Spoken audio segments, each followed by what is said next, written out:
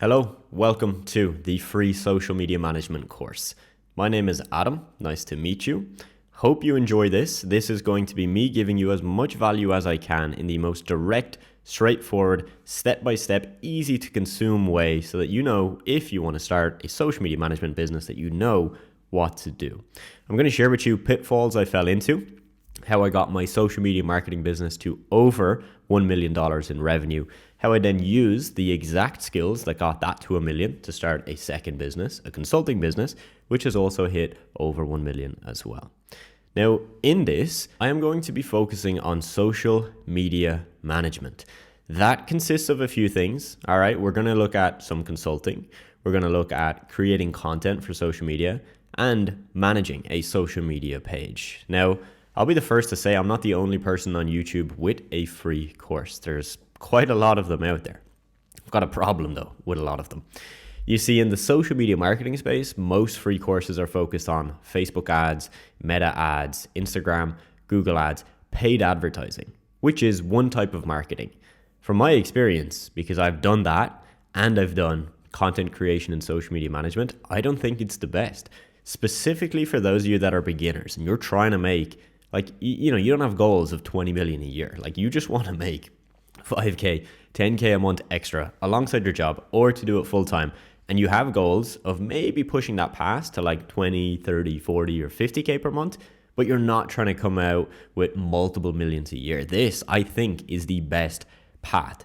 And I say that because I've seen it from my journey and I've seen it from the people I've taught this to already. I forgot to mention at the start of this video, but there will be a link at the top of the description where you can click the link, and what you'll get access to are extra resources that I usually don't give out, but I will give them to you. So make sure to click the link and fill out the information so that you can get the free bonuses. A lot of free courses are also really old, outdated, or just messy. I've watched some free courses that are just live Zoom calls recorded for some training and then just slapped into a free course.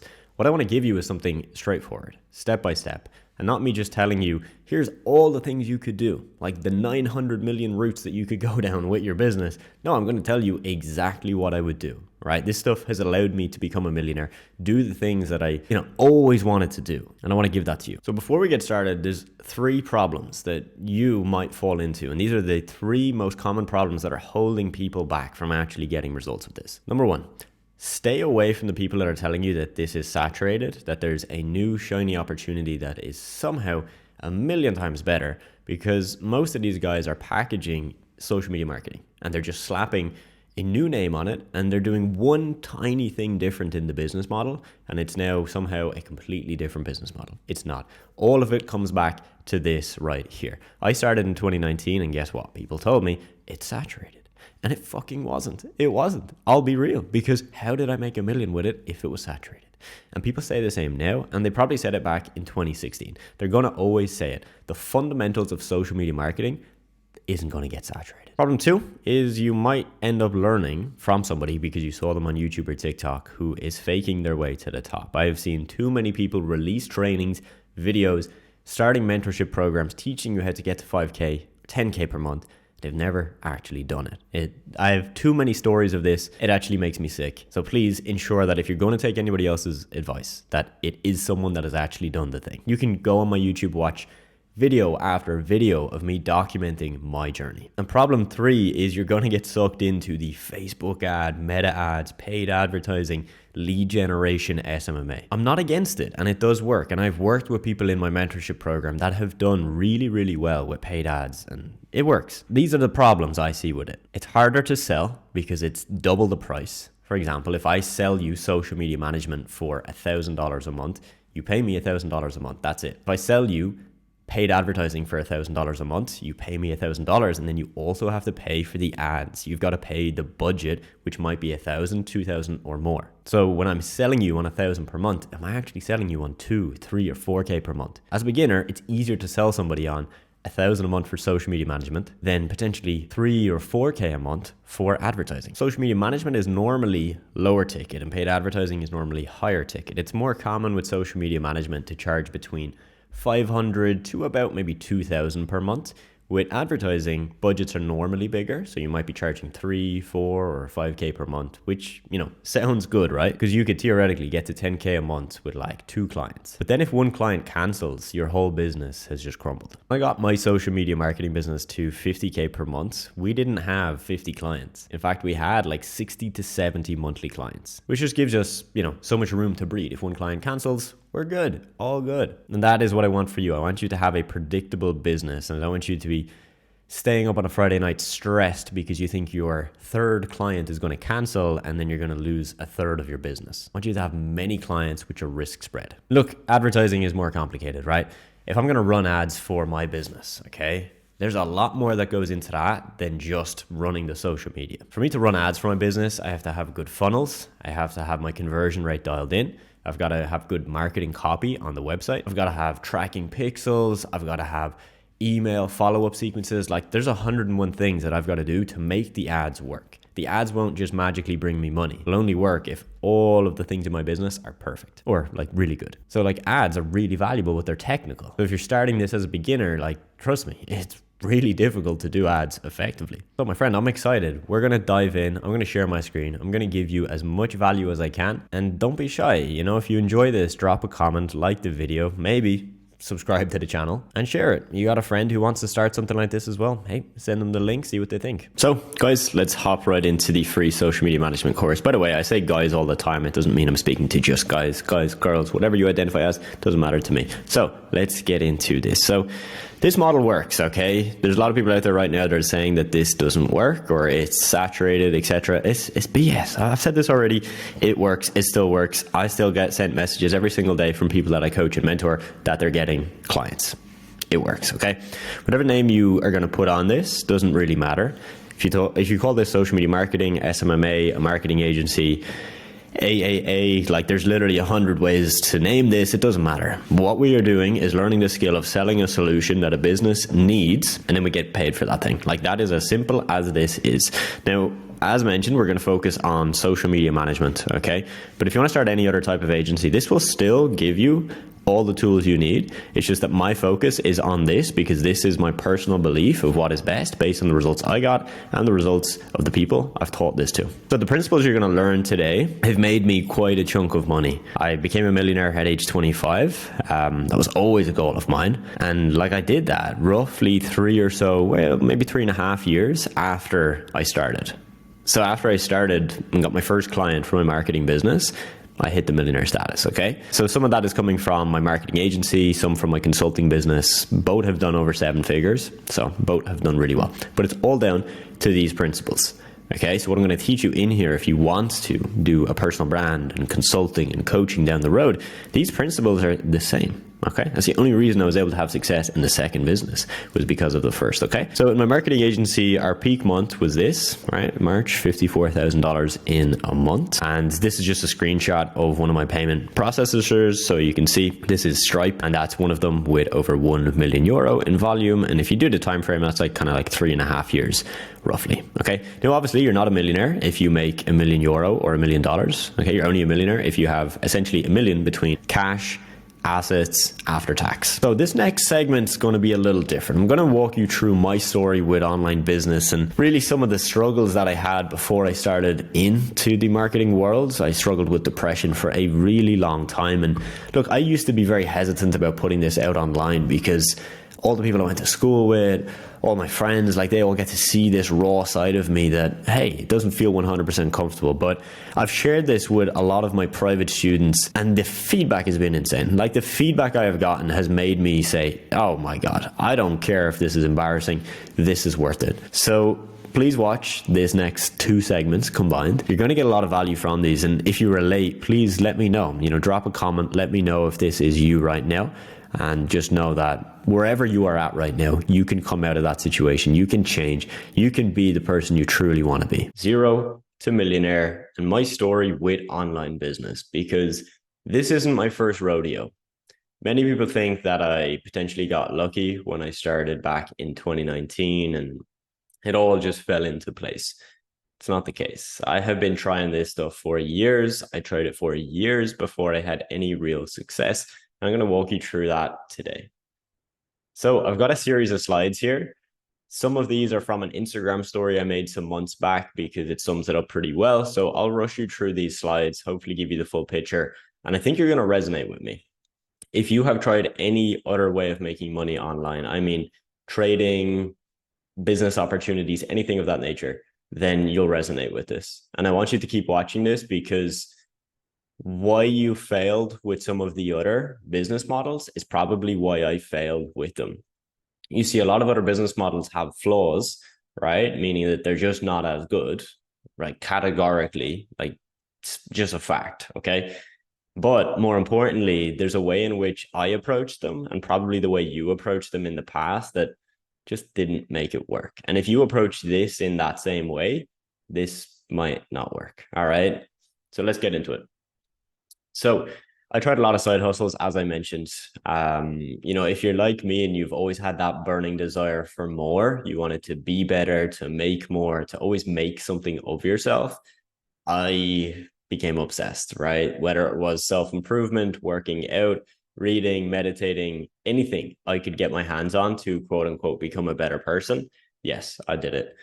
Now, part of that is the money, right? Part of that is, okay, I'm fit. Okay, I can meditate. I want to make money, right? I don't want to work a job. I want to be able to provide for myself, my family, etc. So I tried a ton of things: drop shipping, private label e-commerce, Twitter, meme pages, Forex trading, and much more. I'll talk on those in a little bit more detail in a minute. The massive problem I had with most of these is, yes, most of them were unsustainable, but we'll talk even further in a second about the mindset behind why that didn't work.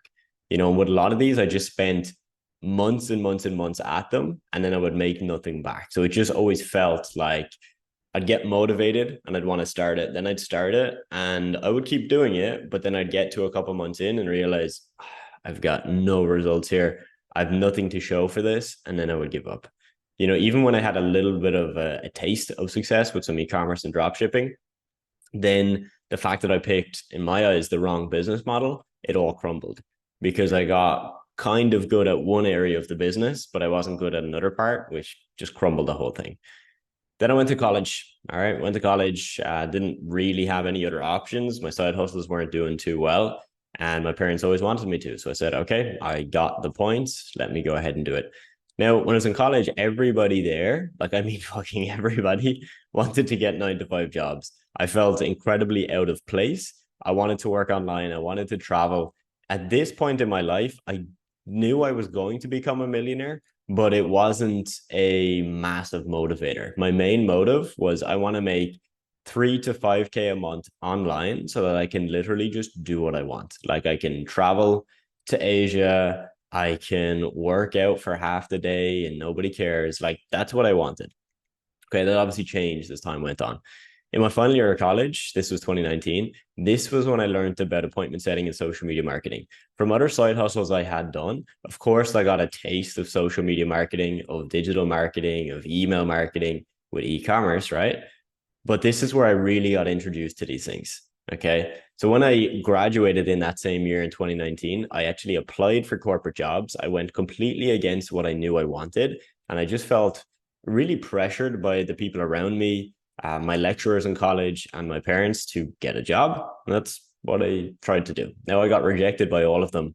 And the reason I got rejected, when you really think about why I got rejected from all the jobs I applied to, I clearly didn't want them. And if you don't want something, you won't put in as much effort and people will see that. And that's why I didn't get the jobs.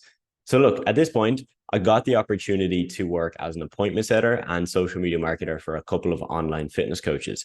How did I get those clients? Well, one, I was building my own Instagram page at the time. So I was posting health content, nutrition tips, fitness tips. And there was a couple of people I followed where we had followed each other for a couple of months and they literally just put up job postings on their story. Like, hey, I'm hiring an assistant to help with some social media marketing, X, Y, and Z. Applied to them, very low paid. We're talking $10 to $15 per hour, like very low, but I knew I would get the experience that I needed. So I landed these clients not longer after starting that journey. And, it worked. All right. I got to 5K a month with these clients. Now, you can probably hear the hesitation in my voice, which is, yes, I got to 5K per month, but I was working 60 hours a week. 60 hours a week for 5K a month, not so good. And I mean, I had to work 7 days a week. There was no days off, which was fine. I was happy to do so, but it wasn't fairly rewarded, right? Like I knew the skills I was learning were amazing and I'd be able to make way more by myself. So that's when I then later that year started my own social media marketing agency. I'm going to touch on a minute how I actually tried to start my agency back in 2018, right? Note, I said tried to start because I didn't start, and I'll explain exactly what happened. So at this point, my goal was very clear. I wanted to make more money and have more scalability. So I decided I'll start an agency where I hire other people to do a lot of the work. Now, you don't have to do it that way, but I'll explain how I did that. My goal here was to make more money, give back to my family more, and travel the world. And I knew I wasn't going to be able to do that with my 5K a month, side hustles that I was doing, right? So the skill of appointment setting really helped me scale fast, and this is when it started to pay off. So signed my first client for the agency for 1,200 a month in November 2019. Literally changed my life. I mean, when you first make your first money online, that moment changes your life in a way I can't describe, because your eyes open up to the reality that this can happen. This is a real thing and it can happen for you. All right. So you're going to have a crazy experience if you haven't had that yet.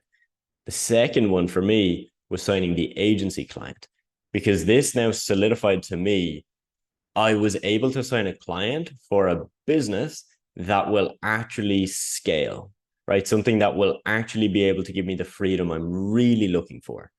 So at this point, I was like, oh my days, like we are on to something.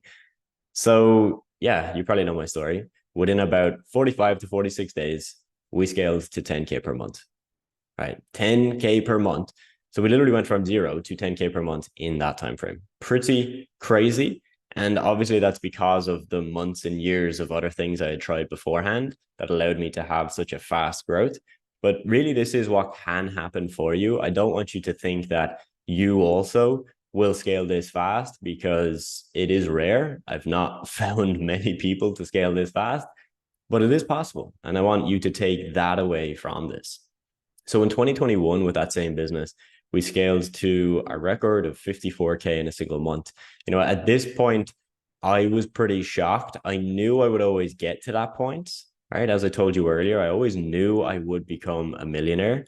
Now, in 2021, at that point, I wasn't a millionaire, but my business was making $500,000 a year. I was very shocked, right? Because I went from growing up in a lower middle class family where everyone in my immediate family and cousins and extended family, everybody just works government jobs or minimum wage. Like that's the norm, right? Like anybody in my family probably makes 20 to 30K a year. That's a good job and they're all happy with that. So to go from that to then all of a sudden like 21 or something, and I've got $500,000 a year business with like a bunch of team members. Pretty surreal stuff, to be honest. This business was paying me more in a month than most of my family would make in a year. Like it's kind of crazy. So look, this is the power of taking action when an opportunity presents itself. All right. And this is the power of actually making it happen, like seeing it through to make it yours, because it's not going to just happen for you. So at this point, I had freedom, right? I could travel whenever I wanted. I was making more than I ever thought I would make. I could treat my family, friends to nice things. I had ultimate freedom. And so that's when I started to coach, consult, and mentor with people, We started in 2020, but 2021 is when I took it really seriously. When I started coaching and mentoring in 2020, it was very low scale, because my business, my agency, was at around probably 15 to 20K a month. It got to, I think, around 30K a month by the end of that year. And then going into 2021, when we started to hit these record months, that's when I really realized, okay, I'm onto something here, right? Like I've figured out something that so many people I know are struggling with. They want what I have. And that's when I started doing coaching and mentoring. So the business models I've tried, we've looked at a few of them. Twitter theme pages was the first. I started when I was about 15 or 16. Then some drop shipping, some e-commerce, crypto, stocks, forex trading, all that. Selling digital products. So fitness, ebooks, training plans, diet plans, did all of that for some time. Then freelancing, then social media agency, and then consulting and coaching as well. Now, these last three I want to highlight: freelancing, social media marketing agency, consulting and coaching. All three of these are the basis of this entire program, right? And these are the three where, everything we teach you here is going to relate to these. And it's all about learning how to attract clients to pay you money for a service or your knowledge. It's as simple as that. They're all just different variations of that same model. So the big question I want you to think about, right, is, Adam, why did all the other business ventures not work? Right? As I mentioned, right, the last point here, the business models did have some flaws, but 90% of the problem was was my mindset, how I approached it, who I thought I was.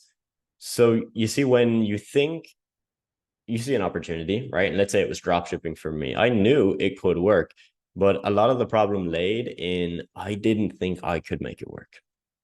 Like, even then, there was a point where I did get some good results with it. I still didn't really believe it. You get me? I couldn't really believe that I was the type of person that would build this online business and it would actually make money, and not just make money for 1 month, but make money for 1, 2, 3 years. You see, if I had focused on the identity I held, the mindset I had, who I thought I was, I know I would have went much further with those. You see, I wanted to start SMMA back in 2018, but I didn't start. All right. I spent weeks building out sales scripts, the perfect pricing and packages, pitch decks, onboarding forms, AKA all the things I thought I needed. Then, when it came to actually taking action, starting to reach out to businesses, selling my service and building an agency, guess what? This is crazy. I decided that now wasn't the right time. So I spent weeks, I mean weeks, right? Prepping all this stuff, thinking about it late at night, getting up, writing down my to-do list about what I had to do today. I did that for weeks. And then I decided, you know what? Now is not the right time. Absolute BS. That's exactly what that was. I was in the best time. I was going into the final year of college. Yes, I would have to spend 40 hours a week with college, but who gives a shit? I would have spent 20 extra hours a week building this up, because why wouldn't I, right? I was so excited about it. The problem was I just didn't think I could actually do it. I didn't think I could do it. How crazy is that? Because I've now gone and done it, but a year before it, I thought, nah, I'm just not ready for this. Like, I'm not the kind of person that does this. I'm not some guy that can speak to business owners. I'm naturally an introvert. My personality type is introverted. I was very shy when I was growing up. I had tons of confidence issues. So I just didn't think it was for me. And the reason I'm telling you this is because out of the students we work with, so many of them go through this exact thing. So many students will build out everything we give them, and then they get to the point where they need to actually reach out to businesses, hop on sales calls. And guess what? It's just not the right time. In fact, we even had this one student I'm going to give you an example of, because I think it is really powerful for you to know, where he spent months at this. I mean, months, right? Testing different outreach methods, testing different messages, which one gets more responses. So he came to his own conclusion that he was self-sabotaging himself. He knew that he was actually purposely doing outreach every day, sending messages every day, but he knew he actually didn't want it to work. He didn't want a business owner to say, yep, cool, let's have a call, because he was so afraid of that part. He was so afraid of actually having a call and, potentially having his ego hurt, because the business owner might call him out on the call. They might just not agree with him, or they might just think that he doesn't know what he's doing. So he let that basically self-sabotage all of his efforts. And he did that for months. So instead of that happening to you and you having that realization in 6 months, I want you to have that realization now. Because if you can have it now, you should hopefully not fall into that. So let's have some fun. I'm going to pull up this presentation. This is a presentation I built back in 2018 when I tried to start my agency. And it is quite funny to look at, because all of the things I did in this are what we tell you not to do. All right, so this is a pitch deck. I, at this time, thought I was going to send this to companies, where I would email them or message them on social media or LinkedIn. And then I would say to them, like, hey, my name is Adam. I'm a social media marketer. Let me send you over some info about what we do. All right. Again, you'll learn in this program as we go through. This is the complete opposite of what you should do. All right. So I was going to send this. All right, the first slide is our company, years of experience, locally based with a team of globally connected freelancer, not your typical agency, right? Immediately wrong. I'm talking all about me and my company. I haven't even spoke about what I can do for them. I've just spoke about myself. Incredibly ego driven. Targeted results-based marketing. Okay. So instead of picking one service, as you'll figure out later on, here I am trying to do absolutely everything, like things that I had no idea about. Whereas could I have just done social media marketing, Twitter, Instagram, Facebook? Of course I can. Anybody can learn that in a week. All these other things, you actually need to spend a lot more time learning. Email marketing, PPC, SEO. So ignore all this, right? It's just crazy. Common misconceptions about digital marketing. All right. Again, like super generic stuff that doesn't work. Saying it's too expensive, it doesn't work. I haven't told them anything about what I can actually do for them, what results I can get them, how I can grow their business. None of that. Getting started with us, you provide us this, this, this, and this. Again, this would be filled out fully for them. What we do, we develop a strategy and a plan, vertical selection, right? I'm using words that I've never actually used with real businesses. This is the thing I want to get to you guys, right? I'm using words, vertical selection. Yes, I know what that is, but I've never used that ever. I've worked with over 355 businesses for my agency, yet I've never had to use that word. In fact, none of my clients would have even brought me those words, right? And this is something you'll probably fall into. You'll probably use these technical words that you hear online, right? Because you think it sounds good. You think it sounds like you're intelligent. You see, the thing is, people are people. People want to know black and white, what do you do? So when you say what we do, like nobody cares about any of this stuff. Track and adjust for results. Nobody cares about that. What they care about is you're going to make me money. You're going to grow my business. You're going to get me leads. You're going to get me customers. You're going to save me time. Nobody cares about this stuff. All right. Steps in our process. Again, they don't really care. Showing the services we do. Yeah. Cringy stuff, to be honest. Highlight competitors and what they're doing. That's a good point, right? Show off what competitors are doing so that the person you're speaking to starts to think, I should be doing what they're doing. So that's some good stuff. Yeah, okay, do an optimization rate of their site. Again, fine, but this is then delving into website development and a service that really I wouldn't recommend many people hop into. And it keeps going, right? Like this entire presentation just goes on and on and on. Okay, so I don't want you to do this. You'll learn later in this program. This is the complete opposite of what we do. The reason I wanted to highlight this is because look at the time I spent on this, right? Like putting this together probably took a day, like 10 hours, right? From slide one to the last slide. So why spend all that time and then not actually use it? Why spend all that time and then actually get to the end of the process and say, no, I'm not ready for this? So avoid all of this. Focus on the mindset stuff first, because otherwise you'll do all the things and then you'll confront your mindset in 3 weeks from now. And then you might decide, no, this isn't for me. So this video will be a little bit heavy. I'm going to walk you through my entire story, my struggle, my battle with depression, because I went through this before I started on this journey. And chances are, if you've seen me on TikTok, YouTube, Instagram, you've seen what I am now. There's a part of me that you haven't seen, and there's a part I want to talk about. And the reason I want to talk about it is not just because I want to talk about it. It's because I think you will actually learn a lot from this.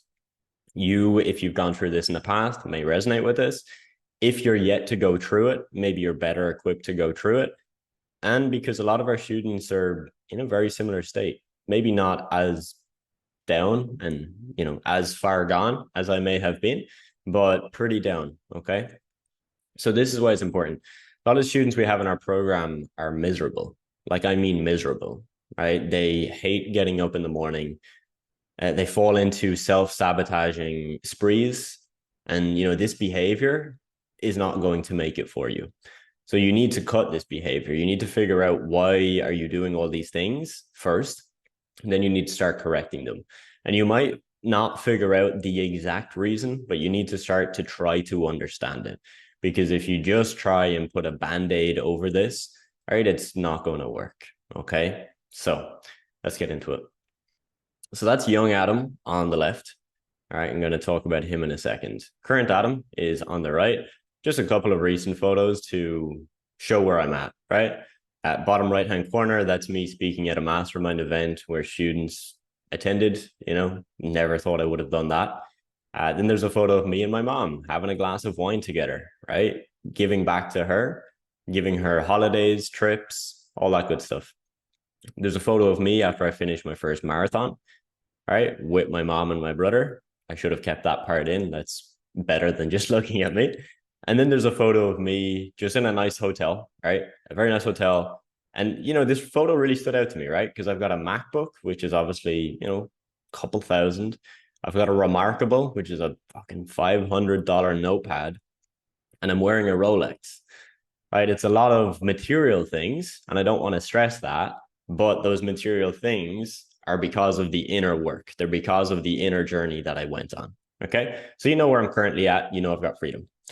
So young Adam, if you look at that photo, that's probably when I'm 16 or 17.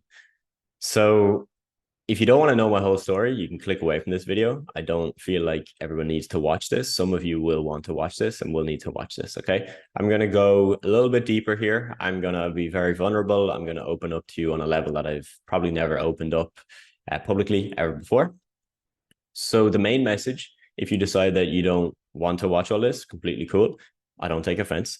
Is I want you to understand that if you're going through anything deep, dark, you have depressive thoughts, I want you to realize, as I mentioned before, that you need to take stock of that. Don't just say, oh, it is what it is, work harder. No, take fucking stock of it, right? Because if you put a Band-Aid over it, nothing will fucking work. Nothing will heal that. Right? There's a lot of guys online right now saying, hey, depression it's not real, la, la, la, la, la, la. It doesn't matter what you think about that. If you have something that is just eating you up alive, you do need to work on that. You need to work on it. Okay. So, right, how did we get here? So at that point in my life, that's when I had cystic acne. That actually wasn't the worst. That's when I was actually comfortable enough to take photos and take a selfie. There was a period where I wouldn't do that for at least a year. I was literally scared to look in the mirror. Okay. So before that time period, I was always very shy, just very shy as a kid. And for a long time, I just thought that's who I am. I'm always going to be this way. It is what it is. When I really look at it, it's because I was very insecure. I wasn't happy with how I looked. I wasn't happy with my appearance, how confident I was. And because of that, that just made me less confident, right? We looked at this earlier in some of the mindset training, how it's all a feedback loop. So when you start going down negative, it can keep going negative and negative, right?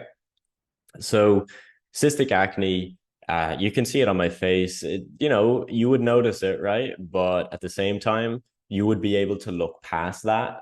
Whereas I thought at that time in my life, I genuinely believed everybody was staring at me. I believed everybody thought I looked horrible, disgusting, repulsive. My brain, my thought process was incredibly negative. This then led to a second issue with my skin. You'll notice my lips in that photo. I was on this medication called Accutane. Some of you might have had it or heard of it. It helps with acne. It really, really helped, as you can see on my face. I don't have these cysts anymore. I have the scar tissue from the cysts, but I don't have cysts. And yeah, it worked. But the side effect was that it dried out your skin, specifically your lips. And it developed into this weird, crazy issue where the skin on my lips wouldn't really grow properly for another year.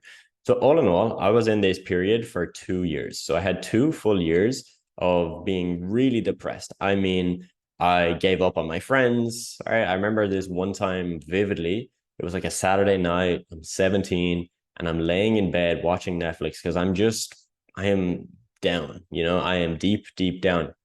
And my friends literally call over to the house because I was just ignoring the group chat.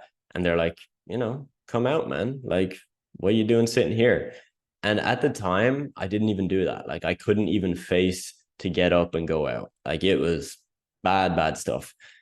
So in this journey, you know, because I was in school and I was always around people, I felt like the only route was a very bad route. So, and again, even saying this feels kind of weird, you know, I've only said this a few times to a few people, but yeah, I genuinely thought I would kill myself. Um, yeah, it's weird to say. Yeah, I thought I would kill myself because I thought there was no way, there was no future where I could be happy. And that's a really, really scary thought. Like I literally thought that I could never experience happiness. Thought I could never be confident, that I could never be proud of any achievements, to do great things. I genuinely thought I will always, always be depressed. I'll be always unhappy. I'll never be loved. That was my thought process, and that's crazy, right, for me to say that. And maybe you have felt this. Maybe you felt that same way. And it's amazing looking back to see how negative you can go if you don't know this stuff that we've talked about, right? Your identity, your beliefs, your thought processes. It's crazy how dark you can go. Because I had a loving family. I had a brother and a sister that were always really fucking nice to me. I had friends, right? I had all the things to make a very happy life. My family weren't broke, right? Like we always had enough food on the table. You get me? Like I had so many good things, so many good things. And all I could think about was, I am destined to never be happy. It was my thought process every day. Wake up, unhappy. I'm never going to be happy. Now, the reason I'm telling you all this is so that you know the depth. All right. It wasn't that I just had a couple of spots and I thought, oh, I don't look too good today. No, like I wanted to kill myself. That's literally how I thought. So where it changed for me was there was a couple of moments. So there was a moment when I went to my doctor, and you know, I used to go to him very often. And he said, yeah, I'll prescribe you antidepressants. So that was the first moment where I realized, okay, I need to change this. So he said that to me, and I said, no, I'm not going to take those, because I knew that was not the answer. And I knew all that would do would just dull my brain. It would bring me down, or maybe it would falsely bring me up, but it wouldn't solve the problem. I knew the problem was deeper than just a couple of pills. So I said, no, I'm not going to take those. So that was first point.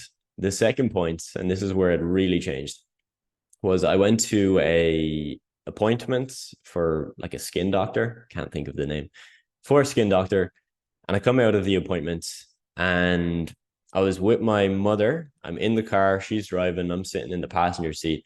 And the sun is just beaming in the car window. Like, I even feel emotional just saying this. It's fucking weird. Sun is beaming in the window and it's like in my eyes. You know, when the sun is like literally in your eyes. And I literally just think to myself, the only reason I am so unhappy and so depressed is because of me. And this was a crazy moment. I mean, my entire world fucking changed, because I realized here I am, I'm fucking 17, sitting in the car with my mom. She just drove me here. She, you know, is so helpful. She's so emotionally supportive. And all I can think about is poor me. Like, so, you know, so self-obsessed. And in that moment, even though I realized, fuck, this is all me, I got this crazy wave of joy, this crazy wave of joy that I'm going to change. It was insane. I cannot describe it. And hopefully I'm doing an okay job at this. But I literally couldn't describe. I went from, I want to kill myself, to, oh my God, I am the fucking problem, to, I'm the only one that can fix this. And now I know the answer. I have to change my life drastically, radically. I've got to change everything about who I am, what I think, what I believe, and what I do every fucking day. And that's exactly what I did. I went on this extreme journey, right? And the reason I say extreme is because I say this and most people are like, why the fuck would you do all that? This is just an example, okay? You don't need to do any of these things if you fix your mindset. These were just physical things I did that helped me fix my mindset. So Cold showers every day. If you live in Ireland, you know it's already pretty cold. So doing cold showers every day is not fun. Cold showers every day. No FAP, no pornography. Maybe you've heard of this, maybe you haven't. This, one of the biggest things I think specifically guys, because more guys struggle with this, you need to stop doing this, okay? I could make a whole separate video on this, but that's something I did. I realized, okay, I'm addicted to pornography. That's clearly not making me any happier because it's completely fucking up my worldview of women, but it's also fucking up my self-identity and how I feel about myself. Because every time I do it, I feel miserable. Every time I do it, I feel like if somebody had saw me do this, I would be disgusted. So I decided, why the fuck am I doing that? That's completely ridiculous. So I stopped doing that. Really hard to break that habit, but I did it. Quit for an entire year straight. I remember it very clearly. Loads of other things. Started training much harder at the gym, started cleaning up my diet, stopped binge watching YouTube, Netflix, all of that. Started listening to podcasts, self-improvement, reading books about personal development. I mean, anything you can think of, I did it. Meditated, yoga, spirituality, the whole 9 yards. And it worked. It worked really, really well. I mean, in 1 year, I was unrecognizable. Like literally, I would be at a family event. We'd have them maybe 3-4 times a year. And I remember being at a family event and people just could feel it. People could feel it. They could feel my confident energy. They could feel that I had become a new person. And it was amazing. It was absolutely amazing. And that only changed because I decided to change. This is the message of this video. You will only change when you decide you will change. Because if nothing changes, then nothing will change. So hopefully you have not had this same experience as me. Hopefully you'll never have this. But there's something beautiful about an experience like this. When you get an experience like this and you go so low, so deep, so dark, your brain does everything in its power to never go there again. Never. You never want to go there again. You know how scary and how painful that experience is. So there you have it, folks. That is a quick recap of that story.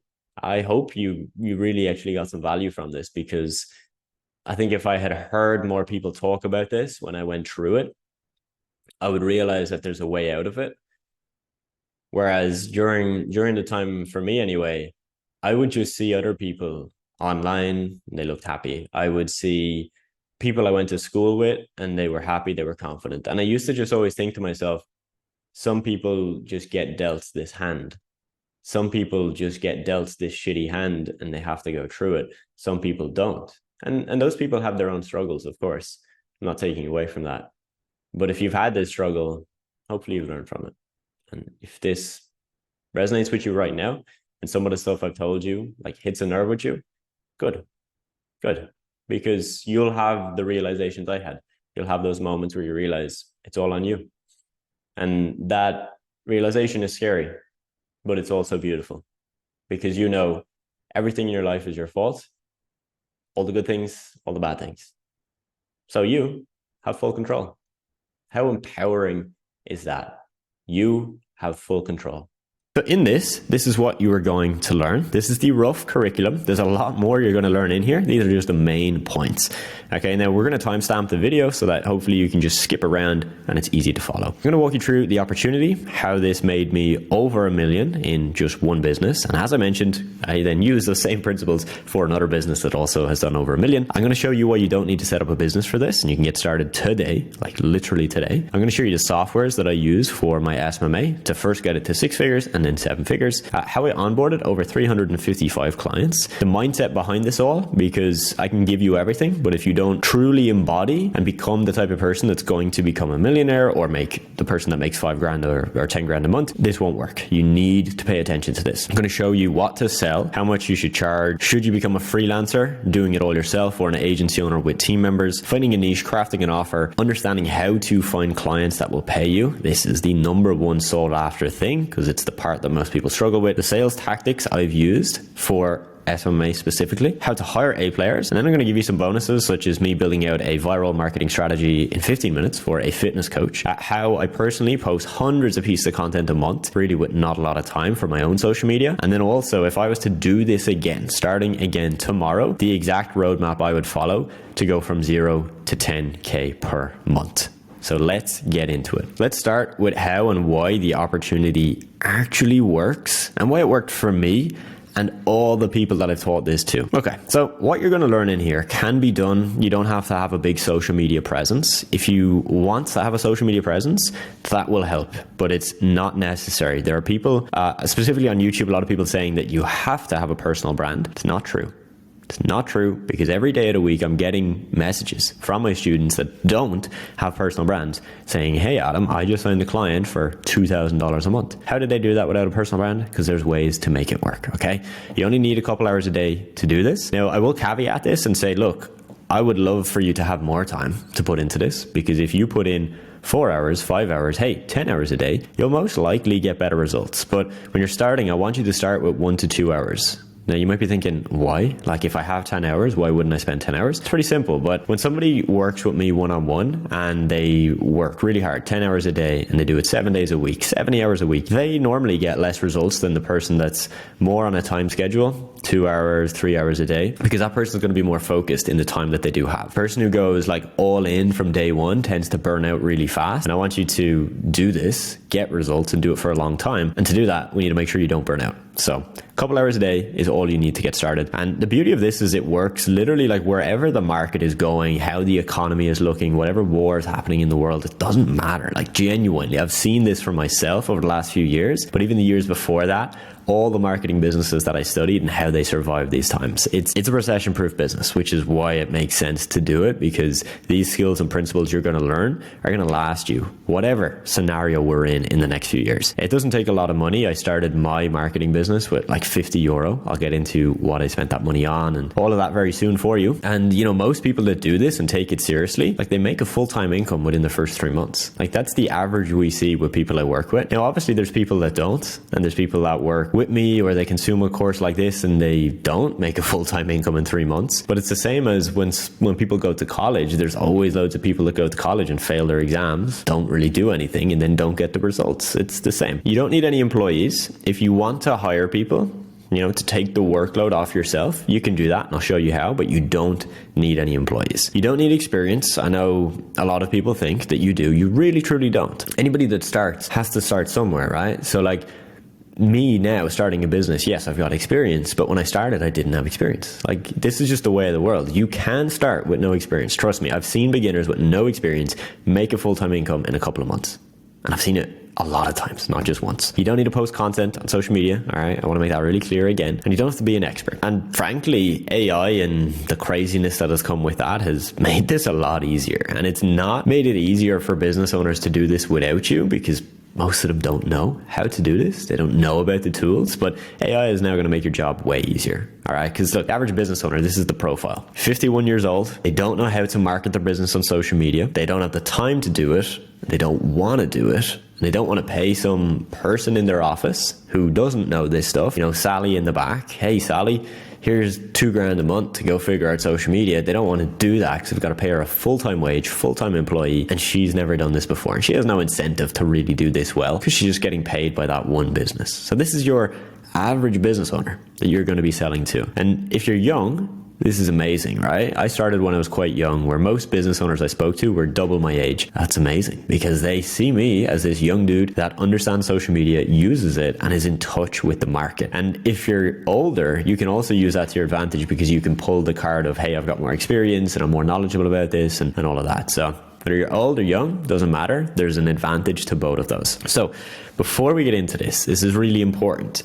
You've probably heard of the power or really how effective visualization is, law of attraction, all these things. And I'm not saying you have to believe in those things, but I want you to at least take 10 seconds to just imagine what would your life look like? Okay, how would you feel? Where would you be? What would you be doing if you were making an extra 1,000 a month, an extra 10,000 a month? Sit with that, feel it, because that is what you are committing yourself to step into. unless you decide you're going to quit. If you decide that you're going to commit to this and make this work, that is what you're going to get. Like, there's only one way you don't get there, which is you give up. And I know you're not a quitter, so let's keep going. So look, if you want to make an extra 5K a month, right? 2 rough ways. 1, you get 10 businesses paying you $500 a month each, or 5 pay you $1,000 a month each. All right, this is the 2 basic routes you can take with this business. And look, I've done a lot, guys. Like I've done a lot. I think this is the least riskiest business model I've tried, and I've tried dropshipping, e-commerce, building a YouTube channel, personal brand. I've tried crypto, I've tried Forex, I've tried everything you can probably think of, everything you've seen online. The most profitable and the most sustainable. Like, this works for years. A lot of these things can work for 1 or 2 months. This works for years. Now, for me personally, what this meant was that in 2019, when I got this letter or this email saying, hey, we're not going to accept you for this graduate program, this job, I said, oh, cool, fantastic. I'm going to start a business. I'm going to do that. And I'm going to start a business that doesn't even take money to start. So I don't have to worry about getting funding or anybody supporting me. I can do this myself. Okay. So for me, pursuing this allowed me to not get a job, because I applied to jobs, got denied, and then was in a position where I was like, fuck, I have to figure this thing out. And this pushed me to figure it out for myself. Now, obviously, since then, I've had a nice lifestyle and I've enjoyed it very much. Traveled the world, lived in beautiful apartments, bought a villa, done stuff that, again, I wouldn't have pictured myself doing at age 20, but I did. Right, I'm not materialistic. I'm not going to flash this in your face too much. I just want to show you the proof of, like, this. If you do this right, if you make a lot of money and you're smart and you don't just blow your money, like, you can use that money to buy assets. Okay, I bought a villa, I bought a Rolex, just things that will hold value and hold my money. And it means that I have these things to fall back on, right? So if I want to retire early, I'm set. Like, I can live in a villa. I'm cool. I'm set. And it means that my family have a place to be. You know, it's really important for me. So these 2 big achievements for me personally wouldn't have been possible without this business. Travel the world. This is something that's really important to me, because making money is for freedom. And that's why I wanted to travel. Work remotely. You know, I wanted to provide for my loved ones, give back, treat them to trips, holidays, all that good stuff, because the things are things. Experiences is what life is all about. And, you know, this is me. This is a funny one. Me in Mexico with a family I lived with, and I visited them again after 5 years. And my point is this. This is going to allow you to do what you fucking want. All right. So if that sounds good to you, this is what this business is and what it isn't. All right. So it's not a get rich quick opportunity. It's going to work for 2 months, make you a bunch of money, you cash out and you're a millionaire. Hell no. All right. It took me over 3 years to get to the millionaire status. And for many, it'll take longer. Okay. It's not the sexiest business model on earth. It's pretty basic, but it fucking works. And that's the main thing here. It's not a new, like, hidden way of making money online, because any new hidden way will last for like 2 months and then it will be gone. And it's not a trend or a fad. Like, this has been around for a very, very long time, right? What we're doing is we are selling online services to other businesses. It's not sexy at all. You know, most of running a business is not hopping on jets, taking meetings, selling like the Wolf of Wall Street. No, it's essentially repeating the same task that get you a result, which is sending messages, taking calls, speaking to business owners.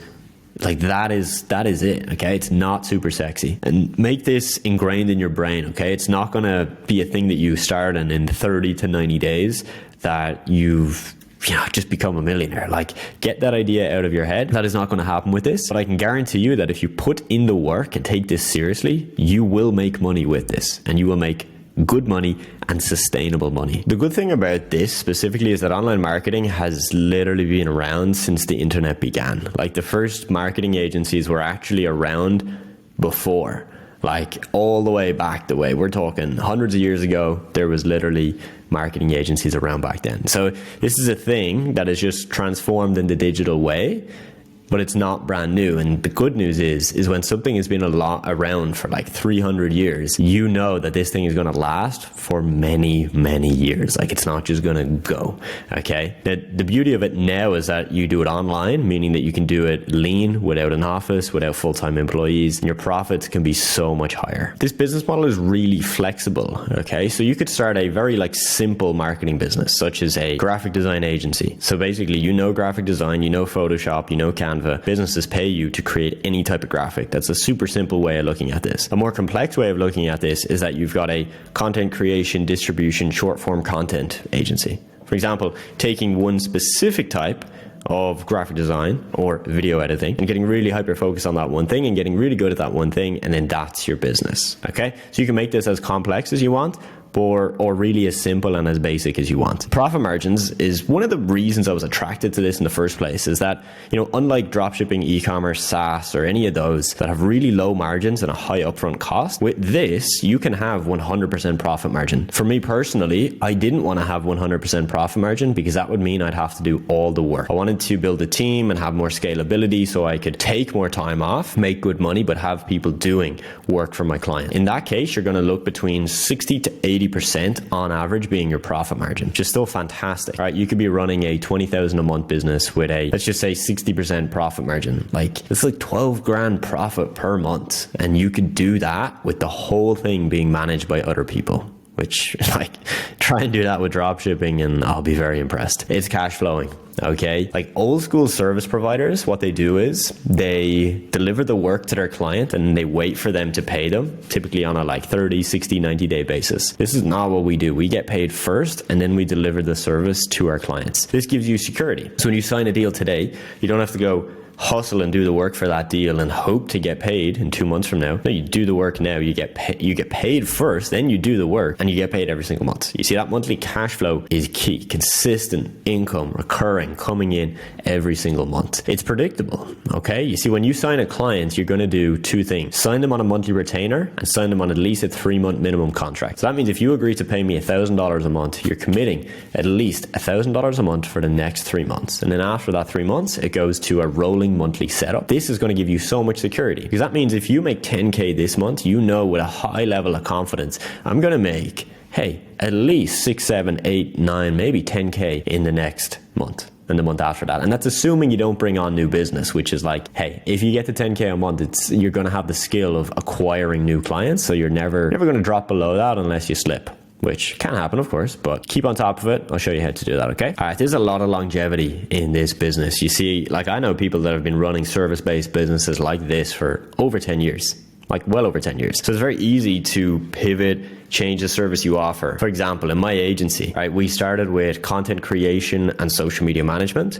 Then we switched to content and consulting, and we made other changes throughout the process, okay? So it's very easy that when you have the foundation set, that you can pivot, offer a slightly different service, change your offer a little bit. This gives you longevity, okay? It means that you can last in this business for a very, very long time. What I really liked is that I didn't have to show my face when I started this. I show my face now, right? Because I post on social media, but that's only for my consulting business. From a marketing agency, I did not have to do that. So if you don't want to show your face, you don't have to. You don't have to be an expert. I've gone through this already, but look, you already have experience from jobs you've worked. You went to college, you went to school, you have experience. You don't need direct experience. Trust me, you've probably seen and studied so many people blow up on YouTube, on TikTok, on Instagram, and you've seen what they've done. You've just got to consolidate that information in your head to where you can now actually use that and give that to a business owner to get them results, okay? We're going to talk more about how do you sign clients and make money without experience later on. Again, I make this really clear.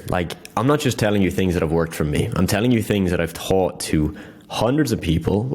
As I record this video right now, over 108 people have thought this too, are making 5, 10, 15, 20, 30K per month and beyond. These are just some of the people, some screenshots on here. And my idea here is just to show you that ordinary people can do this. Right? A lot of these people you see here didn't start as this highly motivated person that is a robot and will just make money. Some of these people here were shy, not super confident, didn't believe in themselves that much, but they followed a very, very proven process. They got the right help and now they are that person. And that's exactly what can happen for you, okay? I won't bore you with results, but again, this is really important for you to visualize and understand that this actually happens. Not just you think this can happen, this happens every day of the week. Every day of the week, there's somebody new out there that's hitting their first 5 or 10K a month with this exact business, all right?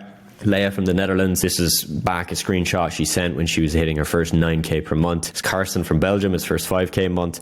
Oliver, his first 30K a month. You'll see we send out these little awards to some of our students just to show them, hey, we appreciate the work you've put in, the result you've gotten, have this little award. This is Rachel from Ireland, first 10K a month. Reese, 6.7K a month. The list goes on. Rosario, 15K per month. Shane, 5K per month. You know it works now, okay? But if you still don't, this is why anybody gets hired, right? Simply put, the reason you would hire somebody is that they have something that's in demand that you want and it's valuable. Okay, so we're selling a service that is in demand and valuable to businesses. You see, when we sell social media to a business, what we're saying is, look, this thing is going to save you time, it's going to make you more money, or it's going to do both. And your goal is to figure out which business owner wants what.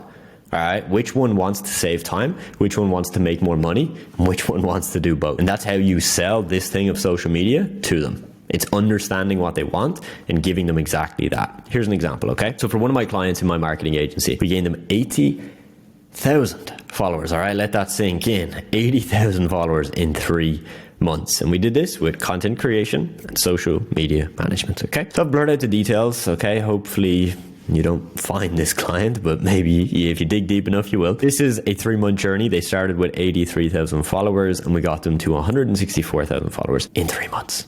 All right, so how did we do that? Let me walk you through some of it here in a sec. Now, more importantly though, is we didn't just get them new followers, they got new business. So like on a weekly basis, they would be getting hundreds of clicks to their website. All right, so this is just one screenshot where they got 827 in a 1 week period. It's like 118 clicks a day. If they have, a conversion rate of 5% and they sell a product worth $50 or $100, do the maths, they're making good money from this. And that's all from traffic that we've brought to their business. Their engagement, all right, like look at this, we made this post, simple graphic, 3,000 likes, 64 comments, 608 shares and 2,141 saves. And you can look at all the breakdowns here. Powerful stuff when you know how to use this correctly. So if you want to learn like step by step how I did that and how a business could get that kind of result on social media, I'll be able to show you. And you see, that is what's possible. You got it? This works, it still works, and it will continue to work. All right, so we're going to talk more about the term agencies. You might have heard of it before, but look, like an agency is a business. That's what it is, and it's a business that offers a service oftentimes on another individual's behalf. Okay, so I'm going to give you some examples here of massive companies that are agencies that you probably didn't even know of. So for example, right, Uber, worth 91 billion, probably even more now actually, right? All they do is they connect people who need a ride with people who have cars, and they charge a fee for doing so. They're like the middleman, right? They say, this person needs this, you can do this, fantastic, meet in the middle, and they take a cut. That's how they make the money. That's how they make money, okay? Airbnb is the exact same thing. You got a property, this person needs a property, boom, right? Like they're just middlemen. That's essentially the business, okay? Now you might be thinking, okay, yeah, cool, makes sense, but why do people hire these companies? Right? Uber doesn't have any cars. Airbnb doesn't own property, so why would I trust them? Why would I pay them money? It's because of convenience and experience. Right? Simply put, right, these businesses provide something very valuable, a taxi or a rental property, and then they make it really convenient and secure for me to get it. All right, so they provide value and it's convenience, and I'll pay them money. So similarly, right, when businesses hire online service providers like marketers, they make their lives easier. You see where I'm going with this? You see, businesses have a service, right, that they need, or an outcome they desire. And then, look, most businesses want to make more money. They want to grow on social media. They want more leads, right? They want to spend less time working. They want to enjoy their success more. How do we do that? Social media. And it doesn't have to just be social media, but what we're doing is we're giving them an in-demand service that they want. It's convenient. It's going to make their life easier. Right? So we can either hire people to do this on our behalf, kind of like how Airbnb and Uber do it, or you can do it yourself. If you want to do it yourself, that's fine. There's a certain point you'll be able to scale to with that. And if you want to do the Airbnb Uber model and kind of be the middleman per se, or middlewoman, right? That's fine. You can do that as well. And that's the route I went down, but I've also done the do-it-yourself route as well. So I can give you advice and inputs on all of it. So now you're most likely thinking, all right, fair enough. Then why is a business going to pay me if they know they could just hire a freelancer directly? Like, why would they pay me for this service if they know they could hire a video editor directly? Well, think about it like this. Why wouldn't you go out, buy all the ingredients for a hamburger, cook the meat, put it all together yourself? And then why do you go to McDonald's? Think about that. It's, they're making a profit by charging you more, right? It's because of hassle. It's convenient. It's the same in this, right? When a business, for example, that business that paid us, right, where we gained 80,000 followers in 3 months, they knew that we would, of course, get some other people to do some of the work. And they knew that they could also just find those people, but it would be too difficult for them. They would have to figure that out, right? Find the person, set up the deal, all that. Whereas they can just come to us and it's like, we've got it. Those guys they're successful. They're making money. So they don't mind spending $1,000, $2,000 a month with us because they know, look, I'll just pay these guys and they'll get it done. See, that's what they're paying for. It's that convenience and it's that ease of service. So that's what we're selling. Okay. There's also a hidden cost of hiring, and a lot of businesses understand this. Okay. So you see, businesses typically spend thousands when hiring. Like they have to pay to find an employee. So like before they even pay the employee that they're going to hire. They have to pay someone to train them, take interviews with them, right? Then figure out paid holidays, benefits, sick leave, all these things, and pay them a full-time wage as well. If they go with us, they don't have any of that. They just pay a small monthly fee. We handle absolutely everything. And then we don't have to take on this responsibility either, because we don't hire employees. We use freelancers and contractors. The difference, simply put, is that on a contract basis, right? If I'm working with a graphic designer from Pakistan, like if I need to fire him, I might need to give him a 30-day notice. And he understands this and I understand this, and it's a mutual agreement, so there's no hard feelings.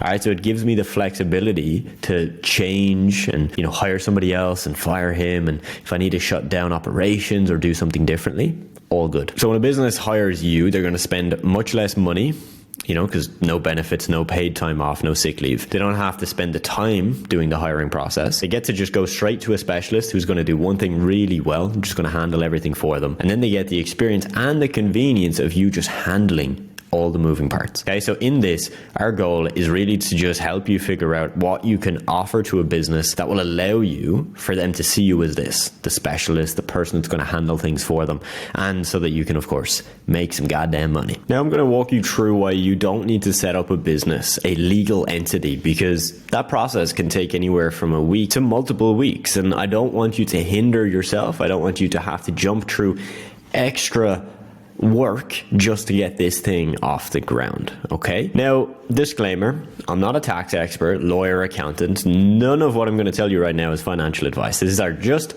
observations of what I've seen many people do. I have to put this at the beginning because I'm going to tell you what people I've worked with have done, but that doesn't necessarily mean that this is advice for you. You should go to a tax professional, legal advisor, someone who can give you the real correct advice. Now, this is my opinion when to think about tax and legal. For most of you, it doesn't make sense to think about this early on, right? It's easier to make an extra 1K by getting new clients than it is to save 1K by optimizing your taxes, looking at company structure setup if you're making less than like 3 to 5K per month. Now look, some countries will require you to declare your intention to start a business before you've made any money, but most have tax-free threshold, meaning that you don't have to start a business, you don't have to set anything up, and you can make a certain amount of money tax-free. Or in some cases, you can make that money and then backdate it, meaning that if you made $3,000 for 3 months straight and then you pass the threshold, you could just go back and say, hey, look, I'll set up now, but just so you know, for 3 months I made this amount of money and all should be fine. Okay, you see, when you're starting off, this is what most people do. When a client or a business agrees to pay them, they'll get that payment directly in their personal bank account, and in this case, you'll most likely, if you pass a threshold, pay a personal or freelancer tax. Now this is often more than if you had a business. Okay, like if you have a business, normally your tax burden is normally lower, and with a business you can expense things. So for example, I run a marketing online business and I buy this phone for my business, I can expense that through the business, which means I can get a heavy discount on the item essentially because I pay less taxes. Okay, again, so just observations, things for you to think about. Now, one of the reasons it would make sense to set up an LLC, a limited liability company, free zone company, right, is that you can expense things. This is a really, really simple example, but it's one you should understand, okay? So let's say I make 100K this year. I pay my team 30K, and then I make other business investments, a total of 50K. So all in all, between team and investments, 80K. That means I would theoretically only pay tax on the 20K that's left over. Okay, so expenses in this case might be a company car that I bought, a rent for a home office, softwares I pay for, etc. And just a very glorified example, if you look at Trump's tax bill in 2017, that's what it looked like. All right, so this is why people set up businesses. This is the main reason. Now, for yourself, as a beginner, I'm going to assume you're a beginner. This is what I would do myself, not advice to you. I would scale my business to at least 2 to 5K per month. I would track everything. Okay, I'd have a spreadsheet tracking money coming in, money going out, all detailed. So I have complete clarity on how much I'm actually making, how much is profit, and then how much tax I would owe when I hit whatever threshold is there. Now, once I've gone past this part, okay, once I've gone past 5K per month, I would then set up a business, an LLC, limited liability company, wherever I'm based, okay? Now, at this point as well is when it normally makes sense to start considering relocating either your business or your own personal residency to a lower tax country. Again, I would never look at this if you're under 5k per month. And in some cases, you'd want to wait to maybe even 10k per month to really get the benefits of doing that, okay? There's no point of going to Dubai. If you're making 2k a month, you won't save much money and you'll just spend more money on the cost of living, okay? So make sure you're making enough before you start looking into this. Now, please keep track. Don't be silly. So many people do not track this stuff. And you ask them how much they make and they're like, oh yeah, 5k a month. But they've no idea if that's actually how much they make. They just think, because they like counted up how many clients they have and what they paid. Right? Like you need to track how much you're making, how much you're spending, so you actually know profit, how much of that you're keeping, okay?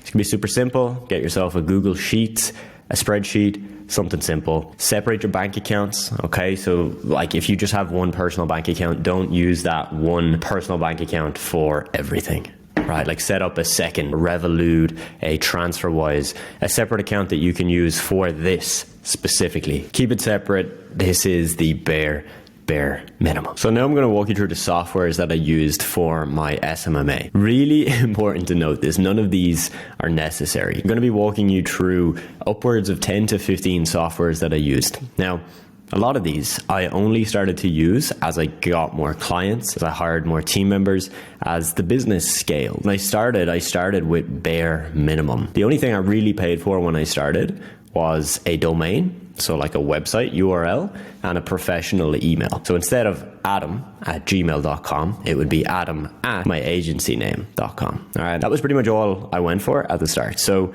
it's important you watch this so you understand what these softwares are, how you can use them. And some of these you can use them from day one, and some of these will only make sense when you're past a certain point. A lot of these softwares have free trials, so I'd recommend trying the free trial, at least test it out, see if you get value from it. And some of them just have paid options, meaning it only makes sense to use these when you're actually making money, okay? So we're going to roll the video explaining these softwares now so you can understand them, but just keep this in mind. It's not necessary. I don't want you to have to spend unnecessary money. And I think there's a lot of value in keeping things very, very lean from the start, not overextending yourself and really focusing on keeping 100%, if not 90% of the revenue you make as profit in the beginning stages. So I built my social media marketing agency to 7 figures, and here are the 15 softwares that I use to run that agency. I'll be honest, it'd be easy for me to just pay for 30 or 40 extra softwares because there are so many options out there. Like I literally used to be so confused on which software I would choose, because for each software you choose, there's probably 3 to 4 alternatives at a minimum. So I'm going to explain to you the 15 softwares, what they do, and why I chose them. Now, a very, very important note is that my social media marketing agency primarily delivered content creation and social media management to our clients. So if you're running an agency that's email marketing or Facebook ads, there are certain softwares that I'm going to use that you won't need. And there's certain softwares that I don't have that you will need. The softwares need to make sense for your agency. And to be honest, a lot of these softwares are going to be very, very useful for you, even if you don't have a social media marketing agency. If you run a coaching or consulting business like I do now, you'll be able to use a lot of these softwares in that exact business, as I still do. So let's hop into it. Let's waste no time. Software number 1 is Slack. This is where we communicate with team members, but also where we communicate with clients. So we have channels and groups internally for our team and channels and groups externally for clients. Before we use Slack, we primarily communicated on WhatsApp with our clients, which is good, but it's very informal. It also meant that a lot of our clients would literally just ring us, right? They would just call our phone number through WhatsApp, and that's not something we wanted. When we were building our agency, we wanted to build it to be a scalable company, not a freelance business where clients would call us at any hour of any day. By moving to a platform such as Slack, we removed that option. It also meant it could be way more organized. For example, when a client would join us, there would be 2 channels we would set up for the client. One for my team and the client management team. So that meant that we could organize very easily everything. Like Slack is awesome. Let's pop up some screenshots of the features. You can even do reminders in Slack. So you can literally set yourself daily reminders. You can have daily workflows and automations. For example, we used to have a workflow that would send a message to all of our team members saying, hey, it's time to check in. Write in what you did today. Software number 2 is Stripe. Probably heard it. Stripe collects payments, allows you to auto bill your clients. Super simple stuff, but very, very useful. I have looked at other payment processors. You have PayPal, you've got other softwares like Thrivecart. Stripe definitely seems to be the best, and Stripe is often the software that is used by many of these other payment solutions. For example, there might be a software that looks new and flashy, but it's actually just using Stripe. They've just made it look different on the front end. Number 3, Go Visually. This is a tool that allows you to upload content that is then sent to a client for approval. So I'm sure if you have an agency and you have clients, you can imagine you sending an image, whether that's an ad creative or a social media graphic or a video you've created, to a client, and then waiting for them to manually email you back saying, hey, change this, change that. That's just a waste. Like, literally, that is the biggest waste ever. Go Visually removes that completely. What it allows you to do is it allows you to have your designer upload the image. That then sends a notification to the client over here. Client then leaves feedback, and they can drag and drop and highlight things very easily, so they don't have to type out, ooh, change the top right corner. They just literally circle around the top right corner. That then notifies the designer, and the designer can then finish it and complete it. And all of that happens without you needing to connect the two people. So it means that you can connect designer to client without them knowing who each other is. That makes sense? That's why it's super useful. Software 4 is Zoom. Pretty simple. Host your calls. Why Zoom? It's more commonly used than Google Meets and Skype, so it just made sense. Software 5 is Calendly. Calendly is the tool we use to allow prospects and clients to book calls onto our calendar, so that we are not going back and forth with clients or prospects saying, hey, does Thursday at 3 p.m. suit? We just say, boom, here's the link. Book it in. Again, there are tons of alternatives. I haven't really used any others, so Acuity Scheduling or Go High Level or other softwares that have calendars could also work. Software 6 is Active Campaign. This is what we use for our CRM to track our leads, from cold leads all the way to the hot leads, aka the businesses that are very likely to sign up with us very soon. But we also use this for email marketing. So I've used this in the coaching business and in the agency extensively. And if you study the industry, most people use Active Campaign. And when most people use a software, it tends to mean that it's pretty good. Especially for emails, one of the biggest struggles is if you have a big email list, making sure that your emails are landing in the correct inbox and they're not going to spam. So if everybody's using Active Campaign, that just signals to me that Active Campaign probably has good deliverability. Could be wrong on that, but it works for me. Software 7 is Later. Later is just a social media scheduling tool. Again, there are tons of alternatives. This is just something we've used for the longest time. So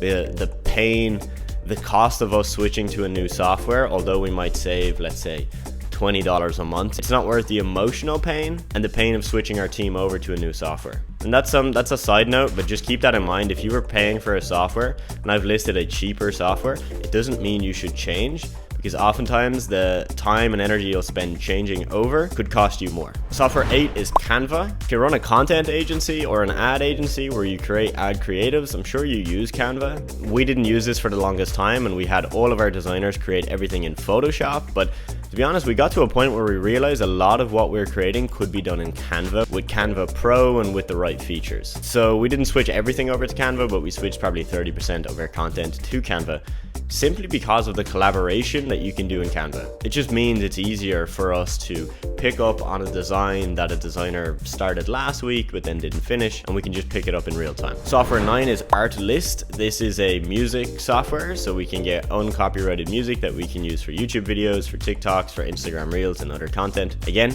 tons of alternatives. This one just seemed pretty good. Software 10 is FreePic, similar to Artlist, but this is for images, and I think you can get some videos as well, just stock footage. Software 11 is Hubstaff. This is a really useful software if you have team members that are working on an hourly basis. So if I'm paying a graphic designer or a virtual assistant per hour, I can have them install Hubstaff on their PC, and this will take screenshots of their screen. I believe it's 3 times every 10 minutes, and it will track their activity. So for example, if a team member, and this has happened to me, I had a virtual assistant that was good, but when we actually looked at his work, he was doing 60 hours a week, but he was actually only working 40 hours a week. And we realized that there was literal hours where he would just have his laptop open on a Google Sheet, and he would just be flicking back and forth between YouTube videos. And then like the sheet would never change. He wouldn't do any work on the sheet. He would just watch the video for a minute, click back onto the sheet, click back onto the video, and just keep doing that. So yes, Hubstaff is a little invasive, but look at it this way.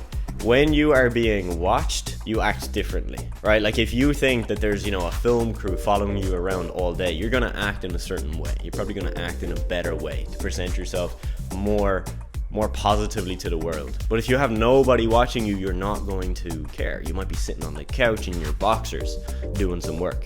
So the big brother effect, it works. Number 12, ExpressVPN. This is really important if you run a social media management agency where you're logging into client accounts from different countries around the world. If you have your VA in the Philippines logging into your client in America, that could potentially cause an issue to both the clients, them thinking, oh, who's this person from the Philippines, or for the actual account itself. So I would recommend, if you're doing management or logging into different accounts for clients, to use a VPN. Software 13 is Zapier. I'm sure you've heard me speak about this before. It literally allows you to automate almost anything you can imagine in your business, connecting a Google Sheet to a Slack channel or a Google Sheet to your CRM. In my business, we automate over 10,000 tasks every single month. That means 10,000 tasks that someone would have had to manually complete are done through Zapier.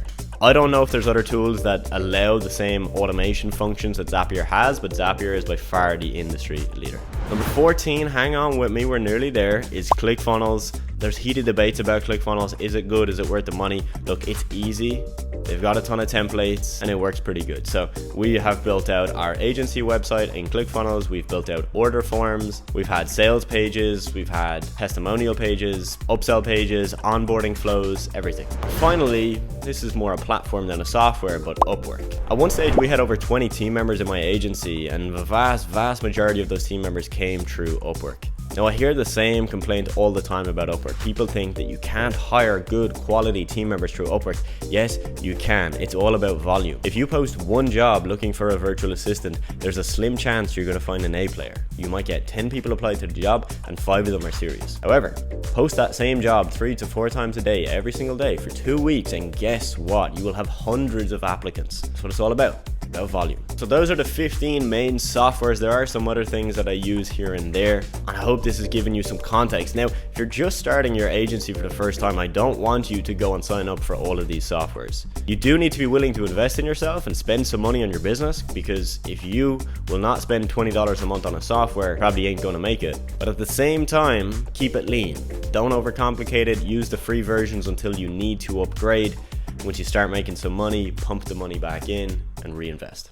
Now, before you sign any clients, it's very, very important to understand how you'll onboard those clients into your business. The last thing you want to do is have a business text you saying, hey, sounds good. Like, I'm ready to move forward. I'm going to pay the invoice. I'm going to pay you the money. And then you are thinking, holy shit, what do I do? All right, how do I figure this out? What do I do with them? What are they going to expect? So in this training video, I'm going to walk you through the process that I used. And again, like everything we're going through, right? None of this is static. The process changed from client 1 to client 355. You will improve and you will get better, and your systems will become more optimized the more you do this. So don't stress. Don't feel like, oh my God, Adam, you've got so many systems in this video and it's crazy complicated.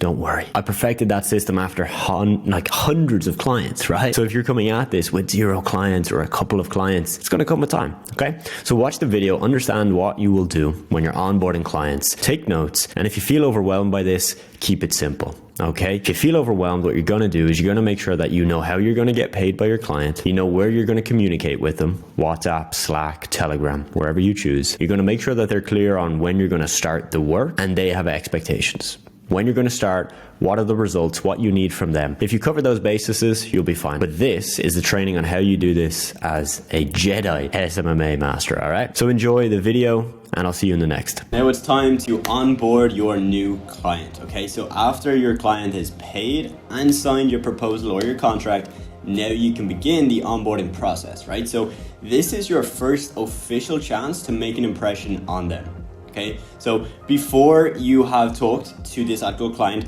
they were a prospect. Now they're a client, so the relationship is different. Before you were trying to sell them, now they are with you, they've signed up with you, they've signed up with your agency, and they're ready to start working with you.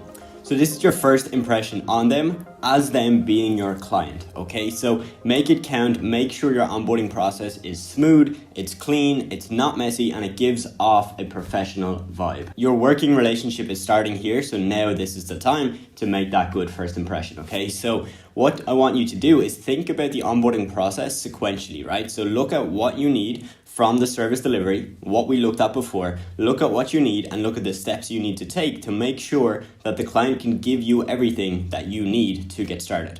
So if we look at the Facebook ads example from the service delivery section, we will look at, first off, we need the ad account. Okay, so what's the easiest way to get access to the ad account? Is to share your business manager ID to the client and to send them a walkthrough video. So you can use Loom or other softwares to record your screen, record you sharing an ad account with your business manager ID so they know exactly what to do. Secondly, you're going to need access to the photos, videos, and other content, right? So what you should do here is send them a form, a Google form will do, with options to upload and share content and also give you a bit more information about their customers and their ideal client. Now, to get access to their website, what you can do is you can use lastpass.com, where you'll never see the password, you will just get the login details for the website. So the main thing here is that you've got to make it easy for you first and foremost, so that you will actually follow these steps every time you get a new client.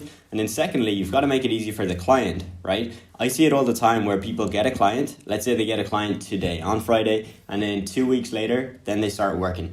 That 2 week period is them always chasing them, emailing them, sending them Slack messages about they need this document, or oh, they need this website access, or they need this, or they need that. Ultimately, you don't want that happening. You want to make it really, really clear what you need at the very beginning. They can send everything you need to you, and you can just get started from there. The way I do this is I break it up into 2 emails. The first email is to send them the payment link, proposal, and the contract, okay?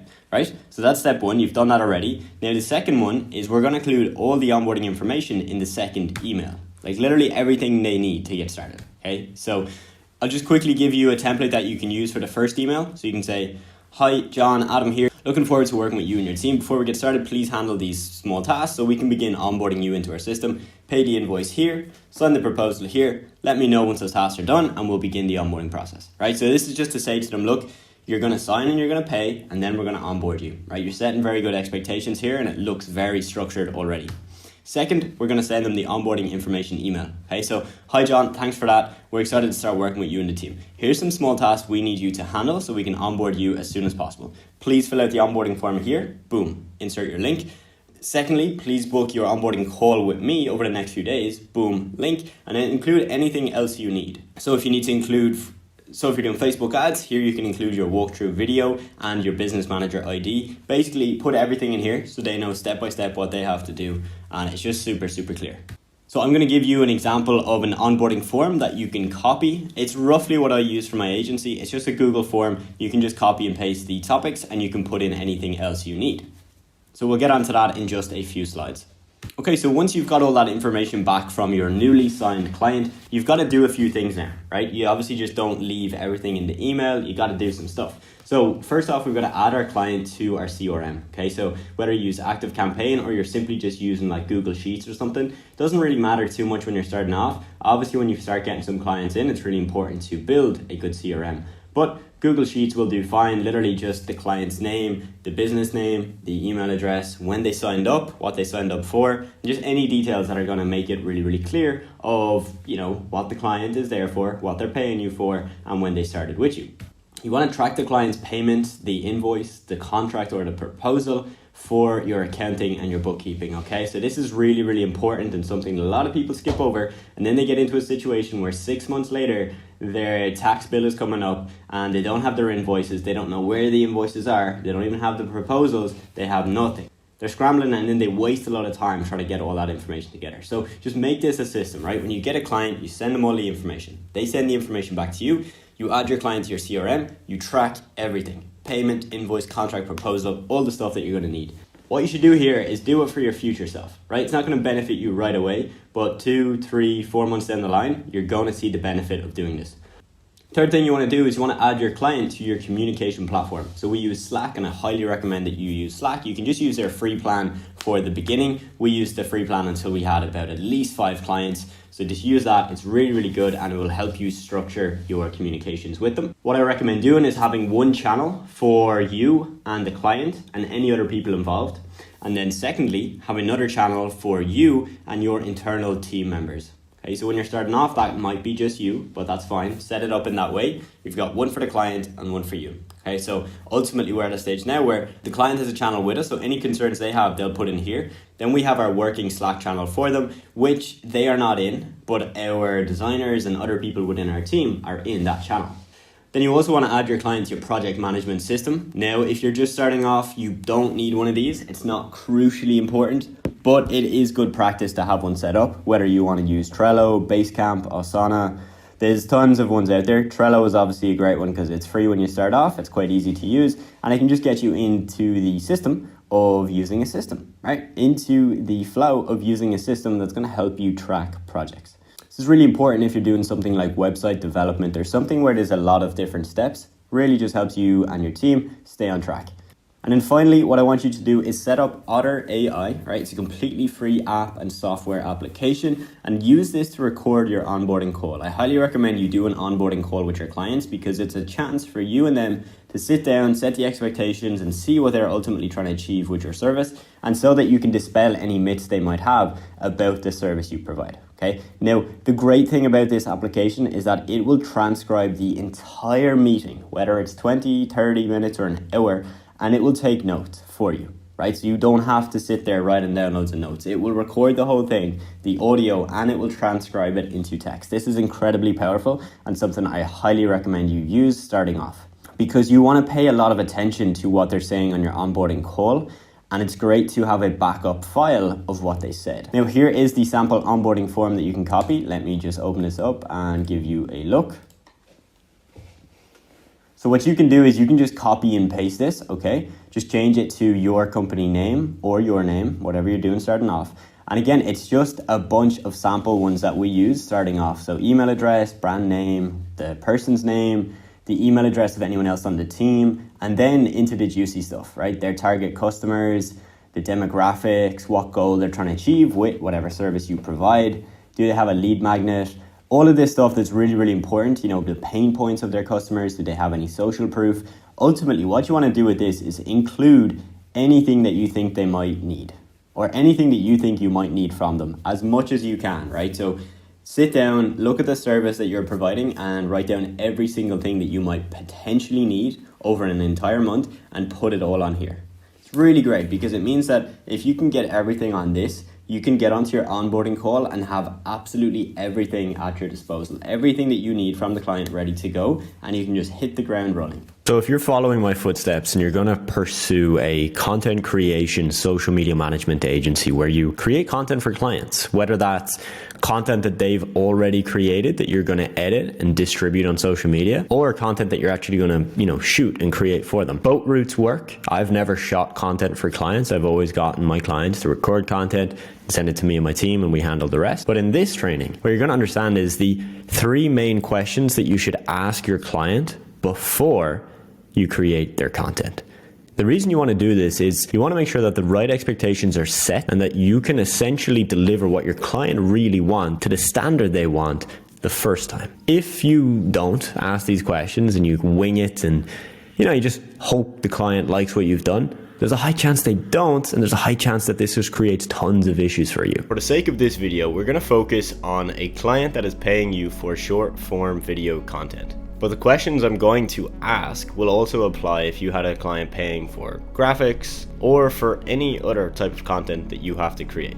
And these questions apply whether you are personally creating the content yourself as a freelancer, or if you're sending the content to a video editor who does the work for you. Question number 1 to ask your client: did you send me all of the raw footage and the raw video files that are required for this specific piece of content? This question you should not have to ask to your client every single time you create a piece of content. You should cover this exact question in your onboarding call with a client. This is the call where you set up how you guys are going to work together. But from time to time, again, you will need to re-emphasize this question and re-ask this question so that your client remembers to send you everything. Making sure that you have all the raw video files, everything that you need, is key, because it's going to make it easier and faster for you to go ahead, get the content made, and then to get it back to your client. Question number 2, you definitely need to ask, if the client has not given you this information already, is what style are we going for with this video? For example, if you pull up my TikTok page, like my editor will do right now, you'll see there's various different styles of content on my page. Some with animations, some with just text on screen, and then the text on screen even changes style, colors, different shapes, etc. The reason it's key to ask this question is that you could spend 40 minutes, 2 hours creating a beautiful video for your client. You send it back to them and they say, hey, it looks cool, but I don't want that style. I want this style, which is completely different, meaning that you have to start the edit all over again. Similar to question 1, this is something I would ask my clients in my onboarding call. In fact, one of the things we did in my agency was, as part of our onboarding form, which is a form a client would fill out, we would literally give them examples of styles, different fonts, different color schemes, and we would ask them to give us their opinion. Which one do you like best out of all of them? That way we have a really good understanding of the type of style we're going to create for our client. On top of that, when a client would sign up with us, before we create, let's say, 30 videos, we would edit one video in a particular style, and we would use this as what we called a template. We use it to nail down the style and then explain to the client that we're going to continue creating your content in this specific style. Are you okay with it, or do you want to change anything? Question 3, is there anything I need to include in the video that you need to send to me? I'll put my hands up, this happens quite often to me and my editor. For example, I'll reference in my notes to my editor to include a certain screenshot or a certain testimonial video, but he might not have access to those things. So I need to make sure each time that I actually have sent him things that he has access to. Same goes for your client. Make sure you have access to the things that they want included in the videos. Otherwise, the delay can be crazy. A video that could have taken you a day to make may take a full 7 days to get approved by your client and live on their page because of not asking these questions. And the bonus question, question number 4, is to ask your client for a deadline. You, being a savvy business owner, are going to aim and strive to deliver the content as fast as possible. It's just a good business practice. But nonetheless, if your client has sent to you 10, maybe 15 videos to be created, you need to get clear on which ones are the priority. If your client has not told you yet he's expecting video number 7 to be done tomorrow because he wants to post it for a promotion he's running, you need to know that. So again, ask your client this question. It's also a little trick that you can use to over deliver. Your client says 5 days, get it done in 3. They'll be impressed, they'll like your service even more. Now my friend, as you can tell from a lot of these questions, there are certain clients that you won't need to ask these questions to. Certain clients just get it and they understand that you're not a guy or a girl sitting there with a crystal ball with all the answers and all the tools, okay? They understand that they got to give you the info. But for clients of yours that are not thinking that far ahead, you need to make sure you ask these questions. So friend, your mindset is really, really, really important. And I know you've probably seen people talk about mindset and it's, woo-woo, sounds like this stuff, airy-fairy, doesn't exist. Trust me, it really fucking matters. Like, so much so that the next training I'm going to walk you through is all about mindset. All right, so sit with me. This is the exact mindset that I had to create for myself. I wasn't born with this. Like, I had to create it. Like how if you're a fan of David Goggins or any of these motivational speakers, like a lot of these guys have created mindsets. Okay, they didn't just get it or inherit it or woke up one day and felt it. No, they create it through their habits, their actions. Okay, so I'm going to walk you through exactly what I did. Okay, the mindset that I created for myself, I believe made me a millionaire. And I do believe genuinely that without this mindset, I don't think I would have gotten to this point. And for me to get to my next points, there'll be another iteration of that once again. So this is an exclusive training that I hosted for a mastermind event. So this is very exclusive and I want you to pay attention. Okay. First off, we want to look at how you have to become the person first before you can be the, let's say, 10K a month or 6-figure agency owner. We're then going to dive into cleaning up your personal life. Some of you might think that this is not important or it's not really related, but trust me and Ty when we say your personal life and business life are typically a direct reflection of each other. I can put my hand on heart and say, hey, when I've had issues in my personal life, that has affected business. And when I've had issues in business, that can then affect personal life as well. So these two are definitely linked. It's the most important thing. I think when I talk to students and when I see what is the single strongest indicator that someone's going to be successful, it's that they understand this principle that so many people think they have problems in their business, but what they actually have are problems in their personal life that are showing up in their business. So everything here integrates so well with business. It's important that you have all of this optimized and continue to optimize this. It's not just what you do, but it's also what you stop doing. So really excited to talk more about this. Yes, 100%. That's a great point right there. It's not about adding things to your life often. It's actually about stripping things out, which we're going to get into everything here. We're not holding anything back. We're going to talk about diet, training, relationships, boundaries, addictions, porn, video games, you name it, right? And a lot of these are very taboo topics, but we want to make this as raw and uncut as possible because, again, from me and Ty's experience, these are things that genuinely have actually affected our results. And you know what, Adam, when we actually onboard people for the high-level accelerator program, that's the very first thing we talk about. Yeah. We have that 2-hour onboarding call, and you would think we get on here, we're asking questions about your agency, which we do. We talk hours about your agency, but very first thing, we ask some really uncomfortable questions about your personal life. Yes. We want to get deep dive into there so we can figure out what is the actual bottleneck that's holding you back, because very rarely is it just a business bottleneck. Yeah, 100%. Yeah, that document we have for high-level students when they join it's intense. We'll touch on that later if any of you guys are interested in hearing more about that program, but yeah, we'll let you know. Cool. So next up, we're going to go into how to become the master of one. Okay, Ty is an absolute master, a wizard at just getting hyper-focused on one thing. And I can say from experience, like when I was building my agency, I was hyper-focused on one thing, and that really allowed me to scale. Again, you guys have seen my claim to fame, right? 0 to 10K a month in 45 days. That would not have happened if I was trying to do a bunch of things. That literally only happened because I was obsessive about one thing. But I can also tell you that there have been times, which I talked to Ty about this yesterday, I have not been focused, and I have tried to do 5 or 6 different things at once, and it's been a complete nightmare, mess, lack of results, not something you want to be doing. So we're going to touch on first the importance of that and also how to cultivate that in your life. We're going to touch a little bit on fixing your inner scars. Again, a bit of a different topic, one we wouldn't typically talk about. But, if you guys have seen my story, I went from a pretty broken teenager who had like lots and lots of suicidal thoughts and tendencies to someone who now is doing pretty okay. Okay. So like to go from that person to person now that you see on screen, again, lots had to happen. And again, a lot of that is not outreach strategies or me picking a niche, right? That was me fixing myself before I could even grow the business. So looking forward to sharing a bit of that with you. And then we want to just touch on focusing on long-term impact and results over short-term pleasures and how, again, this is like one of the biggest factors that's going to really push you forward. So that's the rough breakdown. We're going to hop into it right now. Before we do, I see Dario, you've shared something that has helped you, which is, so getting your first, let's say, I think it was 3 clients, Dario. You said it was mainly sales skills that helped you. So you've been trained on sales for a long time. You were raised by salespeople. Wow, that's amazing. So to you, that was like a key driver. One thing you would like to ask us, though, is how to not make the excuses as it's a problem you currently have. Awesome. Let's definitely dive into that, as we'll circle back to that in the Q&A, Dario. But I think we're also going to address that in this entire training. And so cool, man. And appreciate you for sharing that as well. Good to hear. Cool.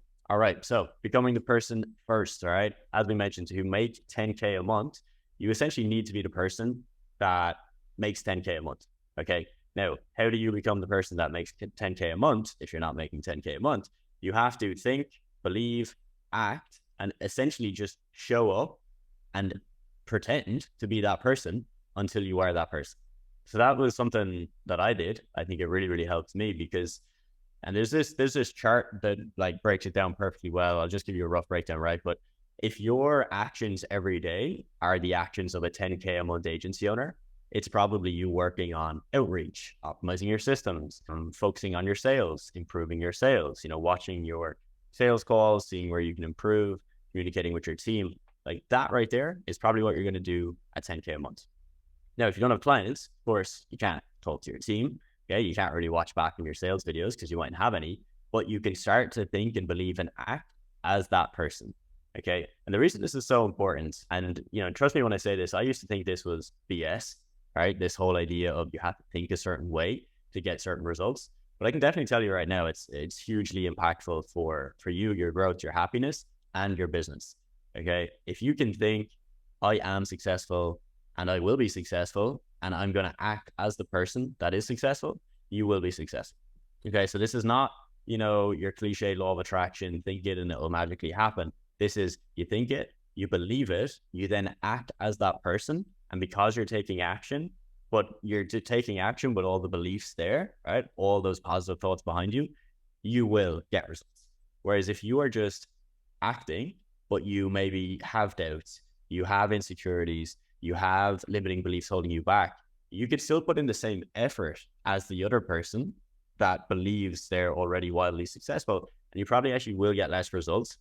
Again, it's not to do with magic or voodoo. It's literally just that the other person has more conviction.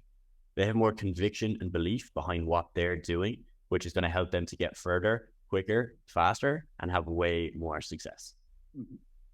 Okay. Just a rough one here for you. If you tell yourself you want to make 10K a month, okay, so that's your goal right now. Okay. Maybe you put in the chat, like your goal is to get to 2K a month, 3K a month, 5K a month, or 10K a month. But if you're still falling into the same old habits and routines that have kept you stuck this far, it really doesn't make sense for you to expect yourself to level up and now become a six-figure earner, because you're doing the same things, expecting a different result. There's a quote from, I think it's Albert Einstein, that, insanity is the definition of doing the same thing over and over again, but expecting the same results. And again, I can tell you from experience, there's times in my business where I'm like, oh, I want to get to X per month, but then I break it down and I'm doing the same shit that got me to 10K a month. So that doesn't make sense.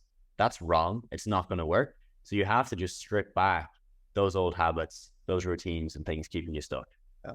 And there's a great book on this, Adam. You know what I'm going to say, right? You know where I'm going. This is one of Adam's favorites, I'm pretty sure. Psycho-Cybernetics by Maxwell Maltz. And it talks all about this. It talks about the psychology of self. It was written by this guy who was a plastic surgeon, and he realized when he did cosmetic surgeries on people, they would adopt this whole new personality because they felt like a different person. Yes. And that would change the way they act, and it would change their entire lives, from the way they communicate, the way they date, their success in business, just from very, very simple cosmetic changes. Yes. And that's really what this is about, right? It's about changing your psychology of self and believing that you are this person who gets those results. It's about this internal change, right? Because you cannot act in accordance with anything that you don't believe is true, right? You have to believe, this is what I am, this is what I do. And that thought process is going to precede any sort of physical, tangible success. So it's not just what you do, it's who you are. Yes. So important. And again, I just want to preface that by saying that, like, when I first heard of these topics, I did think they were BS. Okay. So again, if you're on this call, you might be thinking, sounds a little woo-woo, sounds a little bit out there. We're telling you from experience, like, this genuinely is so important. Adam, I see you mentioned What a Book. Yeah. Incredible book. Obviously, I'm biased. It's like one of my favorite books of all time. I've read it probably 5 times. It's incredible. It's incredible. I literally have it on the Kindle in the bedroom right there. I have notes. I might even pull it out later. Who knows? But yeah, like I said, you have to be the person, and nothing, like, you can't get results if you just don't think you can get the results. Okay. Let's break this down. How do you actually do this? Okay. So let's just say you believe us, right? You believe what we're saying. You believe, okay, cool. I've got to rewire my thinking, my mindset, my beliefs about myself and what I can do in life. Ty, what are some things that you would say people should start to do to help make this transition? I have a couple of thoughts I can think of right now, but what would be those initial things you would do? So I think there's this saying, with competence comes confidence, and vice versa, right? With confidence comes confidence. So really, I think it is a matter of just small wins that aggregate over time. You're not going to be a 10K owner, an agency owner tomorrow, but you may be a $500 per month agency owner, right? It's about stacking those really small wins. And it's not even just in terms of tangible things like, this is how much money I'm making, this is how much is my bank account. It's, I woke up today, I got up, I did 10 push-ups. Little things, even things that aren't related to business, right? It's just to take action, execute, and show yourself that I keep promises to myself. That was a big one for me. It's just, when I say something, when I think something, it becomes reality because I'm the master of my own fate. And just taking execution and doing what I say I'm going to do is one of the big things for me. I know there's another one that Adam is a huge fan of, visualization, right? So For me, this comes with my environment, right? Putting myself in situations and in this perspective of I am the person who's worthy of making this kind of money. Yeah. What does a person who makes 10K a month, what do they do? What do they eat? And this is something I've kind of trying to lead into with my abundance mindset, right? And that's one of the things about being here in Miami with Adam. It's like we're seeing Ferraris, we're seeing these crazy apartments and stuff like that. And it just becomes so much more physical and real. It demystifies it in a way. And I think that's another thing about networking with other agency owners is you might meet people in the program that are making 2, 3, 5, 10K a month. And you're going to realize they're just people, right? Like that's one of the coolest things. I know we're talking about me meeting Adam and how is Adam even a real person? And that kind of, he doesn't feel like a real person. He's an abstract concept. He's this multi-millionaire 24-year-old agency owner, and just getting to see him in person and realize, oh, he eats normal things. He does normal things. He talks like a normal person does, and just kind of demystifying it for yourself. So I think the more you get into it, the more confidence you're going to build. And with that, it's going to come physical competence. And it's something that builds over time, but also just getting engaged in that community and in that lifestyle. The deeper you get into it, the easier it gets. And I think that's to oversimplify it, but I think it's just the contact with it all. Yes. Yeah. Really, really good points there. And, that last point of just tying into the environment, again, this is what this entire mastermind is about. Like, you guys have seen exactly where everybody is at. So make those connections. There's people in here doing 2, 3, 4, 5K a month. Connect with those people. Chat to them, give them value, try and add value to them. They'll add value to you. That's what it's all about. So yeah, the book is called Cybernetics, if anyone wants to take a deep dive into that. Yeah, so again, some things that I would do if I was to restart this process. The author is Maxwell Maltz. Yeah. If you type it in, it'll come up. There's only one. There's only one for sure. So yeah, visualization is something that I don't currently practice it, but I used to practice it a lot. And visualization, I think you can break it into 2 categories. You can look at positive visualization. Okay, so let's just say, for example, you sit on your bed in the morning and you take a couple of minutes just to meditate, whatever, and you start to visualize, what is your dream life? Okay, what do you want? Where do you want to be? What does your room look like? Do you have a balcony? Do you have a nice view? All these things, okay? You just start to visualize positive things that you want in your life. That's one form. The second form is negative visualization. This is the opposite, okay? This is saying when you wake up, if I don't work on the goals that I've set out for myself, I'm going to be in a worse scenario, okay? So I might not even have a bed, or there might be fucking cockroaches in my apartment, right? Very different style. And if you guys want to try this, try the 2 styles and see what works best for you, or pair the 2 together. Do 5 minutes of positive, do 5 minutes of negative, and just use this kind of fusion of the 2 to light a fire under your ass. For me, negative visualization worked better for me at the start. Okay, if you're in a position right now where you are comfortable, meaning that like maybe you're in a job or you have an income that keeps you comfortable, right? Like you have enough to pay your bills, you have enough to buy some meals and go out a couple times a month. If you are comfortable, negative visualization might work better for you, because there's nothing in your immediate environment that is telling you, I need to buckle the fuck up and make more money, okay? Because you have like a lovely bed and a nice apartment. If, however, you're in a very negative situation right now, positive visualization is probably going to be more impactful for you, okay? So test out the 2. Again, there's no right and wrong way. Don't beat yourself up if you do it and you fall asleep and you go back to bed in the morning, or if you do it and you don't feel anything. Try it a couple times, see how you feel. Super basic, super easy to do. But again, it's the more you do it, the more it becomes real. Okay, the first time you visualize, you are not going to even think it's real probably, okay? You're going to think that's just a dream. I'm never going to get there, whatever. You do it the 10th time and you'll start to notice the color of your bed, the exact view that you have from your balcony. All the details become more clear, which now will just make that image more real in your head, which again, will allow you to make it happen. So that is a huge one, visualization. Affirmations as well. Again, I don't currently write affirmations. I will like a couple times a week if I feel I need to, but right now I don't do it every day. Same concept. Basically tell yourself the things that you need to tell yourself, okay? So if you really struggle with your confidence, if you struggle with getting the courage to do outreach, to do sales, like tell yourself every day, I have the confidence to do outreach. I am courageous. I am bold. I am moving forward and pushing the needle, whatever you need to write. Just write positive things that will help you do, again, the things that you know you need to do. So guys, that is becoming the person first. If you have any, again, questions directly about things that we do, things that we have done to help us kind of get that set up in our lives, again, let us know. Really, really important that you nail that though.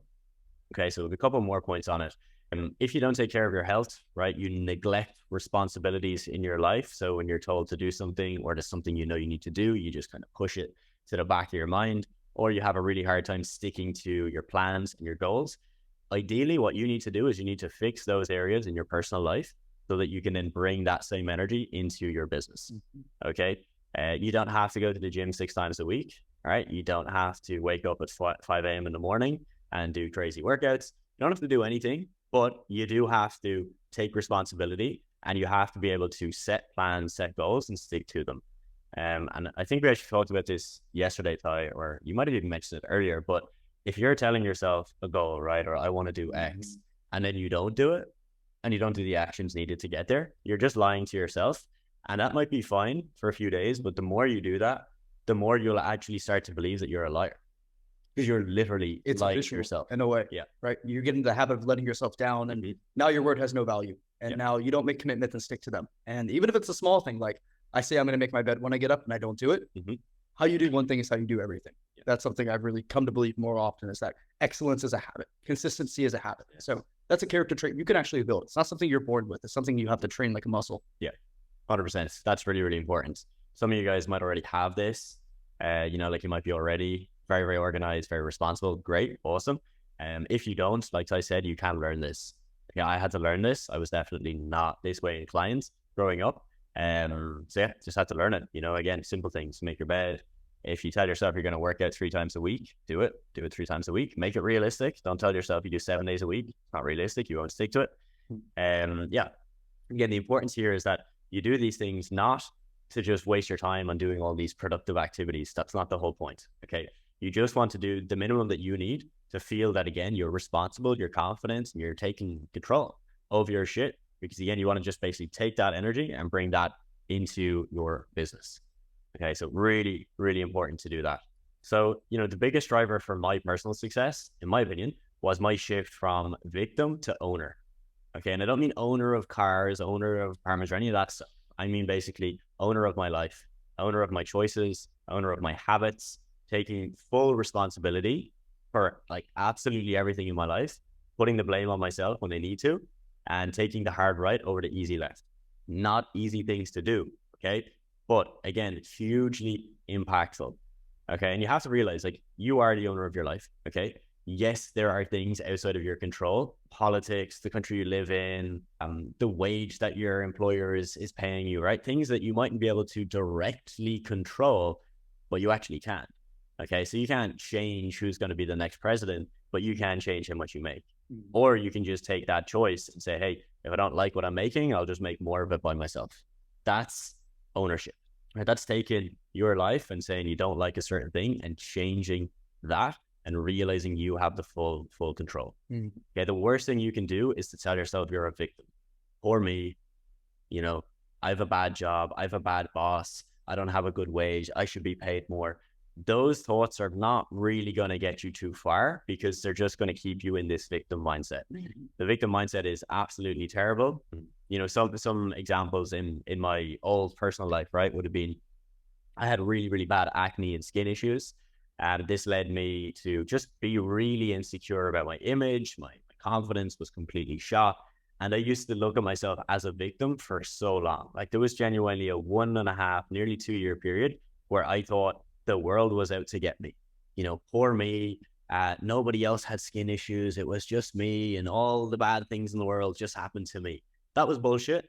And I realized that after 2 years, but that was 2 years of telling myself that every day, that I wasn't happy because of my skin, and I had bad skin because the world was out to get me. And that line of thinking is obviously not good. It's not going to get you far, and it's just going to make you miserable. Okay. So the best thing you can do, one of the hardest things you can do, is to tell yourself, yes, I'm going to take the hard right.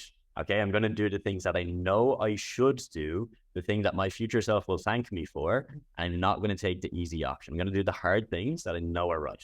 And Adam, another great point to bring up with this is that If you guys go into the Telegram chat that we have set up for the mastermind and you scroll through, you'll see people that are saying, hey, I make 2K per month, 3K per month. You'll see that in the chat right here, just from people who are on this call. Yeah. So the point I want to make here is that there is risk in starting an agency, but the risk isn't from the side of the model, right? You can see that the model works. The outreach scripts, they work. You have to go out, you have to take accountability, you have to take action with them. But the real risk here is with yourself, right? You can look at the risk of either a market failing or the risk of you failing, right? And with the agency model, it's a tried and tested model. You have people in this chat here that are making full-time incomes with their agency. So that is proven. You don't need to worry about the risk that's associated with running an agency. You need to worry about the risk of not actually taking accountability, responsibility with your agency. If you can't go out and execute, you are the risk in your agency, which is great because you are the one who is responsible for mitigating that risk, right? So you have to take complete and total responsibility for things that most people would think are out of your control. Oh, I couldn't work today because I had to work at my 9 to 5 and I'm tired. That's the choice, right? And that's what it comes down to.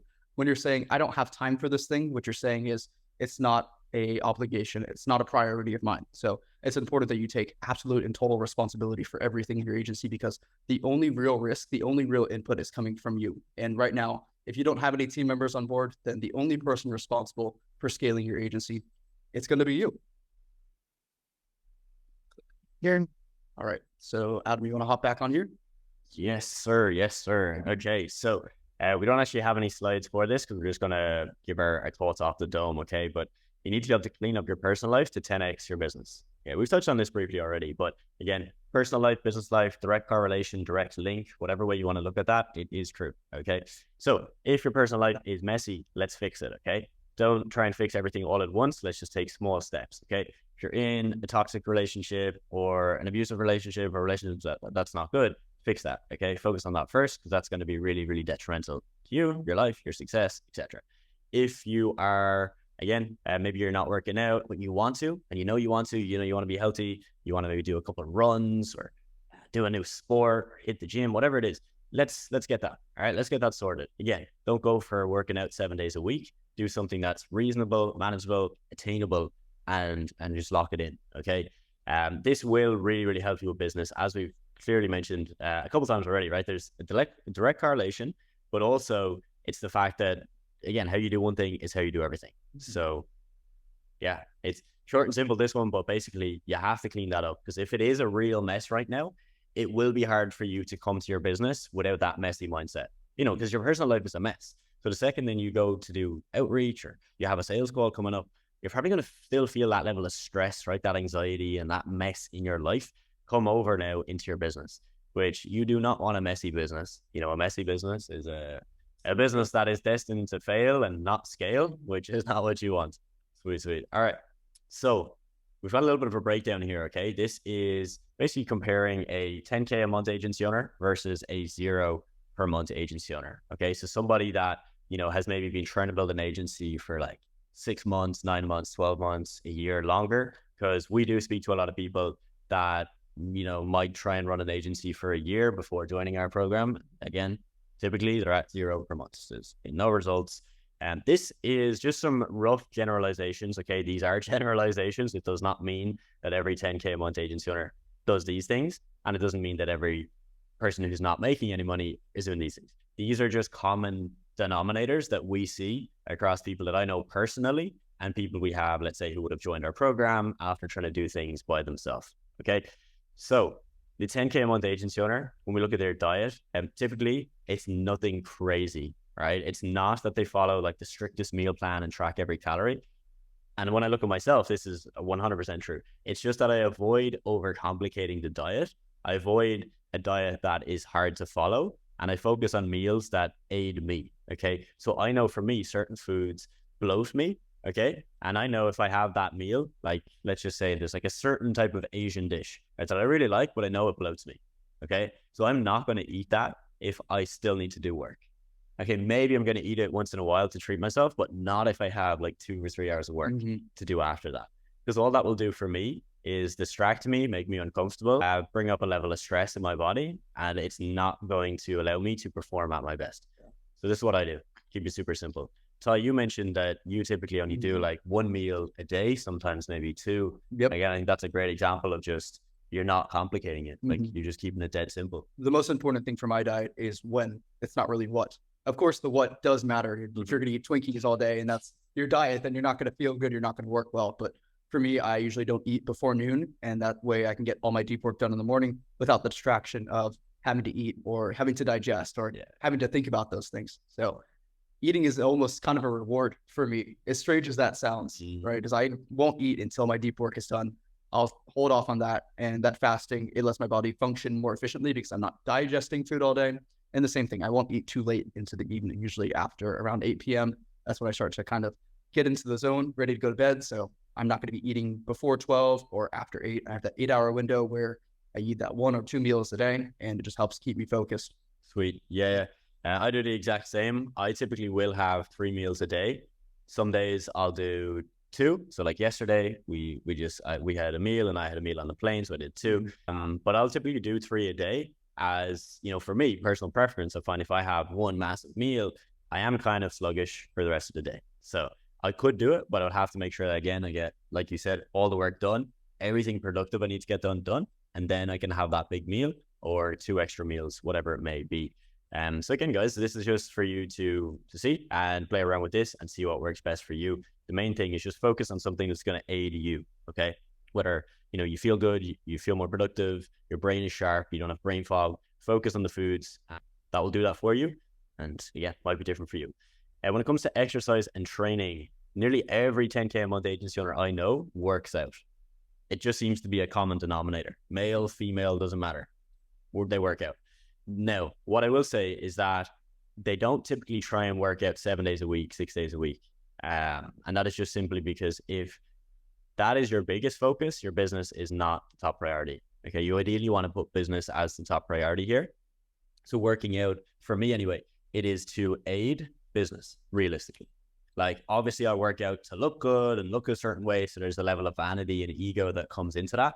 But the main priority is to keep the focus, right? Make sure that my health is in check, make sure my cognition, like my brain health is firing, and I've got that dopamine that comes from a solid workout, and that you've got all these, the endorphins that you get after a workout as well. I'll typically do maybe 3-4 workouts a week. Some will be weight training. Might do a bit of cardio, so a couple of runs, 1 or 2 a week if I am on point. But again, I don't put this as priority. So priority for me is business, and then this comes second. So for example, I didn't work out today. I haven't worked out yesterday. I worked out like 3 days before that. So again, I'm just balancing it. I knew I was going to be traveling and I wouldn't necessarily have the time. Yes, I could make time, but I'd rather make the time for business first. Yeah. So it was like business first, travel, and then work out if I have time. And exercise is what I'm hearing out of from you. It's more of a tool. It's not something that needs to be necessarily embedded into your schedule. Like Adam said, it doesn't need to be a daily thing. It doesn't even need to be a consistent thing, as in like Monday, Wednesday, Friday.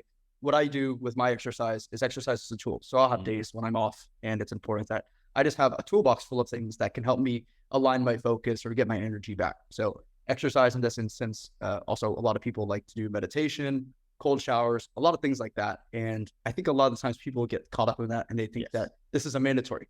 To make 10K a month, I need to have this super strict routine. I need to be doing cold showers. I need to be working out this often.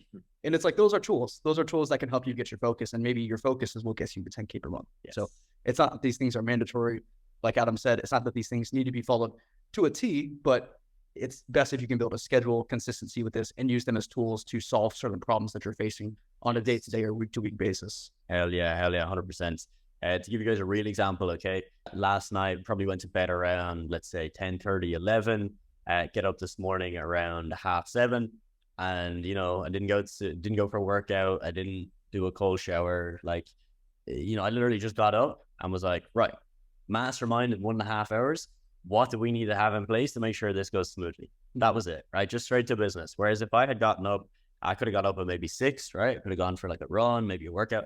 I just know I would have been more tired, and I wouldn't be able to give you guys as much here on this training, because I would be thinking about, oh, my legs are tired. Oh, I need to get some food. Like I'm dead, I'm beat. So for me, sleep is one of the biggest things I focus on. Everything else can come and go, and I'll do, again, if I don't have time for workout, I'll have time. But I'm always going to fit in sleep, Because again, that I just know for me, getting up at 5 a.m. is the most ridiculous thing I could do. And that would be the clearest way for me to not be productive. Yep. Is to get up and do what some people tell me to do. So even with everything we're telling you here, this might be the complete opposite for you. Okay. So it's just to take this as a guideline and test all these things for yourself. And your barometer of success is, am I more productive? Do I get more done? And do I feel better? Mm-hmm. If everything you're doing in your life ticks towards that way, good stuff. You know, you're definitely on the right path.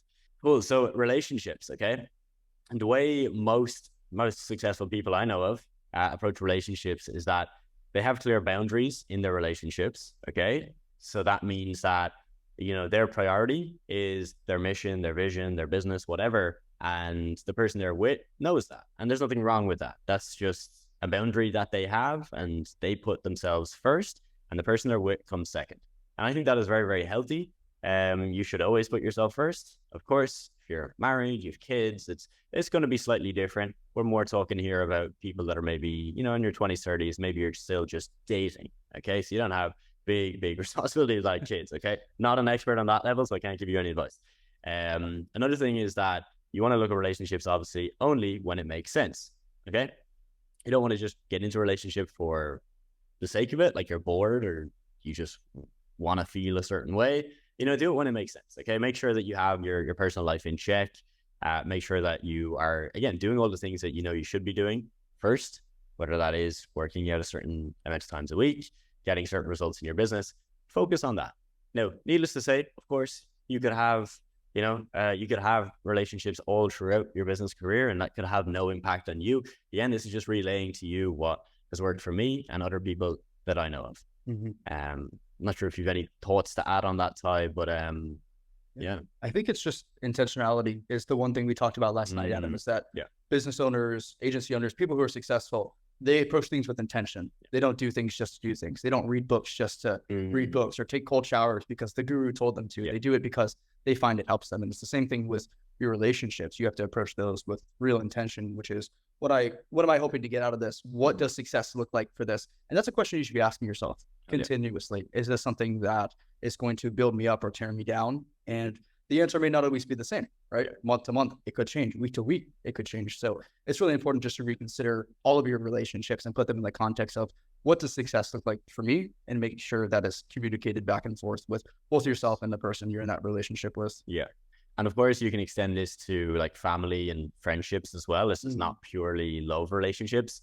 So again, if you're friends with someone, but you feel that they get more out of the friendship than you get out of it, again, you want to question that, okay? You want to look at, again, the intentionality. Like, am I friends with this person because I get something out of it and there's a reason, there's a benefit, or is it just for old time's sake? I'm not telling you one is right or wrong. I'm just telling you there have been people that I have cut out of my life where, yes, I was technically friends with them and we got on good and we had a good time, but it wasn't positive, right? Like, it didn't lead me to where I wanted to lead to, and it didn't lead them to where they wanted to get to. So for both of us, it really doesn't make sense for us to essentially waste our time together if we're not going anywhere. You know, we're not helping each other in any way. Another thing on that, because I get asked this a lot, I have like two sets of friends. Okay, so I have friends in business and I have friends outside of business. And for me, I think that works really well, because when I have, you know, some off time and I go visit my hometown, I can hang out with my friends who don't really do business. They understand a little bit of it, but we don't even talk business. They're not asking me how's, like, you know, they'll ask how's business and that's it.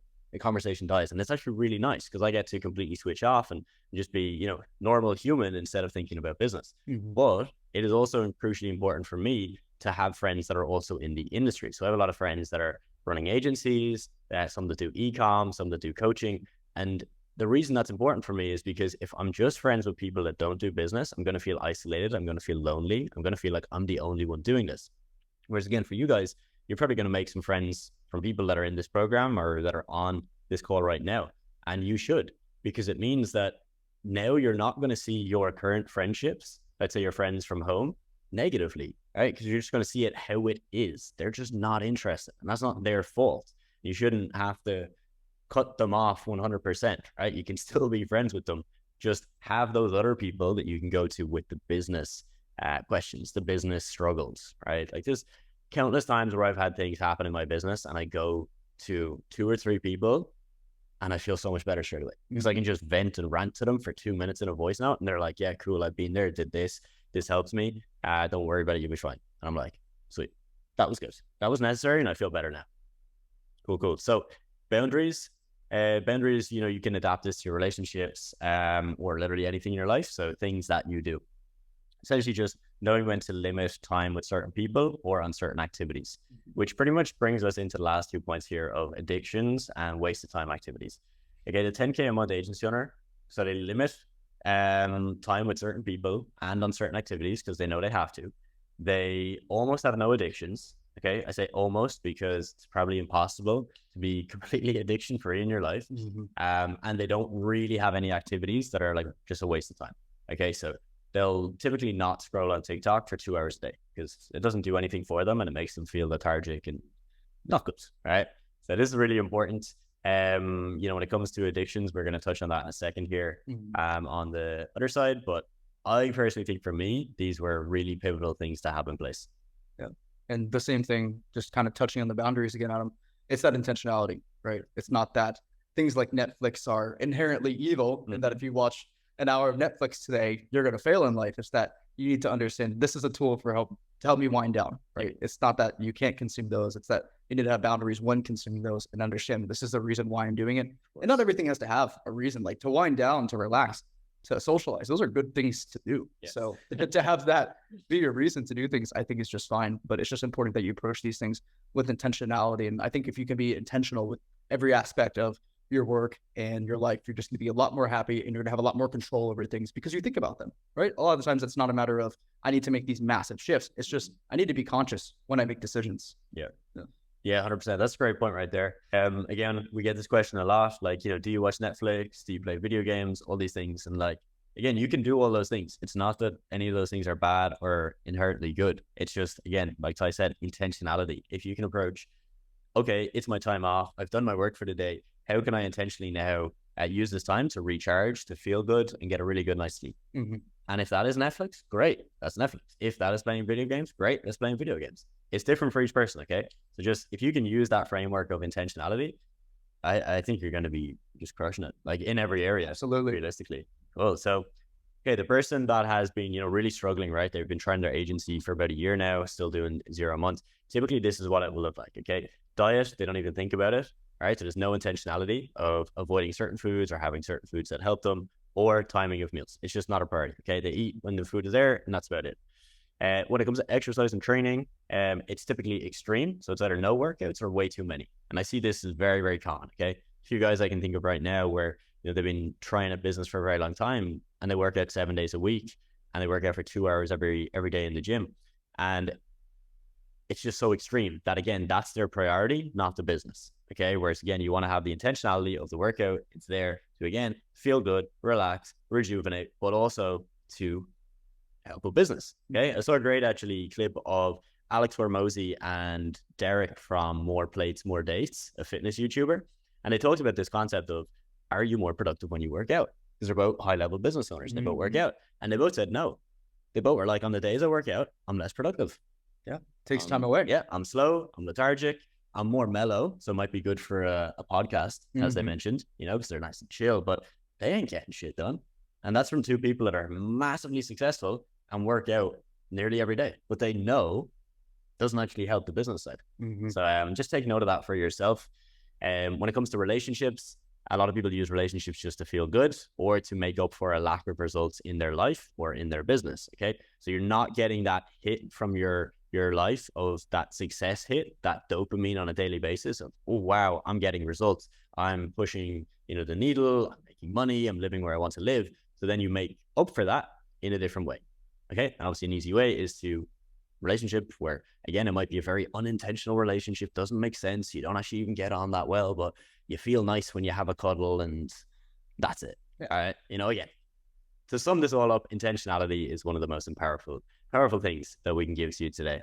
And when it comes to boundaries, no boundaries, just reacts to whatever comes up. Okay, so something comes up in the family, okay, business gets thrown out the window straight to the family, which, again, nothing wrong with that, not saying that's bad, just saying make sure you have your stuff dialed in so that you have these boundaries in place. So if your friend is having a hard day and they want to have a call. Cool. Take the time, have the call with them, but set the boundary that you're going to do it at 9 p.m. once you're done work, and you're going to give them a full hour. So you're not cutting anyone, you're not cutting short on things, but you're just setting very clear boundaries. This is really, really important. Shows you're in control, on top of your shit, and you're going to get a lot done. Okay, addictions. All right, I can definitely talk. I'm going to purely talk from experience here. Okay, so I'm not telling you that this is what you need to do. I'm just telling you that for me, quitting video games, limiting Netflix, not eliminating it completely, because I actually told Ty last night, there was a period where I like eliminated Netflix completely, and that was worse. Okay, so for me, I found that I actually do get a lot of value out of watching a movie. Not so much with series, because I get hooked on a series and then I'm like, I want to see the next one. 7 hours gone. Yeah, exactly. But a movie, I'm like, good, because it's 2 hours. I'm going to have the big rise, the crescendo in the movie, the fall, and then I'm good. I've got my value start from and finish all of it. You don't have to lag on. Exactly. Yeah. Exactly. Intentionality. I like it. Yes. Very well defined boundaries with it. 100%. Weed, alcohol, drugs.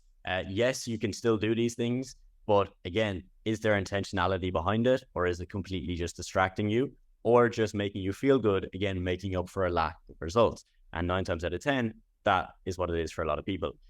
Porn. I quit porn. I think I was like 17 or 18, and that was a massive decision. All right, everybody my age was watching it every day. It didn't matter even what age they were, right? Like 25-year-olds, 30-year-olds, still watching it every day. Okay, and you might be watching this training, you might be watching it every day. Okay, I'm just telling you from my experience, cutting that was one of the biggest things that I've ever done. I felt more whole, I felt more human, I felt more productive, I felt more clear, more sharp. I had more respect for other people. I got on better, right? And I would actually get on better with girls, even though I'm not doing that weird thing every day. It is crazy how much effect this can have in your life. And I know actually, I think Evan and Alvi, you've mentioned already in the chat that this is, a really important thing for you guys as well. Massive. If I was to quit one thing in old Adam's life, it would have been that first. Before visualization, before like any of those things, just quit that thing that I'm doing every day, because it really didn't do any benefit. It's a strange one to talk about. It's a bit of a taboo thing to talk about. Yeah. I know even when I do coaching, it's something that I will rarely bring up, because it's kind of a weird thing to talk about. But I think it is so important that we address it for what it is, because that is probably, like Adam said, it's one of those things that's going to give you the clarity and the sharpness, and it's going to give you the respect, and it's going to give you the energy to go after everything that you need to. Right? Porn, it gives you that hit of dopamine that says, I've accomplished my goal, I can chill. And that's not the hit of dopamine you need if you're at $0 per month. If you're trying to get to 10, 15, 20K per month, you need to find dopamine in the things that are moving you forward, right? Those are the habits you need to build, not something like that. So it's really important 100%. To talk about, even if it's a little uncomfortable. I know there's some of you on this call right now that are probably cringing in your seat about this, but I think it's important to talk about for sure. Yeah, 100%. And if you currently do it and you've already told yourself that you want to quit, but you can't break the habit, because that's a really hard thing to do. And I know so many guys and girls that can be completely addicted to that. But again, you want to quit, but you can't. Almost like when someone wants to quit smoking and they can't. You have to, the way I would say what you need to do, right, is you need to just imagine you're in the third person, okay? So you're in your bedroom, it's 9 p.m., you got the moisturizer on the bed table, you've got tissues, right? Everything is geared up to go. Imagine now you walk through your front door, old you is still there, getting ready to do whatever they're going to do. And you walk in, what are you thinking? You're older, okay? You're 40 years old, you're walking in, and you're now massively successful. What are you thinking looking at that person? Maybe they didn't accomplish anything in the day. They're now going to do this to just feel good for 10, 15 minutes and go to sleep, right? Like, just realistically be just so real with yourself and say, am I proud of that? Like, are you proud of that? And for me, again, this is just personal opinion, I would look at that and be like, wow, I'm not proud of that. And I don't feel good doing that. So I'm going to stop it. And again, very difficult, very uncomfortable, but massively, massively important. And I think even it's habitual, right? You can probably look and see, when do you do that? How often do you do that? And there will be certain cues, right? So it's going to be different for everyone, but realize that this is a habit and an addiction. So there's going to be ways you can break that, but you have to be, again, it's just intentionality. I think being cognizant of, this is the time of day where I'm vulnerable. And if that means like getting rid of all of that on your computer, right? If that means locking up your phone, I have a little box, not for porn, but for my phone, like in the morning, I'll put it in there. That way I don't have to think about it. It's not a decision I get to make. So sometimes it's not even about like, how mentally strong can I be? How can I visualize this? It's about actual environmental optimization, right? Avoiding certain things that may trigger you or cue on those habits, or at least being cognizant of the patterns you have so you can break those patterns or avoid certain things. Yeah. Alvi, Evan, you put in a couple notes there as well, which are great. You know, just delete all the triggers, anything that will potentially trigger you for that. And again, this links to any addiction, okay? So if it's video games, porn, weed, alcohol, whatever. And again, none of these are bad. It's just you have to find the ones that are bad for you. You know, limit those distractions, limit the triggers, and keep going. So there you go, guys. There's the breakdown of what we see across the board. Ty, this is your breakdown of 10K a month agency owner. Because obviously, Ty, you have 10K a month agency owners. You are one yourself, and you've worked with dozens and dozens of people now, helping them get to this point. So so this one right here, a lot of the things we're going to talk about here are going to be touching back on things that we've already touched on. So you'll just see this kind of lived out in a way. So I want you guys to think about who, not how. And this actually comes from a book. I was telling Adam about this book last night. It's this idea that if you want to reach this next level, you need to become a different person. It's like the whole purpose of this training, right? But it's about problem solving through the angle of who would do this thing better than I can? And how can I get to either act like them or hire that person, be that person, something along the lines of that. So think who, not how. I want to give you something very tangible. You can almost build out like a persona of an agency owner in your mind. And if you had this theoretical agency owner, or you could even use someone like Adam, for example, and kind of model and mimic what he does, you would think that maybe the first thing is they're gritty, right? They know when to push and they know when to pivot. So there's going to be times in your agency where you're discouraged, and maybe you want to try a new model. Maybe you want to find a new niche, try a new service. You want to try Facebook ads. There's so many different ways you can actually make this pivot. And a lot of the times when people get discouraged, they're so tempted to make that pivot. But the agency owner that gets to 10K per month, they know when to push and when to pivot. It's not that they're going to be consistently involved in what's not working. It's that they're going to try something, see it all the way through, and then make a decision at the end. Is this not working because of something that I can change? Or is this not working because I've made a poor decision, because the model is wrong, because I need to shift this? And I see this so often with beginners is they'll try a niche for 2-3 weeks. They don't get results and they go, oh, the problem is the niche. I need to change it from here. And the problem is never, ever the niche, right? Like every niche can work. There's money to be made with pretty much every service. Are some easier than others? Absolutely. But an agency owner that makes 10K per month, they're gritty. They're going to push through it. They're going to see it all the way through, and they're not going to fold when things get hard, right? They know when to push if there's a route for that. And if they push for long enough and they've talked with other agency owners, you've spoken with myself and Adam, and you realize, okay, maybe I actually need to make this change. They know when to do that, right? So it's more about timing with this, but just being able to have that consistency. It's one of the things that I think Adam has nailed down really, really well. He's one of the most consistent people I know. So making sure you're gritty when you need to be. And that goes for everything in life. There's a great book. You guys are going to hear me talk about books all day long. Grit by Angela Duckworth, where she talks about how most success in life is just based off effort, right? Like if you go to universities and you look at the people who get the best grades and get the best jobs, it's very rare that they get that because they have more natural talent or natural ability, or that they're smarter. It's because they're consistent and they work hard. So that's the very first thing, is that I don't know a single agency owner that accidentally finds success. They go out, they consistently and consciously, intentionally chase it. So being gritty with this is so, so important. The second point here is that agency owners tend to be analytical. They have the statement of what gets measured gets improved, which is something you guys probably have seen from the Figure Accelerator Program. I think I got that from Adam. And it's one of the things that we always ask people is, where are the numbers? What do the numbers tell us? Because we're making educated guesses. We need to measure things. We need to go out and try things. And analytical is one of the things that you can even look at billionaires and other industries, and you can see that there tends to be a trend with business owners and being analytical.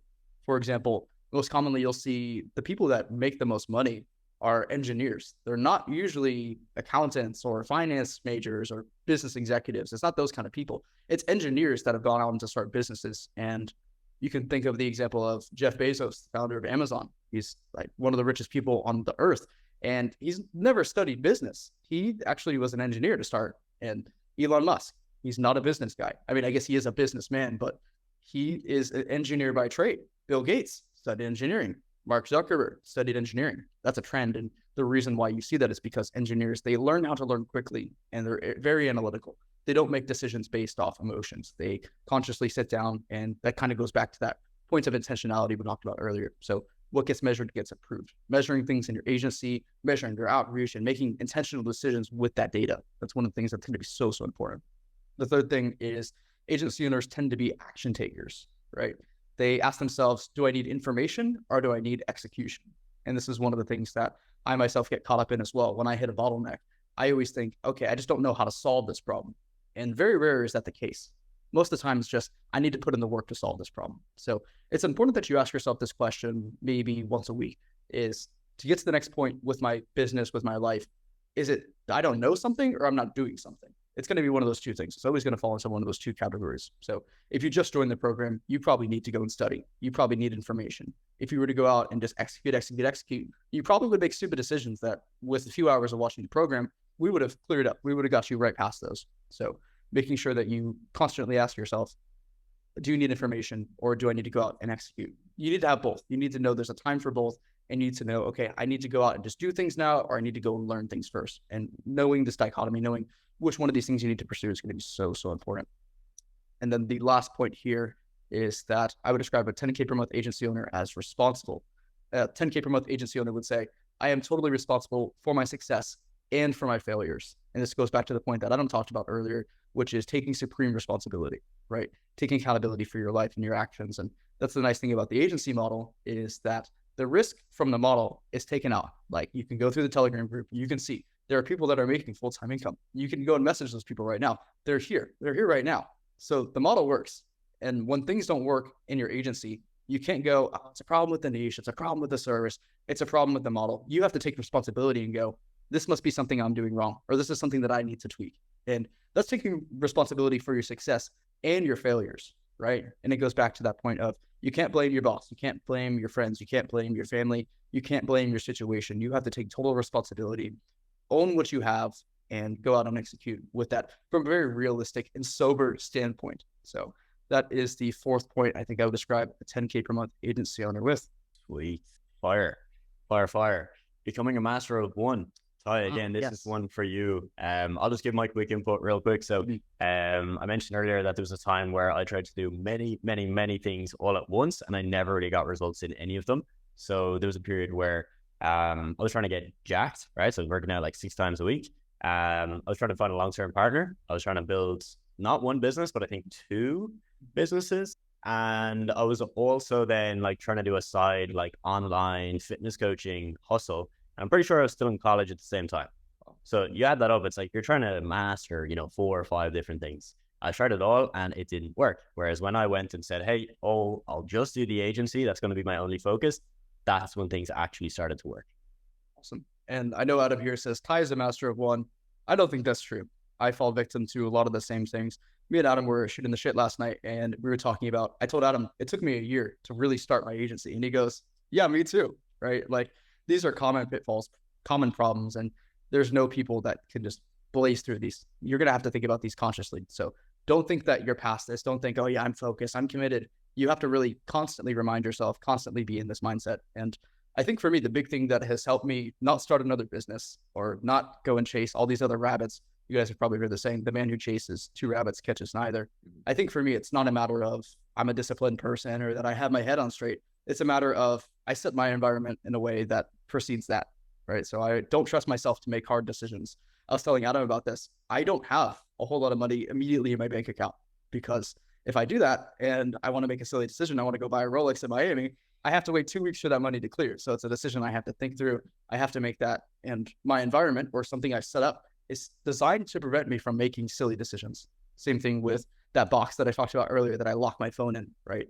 It's these certain environmental optimizations that help me be more disciplined. It's not that I myself know how to do this better. And maybe it is. Maybe there is some level that you can achieve through discipline, but really it's easiest, in my opinion, if you can design an environment where you don't have to think about these things. So watching very, very little content from other business models, right? I don't consume any other business YouTube unless it's agency stuff. I'll go and I'll watch some of the agency content, but that's good because it's consistent with what I'm trying to do, what I'm trying to achieve. So if you guys are in between 2 different business models right now, or you're trying to do different things, you're trying to get jacked, find the long-term partner, build the business all at the same time, it's important to really just decide what is going to be most important to you right now. right? If it's the business, then you need to design your life in a way that you aren't tempted by these other things, because there will be temptations.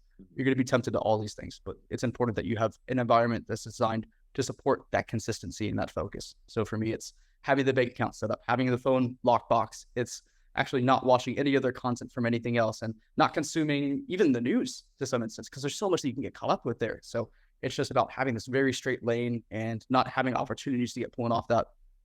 Amazing. Yeah, 100%. Sweet. So a couple more slides we're going to run through real quick, guys, and then we will hop into Q&A for this section.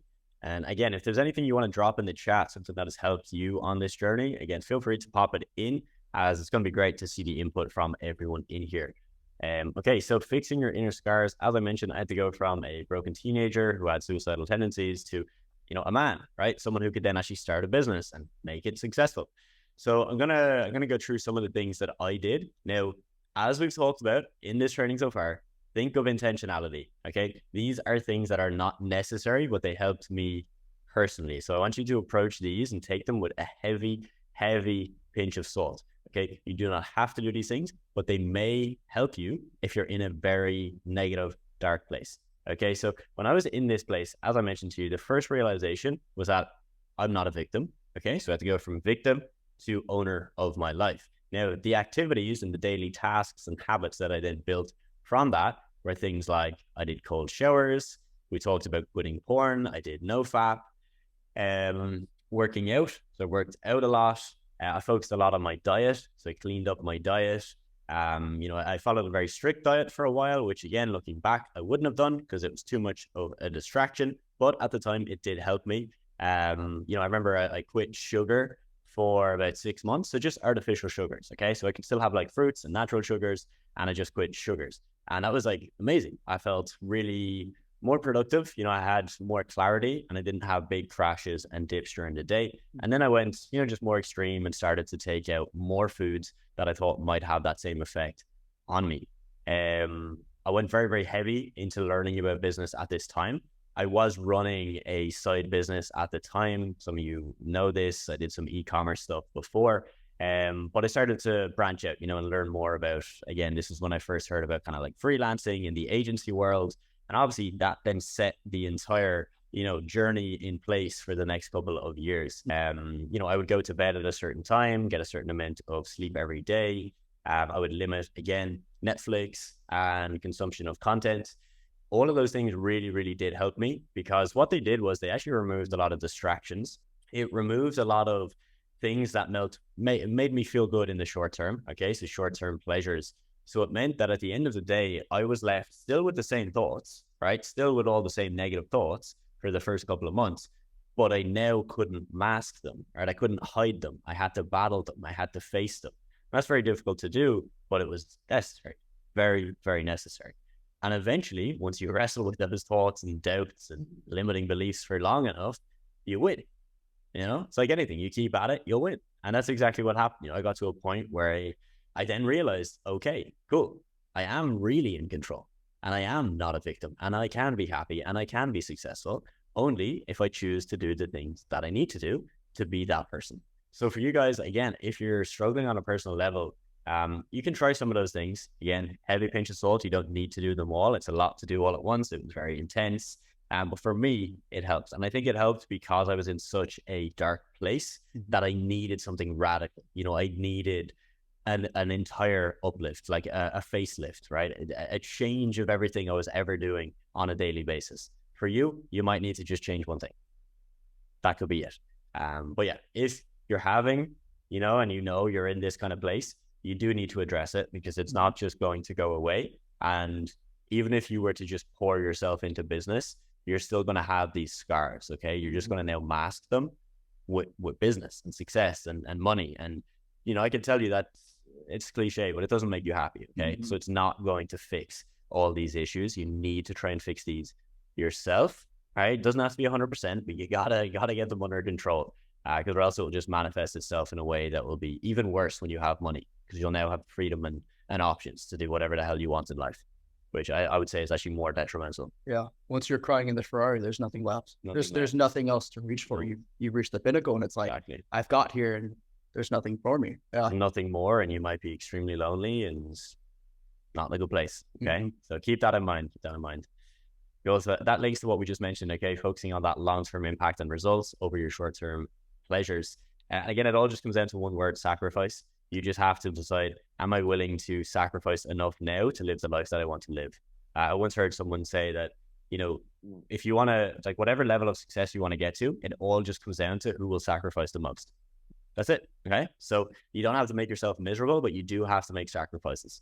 You do have to cut out things that mightn't necessarily be, things that line up with that long-term vision that you want to have.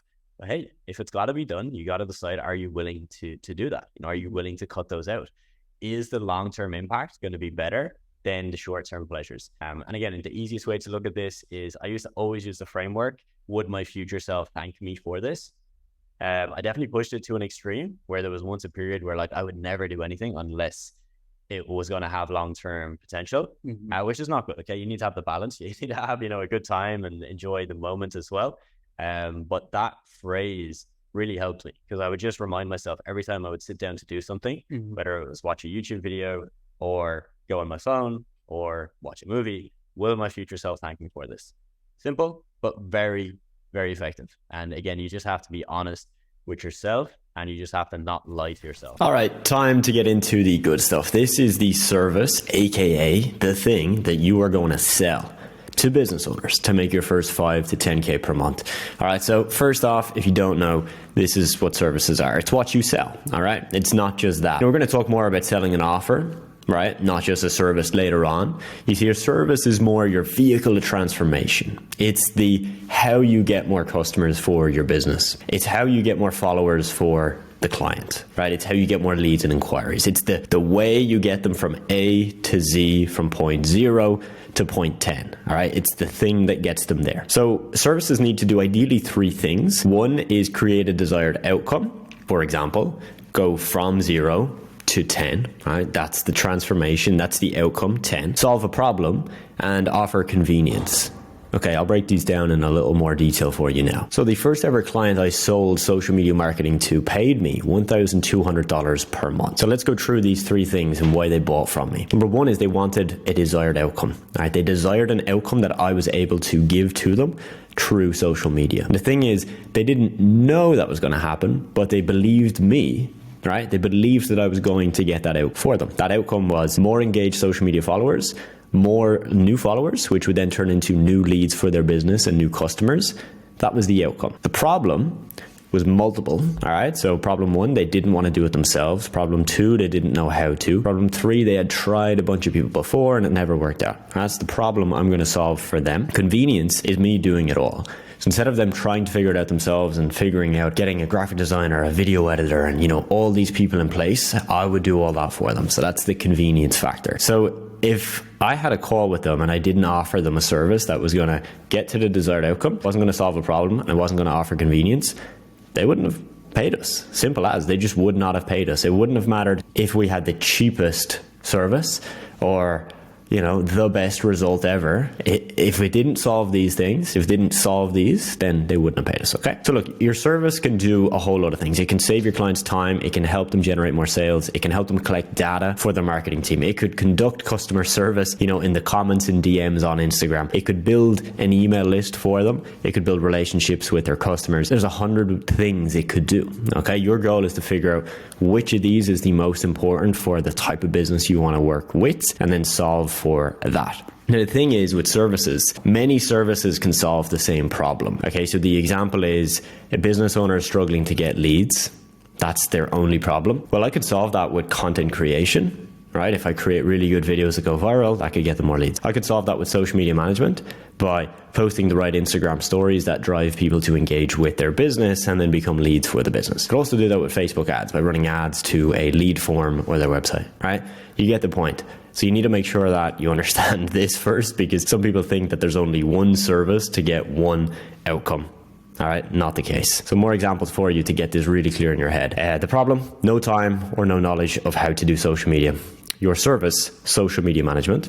And the solution is this. The business owner pays you, you manage their social media. This saves them the time and the effort. Plus, this is the extra benefit, not the one they're paying for, but the extra benefit. It boosts their online presence, brings them in more followers, more customers, and more sales. Another example, the business is not getting enough customers or leads. My service, content creation. Solution, business owner pays me to create engaging video content that reaches more followers and convinces people of the reasons why they should buy the products of the business. All right, that would be true content creation. And again, as mentioned, this way of looking at it works for all different services: paid ads, Google ads, YouTube ads, copywriting, email marketing, etc. These services I would only recommend to somebody that has experience in doing them, because content creation and social media management are the two things that are the most beginner friendly. They're the easiest to learn. You don't need to do a fancy certification to learn how to create content, right? You can learn all of this stuff very, very easily, which is why we focus on them. Well, one of the reasons why. Now, do keep an eye out for new services. So for example, when a new social media platform comes out, that can create a new service. So when TikTok first came out, that created a massive, new opportunity for people to offer TikTok as a service. When Threads came out with Instagram, same thing. And this will continually happen. There's alternative platforms that not a lot of people talk about. So for example, if you were to manage a Reddit for a business or a Pinterest account, like I know off the top of my head, those are not as common. So not as many businesses will want that, but then there's not as many people providing a service to that. Okay, so have a think about these and see if you can find a unique angle where there's sufficient demand for it as well. That's important, right? There's no point in me saying I'm going to manage Pinterest if no business wants that. Okay. User-generated content, just an example of a service that has been around for a very long time, but became very popular in the last few years. And these are the kind of things that you want to keep an eye out for when you're looking at new services to add on. And there's a whole bunch of other services. But as mentioned, we want to focus our efforts on content creation and social media management for all the reasons of them being the best for beginners. And I'll go deeper into this as we progress, but just know that it's worked the best for me. And I do think it can work the best for you. Very important that you don't try and offer all of these services. Okay, a jack of trades is a master of none. There are certain services that we combine and make a lot of sense to combine and do two of them together. For example, content creation and social media management, perfect fit, because you create the content and then you post the content. All right, Facebook ads and funnel building, for example, work really nicely together. Email marketing, copywriting, really nicely together. Okay, but apart from these, pick one thing, get good at that one thing. You see, before I started my social media marketing business, I was a freelancer. Okay, I did everything you can think of. I did appointment setting, email marketing, content creation, copywriting, like so many different things. And I was okay at all of them, but I could never truly be great at one of them because my focus is split between 5 or 10 things. When I decided, no, you know what? This whole freelance thing of me doing everything isn't going to work. It'll get me to a few thousand per month, but it's not going to help me build a real long-term business that can replicate the same thing over and over again for our clients. That's when I decided I would do the marketing business with just one thing: content creation, social media management. Those are the two things we started with. I say it as one because they link, right? But doing that, if I didn't do that, I would not be here. Okay, if I continued on this path of trying to do everything for everyone, I wouldn't have been able to get this far so far. Okay, now a really key point is that even if you just pick one service, it doesn't mean that you can never offer other services. My advice is that you focus on one service until you have enough clients, get enough results for your clients, and then you can add in what we call upsells. Okay, so you've sold someone and then you upsell them. It's selling them an extra thing. Okay, an example is my student success manager. This is a very common example for him. Is he gets a client for 500 or 1,000 per month for social media management and content creation, and then he actually upsells them onto paid advertising,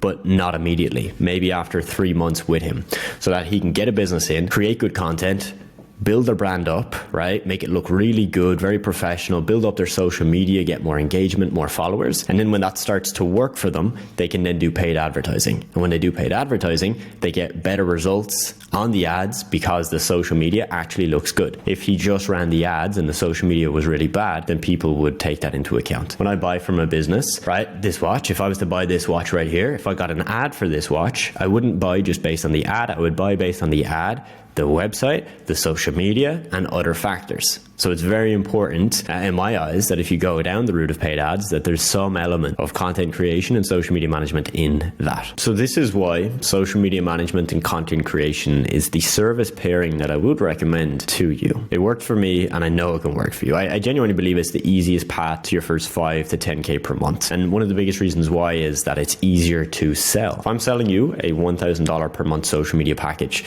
it's actually half the price of a $1,000 per month advertising package. Now, you might be confused, so let me explain. When you pay me $1,000 a month to manage your social media, that's it. You don't have to pay any more money, right? You pay me, I'll handle it, we're good to go. If you pay me $1,000 a month for Facebook ads, Instagram ads, YouTube ads, that's my service fee. So that's not the money that we're going to now spend on the actual ads, because ads aren't free. You've got to pay for them. So that means you'll have to fork out another at least $1,000. Like minimum. It wouldn't make sense to pay me $1,000 to manage $500 in ad spend for you. It wouldn't make sense. You'd want to spend at least $1,000, maybe $2,000, maybe $3,000. So what I'm actually selling you, even though you might only pay me $1,000, is that I'm telling you have to commit to spending $3,000 or $4,000 a month. You can start to see how this image of selling Facebook ads for $1,000 a month is not as easy as people make it out to be. It's also, in my opinion, easier to retain clients with social media management and content creation. You see, a lot of business owners see ads as a set and forget kind of thing, right? They think they can just pay you to set up, run the ads for a couple of months, optimize them, and then just remove you, kick you out, and manage the ads themselves. And this happens very, very often. See, social media management is not like that. Like at all, because if I'm going to get paid to do social media management, the work I do now can't just be, it doesn't just run on autopilot, right? Like we have to manually post content every day. We've got to manually post to Instagram stories. We've got to manually respond to comments in DM. It's an ongoing task. So, yes, it's laborious. It's a labor-driven service, but it means that they can't just kick us, right? Like your client can't just say after 2 months, oh yeah, social media is looking good, we're just going to stop now.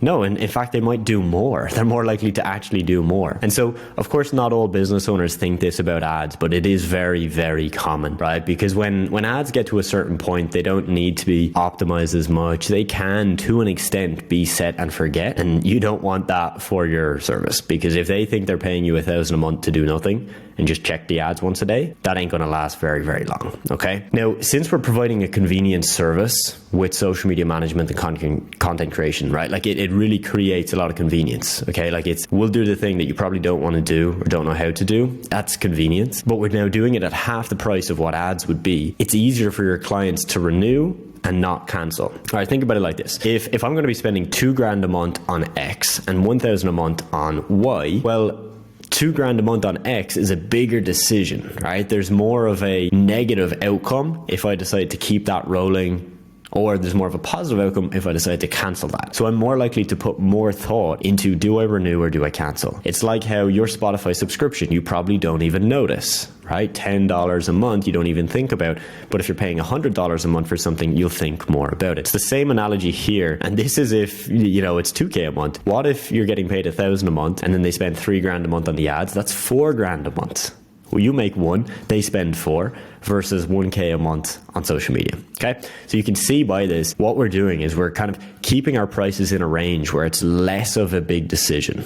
It's a smaller decision, which means it's easier for a client to just keep it rolling. Okay. Example, my first ever client that paid $1,200 a month, they stayed for 20 months. And here's the kicker. We had to fire them simply because they were working with us. Okay, my business partner was managing their social media and they didn't want any of our team members to manage the page, which was kind of annoying, and it was just the way it happened because they were our first client. We didn't have team members when we signed them, and then we of course brought in team members as we scaled, and they just didn't like that. They didn't ever want to be handed over to a different team member, which was fine, and we were willing to do it for a long time, but we got to a point where we fired them. They stayed for 20 months. Right? A lot of that was down to the convenience, the fact that we had to do the work every month. They didn't want to do it every month, and the price was low enough because this was a big company. So $1,200 a month for them was nothing, right? But if they were paying a 3 or 4 or it was $5,000, they would have thought about it more. So we might have actually made less money by charging more money. Crazy how that works. It's also easier to hire and build a team with social media management and content creation. Okay. The reason being is that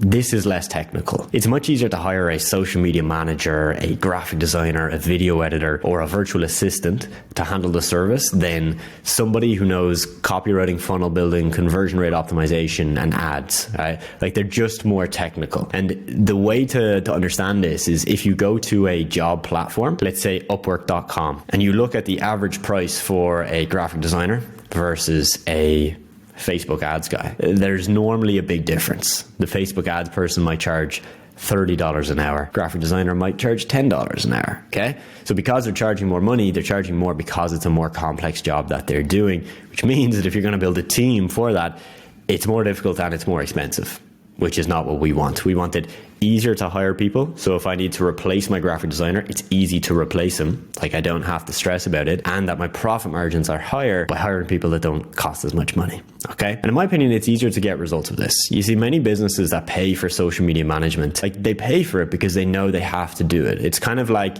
in the era we're in right now, businesses don't just do it to make more money, to get new customers. That's a massive driver, but a big part of it is because like they have to, right? Like if I find a restaurant on my phone on Google Maps and then I check the Instagram and the Instagram is terrible, I'm probably not going to go to the restaurant. And businesses understand this because customers tell them. They know this by now. In the day and age we're in, they know it. So they see it as a thing that they have to do. They're not looking for miracles. And this is really, really important. You see, Gary Vee, just for an example, very famous business guy. He's been talking about how businesses need to be on social media for years. Nearly every business has heard it. They've heard it on a podcast. They read it in a book. It's just known, right?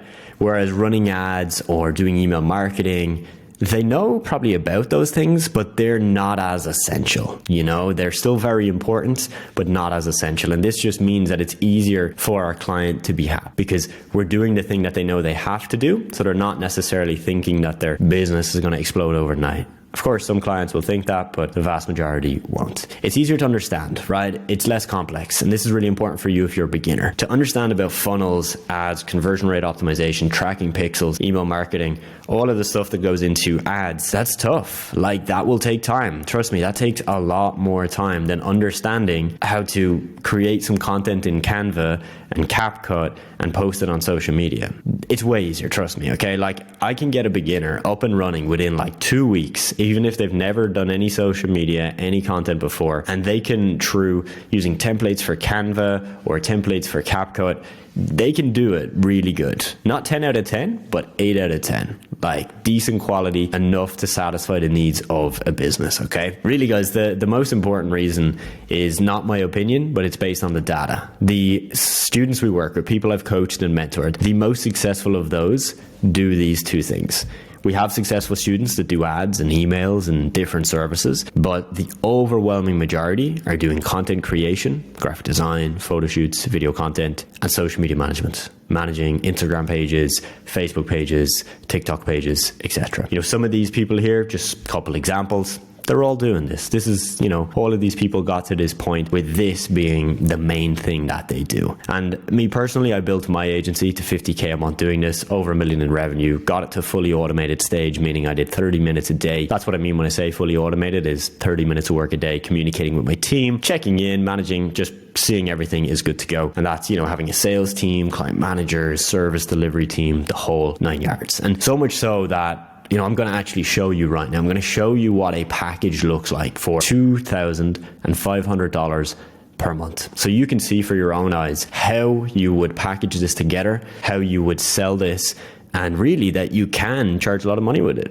I've told you about all the benefits of charging less, but if you're like, no, Adam, I want to charge more money and I want to charge $2,000, $2,500 a month, $3,000, you can do that for this service as well. So I'm going to show you that in this mini video right now, so make sure to watch. Now, one of the most commonly asked questions I get is, Adam, how much do you charge? And then what does a package actually look like for your clients? So in this video, I'm going to break down an exact client proposal that I sent out a couple of years back for a $2,500 per month social media management client. I'm going to show you, of course, the price we charged, what was included, and the full breakdown of what we had to deliver to the client for them to be willing to pay that money. So this is the title of the proposal: Instagram community management and custom content creation.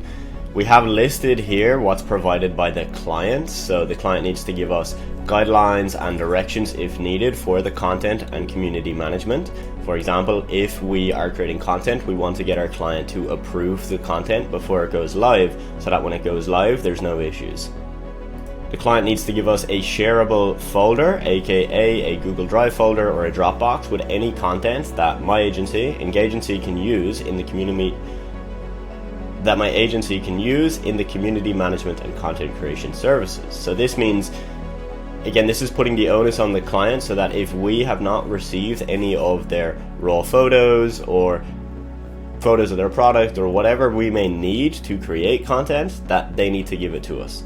This is very important because in my agency, we have never provided UGC or photo shoots to clients. We have always told the client that they have to sort that themselves, and then they got to bring it to us and we'll use it in content. The client must provide us with any promotional or bonus material that will be included in any content creation services. For example, if they're running a sale on their products on the 14th of the month, they need to let us know and they got to give us the heads up and the content for that beforehand. Same goes, just to reiterate that, time and schedule to follow for any promotional launches or live Q&As that they may be hosting in the weeks. Alright, here's what's provided by my agency. Now, if you look really closely, I actually have here, find a breakdown of hours and pricing below this section. I don't believe we give the full breakdown of hours, so we may have removed that, but maybe we forgot to remove it from this part. So first, custom content. This is infographics and captions created, scheduled and posted for the Instagram page, which is listed below. Content will be studied and analyzed on an ongoing basis to ensure posts are designed to reach the largest audience possible. And content can be based on specific product launches when requested by the client to promote more revenue generating activities. Okay, so again, this is saying when requested by clients, so that if the client is just expecting us to promote the sale that they're running, they need to let us know in advance that, hey guys, there's a sale running, let's post about it. Community management for the page listed below. This involves responding to DMs. This involves replying to comments, responding to DMs, and adding content to stories. This also includes directing followers to relevant product pages to boost sales. And promotional content provided by client can then be scheduled and managed. So here's the price. We have $2,500 as the monthly price, and this is for 3 client accounts, not just one account.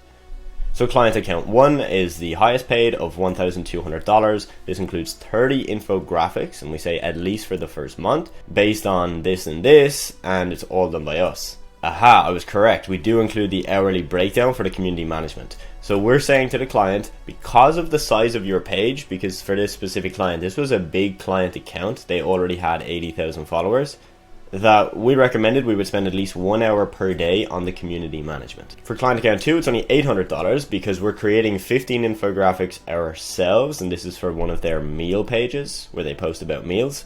And then 15 posts would be provided by the client. So they would send us the photos and we would just write captions and schedule the content. Actually, in client account 2, you'll see we dropped it to 45 minutes a day for community management. And client account 3 is only 500. Why is it only 500? Well, 2 things. One, we're doing 15 to 20 posts provided by clients. We're not creating any content. We're just taking what they give us, putting captions on and posting. And then finally, the community management is only 15 minutes per day.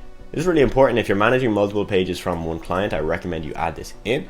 All 3 pages will be promoted / grown through all 3 pages, meaning that we will help grow the following on pages number 2 and 3 by leveraging the bigger sized page number 1. Because the page number 1 had 80k followers and the other client accounts were very, very similar in the same industry, we've told the client that we're going to use that big account to grow these other smaller accounts. Payment terms, so the payment plan provided by Engagency of $2,500 per month provided by the client. And this is where the client signs, confirm that payment will be made via preferred payment method at the beginning of agreed payment period.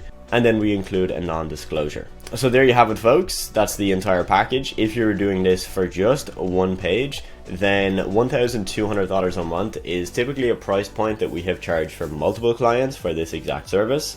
But make sure you change this, like we discussed earlier, based on if you're going to hire a team, make sure you have a high enough price to basically allow yourself to hire those people without killing your profit margin, and you should be good. So it doesn't matter what type of marketing business you want to start, whether it's social media management or a different service, doesn't matter. One thing you need to get very clear on is if you're going to do this as a freelancer or an agency owner.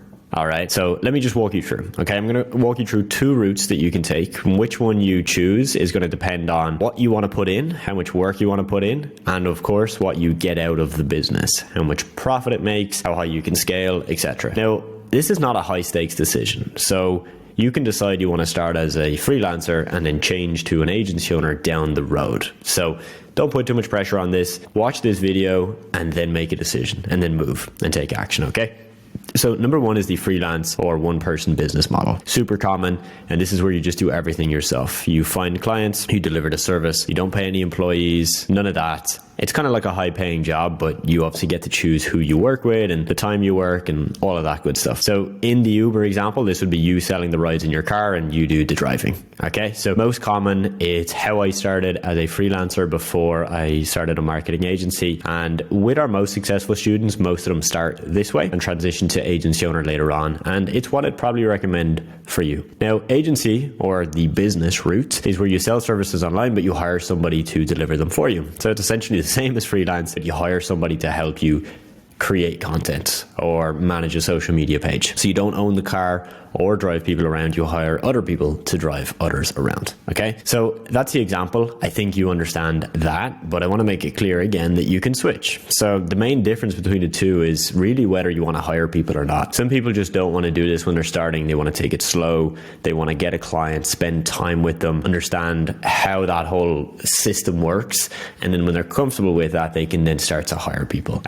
So this is, again, how I started, and then I transitioned to agency owner. So whichever route you decide, just make sure you make that decision now. So for most of our students, this is what it looks like. 0 to 3 clients is freelance, do everything themselves. 3 to 10 is a hybrid between freelance and agency where they don't hire people to do everything, but a lot of the work. Okay, so for example, Chris and Robbie, 2 of our students I can think of right now, they're in a business partnership. Those guys are doing about £10,000 a month, so about like $12,000, $13,000, and they do the hybrid because they've got around 10 clients and the profit margin's like 85%. So they do a lot of work for their clients, like communicating with them, but then they have graphic designers, video editors, appointment setters, people on the back that do a lot of the other work. And then 10 plus clients is when you typically go agency route, because trying to scale the freelance route is a recipe to burn yourself out very fast. You'll get annoyed, you'll be stressed, you'll be working way too many hours. Okay, so make that decision now and get clear on this. Okay, so if you're not sure, you want a quick refresher, this is the most common. Freelance, you do everything yourself, find clients, deliver service, don't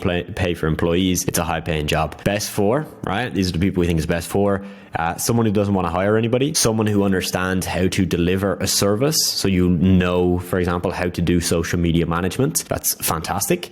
Someone who's happy to spend time working in the business, doing the things, you know, learning the operation. And starting off, you know, it's not a hard and fast rule. Like you can switch later on.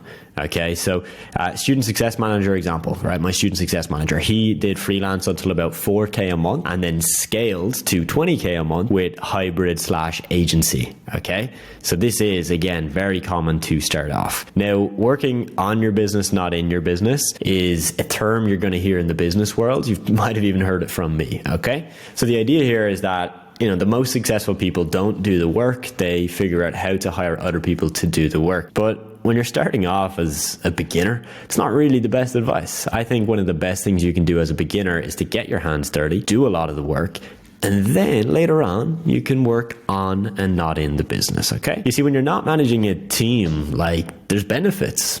You don't have to track time, making sure they did the work they said they did and double checking stuff. You don't have to worry about selling your client this service and then your team delivering a subpar, you know, a not so good service, and profits. You make more money. Like, you will profit more money. Obviously at scale, it just doesn't work and it breaks, okay? So the profit margin for freelance one-person business is between 90 to 100%. Right? Like, you don't have an office, you've no employees, you might pay for a couple of tools or softwares, but you know, that's kind of it, right? Like, your income potential with this is up to about 10K per month. And then after that, yeah, you're going to be fairly burnt out. Okay. But obviously very high profit margin. An example would be Rachel, one of our students. This is a little old, this photo. This is just the award we sent to her, but she got to over 10K a month with freelance. And, you know, she worked a lot, but she didn't work 70 hours a week. With the agency business, this is the quick review. So you're selling the services, but you're selling social media management and then hiring somebody to do the work, or hiring 2 people to do the work. All right. You could hire one social media manager, or you could hire a designer, virtual assistant, and you could change the way in which you do it. Okay. So that's the review of it. It's really best for the person that's already making some money with this. All right. Maybe between 1 to 5K per month. Or you're at zero, but you don't have a lot of time to deliver the services, or you have absolutely no idea. Like you genuinely have no idea and you don't want to learn how to do it. Fair enough. You can start from zero with this model. Not a problem. And it's really best for scaling. Getting past that 10K per month ceiling and going upwards to 20, 30, 40, 50K per month. And now profit margins is where you're going to take a hit with the agency model. We want to aim for between 60 to 80%. Your biggest expense is going to be labor, hiring the right people to do the right things. So for example, when I scaled my agency to 50K per month, our margin was somewhere in that range, between 60 to 80%, depended on every month.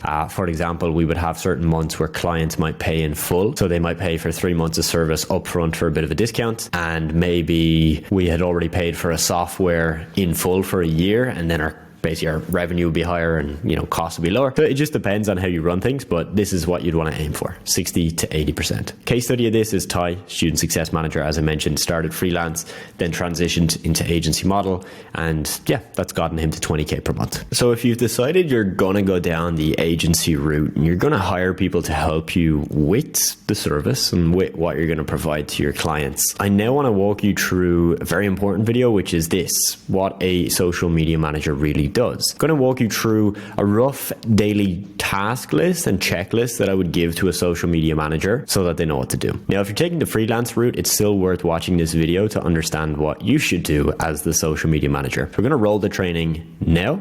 Take notes, make your own checklist. Enjoy. What does a social media manager actually do? The checklist I'm going to give you is what was responsible for gaining over 80,000 followers in just a 3-month period for one of our clients. This checklist works for freelancers and for agency owners. If you're a freelancer, you sign clients, you do all the work yourself, you keep all the profit. If you're an agency owner, you hire other people to do some of the work, you focus on marketing and sales, and you keep roughly 70% of the do. Quick side note, the price that you charge your client should reflect the checklist. The checklist I'm going to give you is what I used for clients that were paying $1,200 per month, not a $300 per month client. If the client is paying you $300 per month, you're probably not going to do as much. For example, you would post less content, engage with their followers less, post stories only a couple times a week. You would just dumb down, right? Condense the amount of work down to a smaller block. The checklist I'm going to show you, I used to personally follow myself for clients before we had lots of team members, and it would take me roughly 30 minutes a day to follow this checklist. So that means it was taking 30 minutes a day to serve one client. All right, step number 1 is to identify the platform that you will use. For my clients, we always focused on Instagram, and the price that we charged was for one platform, not for 2 or 3. I would recommend that you stick to one platform, because if you have 5 clients, one pays for Pinterest management, Instagram management, another pays for TikTok,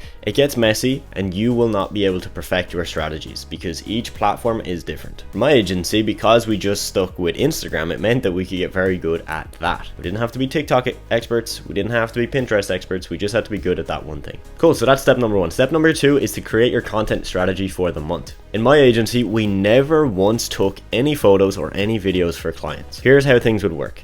Clients would send us access to content they had. For example, if they're a supplement company, they'd send us photos of their product and some videos. Now, 9 times out of 10, the client had barely any content. So then we would have to create most of the content ourselves. So we would rely on a lot of quotes, graphics, carousels, and animated videos for Instagram. So if somebody is telling you that you have to go physically to your client, take photos and videos, it's cap.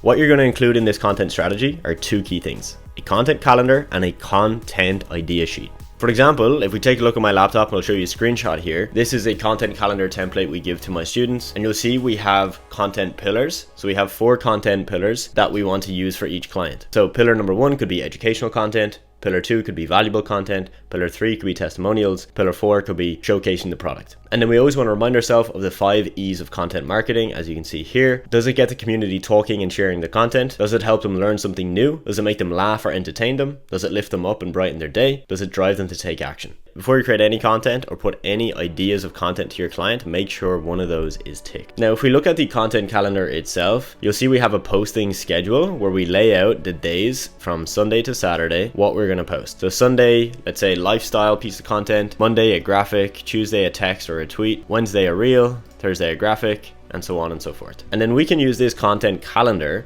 to put the ideas on this sheet, we can show them what type of content it's going to be, what's the title of the piece of content, and even a screenshot of an example of a piece of content that it might look like. And then we can track if it's made, if it's in progress, or if it's ready to go. Cool. So that's step number 2. Step number 3 is actually creating the content. So if we're focusing on Instagram, we need to create content for the feed and for the stories. The easiest way to do this is to have given your ideas in the content calendar to your client. They approve all the ideas for the month. You then send those ideas to your graphic or design team, or you do it yourself. While they're working on the designs and the videos, you can go ahead and start writing the captions and the hashtags for the content. Step number 4 is to actually post the content. Follow the content calendar each day. That's why we've already done that, because it saves you a lot of time and effort each day. Step 5 is to monitor and engage. So check the comments and DMs, respond to anything you need to respond to. And finally, growth hacks. If you are creating good quality content that's educational and shareable, your client account should grow. And if it's not, the content is probably not good enough. But some clients will want more growth. You're getting them 300 followers a month and they're expecting 1,000. I'm going to give you some growth hacks that I have personally used in my agency. Not all of these I recommend. Some of these I would not do,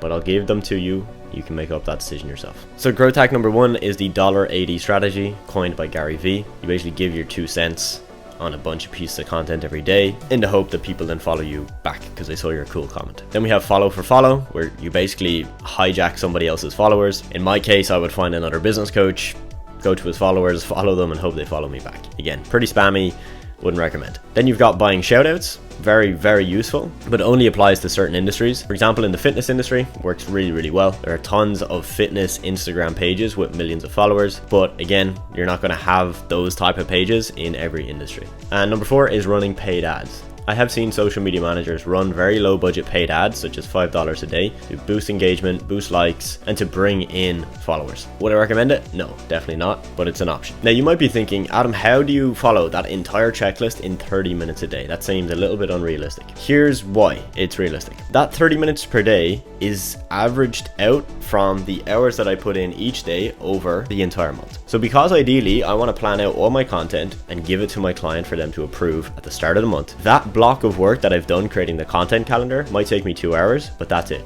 I don't have to touch it again for the month. Same when it comes to creating the actual content, the graphics, the videos, the Instagram stories. If my client has approved all my ideas, I can get all of that content done. If I'm creating it myself, maybe I can just go into flow mode for a day and create all of the content. And if I'm working with designers or editors, I can send it off to them so that they get it all done. The 30 minutes per day is primarily consisted of you actually taking the content, posting it with the caption, with the hashtag, and then monitoring the account. Look, with the agency route, you can hire a social media manager who might be someone who's able to create content and manage a social media page, but it's often the case where you'll want to hire multiple different people.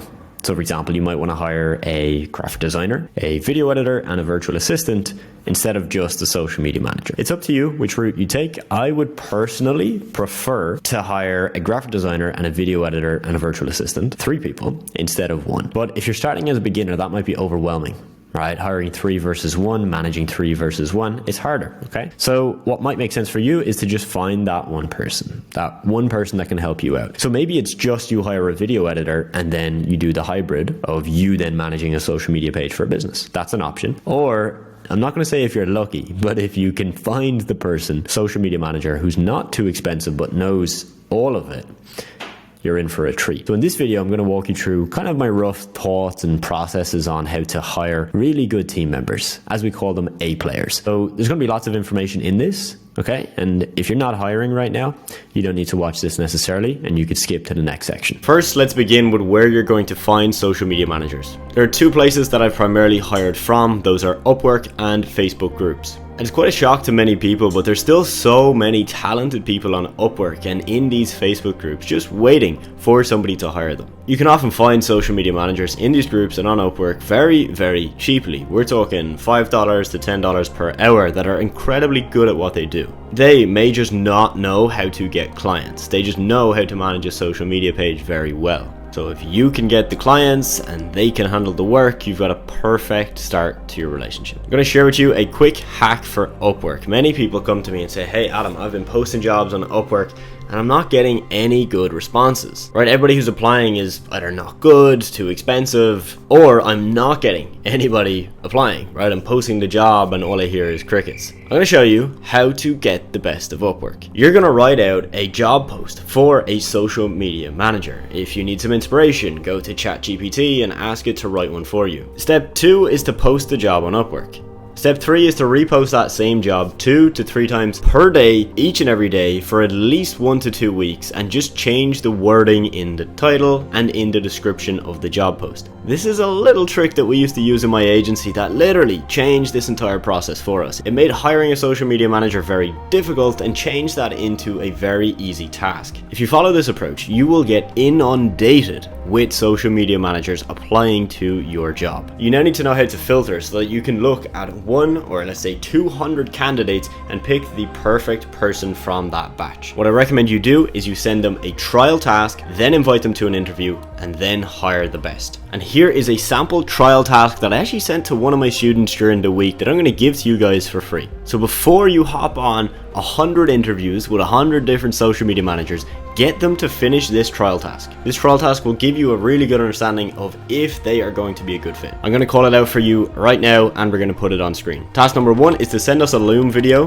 This Loom video is going to be sent to our client John, and you want to explain to John the following analytics from his social media: 1,000 new followers, 15,000 new accounts reached, engagement up to 100%, and keep in mind John runs a skincare business, so make sure he knows how these analytics are going to help him grow his business. Step 2 is to come up with 10 ideas for new content for John's skincare business for the following month, and step 3 is to check out the attached graphic that we've made for a client and identify what needs to be changed to make this post better suited for Instagram. So really the idea here is very, very simple. If we post this job 2-3 times a day and we get hundreds of applicants, we need to narrow down the applicants to find out who's going to be a good fit before we waste hours and hours on hundreds of potential interviews. So if we have 300 people that applied to the job, maybe only 50% complete the trial task. So that means 150 people complete this task. Out of those 150, trust me, you will get a very, very good and clear understanding within a couple of minutes of reviewing each application who's going to be a good fit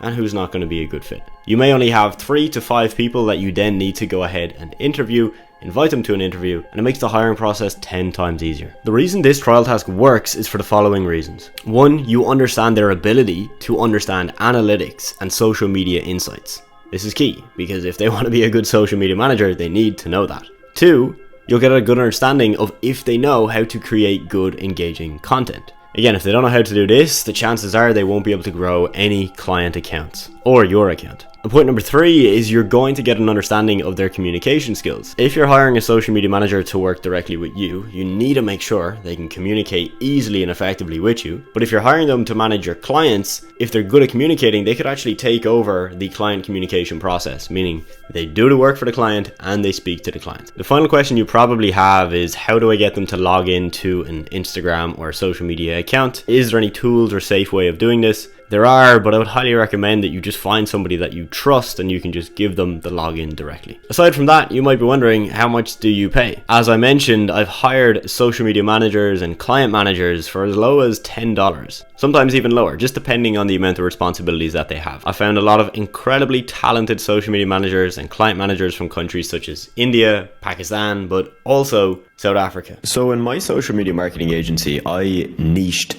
down. Now, many of the students I've worked with in my program have not niched down. So I'm going to give you 2 cases in this segment, showing you the reasons as to why sometimes it makes sense to niche down and why in other cases it doesn't. And sometimes for beginners, it's more preferred to not niche down. It gives you a bit more flexibility. You don't tie yourself into working with just one specific type of business, and it can give you the flexibility that we're going to discuss. Okay, so I wanted to make that clear that there's 2 routes. I'm going to discuss them here. Again, in my agency, we worked mainly with fitness coaches and supplement companies. Now, we had clients that fell outside of those niches. Okay, those were clients such as referrals, clients that would have referred their friends that had businesses to us, where we were going to take them on. They didn't fit the ideal client, they weren't exactly what we were looking for, but it was an easy client, so we didn't turn them away. But out of the 355 clients that we worked with, I would estimate, at least, we're talking about at least maybe 150 of each, between 150 online coaches and 150 online brands. And the rest of the clients then were a mix. Okay, so let's get into it. Now, as mentioned, I'm going to show you two different sides. Now, to really make this clear, this is not a high stakes decision, okay? You don't need to spend the next day figuring this out. You can spend the next 5 minutes and then you're going to rock and roll with that, okay? It's okay to change your decision. Now, what I will also make very, very clear is that my view on this has changed. You see, for my agency, having a niche was I think one of the most important things. I genuinely don't think we would have scaled to the heights we got to without having a niche. Like, it really played such a crucial role. But a lot of the people I work with, a lot of the students I've mentored don't have niches. Okay, and they have shown to me that there's a different way. So I'm now going to give you the insights based on what worked for me and hundreds of people I've worked with. All right, so let's get in. Number one, which is what I did, is you choose a niche now. So before you work with any business, you decide which type of business you're going to work with. Now, this can be a specific type of business or a certain industry. Example, you could say online coaches. That's a type of business. That could mean you could work with an online yoga coach, a fitness coach, a business coach, a mindset coach, right? There's tons of variations. Just the online coaching business model is what you're looking for. The opposite of that is finding an industry, okay? Fitness, that's an industry, but you could have a gym, you could have a PT, a fitness coach, you could have a supplement company. They're all very different in how they operate, what they sell, how much they charge, and their business, all right? So most people choose a niche and then they change it, right? They don't just pick one and then that's it.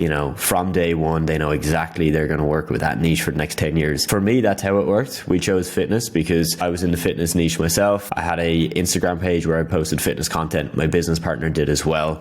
It just made sense. And that's what we then committed to work with. So look, why do people niche down? Number one is they know a lot about a thing. I knew a lot about fitness. It made sense. Number two is they have previous results working with them. Some of the freelance work I did was with fitness coaches. So when I was doing absolutely everything, right? Appointment setting, emails, ads, social media, I worked with some fitness coaches. So I had that little bit of experience with them to know, all right, I understand how they think. I know how to sell to them. Yeah, that's going to work well. Number three is if you want to streamline service delivery. Okay, think of it like this. When Nike sells, just their standard, say, caps, right, or Nike shoes, doesn't matter the product. They have an assembly line. The product's the same. Okay, so they can sell 10 units or 10,000 units.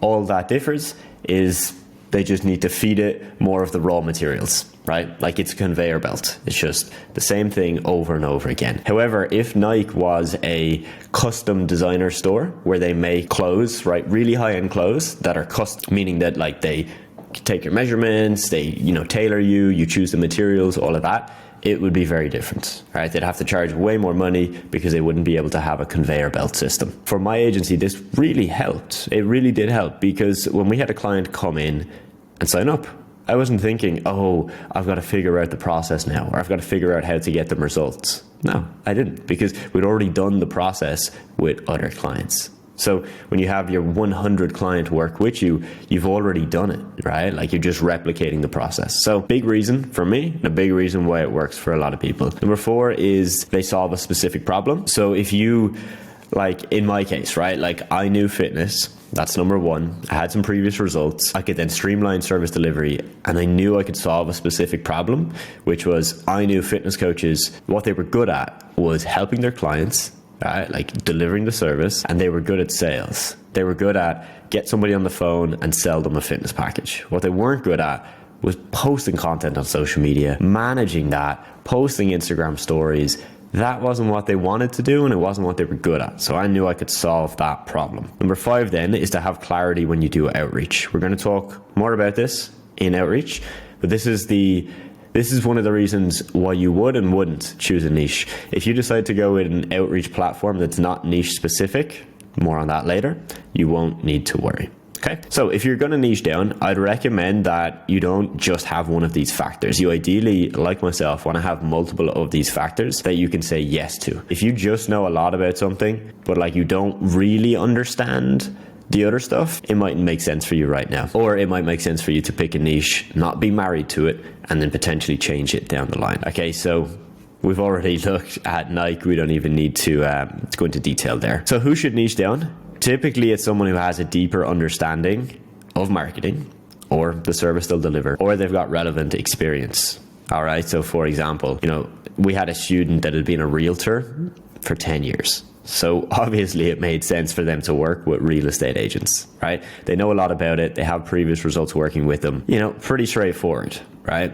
Whereas if we have John, who's a beginner and he doesn't have any experience, he's never worked with anybody, he's maybe in college, then yeah, it probably doesn't make sense to niche down. It probably makes sense to keep his options open and let his niche find him. This is what we've just put this slide as. Let your niche find you. You see, for a lot of our students, they start off with no niche and then they pivot, right? And at 10 clients and going from 10 to 20, then they have a niche, right? This is basically going out there and letting your niche find you. So if you have multiple clients on board, this is the most common way to do this.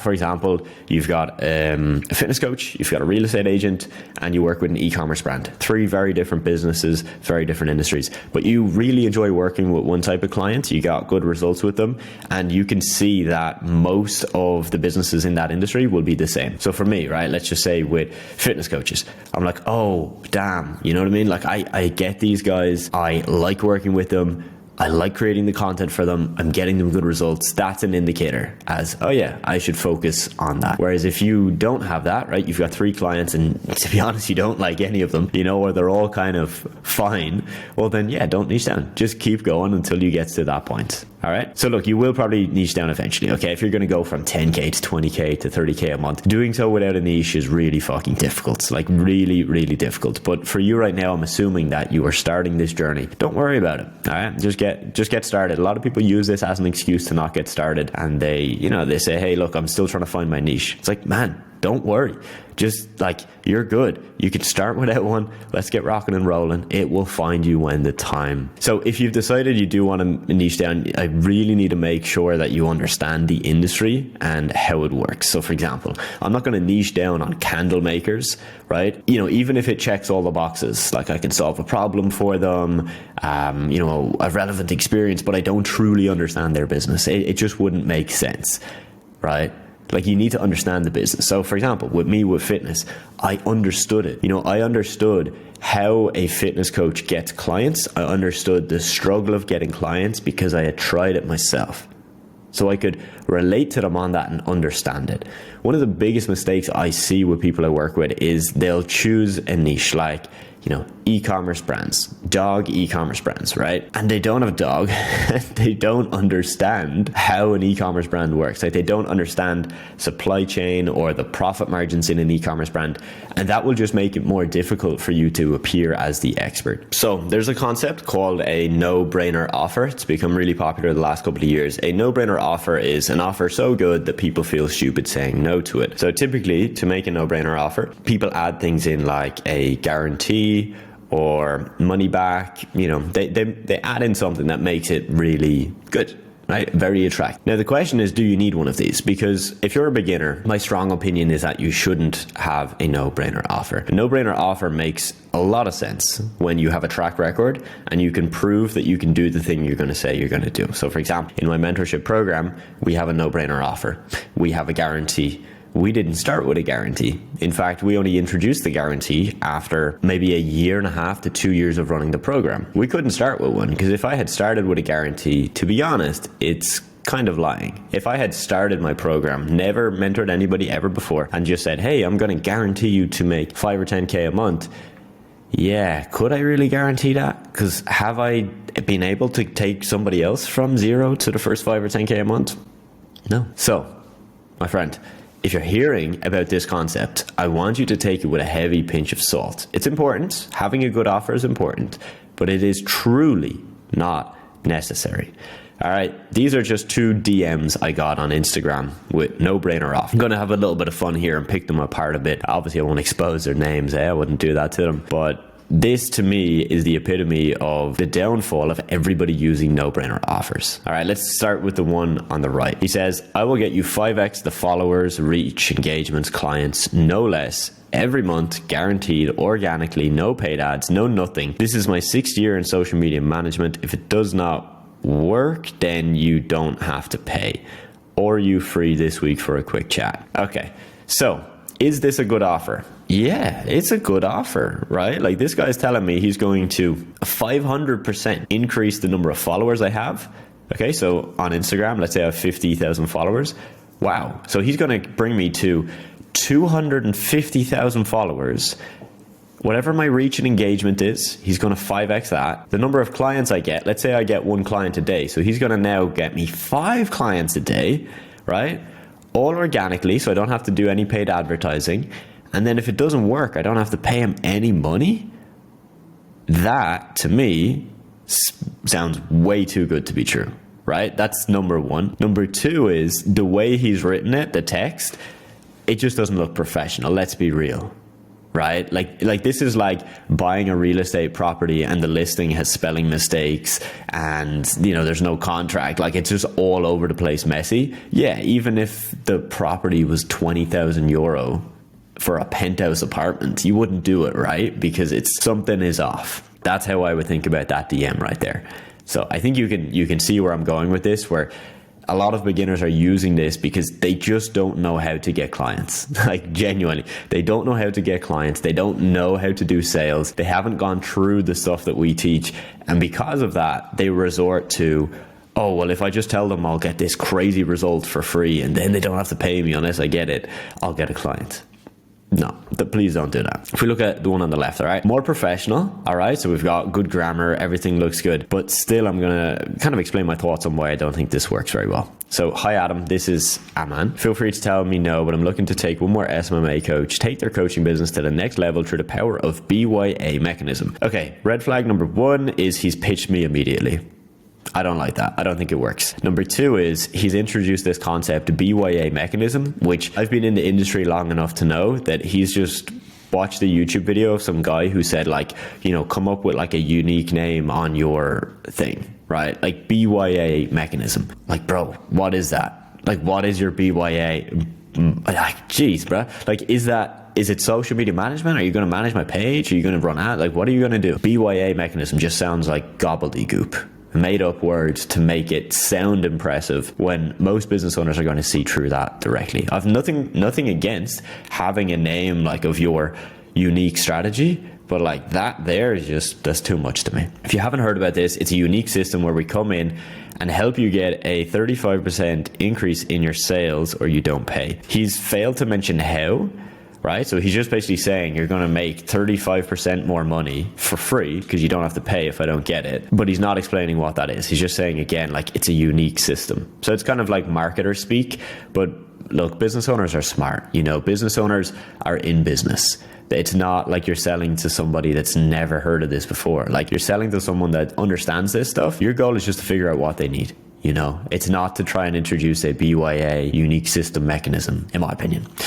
Also, it requires zero work for you. The same framework helped one of our clients who is a coach, was able to get, okay, so grammar is off, which immediately makes me not trust this. Okay, so who is a coach was able to get does not make sense in English. 30,000 top line revenue by just spending 2,500 on Zuxland. He means Facebook ads, okay? Okay, so now we know how. It's true Facebook, Meta, Instagram advertising. Fair enough. He's mentioned the coach, which is cool. You know, adding in a result is fantastic. So this guy, right, where he's got a guarantee of 35% increase or you don't pay, actually makes more sense because he has a result. You see, now I'm going to take him more seriously.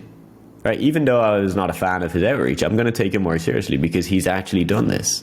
Okay, so fantastic. Now I'm going to believe him on a base level and maybe I'll have a conversation and see, you know, cool, does this work? In terms of how he pitched me, I would never respond to a message like this and most business owners wouldn't. So again, I'll cover more in this training of how you do outreach effectively. But now you know what a no-brainer offer is and hopefully you're getting the vibe as to why you don't actually need one of these, okay? So a big reason why people want to have a no-brainer offer is 1, they don't feel that confident and they feel like it kind of takes the pressure off their ability to sell. But 2 is knowing what you're actually selling. So look, my advice to you is to actually start your outreach. We're going to talk about outreach very soon. Outreach is the process of reaching out to businesses. I want you to start that before you finalize your packages. You see, like your goal with building a package or an offer, it's to find a starting point. It's not to have the best offer, a no-brainer, or the best pricing in the world. It's just to start. Like some of our students waited until they had the perfect packages, and that doesn't exist. Like they never find the perfect package, so they waste months. You know, I was still figuring out my packages 8 months into my journey. When I signed my first client for $1,200 a month, I didn't go into that call with that prospect with like the package ready. No, like we literally had the call, asked them questions, figured out exactly what they needed, and then I built the package after the call. So you don't need it. And if you're going to rely on this as a beginner, it's not the right place to rely on. Okay. Now, if you are going to build a package, fantastic. You can. All right. If you'd like to, if it gives you confidence, go for it. Don't build out 10 different packages. 1 to 3 maximum. All right. The last thing I want is you to be pitching a client and they have to choose from 10 different packages. It's way too much. So custom packages, that's essentially what I used. It's not having a package. And then when you have a prospect, working through them, right, on the call, like, okay, for example, got you guys, so you're interested in social media management. Fantastic. You know, how many posts a day are you looking to do right now? They tell you, oh, 1 a day. Fantastic. Got you. And are you looking to post on your stories as well? Oh yeah, we want to post, 1, twice, maybe 3 times a day in the stories. Nice. Cool. Yeah. And in terms of the management of your page, like, do you get a lot of DMs right now? Like, do you guys get a lot of comments, DMs, a lot of things you got to reply to? Oh yeah, we get, a few a day. Just a few. Fantastic. All right. Now me as the guy who's selling to them, I know what they need, right? And I can start to calculate with a custom package exactly what they need, how much I need to charge for that, and we're good to go. So if I was starting from zero, I'd start with custom packages and then I'd build out packages after I've signed a few clients, because you might think your package sounds great, but you don't know. You only know it's great when someone actually agrees to pay it. Serve, don't sell. Your first few sales calls, all right, is not about selling. And you see a lot of people when they're like, oh, I need a package to be able to sell. It's the wrong mindset, because you're now just trying to sell. When you go with the mindset of I'm trying to serve this person, I want to genuinely figure out how many posts do they need. I want to figure out, like, do they need me to do Instagram stories for them? When you approach it with that mindset, you'll come across way more genuine. But number 2 is you'll actually be able to sell better. All right, like you're genuinely interested in them. You're trying to figure out the best package for them.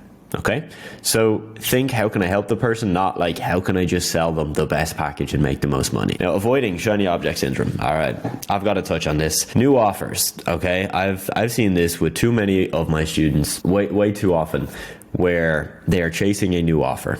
AI automation, IPGA, some term they've seen on a YouTube video, right, of like a new offer, a new way of doing it. And look, I'll be the first to say that sometimes these offers work. Do they work very long? No, normally very short term, right? Like you might tap into an offer and it works, but it might, because it's just this kind of like this thing, like that everybody's hyping up. It might work for 3 months, 4 months, 5 months, but is it going to actually build you a long-term business? Probably not. Now, at the same time, I'm not against adding these in, right? Like, when the market is in a certain position, you got to take advantage of the market and you got to hop in. But at the same time, don't risk everything you've built to chase a new offer. So we won't even go into too much detail on this, but I just want you to avoid this, okay? It's shiny object syndrome. It's you thinking that, the reason I'm not getting clients is that my offer isn't good enough. Look, I know people that can sell the worst offers at crazy prices because they're good, all right? So your goal with this is to become good. And you will become good by doing this. Doing outreach, taking sales calls, practicing the craft, and trust me, you are not going to have to rely on some crazy no-brainer offer. And the beauty is that when you do land clients, you get them good results, you can then build a no-brainer offer, and it's going to be fuel to your fire. But just don't rely on it when you're getting started. All right, so now we're going to talk about pricing, how much you should charge, so that you know, if you do have a call, how much you're going to be able to sell your service for and how much money you're going to be able to make. All right, so we've already looked at the fact that you don't need to have packages. There's 2 routes, okay? So route 1 is custom packages.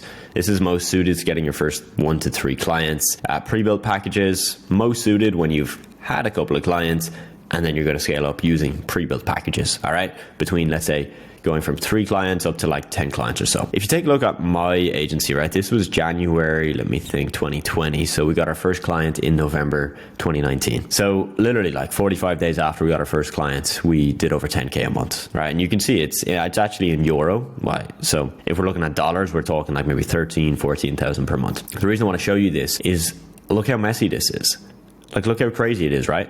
One client is paying 2,538 and 1 cent. One client down here, client 10, is paying 656, and client 7 is paying 128. I had no idea what I was doing, right? This is custom packaging at its finest. Like, we even had client 2. Now, look, 4.4K, it wasn't like 4.4K monthly.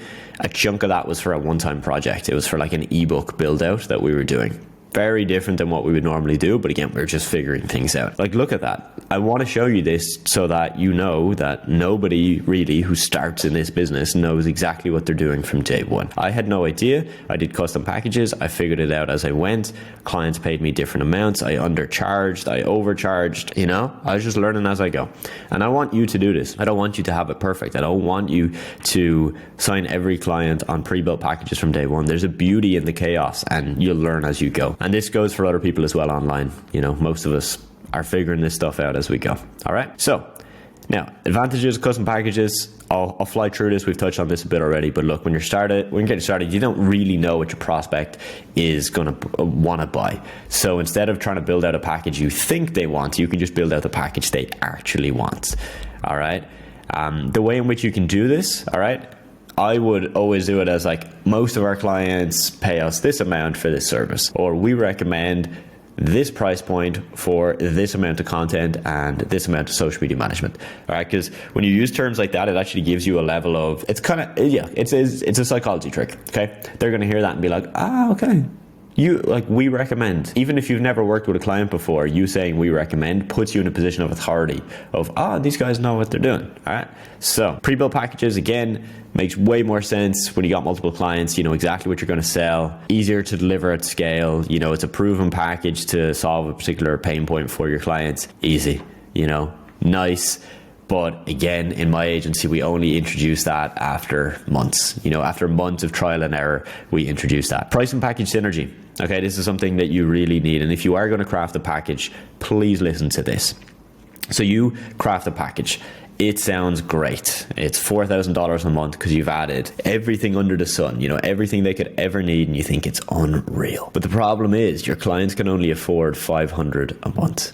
Oh, that's a shame, right? Because you've got the perfect package and now nobody can afford your package, or the type of businesses that can afford your package are just not the type of businesses that you're getting in touch with, you're not getting in contact with. You've got a massive problem. Well, what if you designed your packages with the price that your target market or niche actually could afford? This is price and package synergy. This is why custom packages works, because without directly asking them on a call, hey, how much do you want to pay? You can ask questions to figure out how much they could afford. Ask them questions about how many products they sell a month, how much, you know, what's their profit margin on the products they sell? Do they sell anything else apart from the products? What's the average customer value? If they get a new customer, right? Let's say they sell watches, they get a new customer, they buy a watch for €200. Well, does the customer buy more watches? Oh, actually, maybe the lifetime value of a customer is €500, right? You can start to piece together how much they could afford based on that, all right? But if you don't ask those questions, then you won't know. So you want to figure out what you want to make. So if your goal is 5K, 10K a month, cool. We need to look at it on a per client basis. How much do you want to make per client? Okay, so let's say you want to make $500 per client that you work with. Okay, if you're going with the freelance one person business route, you're not going to hire anybody. So all you've really got to think about is, I want to make $500 a month.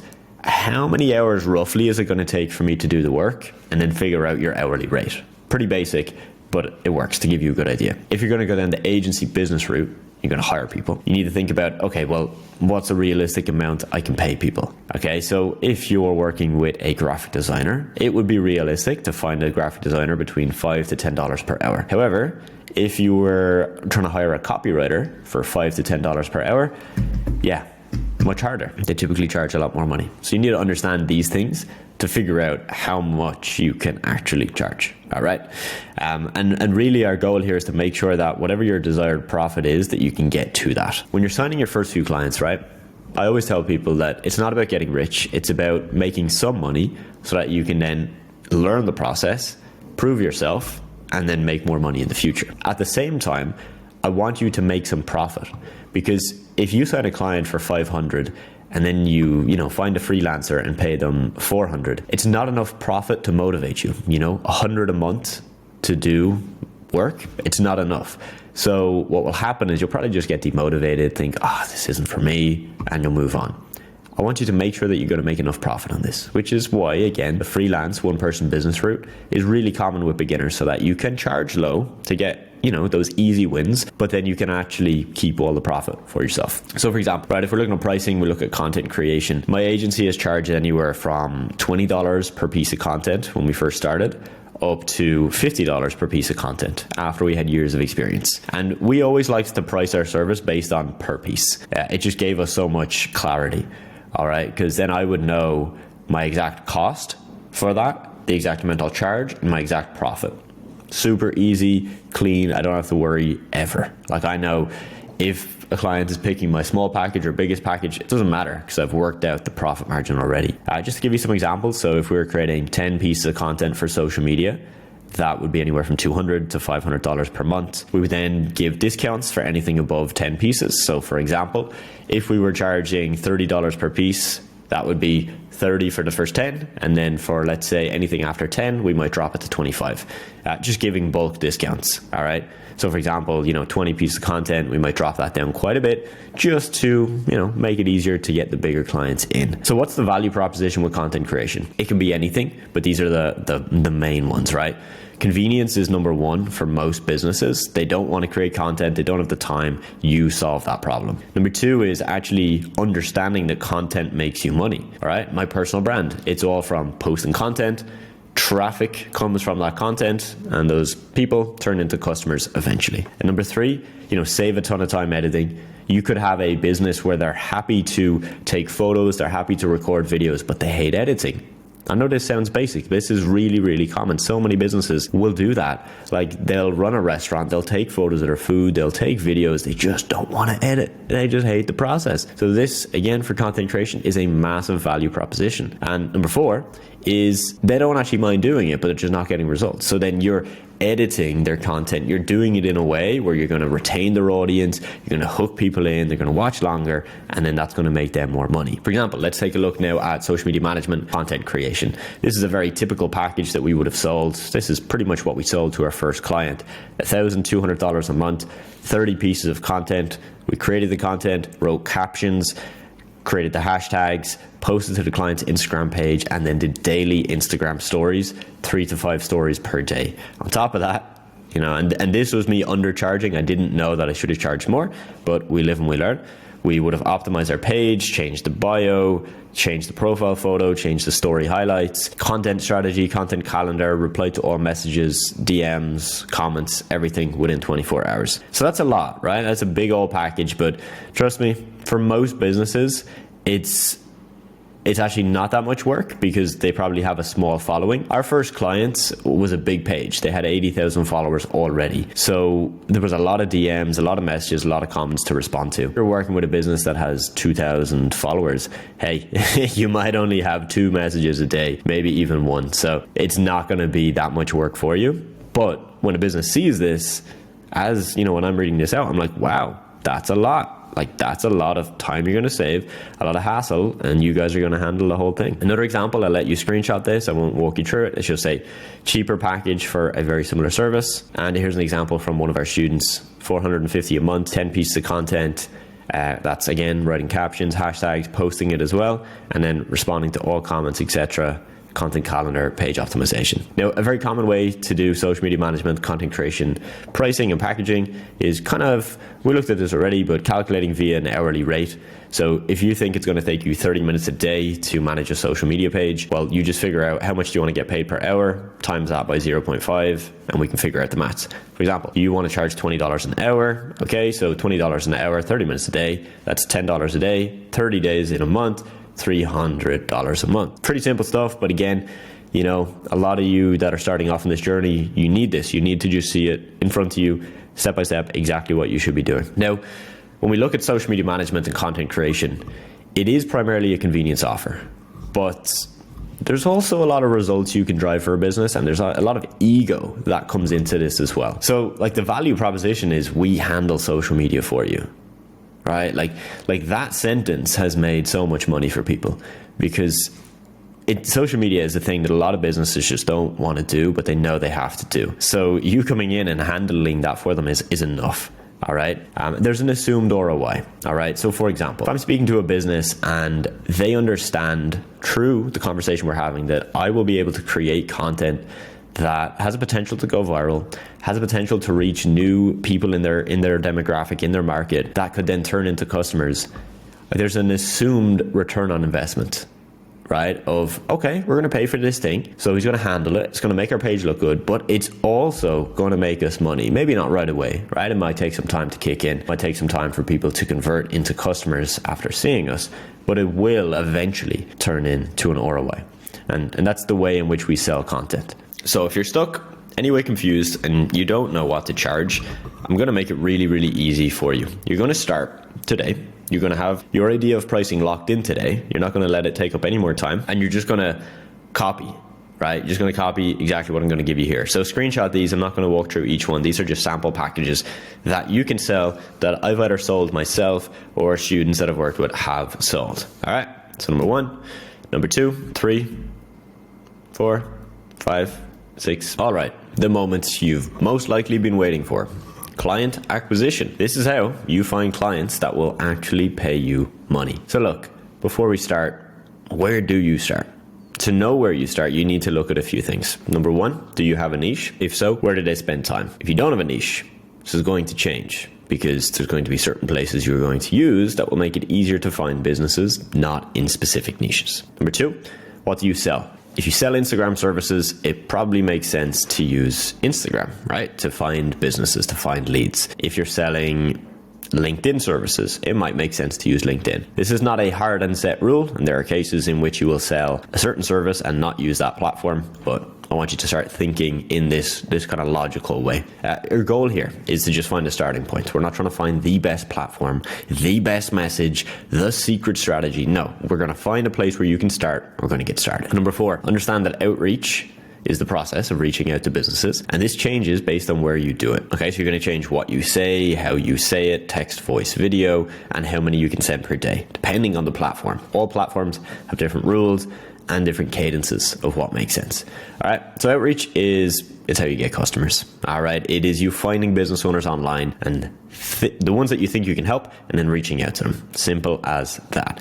You know, since we sell to other businesses, it doesn't make sense for us to, you know, put up tons of social media posts or, you know, get a billboard and do an advertisement, because most people who see that aren't business owners. All right. People do this, and this can work, but reaching out directly to the business owners is the most common way in which you will get clients. So reaching out is the most effective way. Now look, note at the bottom, some people would rather not do outreach, and instead they would rather build a personal brand. They'd rather post content online and attract clients with their own like inbound funnel is what we call it. It works. But is it going to get you clients fast? Normally not. It's more of a long-term play, something that normally pays off over 3, 6, 9 months. So I personally, if I was starting tomorrow, would start a personal brand, right? Posting about how I could help businesses with social media, but I wouldn't be expecting that it would get me clients for months. So I would then do outreach and message businesses directly as well. All right. So some important questions you might have is, how do you deliver results for your clients? How do you onboard them? What do you say to your clients to make them sign up? Look, we cover all of this stuff, but it's really important that you understand that you need to understand information on a just-in-time basis. So some examples of outreach would be sending a DM to a business owner on Instagram, sending an email to a business owner, cold calling a business owner, looking through online marketplaces to find people that need your service, sending messages on LinkedIn, and there's many, many more. So there's different types of outreach, and we're going to look at just kind of these 3 main approaches. You've got a direct approach, lead magnet approach, and outreach approach. And the process is this: we do outreach to get a business on a call, and on the call, that's when we try and show them what we do and explain how they could become a client and work with us. So you want to decide these things first before you decide anything. Where do the businesses that you want to work with hang out? Is it Instagram? Is it LinkedIn? Where is it? What kind of message could I craft to them? What could get their attention? What would turn them off? What would make them think I'm a scam? Think of these things. Logically go through it yourself. What could you offer? Are you just going to offer them a free call? Are you going to offer an audit for their business? Are you going to offer them a free PDF that you've put together or a free case study? Think through these things. And are you going to take a quality or quantity approach? We'll talk more on this, but there's two routes. Quantity is volume, sending kind of the same messages to as many as you can. Quality is finding a handful of businesses to reach out to on a daily basis, but putting in a ton of effort on each one. So the approach is direct approach. I would be very careful with this. We've already looked at this in the examples of two of the DMs that I was pitched with no-brainer offers. These were direct approach, where someone just literally straight up says, hey, this is what I do. Do you want to hear about it? Be careful, because when people know they're being sold to, the walls go up, right? Like if I don't trust you, we've never had a conversation before, and then you try and sell me, even if what you're selling is good and I like the sound of it, I'm probably not going to engage because I don't trust you. This is really good for people that are good at sales, okay? So if you have a sales background and you understand sales, this could work very good. It can also work, very good if you are going to do personal, like what we call personal messaging before the direct approach. For example, you're not just going to pitch them in the first message, but you'll have a genuine conversation back and forth for maybe multiple days before you then pitch. Okay, so basically the flow here is that you are trying to sell what you do in the conversation, which is not the approach that I personally take. In my agency, the lead magnet approach was the most common approach for us. This is where we would give something away to a business for free in order to demonstrate value, build trust, and for them to think, yep, these are the guys. They seem like they know what they're doing. So for us, this meant that our conversations were way shorter because I didn't have to build up as much trust because I'm not selling anything. I'm giving them a thing for free. And the way I did this was with a case study.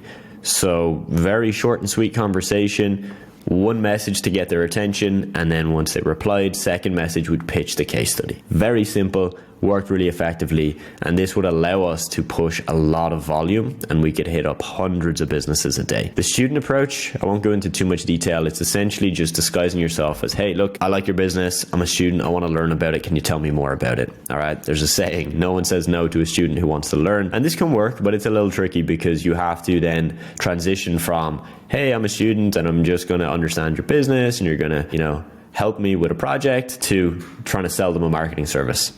It worked, but it can be tricky. So the outreach mindset, whichever route you take, is this, okay? Outreach is the most important activity. It's the way in which you get clients. It's an RGA, revenue generating activity. And volume negates luck with outreach. Most people that struggle with outreach don't do enough of it.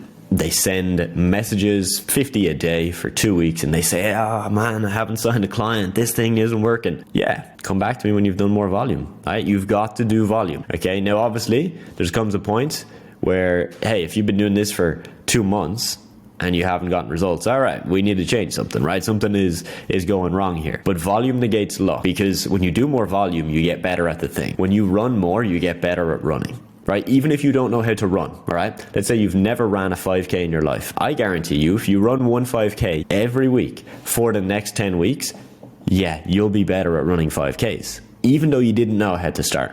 It's the same with this. If you start outreach today, you don't know what to send, you don't really know how to do it, but you start and you do it every day for the next 10 weeks, yeah, you're going to improve. You're going to change. You're going to iterate. You're going to pivot what you're doing till it works, right? Like that is just how we work as humans. It's the way we develop. So you need to do volume. You need to push that volume, okay? You got to take some experimenting.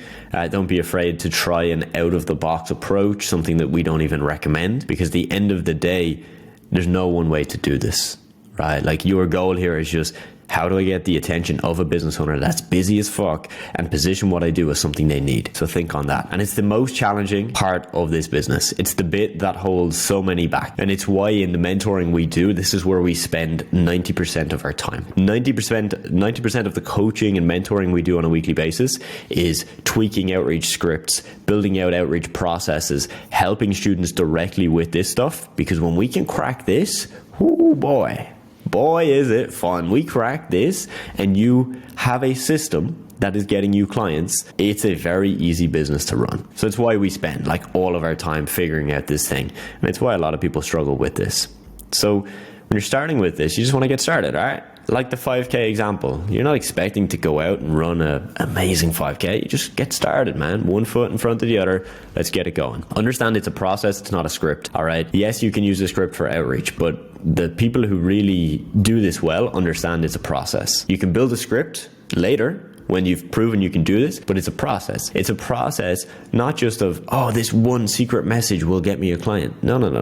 It's a process of I need to understand how to get their attention, deliver some value to them, and get them to trust me so that they'll have a call with me, and then I can sell what I do. All right, that's the process of this. View it as numbers, not people. Don't do this in your real life. All right, if you view people as numbers in your real life, you're gonna have some tricky relationships. But if you view every business owner that you reach out to as an individual, as a person, you'll get too attached. So when one of them is like, oh yeah, this sounds interesting, you'll be like, oh my God, I've just signed a client. No, you haven't. They've just said they're interested. They might not be interested tomorrow. You view this as numbers, you get completely detached from the fact that they're people, and this helps, right? It's one of the biggest mindset shifts that I made that helped me crack outreach, was viewing it as numbers. And just understand this, or I'm going to level with you. 0 to 1 is the hardest part of the journey. Getting your first client is the hardest part. Running your first 5K is the hardest part. Everything after that is so much easier. So please stick with it. Commit to this. Commit to yourself. Commit yourself to this and just keep at it. Now, rejection is good in this game. If you've been rejected in your personal life, dating, other scenarios, whatever, don't bring that into this, because this is a game of rejection. If I reach out to 100 businesses, many of them will reject me. Some might curse at me. Some might tell me to shove something somewhere, right? Like, this is a game of rejection. This is what it is. And the beauty of this is that when you do this and you push through this and you do the volume, you negate the luck with volume, you have thick skin. All right, so like comments won't get at you as much. If you have rejection in your personal life, it won't get at you as much. This is a skill that you can use not only in this business. All right, if you message 50 businesses a day for 2 weeks and you sign no clients, but then you sign one client for $1,200 a month for a 3-month minimum, let's say, and you sign that client in month 3, would you give up after the 2 weeks? No, I don't think you would, because it's all worth it when you get one yes. Most people just quit before they get the one yes. Now, this is your thought process. How can you make your free offer so good that someone can't say no to it and makes the time for it? If you're going to offer, you might remember the lead gen approach, right? Or the lead magnet approach, where you offer a case study or something for free. Giving something away for free isn't going to solve the problem. It has to be good, right? Like if I give this watch away for free, it's only going to be valuable to someone if they like the watch. I could give this away for free to my brother who doesn't really like watches, and it would just be like, oh, okay, cool, yeah, watch, nice, right? But I give this to a watch enthusiast and they'll be over the moon. So if you're going to build a case study or host a free call or give a free audit to a business of their social media, make it damn good. Put in the effort, make it damn good. All right, so should you do quality or quantity? Depends on the platform. This is the main factor, right? If you're working on, let's say, Instagram, there's a lot of limits on Instagram where you might be able to send 50 messages a day. All right, we'll talk more about how you can get past these limits later on, right? If you're working on LinkedIn, same thing, there's lots of limits. So whatever platform you're using will dictate this. Platform with less limits, you're going to focus more on quantity. Platforms with limits, you're going to focus more on quality, meaning that you put more time into each message. At Upwork, for example, right? You're not going to go on Upwork and, apply to 20 proposals a day or 20 job posts a day. You could, but it's probably not going to work, because what works on Upwork is putting in the time and attention to make a really detailed proposal, maybe spending 20, 30 minutes on each proposal, versus on Instagram. No, we're not. Like, it's a different platform. It's completely different dynamics. So we need to be fast, snappy, get as many done as we can on a daily basis. All right. So warm platforms, Upwork falls into this category. This is more direct. This is less conversational. This is less volume. This is more quality. With these are platforms where business owners are essentially posting jobs saying, hey, I'm looking for a social media manager. Your job then is to apply to that like a job, but it's not a job, right? Like, you're doing it as a freelancer or as an agency owner.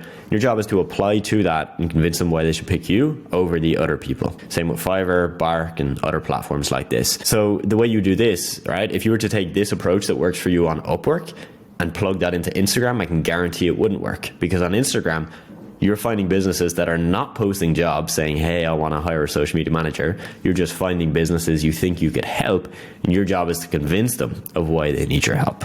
All right, so just to give you some examples of Upwork, these are just some posts that we've seen in the last week. There's so many businesses use Upwork to hire social media managers, content creators, agencies all the time. Like, and they spend a lot of money. You can see this business has spent over $100,000. They're based in Singapore. This United States, $7,000. Like, all the time, there's new jobs like this going up. 5K from Australia. And this is why, for a lot of beginners, Upwork is a fantastic platform, absolutely fantastic. In the past, I used to think it wouldn't make much sense because I didn't use it myself. But again, humbling myself and learning from our student success manager, who has really pioneered in this area and has taught it to our students so well, we've seen how powerful this is. For myself, when it came to outreach, the biggest way I grew was getting out of my comfort zone. My first clients, this is how I got my first clients. Quite a funny story. I flew to an event in London called VegFest in 2019. My goal was to network, and I was like, hey, maybe I'll land a client from this, but I want to go to the event anyway, and I'll network. Okay, we ended up meeting a business group there that we ended up signing the same month for $1,200 a month. Now, I did have a little connection with these guys before, right? I think maybe like 2 or 3 months previously, I created a few graphics for them, really small amount of money, like $100, $200, and our relationship just died. As in, I created the graphics, they got the graphics, and that was it. But I didn't know them well, never had a call with them, nothing. So then when I met them at this event, that allowed me to re-spark that connection. And yeah, that's where we then, had a chat with them at the event, didn't pitch them at the event, but then afterwards linked with them and messaged them. We booked in a call, had a meeting, and that's when we sold them this offer. Now, what I did then was I went above and beyond for this first client, like above and beyond. I treated it like they were paying me $1 million. It's like, wow, they're paying me money. I'm going to absolutely wow them. Like, I'm going to do as much as I can to make them impressed. And it worked because it was a 3-way partnership. Okay, it's such a wild story, right? Because it's like meeting them at an event is one thing, but then the fact that it was a 3-way partnership and how this happened is just wild. So essentially, one of the business partners in that, there was a woman with 2 other guys, and the woman had 2 other businesses. She had her own fitness business, like coaching, and then she had a CBD company that she was just starting. And because we did so well with the business she was a part of, we had a call then for her CBD business, which she ran with another guy, and that guy loved what we did. And we got them as a client. The same package, $1,200 a month, probably within a week to 2 weeks after the first client signed. And then she got us onto her personal page for the fitness coaching as well. So we ended up getting 3 clients from 1. And that only happened because we went above and beyond. We wowed them. We just put in so much work and we gave them a good offer. Now, after this point, voice message outreach on Instagram is what I did to get my first 10 clients. So the 7 other clients we would have signed, right, excluding the 3-in-1 client, most of these came from voice messaging on Instagram. And I did this because, I'd watched some content on YouTube and I'd seen that, hey, look, not many people are doing this voice message thing. I'd imagine most people are not confident enough to do it. I wasn't really, but I just faked it. I just forced myself to do it, and it allowed me to learn how to be more confident on voice. It meant that when they would then have a call with me, they've already heard my voice and there's already a bit of trust built up. It worked out really, really well for me. But this only happened because I got out of my comfort zone. Now, going back to the other type of outreach, we've got cold. Okay, so cold is what I did. All right, voice messaging on Instagram. This is less direct. It's more conversational. It's higher volume. I was pushing as many DMs as I could a day across multiple pages. We're probably looking at least 100 a day minimum, mainly on Instagram. And that was my approach. Now, this can be done on, Facebook, LinkedIn, emails, calls, texts, tons of platforms. Again, it's going to vary based on where your ideal client is at. So keep that in mind. And just know that each platform has a different limit, all right? So the amount that you're going to send on Instagram versus email versus LinkedIn is all very different. If you're going with LinkedIn, you might be doing 50 a week. If you're going with email, you might be doing, you could be doing like 200 a day. If you're doing Instagram, you might be doing 50 a day. Like, all of them have nuances. They're not a set number, but you'll have to test that out for yourself. And again, I'm going to walk you through in a slightly different training on Instagram how we were sending 500 DMs a day. 500 DMs a day, even though the limit is around 50. So keep watching so I can show you that. Understand this, again, process, not a script. And to really understand that this is a process, not a script. I'm going to show you a framework. It's the AIDA framework: attention, interest, desire, and action. So action is when someone says, wow, I need what you have. I'm going to get the thing that you have. When we are looking at cold platforms, so Instagram, email, LinkedIn, they are not at action. No, they're all the way up at attention. We need to get their attention. All right. Now, then when you reach out to certain businesses will be further down this equation. So for example, I reach out to a CBD company, and this CBD company has just so happened to watch a bunch of content in the previous week, or they went to an event where some guy was talking about social media and how important it is and that they need to be on social media. So when I reach out to them, they might actually already be interested. Right? Like they might already be further down this, but my job is to assume that they're all the way at the top. They're at attention. They need to know, what is social media? I need to bring social media into their attention. Then I need to get them interested, then get them to desire it, and then them to think, I'm going to actually get this thing. So some rules I'm going to walk you through for outreach messaging. And I really hope that I can give you enough here to give you a starting point so that you can start outreach yourself. Warm and cold, very different. Again, going back to the AIDA equation, with warm, people are all the way down at the bottom saying, I want this. With cold, they're all the way up at the top. So what you say in an email is different to what you say in a text and Instagram. So keep that in mind. And, don't overuse emojis or question marks or things like that. It's, just a general rule of thumb. Don't do that. It looks very unprofessional, okay? Number one, be personal. I'm going to just show you a couple of messages here. All right, so these are examples from people I've worked with. So, do you create all these posts from scratch? This was sent on Instagram. And the person says, I use Canva for most of my content. And then they replied saying, wow. And then they put in the business name. It definitely is not an easy thing to do. Now, this approach is not wrong, but personally, it's not personal enough. So I would never put in a business's name, address them as their name. It just doesn't make sense. It's like saying, instead of saying, hey, Adam, it's like saying, hey, Figure Accelerator. I would just be like, whoa, that's a robot, right? You're not a real person, definitely. So don't do this. Definitely not.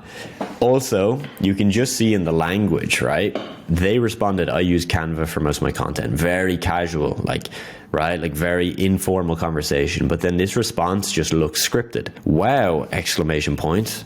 Business name, full stop. It definitely is not an easy thing to do, full stop. That just sounds scripted, right? So be personal. For example, if we look at the one on the right, hey, I just saw your fantastic product. I think that can be better, right? Explain what the product is, because this could be just copy and pasted to any type of business. But then they say a lot of athletes like me miss seeing this. Hey, it's more personal, right? It just seems more casual, more conversational. So for a cold platform, that's most likely going to work better to get your responses. Create connection. Don't confront people, right? Avoid confrontation. This is a message someone sent. Hey, just came across your page and love the content. How come you don't post more? The grammar as well, make sure your grammar is correct. All right. But how come you don't post more? It's confrontational. If you meet me for the first time, we've never met each other, and you say, hey, Adam, why don't you do that thing? I'm going to be like, whoa, hold on a second, right? How about a hey, how are you? Nice to meet you, right? It's just too much. It's too confrontational. So I'm not going to buy from you, right? I'm probably not going to be your friend, okay? So this applies for outreach as well. At the end of the day, we're selling to people.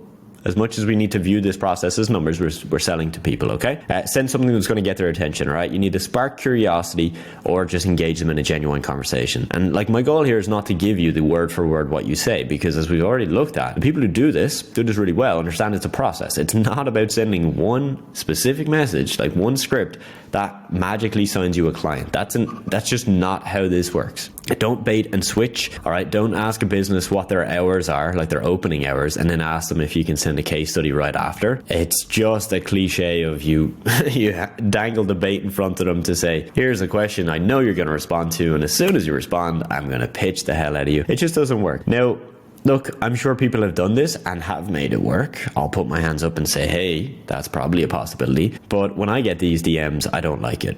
And if I've ever sent these DMs, I've noticed they don't really work. Now, make sure that your messages are easy to read and easy to respond to. So don't send big blocky paragraphs. People are not going to be reading a big paragraph when they don't know you. So if you look at this, right? This person said, quick question, do you make all your content yourself? And they said, yes, sir. Nothing wrong with that. Then look at this. It's this big, massive message. I've already stopped reading because I'm seeing so much that I'm like, Jesus, like this person is clearly going to sell me something, right? It's this big, massive block of text. I don't like it. You know, not a fan. I don't like it personally. And I know, again, when I have sent this, it doesn't work. It never works. And the business isn't going to just turn around and be like, yeah, amazing. Like, let's work together. In a very rare situation, it might, but understand how conversations go, right? You wouldn't, for example, if you're dating, right? You're not going to hop on Tinder or Bumble and ask a question, then they answer, and then just bombard them with like 4 or 5 paragraphs. That would be way too much too soon. Sales is the same. Temperature checks are really, really important with outreach. If you've had conversations with 500 people, you need to know their temperature. Like, are they hot? Are they lukewarm? Are they stone cold? Because how you follow up with them, how you try and proceed the conversation and keep things going will depend on this. Again, I'm going to come back to the dating analogy because it's an easier way to understand this for most of you, right? Myself included. It's like if I'm going to message someone, right? Let's say message a girl, get a response. Like, I need to understand based on her response. Is that hot? Is that warm? Is she interested? Is it stone cold? Is it somewhere in the middle? Because how I then respond to that is going to change, right? I'm not going to say in the same response based on where the person is at. It's the same thing with sales, right? So think through this, because if, for example, they're hot, and they're like really engaged, you can advance the conversation to take action. Book the free call, give them more information. Fantastic.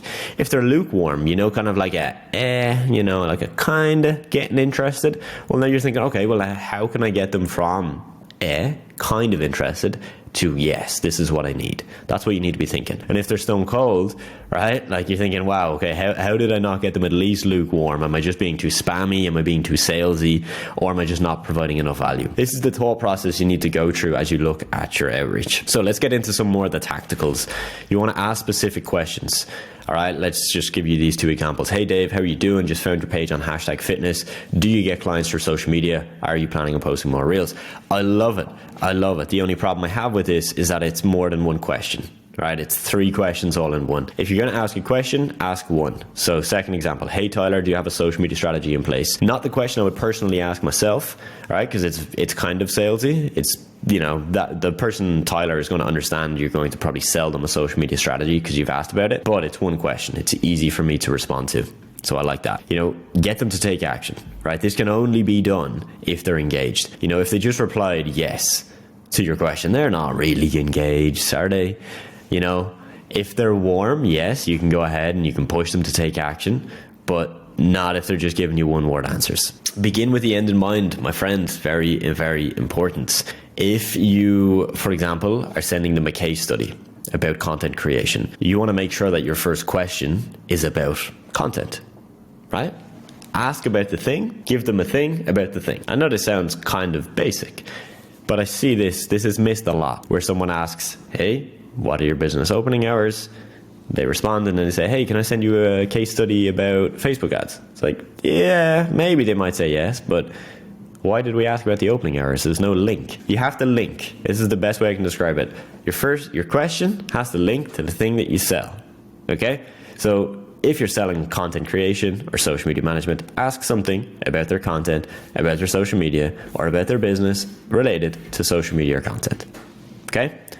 That's what you're going to do. Let's keep moving. So when you're creating your script, and I say script in inverted commas because we don't want a script, we want a rough process.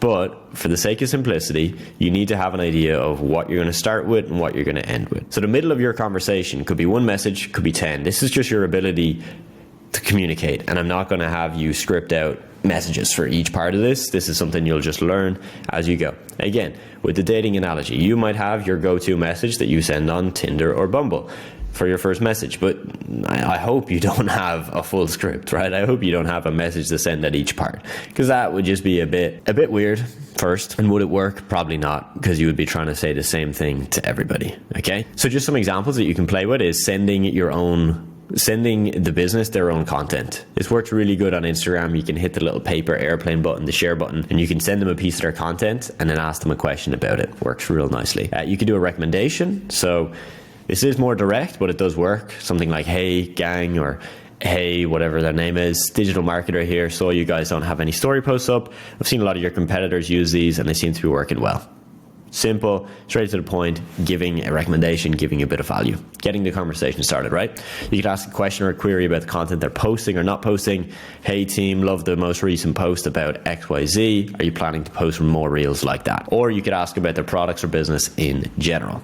Okay, so just some examples for you. Hey Tyler, do you have a social media strategy in place? That's very specific, which is good. Another one is, hey there, that's a great reel you posted in May. Have you thought about posting something like that as an ad? That's an example of somebody beginning with the end in mind. This person, I can guarantee you, is selling Facebook ads, and they've done that in a really smart way where they've asked about ads in the message. Personal, I won't read it out for you. I'll let you read that one yourself. Take a screenshot. And then attention and curiosity. This is a great example of someone showing genuine, like, I actually like what you're doing and I'm really curious in it as well. Okay, so remember this. Okay, screenshot this, please. Put it on your forehead. Don't forget it. Here's an example of the end of a script where someone is pitching their free call.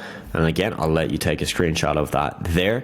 This is an example of the end of a script with the end in mind. For example, I've asked them a question, let's say about content, and then I say, hey, is there an email I can send a case study to? I'd love to show you how John, right, my fitness coach client, using this type of content gained this result. Right, so linking the two, beginning with the end in mind. Show you how I've been able to send 500 DMs a day for my SMMA on autopilot, literally without sending any DMs myself. Look, the reason I think it's imperative you know this information is because the number one reason why people don't see results with their SMMA is not because of their offer. It's not because of their lack of results or lack of experience. It's because of their lack of volume of outreach. Look, if you're sending 50 messages a day and I'm sending 500, even if I have a worse script, a worse offer, and less experience, less case studies, less results, I will still win. Outreach still works. Because if students of mine can book 7 calls in a day like Christopher, as you can see here, using an appointment setter I placed in his business where he didn't send any DMs himself, or Megan, who just brought in this client for over £1,000, again from an appointment setter we placed in her business, if they can do that, that's your proof. Outreach still works. So I'm going to switch over to the Remarkable here in a second. I'm going to walk you through step by step exactly how you can send 500 DMs a day, and how when I was sending 500 DMs a day, we were sending anywhere from 5 to 8 clients every single day. All right, so my Remarkable, it's not working. We're going to do this on a Google Doc. All right, your goal is to send 500 DMs a day. We're going to look at Instagram for this example. Why Instagram? It's probably the best platform for cold outreach. Now, you can't send 500 DMs a day on one Instagram account. You're going to need roughly 10 accounts to do this. The reason why is this. If you send 500 DMs on an Instagram account, you'll probably get banned. From doing this for years, the upper limit we've seen on accounts is around 40 to 50 DMs a day. Now, this is assuming you're doing cold DMs, which means you're messaging somebody that doesn't follow you, you've never had a conversation with before. It's different if you're messaging people that follow you, but we're not going to look at that. All right, so we're going to do 50 DMs per day per account. So now you're thinking, you only have one Instagram account. How are you going to get 10? Well, you have a few options, okay? So option 1 is create backup accounts. Like literally, you're going to create whatever your username is, create a second account, Adam Walsh 2. You're going to post some photos, follow a few hundred people over the course of 3, 4, 5 days. And within a week, that account should be ready to go. You can have as many of these as you want. So there's people in my program that have 5 of these. Number 2 is to buy an Instagram account. Now, I'm not recommending this, just saying this is an option. Now, you could buy a theme page. This is quite common. For example, for me, I ran an agency working with health and fitness coaches and supplement companies. So we had quite a few theme pages that were in, guess what? The health and fitness space. So if you know what industry you're going to work with and you know your niche, then buying a theme page might make sense. But if you're just starting and you don't really know what niche you're going to be in, if you're going to buy a theme page, you want to do a swap. All right, so buy it and then switch it to your personal profile after that. AKA just like change the name, change the username, remove the content, post new content, good to go. Those are really your main 2 routes. You can do that yourself, or if you're working with an appointment setter or a VA, you could have them do it. All right, you could have them set up the accounts It's up to you. Now, if you're not yet convinced this is going to work, let's just run through an example. So let's look at first example 1, which is you're sending 50 DMs a day. We're now going to look at those numbers over 1 week. 50 a day times 7, 350 a week. Now we need to calculate your average response rate. It's going to depend on how your account looks. If people think your account looks legit, if people think you're selling something, if people think you're genuinely asking a question in the DMs, we're just going to go with a safe number, 20%. I have students with 20% response rates, absolutely crushing it, getting tons of clients every month. And I have students that have like 40, 50% response rates. I don't want you to get too focused on this right now. We're not looking at how to have the best script in the world. We're looking at how to get volume. Because as I mentioned, even with a pretty shitty script, if you have volume, you're set. Out of 350, we got 70 responses. Now, then your ability to take somebody who responded into a booked call, again, is going to fluctuate. But we're just going to go with 20%. Now, this is not a 20% booking rate off of every message you send. This is a 20% booking rate off of the people that have already responded. So out of the 70 people, 20% of that is 14. Now, that's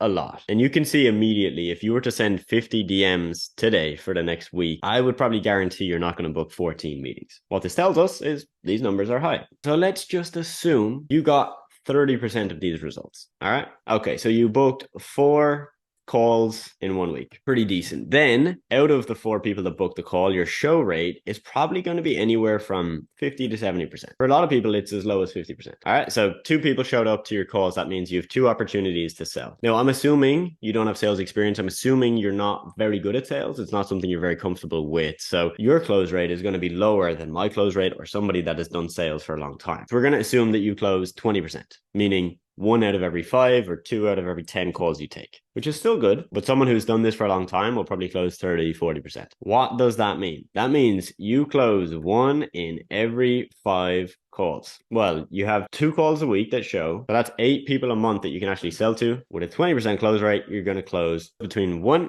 and 2 deals. Not bad. 1 to 2 new clients a month. Happy days. But this is assuming that you've got good response rates and you've got good close rate and you've also got a good ability to take somebody from response to actually booking the call. You can see how immediately, if your messages aren't very good, you won't get results, right? You will only sign clients if you were to push way more volume. So if we go from 50 DMs a day to 500 DMs a day, that's a 10x increase. All right, a 10x increase. Assuming all of our numbers are the same, we close the same amount, we book the same amount show, you are now going to close 10 to 20 clients per month. Don't you see how crazy that difference is? And here's the thing. You see, as you do more volume, you get data faster. For example, I'm testing a new script. I send 50 a day for a week. I've sent 350 messages. And then I decide if the script is good, if it's bad, if I need to change it. However, if I'm sending 500 DMs a day, I can probably test that script for 2 days, for 3 days. I've gotten 1,000 to 1,500 points of data that I can look at, and I can do it in half the time. So now I've got double, triple the data.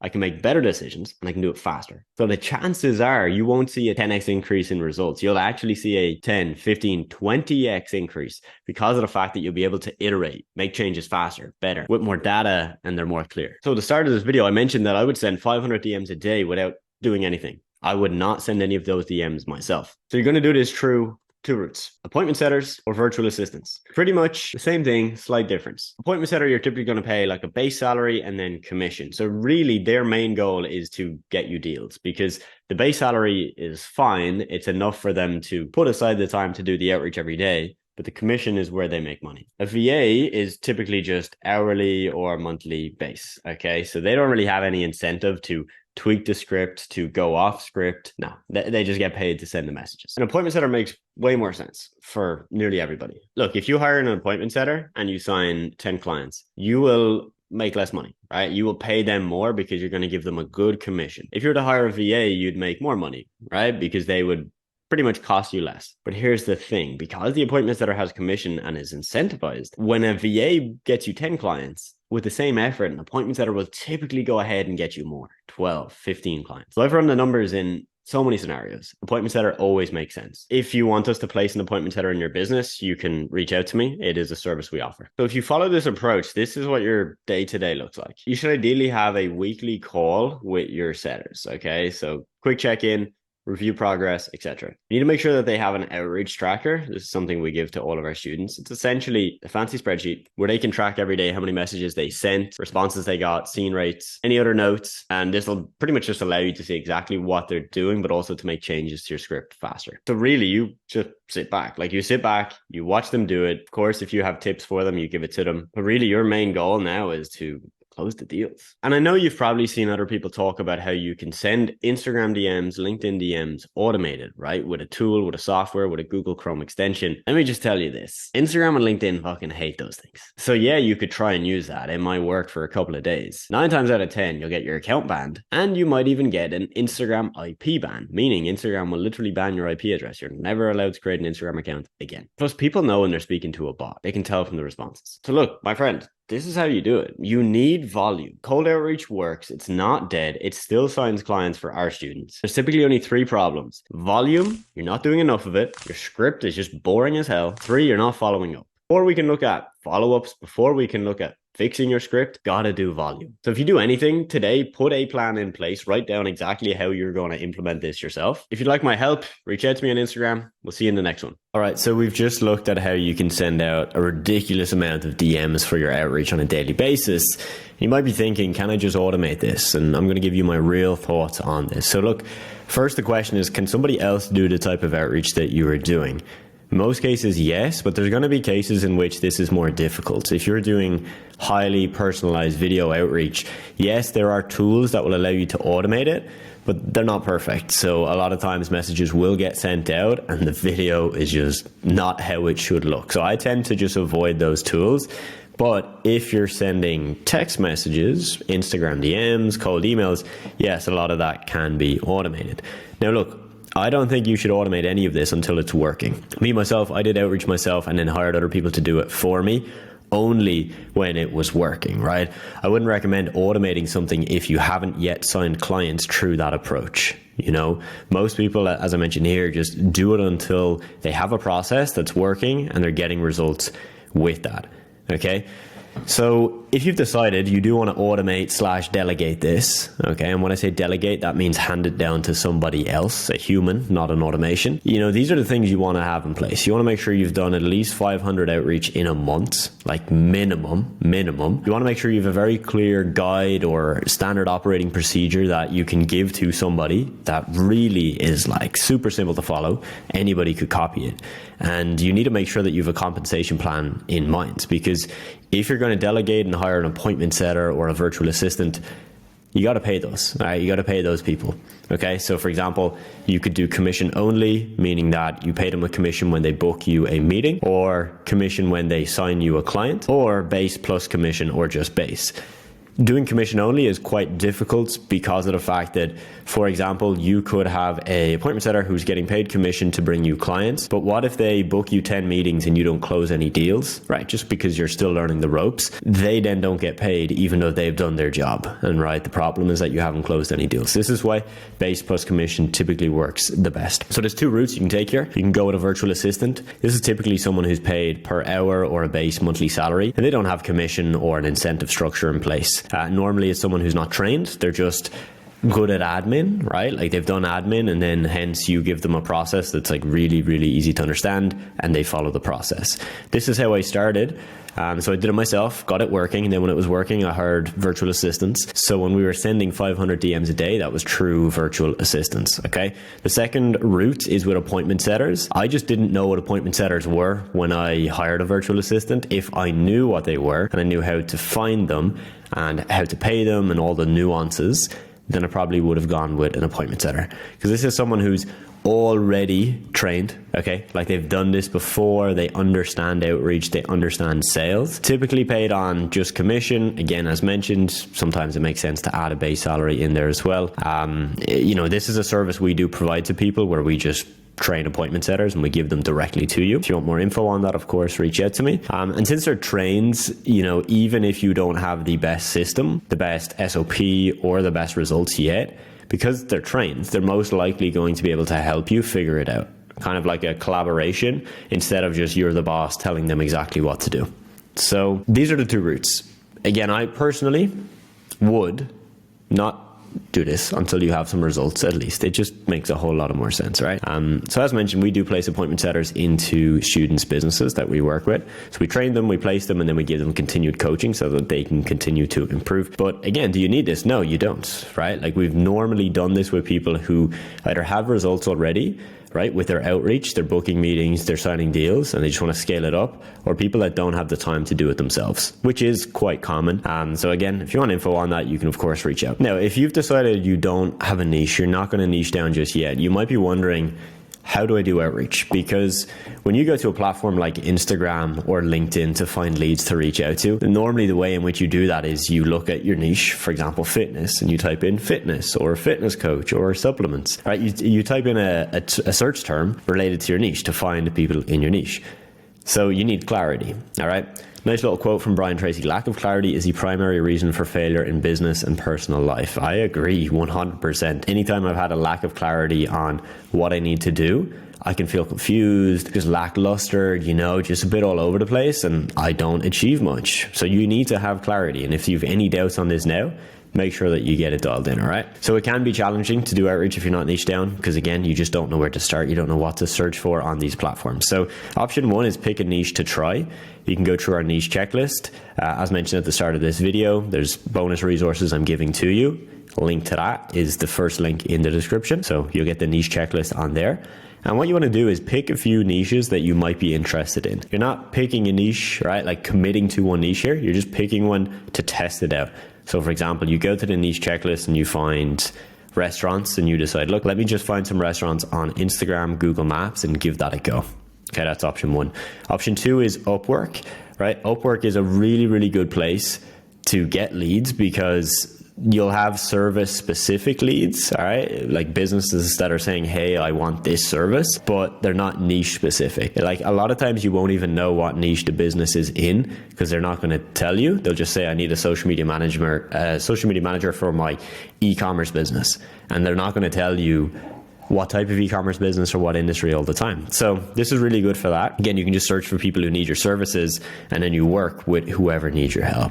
Local businesses, this is a really easy way to do this. Go to Google Maps, find businesses in your local area. Voila. Doesn't matter what niche they're in, right? This is just an easy way for you to get clarity. All right. So there's a quite unique outreach strategy that my student success manager used in his business, and I want to share it with you. It's signing SMMA clients using SMS text messaging. Not a lot of people do it, and there's a lot of nuances that if you don't know how to treat this, it's going to blow up in your face. So I'd recommend you watch this. This works really, really well, but obviously if you do it right. Cool, so we're going to break this down into 8 or 9 topics. Topic number 1 is just breaking down how this worked for Ty. So Ty, let us know. How did you come up with this strategy and why does it work? So I was driving down the highway one day and I saw this billboard for real estate agents, which is the niche I work with. And the billboard said, buying or selling a home, call or text me, and then it had the real estate agent's phone number on there. It didn't say, send me a message on Instagram. It didn't say, shoot me an email. It was call or text me. So I know that's where they're hanging out. I know that's where they're spending their time. So if I want to get in front of them to sell them my services, that's where it needs to happen. Cool, so you've broken down why someone should choose SMS, right? I think it's also important to know when it works, okay? So for you figured out for your niche, for real estate agents, it works, they're on that platform. Are there industries you can think of that are like big red flags for text message outreach? Industries that you know this probably wouldn't work for? Well, e-commerce in particular, because they're all online. You're not going to be texting the founder of an e-commerce brand. You might be able to get them on LinkedIn. You might be able to get them with an email. But there are lots of other niches out there where something like this won't work. But there are also niches out there where this is maybe the only way to get in front of most of the prospects there. Okay, awesome. So Ty, if someone has decided, yes, I think I have an industry where messages would work, what do they need to know in terms of software? How do they set all this up? How does that work? Do you literally just do it from your phone, or are you like that? Are you using an app or software to help with the process? Very first thing they need to know is where are you actually going to get these phone numbers, right? So are you going to go on websites and manually find the phone numbers? Is there some sort of database out there that has them? Are you going to pull the phone number right off their Instagram with their contact button? There's lots of different ways you can get that. So very first thing is how are you going to get those numbers? Second thing is the actual platform that we use to do outreach for SMS. And we don't use my actual phone. Okay. We have an app, it's called Text Now. and it's completely free to use in the US at least. I know the rules do change for some countries, but what it is you sign up with an email and it will give you a free phone number with a local area code. Awesome, which brings us on to the next point, right? Which is the importance of knowing that local area code for your outreach. So for you, in the Florida region, you know you're going to get a phone through text now with that local area code, which makes sense, because if they get one from an Irish number, or again, even just maybe a number from like Texas or somewhere else, they're going to be confused, or it's going to seem a little bit weird. So yeah, it's just knowing that local area code. For people that I guess don't have a specific area locked down, what would you recommend? Would you recommend to them pick an area for at least, let's say a couple months, and just run with that, and then pick another area and get a new code, a new area code with a new number, and keep the process going? What do you think would work best? I think it could work either way. If you wanted to have that local area code, it's definitely going to help make you feel more familiar to your prospect. But if you don't have that, it's still a matter of you're going to be able to get in front of them. That first few numbers, the first few digits that signify that you're from that area, I don't think those are all that significant, but definitely can help in building that trust with you from the get-go. Cool. So right now, Ty is just opening up his iPad. So we're just going to have a look at the scripts that he uses to sign clients. So we're not going to give you, obviously, word for word his script, because one, that won't work for you. This is very specific to his industry, his sales approach, and a bunch of different things. But secondly, you're just going to get better results if you take what we show you and put your own unique twist on this. And of course, track your numbers, measure the results, and just keep tweaking it until you get good results. Okay, so quick caveat, guys, we're gonna break this down right now. We've got it up on the iPad. A really important note is that Ty's outreach approach is what we call the student approach. So he's not messaging a real estate agent, pitching them on a sales call necessarily. He kind of uses a couple techniques to disguise the call, where it's a call where he's approaching them as a student who wants to learn more about their business and potentially give them some marketing advice on the back end. We have some other videos where we've mentioned this topic. We discuss it in incredible detail inside of our program, and Ty teaches it to a bunch of our students every single week, and it works incredibly well. So if you want to learn that, definitely consider joining the program, and keep that in mind as we show you this, as it's not your typical, hey, book a strategy call with me approach. So the very first message we send is, hey, is this realtor name? Insert it there. And the reason we do that is because if you're a realtor and you get a text message, especially from your local area code for someone asking from you, the answer is always, yes, of course, how can I help you, right? So that tells us which percent of the phone numbers we're getting are good. You don't need to actually track that, but for us, it's about 93% of the time they'll see that message and respond to it. And when they respond to it, that's when I move in, introducing myself. I say, hey, my name is Ty Livesey. I'm a student at the University of Florida, and I'm studying marketing. I had some questions for you about your business, and I was curious to know how you do these specific things.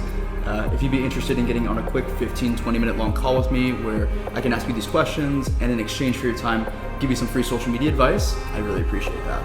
Now, that is just a rough paraphrase. It's not a word for word, so take that with a grain of salt, but that's the rough framework for this approach. And then from there, if they say yes, we say, great, can I send you over a link to my calendar? It will send you the link to the Zoom call for our meeting. And if they say yes to that, we can shoot them over a copy of a Calendly link, which is what we use to actually schedule the calls. And from there, we have our first call booked in. Awesome. So Ty, another thing to note is the process, right? With outreach on most platforms, like the outreach I do, if we send a message to someone and they don't respond, we follow up with them. Okay, so like 2 days later, we'll hit them with another message, basically just bumping up the previous message to get their attention. Now, I think this is really important to this approach. You don't do that, and your reasoning why makes a whole lot of sense, and it would probably save people a lot of time and effort if they didn't know that and they started doing multiple follow-ups. So the reason we don't do follow-ups on that first message is because if you're a realtor and you get a text from a local area code asking for you and you don't respond to it, there's a really good chance that it's just not your phone number, right? So not all of the leads we get are good. Sometimes websites and databases, they become outdated. So if they don't respond to that first message, we just conclude that they're not there. And that works 93% of the time anyways. So we only lose maybe 7% of that, which is phenomenal for outreach. Next point we want to discuss is the numbers that you do. So the amount of messages that you're sending on a weekly basis and the rough results that you see from that. So we send about 50 messages per week, which is 10 messages 5 days a week on weekdays. And from those 50 messages, like I said, usually around 90 to 93% of the time, they'll see that first message, they respond to us. And then from that flow of 50 messages, we'll get anywhere between 8 and sometimes 13 calls booked on the back end. Now, those aren't all going to turn into clients, but to get 8 to 13 out of 50 messages, you probably won't find that anywhere else, to be honest. It's pretty damn good, and it's why, you know, the approach I use for outreach is very different and the results are very different, and that's why we do quantity over quality in that case. Ty, awesome stuff. I think people are going to get a lot of value from this, and it's probably opened a lot of people's eyes to SMS. You know, I personally didn't really even ever think about it before you came into the program and started doing it yourself. Now you obviously, like I said, you teach it very in depth to our students. We've got trainings on it specifically. We have samples of the scripts. We have full breakdowns on, again, how to set up these softwares, the platforms, etc. And again, we mentioned this in another video we just recorded, but we literally had a student last night on a coaching call. His name is Ross. Ross, if you're watching the video, drop a comment down below. Ross got 5 calls booked in one day, so in 24 hours, using this approach. And Ross previously struggled to book meetings, you know, not very good results on different platforms, and it just shows you, if you can take what you're doing right now, but just pair that with an incredibly good, powerful strategy, you may be able to 5-10 extra results literally overnight. All right, so once you've figured out how to find leads online, how to reach out to them, hopefully you're going to use what I've just given you in the last few trainings. You're going to now need to know how you sell, because just because you can reach out to a business and get them to book a meeting with you, it doesn't mean they're going to buy your stuff or buy your service in this case. You need to learn how to sell. So I'm going to walk you through some of the most important high-level sales training I can give you in the next few minutes to give you the basics that you need to know. So the first thing is you need to frame your sales call. Let's just look at this, okay? We've got John. John books a call manually with his prospect. You know, he texts them back and forth and says, hey, does Saturday suit? They say, yep. He says, how does 3 p.m. suit? They say, nope, 5 p.m. That's the process. He then sends them a Zoom link a few minutes before the call.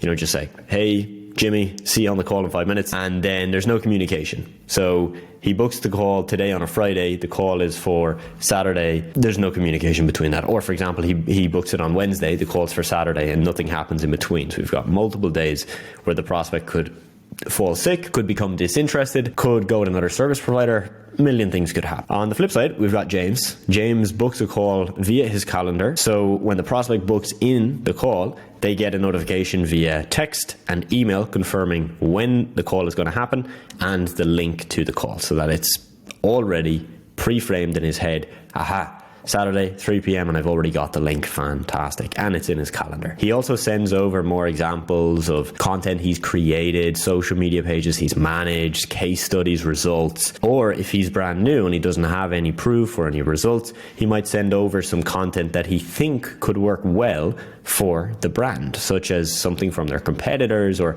a certain style of content. He also messages the prospect with a voice message or a video message a day before the call to hype them up. This is a really, you know, untalked about strategy. Drop them a voice note.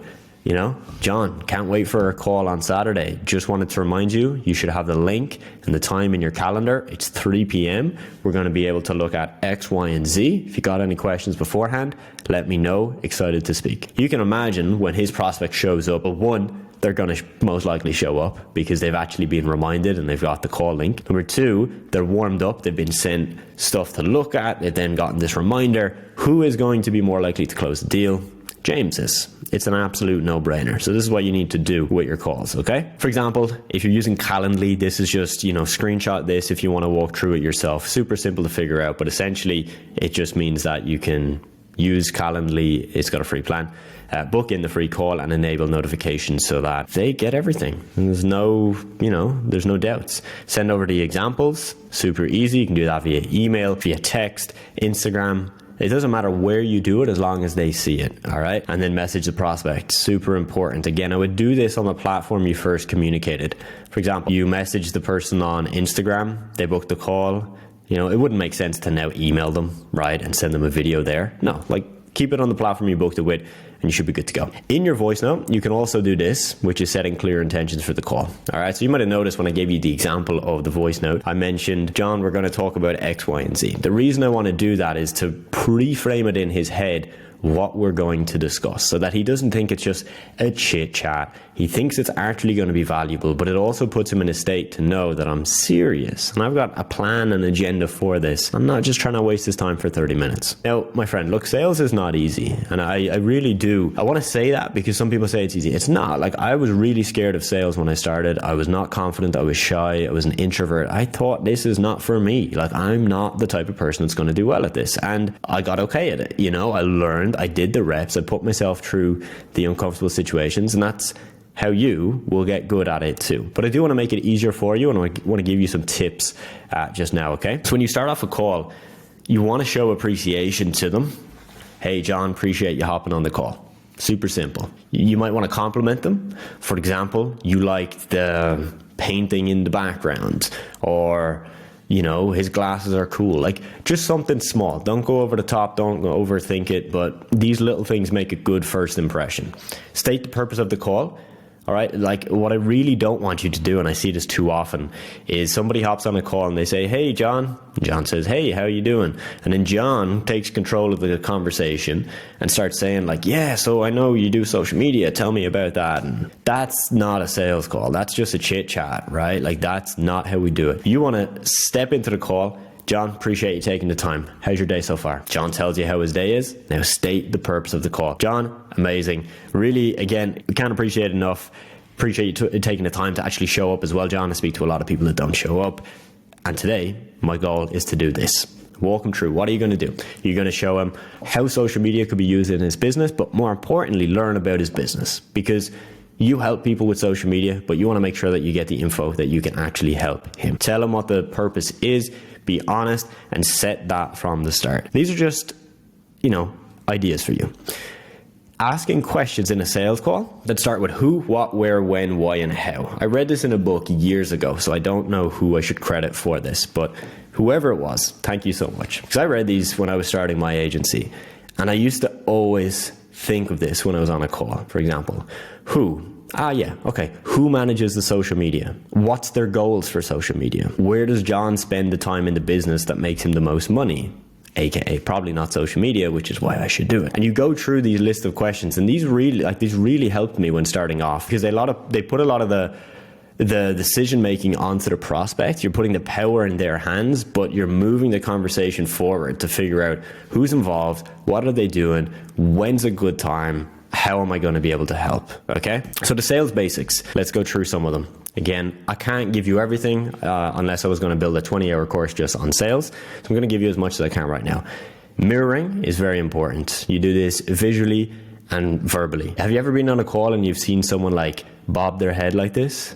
Yeah, you probably have. I've been on calls and I do it all the time. Or have you ever sat down across from someone and all of a sudden you've noticed that you've just crossed your arms and their arms are also crossed? All right, this is mirroring. We tend to copy the people that we're speaking to. Or like, it's happened to me so many times where I'm speaking to someone and they just so happen to have their hands on their hips, and now my hands are on my hips. And I didn't even know it, and then I catch it and I'm like, wow, that's awkward. I just copied that person without even knowing. So you want to do this on your sales call. The head bob just makes it look like you're listening, like this. Super simple. But also you can do this verbally. For example, I asked John, what are your goals with social media? John says, look, right now we're trying to reach more people. We're trying to convert more of our current followers into customers, and something else. Me mirroring him would be saying, gotcha, John. So converting more of the leads, right? Converting more followers, right? And what I'm going to do there is going to end that with a right, or is that correct, or is that what you mean, for him to then continue and to go deeper on that point. And it shows I'm listening, shows I understand, and it gives him the platform to go deeper on that specific point as well.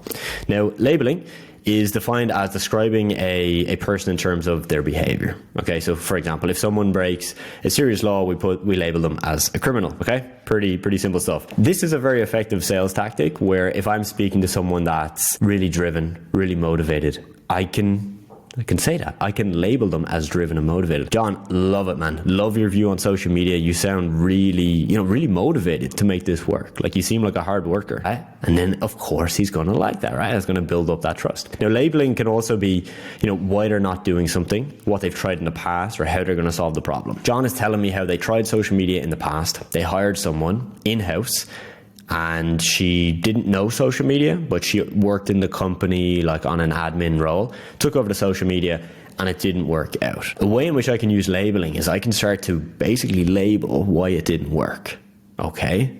The reason I want to do this is because I want to move it away from John thinking social media doesn't work to, no, the person you hired was the problem, which means social media does work, and I'm going to show you how we can do it proper. So just an example of that would be like, oh, gotcha, John. So you said she spent 2 hours a week on the social media, is that right? And then he's going to confirm or deny, right? So what I'm doing there is labeling the negative points so that he can very, very clearly see how, I know where the problems were, and then he sees the problems and sees me as a bit of an expert. Objection handling. Oh boy, again, we could spend hours on this one. This is, okay, objection handling, if you've never heard of it before, is this. You have a call, you offer them something, and they say, yeah, sounds great, but insert reason. A very common one in this space is, sounds great, send me the information via email, I'll speak to my business partner. Or, you know what, look, leave it with me, I'll speak with my wife, we'll see what we want to do, and I'll get back to you on Monday. Right? These are objections that people will give to you. Your goal is to be this little fella, this little emoji, right? Is to basically navigate the objections. What I don't want you to do is stampede over them and say, hey, that's bullshit, that makes no sense, you're wrong. I don't think that's a good way of selling. It works for some dudes, not for me. What I would rather do is, for example, let's say they give this one, I need to think about it. Cool. Yeah, John, makes sense, man. I'd probably think about it as well. How much time do you think you need? And then he's going to give me more information. Or, yeah, John, makes sense, man. Like, when it comes to thinking about social media, what do you think you need to think about? Is it just social media as a whole, or whether we're the right people to help you out? And what I'm going to do, and again, remember what I said earlier?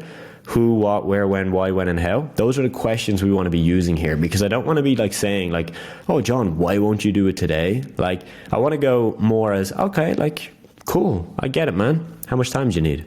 What do you want to think about? When do you think you'll have a decision made by? Where do you see yourself going with social media in the next, let's say, 6 months if you decide now is not the right time? I'm going to ask these types of questions to not be too pushy, but to navigate. Right, this is what objection handling is all about. So now I would love to share with you 3 SMMA sales tactics that I use to make over $1 million with my own SMMA. And these can be applied to other businesses as well. So these are 3 sales tactics that I know you're going to love. All right, so sales style number 1 is the doctor approach. If you choose the doctor approach, you will spend most of your time in silence on a sales call. You will spend your time asking questions and letting the other person speak, letting them open up about their problems. The premise is simple. When you go to a doctor, they don't just start talking at you and say, buy this medication. They sit you down, ask you questions, they get you to open up, and then they diagnose you a solution. Most SMMA/coaching consulting business owners are not doctors. They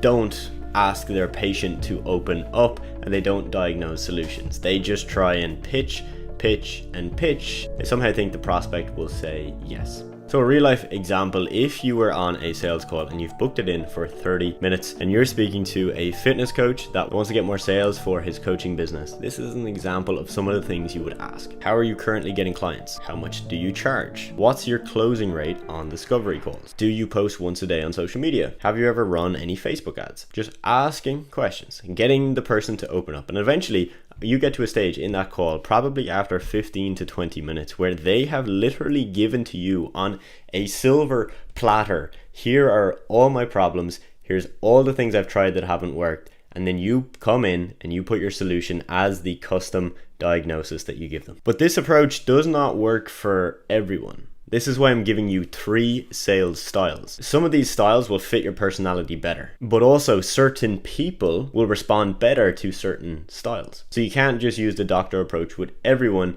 You may need to try one of the others. So style number 2 is the value advice giver. In this type of sales call, you ask questions, but you actually speak most of the time. In fact, I have a couple of these exact sales call styles on my YouTube channel. You'll be able to see where I show you live sales calls I have taken with people where I've used this exact approach. It's an approach in which you give a lot of value, you ask questions, but you ultimately spend a lot of the time explaining what you do, how you do it, and the results that you get. Cases in which I've used this exact approach where it has worked is when I have gotten referrals, meaning one of my clients referred somebody to us, because in that case, I know that person is coming to me because they have the problem, probably the exact same problem that the other client already had. So it's relatively easy for me to then just assume, cool, let me ask a couple questions, see if I'm correct and that their problem is also a lack of clients for their business. And then I can go ahead and after 5 or even 10 minutes, I can start to transition from asking questions to just explaining, here's how it works, here's the results we got, do you want to sign up? Because they got referred, they've already got the trust and they know the results that we've gotten, so it's a lot easier to just breeze through that sales call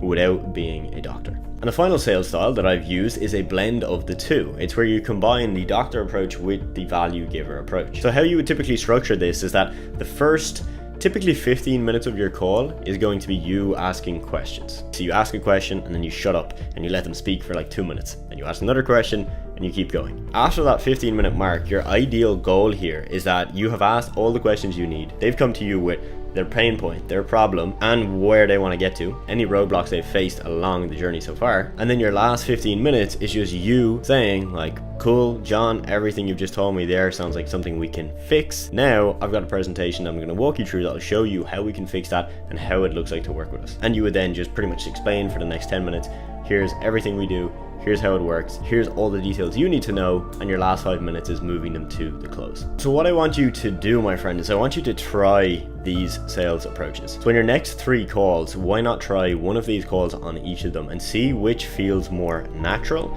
and which one works the best. For some of you, the doctor approach is going to come super natural. For some of you, the value advice giver will work, and for others, it's a blend of the two. What I do know after working with hundreds of beginners in this space is that the doctor approach can feel awkward because you're essentially sitting in silence for most of the call. You're in control. You're asking them the questions and you're dictating where the conversation goes. Most beginners struggle to do that effectively. However, most beginners that know a lot about social media marketing and are very passionate about this space do incredibly well with the value advice giver approach because they get to just basically talk about all their knowledge and how good they are at what they do. Okay, in the next 2 videos, you're going to see 2 live sales calls that I personally took for my agency a very long time ago. You'll see I probably look a few years younger.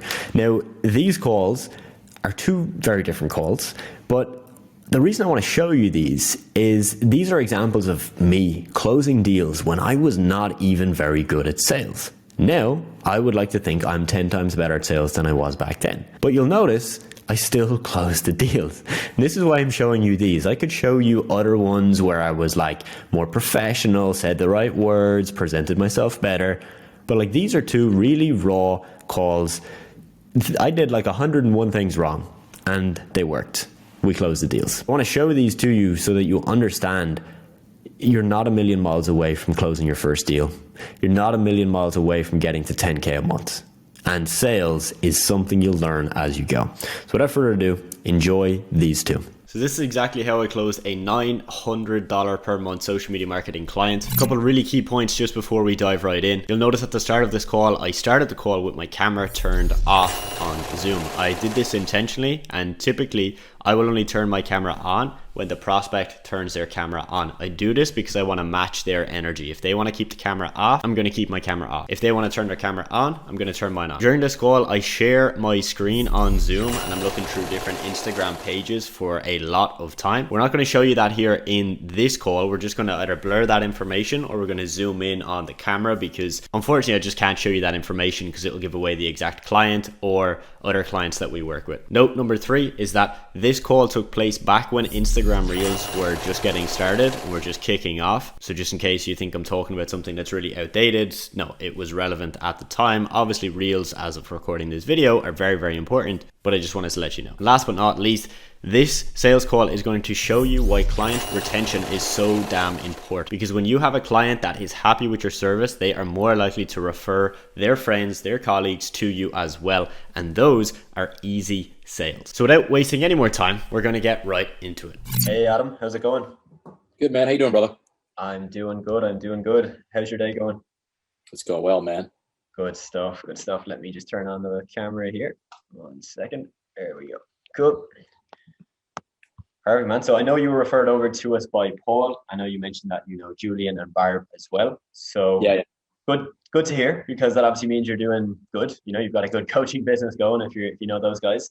Yeah. But yeah, fill me in on what you're currently doing. You know, are you currently just focusing on Facebook and looking to move onto Instagram as well, or what's the kind of setup? Want to use really both.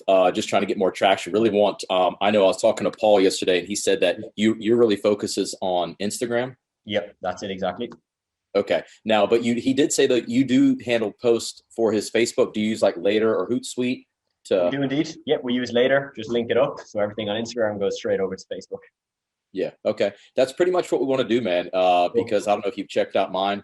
We want to get it looking a hell of a lot better because, you know, image is everything. 100%, man. And I'm like, man, I was like, Paul, yours and Julian's, but yeah, Paul's, his Facebook too. It all looks fantastic, man. Cool. Good stuff, man. Good stuff. So yeah, look, you know, that's exactly it. We just help them basically with all of their content. You know, again, you know yourself, if you're doing high ticket, you need to look the part, and we need to have a good mix of content, right? Of what you're doing right now, which is lifestyle, and you've got the kind of tweets, you know, those motivational kind of quotes and the call to action tweets, but now having some infographics in there as well, going that bit deeper with people, giving them that extra value, really just shapes the whole thing. And as long as you're doing, you know, outreach and you've got a good script in place, you're going to grow. You know, you're going to grow, you're going to get clients, and it's really it's a pretty straightforward process for clients like yourself, because we know you know how to sell, you know how to get leads on the phone, you know how to do all that, and it's just a case of tidying everything up. One, saving you time so that you don't have to post all the content, but also getting you those leads, right? Because that's a big thing we see with coaches is you put out some content on Instagram, and a lot of times it doesn't really go anywhere. You know, you might get 2 followers a day, 10 followers per month, something like that. And ideally, we need new people coming in to feed into your calls, right? We can't get leads if we don't have people coming in. And we obviously can't get clients and calls if we don't have the leads there. So it's all just a big kind of circle of things. I can walk you through exactly what we're doing with those guys. If you want, I can just share my screen and I'll just walk you through that now. Yeah, that would be great, man. And I think Paul said you do have different packages and stuff. So again, I'm curious about everything you offer. 100%. Yeah. So I'll walk you through kind of what we do with Paul. Okay. So his is kind of our main package, and that's where we manage all of your content. So that means we're posting one post every day on Instagram. We write all the copy and the captions. We schedule the content. It all goes out by our team. Again, we link it up with Facebook. Now, obviously with that package, you're still going to be posting your stories. Okay. So you're going to still do your stories, your DMs, your outreach and all of that. We just handle all of that feed content for you. So we do give our clients a lot of feedback. Now, obviously, you probably have a good script, but if you do need help with that, and if you need help with your stories and strategies for your stories, we can definitely help you out with that as well. We do weekly coaching calls for our clients, mainly just because Instagram changes pretty much every 2 to 3 weeks. You know, there's a new feature, there's a new update. It's always changing. So to give you kind of all the things that we're learning from our clients that are performing, we dissect that every week on a bit of a coaching call. Okay. So what I'm going to do is I'm going to pull up Paul and then Arlene's page, because Arlene, her page is a really great example as well. Just have a look here. Okay. So basically, this is kind of the look we go for with most clients. Now, what we can do, Adam, is we can do this in a couple different ways. Okay. So this is one way where it's very straightforward. It's 10 infographics, it's 10 tweets, and then 10 lifestyle photos or videos. Okay, that's kind of the typical one that we've always done, and that has worked best. Now, we are going to be slightly changing that up with some of our clients just to test things out. We've found with a couple of clients already that it's working pretty well. And this is essentially where we don't do as many of these kind of graphics and the tweets, but we have more of the lifestyle. So it's almost more of a 50-50 approach of 50% lifestyle and then 50% tweets, graphics, and all the educational content. So you don't have to decide on that now or anything. It's pretty much the same package, and it's just something that we can kind of run with, see how it goes, and we can tweak that in, you know, the first couple of weeks if needs be as well. Yeah. So basically, with all of this, Arlene or Paul or whoever the client is would give us this content. So they're going to give us a folder with maybe 10, 15 photos. We're going to write captions for those. And then the rest of the content here, we pretty much create from scratch. Now, all of the content, just to make sure it lines up with, you know, your coaching program and what you offer, what we do there is that any of the content pieces we create will run the ideas by you first. So it's essentially, we come up with an idea based on your coaching, what you're solving for your clients and your competitors and what's doing well. We send it to you. You say, hey, I like 10 of those ideas. Let's run with them. We create them. We schedule them in, write the copy and the captions, and boom, we're good to go. So that's kind of like the content structure, how that all works. Another thing we do then, Adam, is that we basically try and get you more followers. So as I mentioned, we need to obviously get leads and calls, and to do that, we need to get new people coming in the top of the funnel. So how we go about doing that is, first off, we look at who your ideal client is, and we find where they hang out on Instagram. Okay, so in your case, or in Arlene's case, let's just take this as an example. First off, it's women, and these are the things that she solves for them. So what we're going to do is we're going to find pages that have those people on them, because if they already have them on there, what we can do is just engage with those people from your page. So we might like some of their piece of content, and we might follow some people as well, merging those two things together. And what we get is obviously a very good kickback, because we're reaching out to people, they're coming back, and then if they follow you, you can start to DM outreach as well. So that's usually what we do. The kind of average growth with that is somewhere from really 10 to 15 followers per day, roughly in and around 300 per month. Look, some months at the start, it's going to be a little bit slower because we're finding our feet, we're getting things fine tuned. But ideally, we do want that to slowly increase, over the course of 2-3 months as well. Yeah.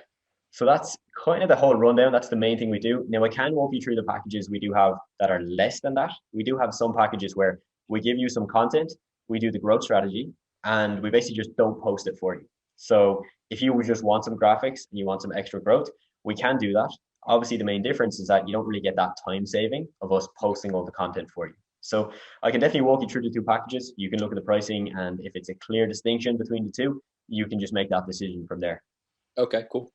Cool, man, cool. And then just based on your current Instagram, are you getting any clients from it at the moment, or are all the clients just from Facebook? Pretty much from Facebook, because we're not going in there, but that's why I want to get more traction there and use IG, because it's a little bit different than Facebook, right? Exactly. Same premise, same fundamentals. You're usually going to use the same script, but obviously the way you go about it is slightly different. Definitely. Yeah. So that's why I know we need it to look more professional for sure. 100%. It seems to be more of like Facebook, you can get away with less professional because it's more of, adding people as friends and everybody's friends. Whereas Instagram is more of, I'm a professional, and you're trying to get people to come to you rather than you always go to them. So yeah, slightly different.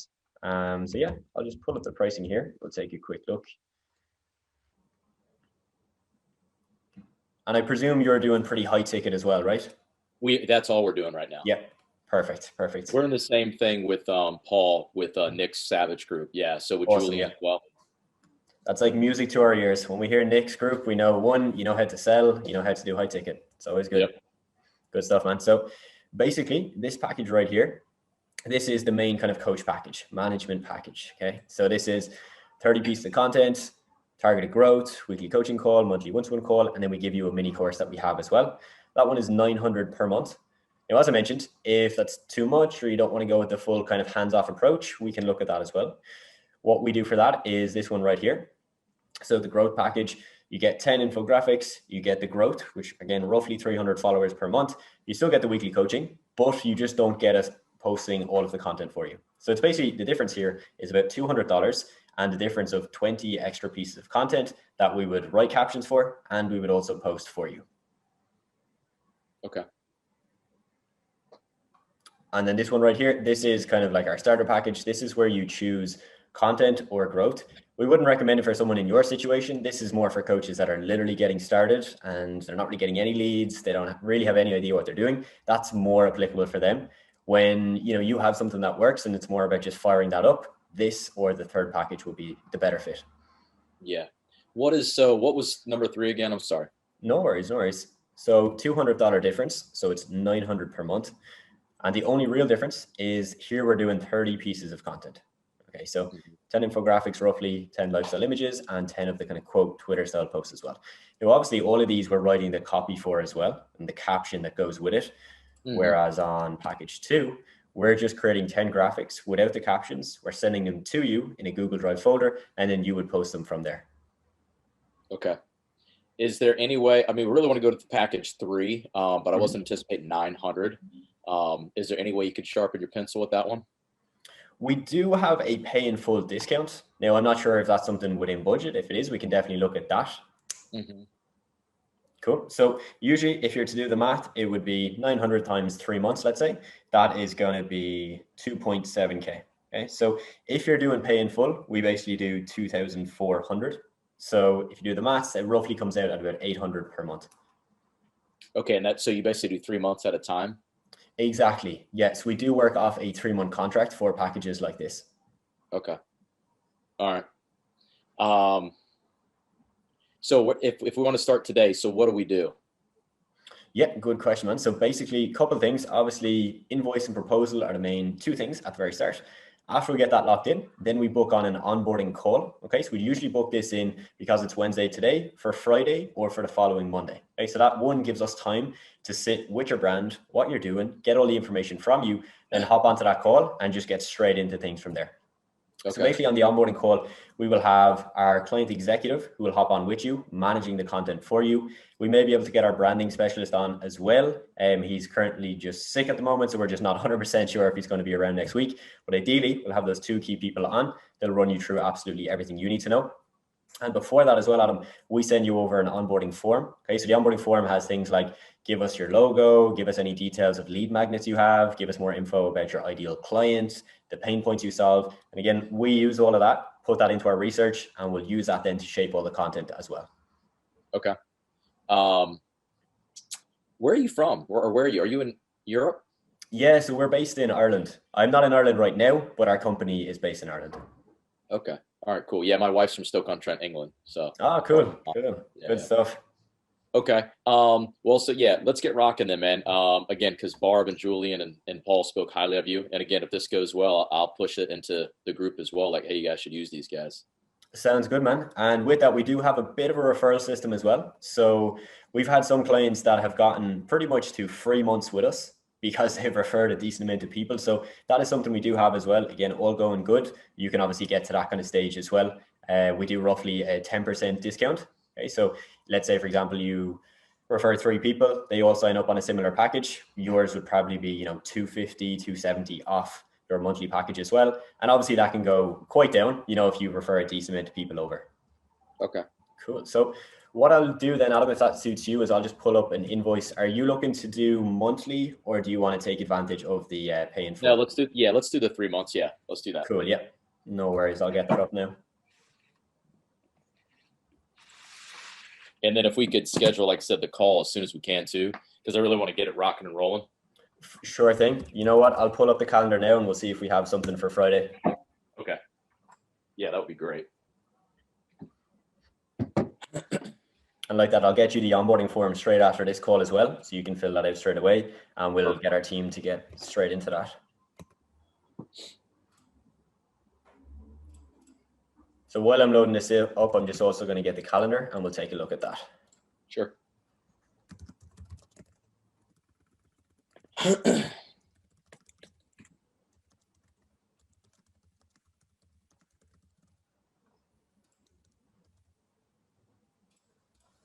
So for Friday, what time zone are you on, Adam?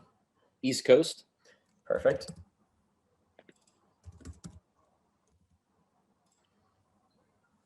Cool. So we would have, let me see here, we have 8 a.m. your time. We would have 7 a.m., 6 a.m. Do any of those work for you? How long's the call? Roughly 20 to 30 minutes. You said 6, 7, or 8 a.m.? Yep, we've got all of those open.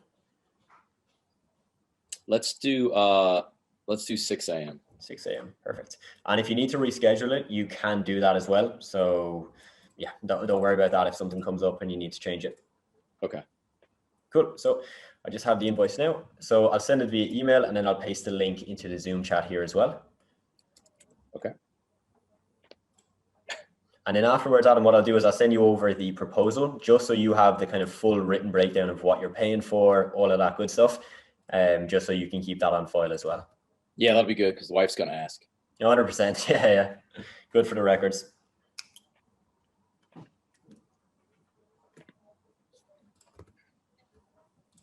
And then, hey, question for you, Adam, while I got you on here too. Paul had said, so I get what you guys are posting too. I really like Paul's page as well, but how he's posting some like workout stuff as well, like a workout with 3 little things underneath. I do stuff like that, but just not like he's doing, which I want to get to. Mm-hmm. Is that okay? Like if I'm posting stuff, or do you guys handle more of that? You know, or can I mix in what I'm doing with you all? Like I said, I don't want to mess up your strategy. Yeah, so like it depends on what you have. You know, ideally we would have a situation where we're kind of posting everything. Now, if that's the case, you know, you can always just say to us, look, guys, here's a folder. I've got maybe it's a couple of videos or stuff that I've made and I want you guys to post. You can just give them to us and we'll incorporate that then into the flow of the content. Okay. Yeah. I mean, you guys know how to grow this on Instagram. That's why I'm coming to you. What Paul said, I want you to just take it, but anything else I could be doing that won't take me an arm and a leg to do. Mm-hmm. So for sure. Yeah. So obviously on those coaching calls as well, we go into a bit more detail on that. One big growth area right now, Adam, is Instagram Reels. Not too sure if you've heard of it yet. It's relatively new. It's short form videos, very similar to the platform TikTok. And a lot of coaches are jumping on this. I'll actually pull up a couple examples of Julian. Julian is doing some really good ones on there. So we don't do them for him because, he literally sits down and records it, mirror selfie, a workout video, something like that. That is a very big growth opportunity. So while we're doing our interactions, maybe getting 300 per month, with the Reels, you'll be able to get extra growth on top of that. And it's extra content for the page. So again, I'll show you some of Julian's, and on the kickoff call, we can definitely give you some kind of ideas as well for videos that you could be doing. All right. That would be awesome. Yeah, for sure. Cool. So onboarding call is booked in, and you can just let me know whenever that payment goes through. Yeah, let me do that right now. No worries.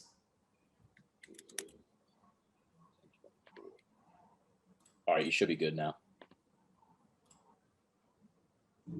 Perfect. Yep, that has gone through. So we've got the call booked in, we've got the invoice sorted. So the only two things left, Adam, are onboarding form, which I'll send over, and then also I'll send over the proposal for you as well. Okay, perfect. Right. What I'll also do quickly while we're on is just to show you the ones Julian is doing, just to give you some inspo. Okay. And then also you'll send me the schedule. What days and times are the coaching schedules? Yep. So let me actually just double check that now, but I'm pretty sure we have it in about 10 minutes. I'm just going to double check the calendar. We do indeed. So if you're around in 10 minutes, Adam, we can get you on that coaching call. It's every Wednesday at this time. And how long is it?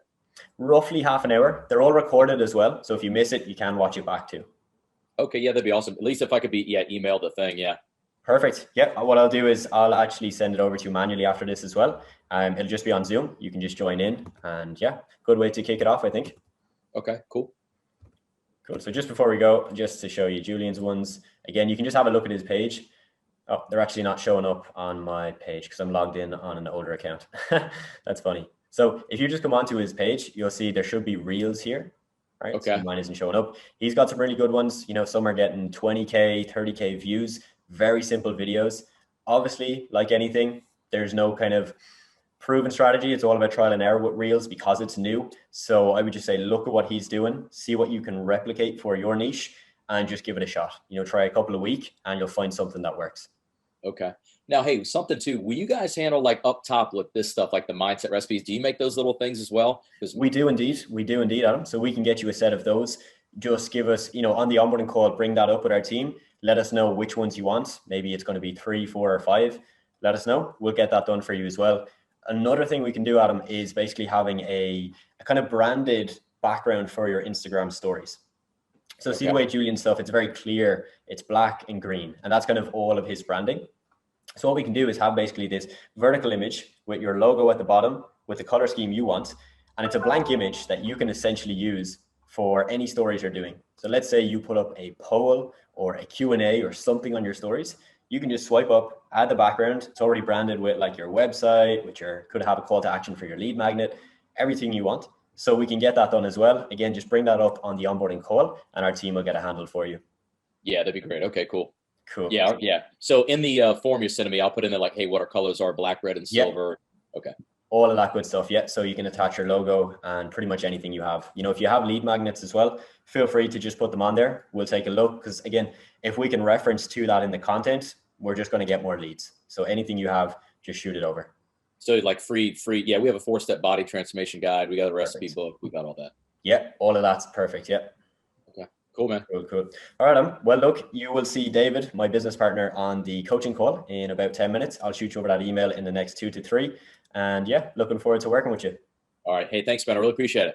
No worries, Adam. We'll talk to you soon. Have a good one. Take care. Bye. So there you have it, closed on the phone, $900 per month, minimum 3-month contract. Not my best call, and there's definitely things I would have done differently if I was to take this call right now, knowing what I know now. But still, we closed the deal, so it worked. I am just about to head off to the gym, and I decided, why don't I break down one of the fitness coach clients that I signed for my agency that ended up paying us over $10,000. This client signed up for a minimum of 3 months, paying us $900 for each of those 3 months. And as you can see from this screenshot here inside our Stripe account, they've actually paid us over $10,000. I've just watched through the sales call recording. It's roughly 30 minutes long. And before you watch that, there's a couple things you need to know that are really, really important. So first, I took this sales call myself. As of recording this video right now, I have a salesperson in my agency that does all the sales calls for the agency. And she has done so for roughly the last year. The second thing to note, this client was a referral, meaning that one of our clients, whose name is Julian, basically told a mastermind group that he was a part of how good our service was, and this guy John then booked a call with us directly from that. The reason that's important is because in a traditional sales call, where we booked the call via cold outreach, okay, I find a business, reach out to them, invite them to a call, and they book with us, I would be a lot more salesy. I would ask more questions and I would get them to do most of the speaking, not me. As you'll see in this call, it's quite funny to look back on. There's a lot of things I would have done differently, but you will notice that I talk for the majority of the call. In fact, I probably talk for at least 2/3 of the call. That's not what I want you to do. That's typically not what I would do in a sales call. But we did have some communication with John before this call via email, so it made sense for me, based on what he had told me, to spend a lot more time just explaining what we do and presenting our offer to him, rather than asking him the questions that we had already asked him, if that makes sense. You'll also notice that I was recording this sales call just on Zoom, and at the time, I did all of my sales calls on a standard laptop. The audio quality was really bad, as you'll hear in the video, and the video quality was even worse. So I'm not afraid to show you this call, even though I've got a terrible camera, I've got a terrible mic, and that, to be honest, from my opinion, the call wasn't very good. I did a lot of the things that I would not recommend to my students now, but it's real, it's authentic, it worked, and we closed the deal. So hopefully you get some value from this. I'm gonna play the clip now. Just before I do, I release multiple of these sales calls to my private coaching students. If you've any interest in working with me further, I'll leave a link down here in the description. You can go ahead and book in a consultation with myself, and we can see if what we do might be a good fit for you. Anyway, back to the video, let's get it. How are you doing today? Hey man, I'm doing good. Looking forward to chatting with you. Yeah, great. 100%, man. Cool. So obviously what we do, right, is mainly Instagram. So maybe fill me in on what you're currently doing. You're mainly doing Facebook ads and getting your clients on Facebook, right? So maybe fill me in what you're doing there, and then we can obviously discuss kind of the plan for Instagram and what that might look like for yourself. Yeah, I've always had an Instagram connected to my Facebook, and I think it's connected to my business fan page, I believe. Okay. But I think whatever's posted on there, I think automatically posts on there. So that's really the extent of what I have done on Instagram. Yeah. Now I'm looking, since I do paid Facebook ads, I'm looking at adding the other facet of the organic, of course, lead generation side of things through Instagram, Facebook, YouTube, having them all intertwined. Okay, perfect, man, perfect. And yeah, okay, that's good to hear. And then have you done much on Instagram at all? Just kind of posting just generic content, or was there any strategy at all? Yeah, well, I've got a company that does they do my content posting on my Facebook fan page, my business page. Okay. And then it just links to that. So we've talked what that strategy looks like and verbiage and those types of things that, who I'm speaking to. Yeah. In that, but outside of those things, it's going to be pretty blanket generic. It doesn't have like pictures of me or anything like that. Gotcha. Okay, perfect. Obviously, what I can do is I can walk you through, say, some of the clients we work with and kind of show you what that usually looks like. I believe you probably would have seen some of the clients we already work with. Is that correct? Yeah, I'm in a mastermind group. I'm in a mastermind group with Julian. Gotcha. So, yeah. And I didn't know that he just tossed out John's name as who created his content for his Instagram, and Gotcha. he kills it. So. Yeah, of course. He's such a good example of like what you can do organically. I think he's still just doing organic. So Instagram, he's got his Facebook group, does a little bit on Facebook, but I'm pretty sure he hasn't even touched the paid ads yet, which is obviously great. So yeah, I can definitely walk you through what we do with him, show you what it looks like. And yeah, you're probably, is that in Nick's program? Correct. Yes. Gotcha. Awesome. Awesome. Yeah. That's always good because we know anybody coming from Nick's program is serious. They know how to close. They know how to actually get the clients. So, you know, we can come in and maybe get you more followers, better content, more potential leads.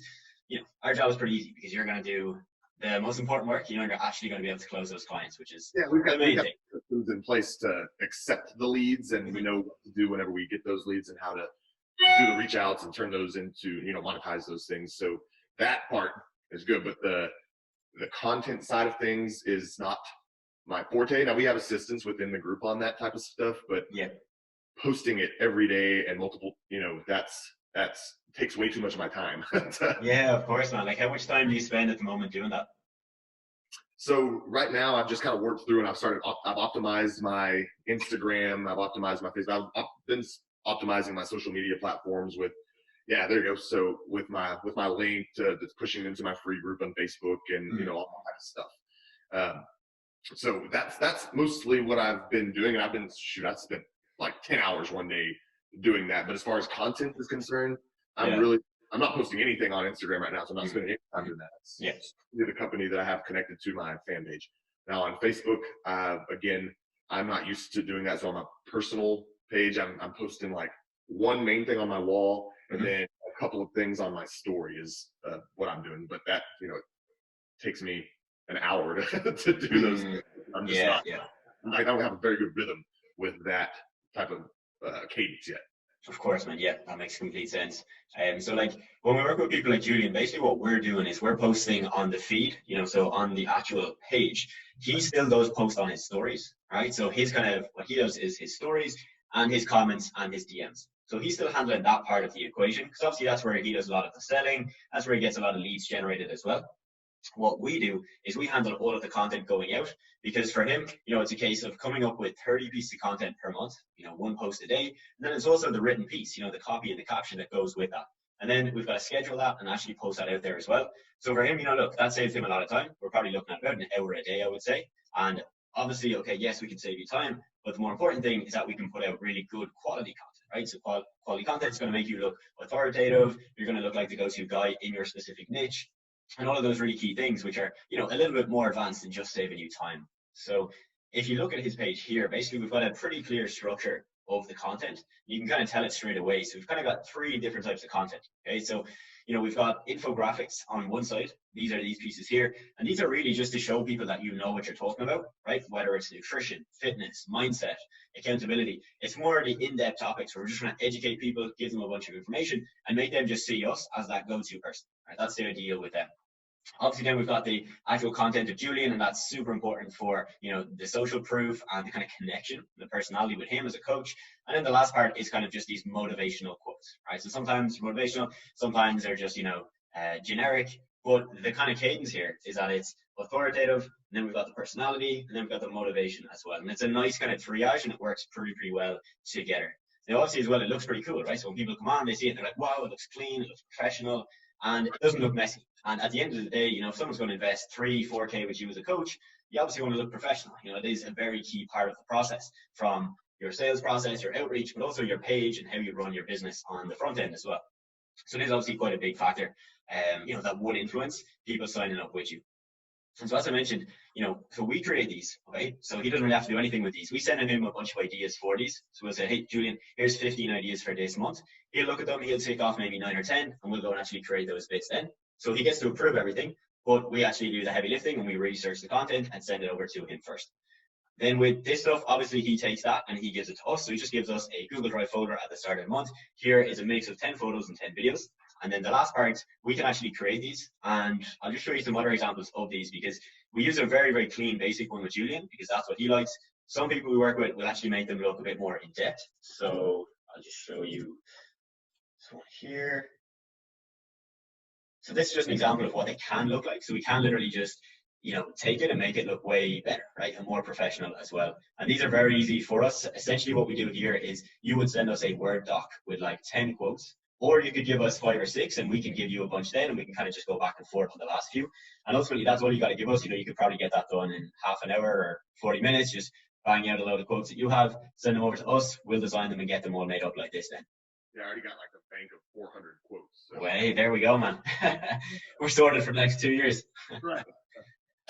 So then, that's the actual front level content. And then obviously, as I mentioned, we obviously write the copy and the captions to go with it. So that's obviously the second part. We've got to write a piece of content that, for example, is going to relate to what we're posting. So if it's the infographic, we're going to talk about snacking and how snacking can be the best or the worst thing. But obviously a key here is to try and get the personality across as well, because that's what's going to ultimately sell you as a coach and, sell your coaching service.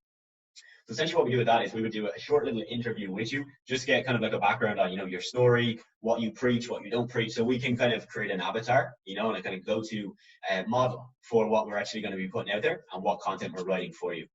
So in the simplest terms, that's what it all looks like. It's 30 pieces of content per month that we're doing. We're writing it all, we're scheduling it all, and it doesn't really have to do a whole lot apart from obviously approving some ideas and making sure he's happy with how it all looks. Now, we do also grow his page. Okay, so Julian has grown quite a lot over the last few months. And for any new coaches starting with us, what we essentially do is we would just get a list of accounts that would have the audience that you want, right? So you might have, a list of people that have very, very similar to clients or customers to you, right? So it might be another coach, or it might be another, it could be a gym, or it could be a fitness brand that has a very similar audience. And what we can do is we can essentially just engage with their audience on a daily basis, where we're sending out maybe 50 to 100 interactions per day. And what that does is that obviously gets a lot of attention onto your page. Most of those people are going to check out John's page, they're going to see what you're posting, and going to have a look. And so that's just a very basic strategy we use as well when we're starting off with coaches, where we can get on average about 10 followers a day, which doesn't sound like that much, but when you put it over a month, it's around 300 or so in a month. And obviously it builds up, right? So when you start getting 1,000, 2,000, 3,000 followers, that number becomes a lot bigger because you've got more social proof, and it's a lot easier to build up that momentum once we've got that kind of validity there. People say, hey, John's got a cool profile, good content, but he also has a lot of people following him, so he obviously knows what he's doing. So the kind of stuff that we provide to our clients is that. So it's content, posting it out there, and then it's actually growing your page as well. And so obviously the idea there with the growth is that if we can get 300 people in per month, obviously then you've got a pool of people that you can do outreach to. So it just means that we're constantly kind of filling that funnel. So when you get 300 new followers per month, that's 300 new people you can message, follow a script with, try and get them into your Facebook group, or whatever kind of method you use to get your clients. Cool, man. And then we do have other packages as well, right? So some coaches might start off with us and they don't want that full package. They might just want us to come in and say, let's create 10 graphics and we'll give them to you and you post them out there, or we'll just grow the page. So that's kind of like our top tier package. And what we do with most coaches, because they want that hands-off experience, like you're saying, you don't want to be spending the time, and your time is better spent on other activities. So that's kind of what that looks like. It's $900 US per month. And we basically work off a 3-month minimum with our clients. But you can drop down to one of our lower packages during those 3 months if, for example, you need to put more marketing budget into Facebook ads or something else in one of those months. Okay, and so what? Explain to me what the other drop downs are. What not included in those? Of course, man. Yeah. So the drop down then from 900 is basically $600 per month. And in that, what we do is we grow your page and we do the graphics. Okay, so we don't do the quotes. We don't do all of the captions and posting your content. So, for the sake of $300, you're basically getting us coming in and writing 30 captions and posting all of the content for you. And then the drop down from that one then is $350 per month. And that is just us just creating the graphics. So basically got package 1 is just us doing graphics. Package 2 is us doing graphics plus that strategy of around 300 followers per month. And then the final package, the 900, is us doing everything. So graphics, growth, 30 captions and pieces of content, the quotes, and posting and scheduling all the content as well. So with the that middle tier one, do y'all post that, or do y'all just create the content and then I post that? Is that how that works? Exactly, yeah. So in that package, we're just creating those 10 graphics. We're giving them to you, but you would still have to write the copy and the captions and actually post the content out there as well. Got it.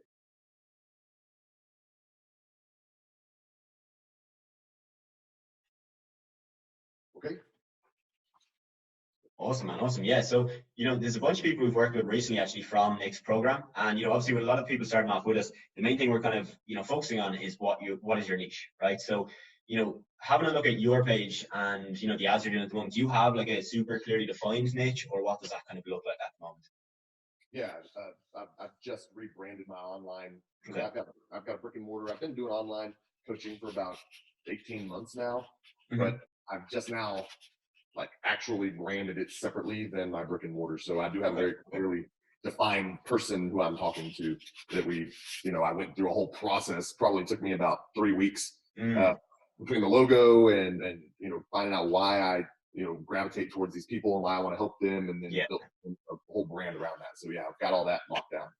Awesome, man. Yeah, that's good, because some people starting with us are kind of still in that phase and they're still figuring all that out. So it just makes that process a little bit more elongated, because we're trying to create these graphics and the quotes and things, but if you're not super clear on what your brand looks like, it obviously takes us a bit more time to fully grasp that. So that's definitely good to hear. And from what I can see from the profile, it's busy women and it's mainly fat loss and confidence, right?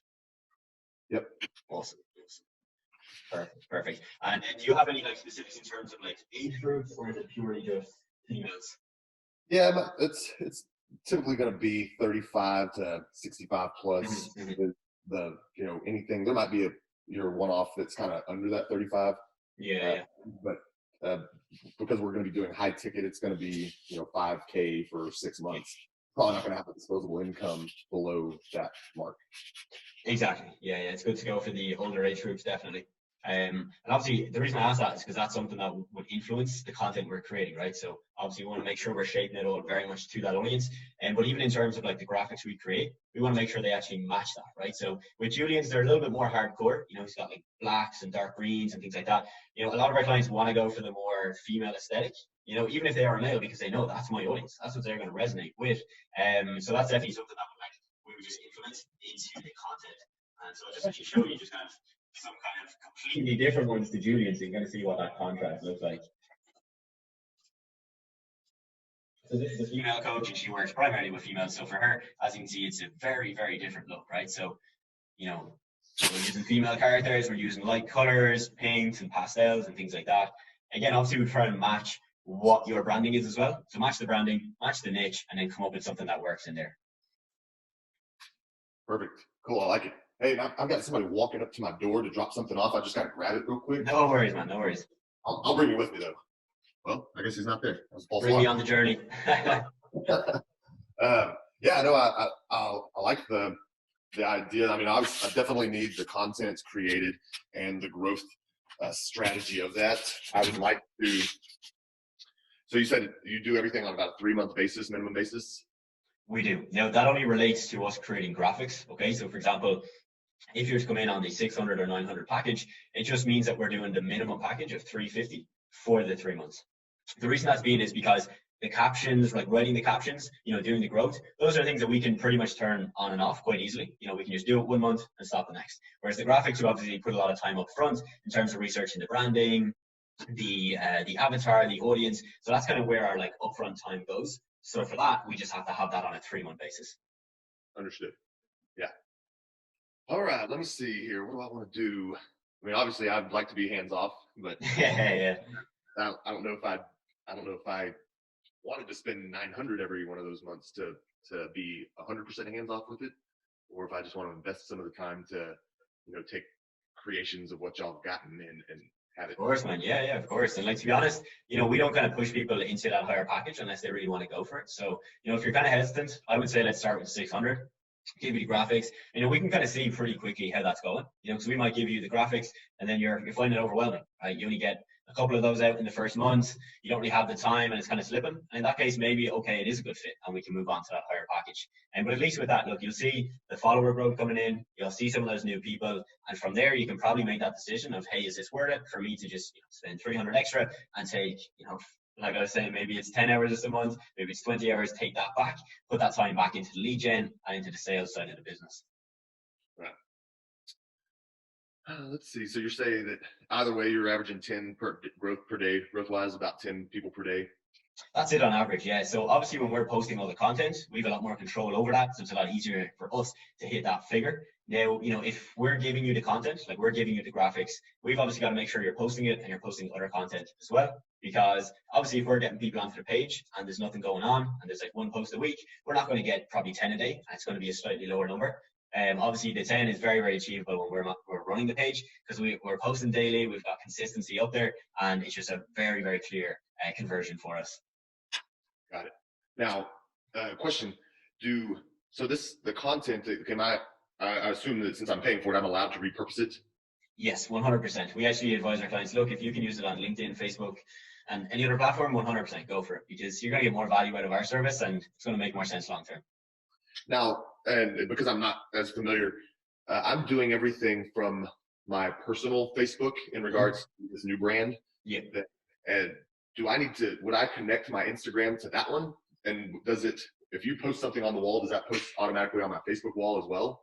It should do, yeah. So we do that with most of our clients. It's just connected. So the IG, whatever we post on there, just goes onto the Facebook.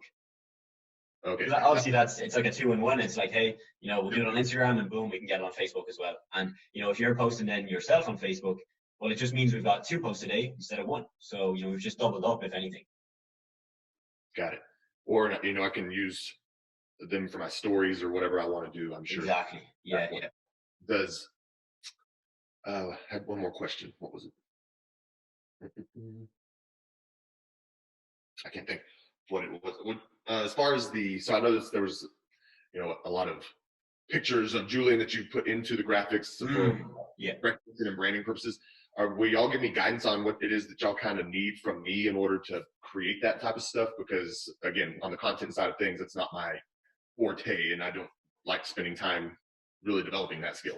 Yeah, for sure, man, for sure. So the first thing we would usually do is just look at what you currently have, right? So if you have a bunch of photos, or we can go onto your Facebook and we can just have a bit of a look through there and see what you've got on there. Because most of those ones with Julian where we've got him in the graphic, most of them weren't taken specifically for the graphic. It was simply just, we found something and we're like, hey, we can merge it in here. We can just Photoshop it in and make it look good. So to be honest, with those, we don't really have to, because we can just kind of see what you have and plug that into a graphic. Now, obviously, if you're stuck, right, and at the start of the month, we need to get the 10 images from you and you have no idea and you don't really have time to plan it out, we can definitely give you a list of similar posts that we would recommend you take. So, go to your gym, take 5 photos like this, take 3 like this, 2 like this, and we're good to go. Okay, cool. Yeah, because I've talked to predominantly women, so I'm probably not going to have as many shirtless pictures in my. Yeah, for sure, man. Yeah. Okay, good.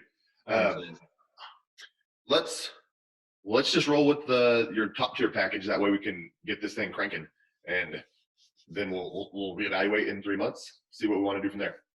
Exactly, man. Yeah, and as I said, you are locked in for 3 months, but only just with the graphics. So, for example, look, if something comes up in 5 weeks' time, and you're like, you know what, I'm putting an extra 1,000 into Facebook ads, it's completely fine. We don't take any hard feelings with that. So, just so you're aware with that. And we also do work basically in the first month off a 5-week basis, just so we give ourselves basically a full week, so that we can get set up.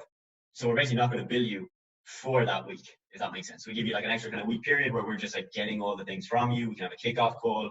We can just go through the whole process together. And then after about a week or so, we should be kind of hitting the ground. And then after a week and a half, we should be full steam ahead, content going out. Assuming we've obviously had our call, we've got everything from you, and we've got all the login details and things like that. Right. So just for clarification, the minimum 5-week commitment is within this tier that we're talking about. And then if I needed to drop down because of ad spend or whatever, if I just didn't think that it was, not to say that it is, but didn't think that I was investing into it, then at that point, then I can just go to the paid, the second tier or whatever. Exactly. As long as you give us a heads up of a few days, we can just drop that down then and put it at, if it's the 600 or maybe it's the 350. Now, obviously, it's quite rare. Most of our clients will just stay on the 900 because of time savings and things like that. But that is exactly how it works. Yeah. Well, if it gets me 300 new followers per month, that turns into one sale. Then I've paid. That's it.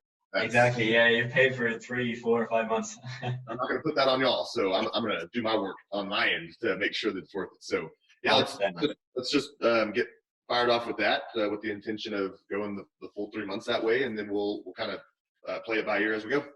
Perfect, man. Sounds good. I can get the invoice up actually now if you want. It'll take me about probably 30 seconds to a minute. I can send that over to you, and then afterwards I'll send you over an email with the proposal where you have that written detail of you can drop down and just all of that, so you have it in writing in formalities as well. And then from there, we'll send you a second email, which will be all of the onboarding information, right? So chance to book in that first call with our team, a chance to upload any logos or the branding materials you have, and just any other information that we need to get from you. So I'll just get that up. Like I said, it'll take me probably 30 seconds to a minute, and I'll just shoot you over a link in the chat here in a second. Great.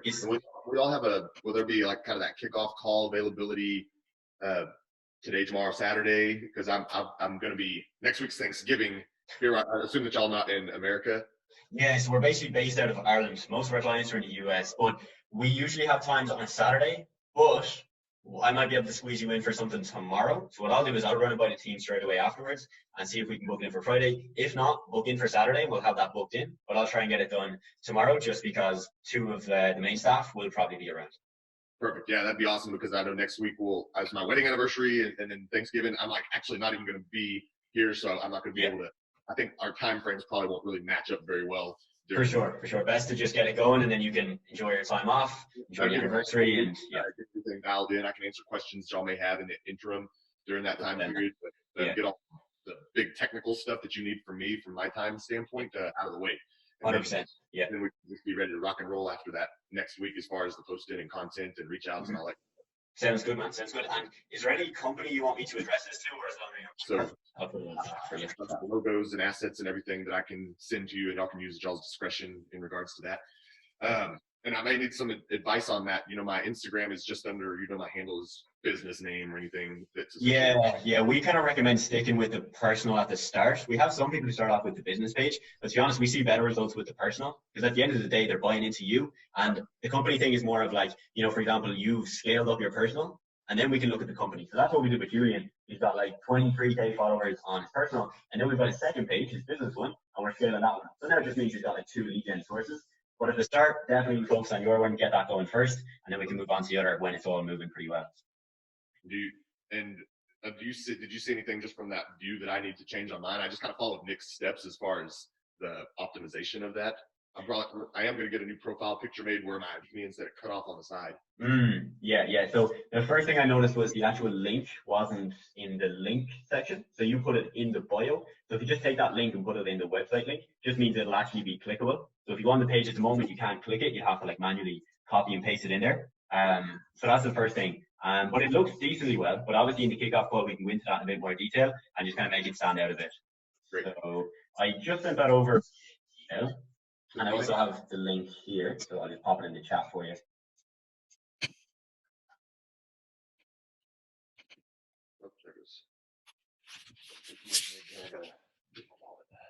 Got it in my pocket.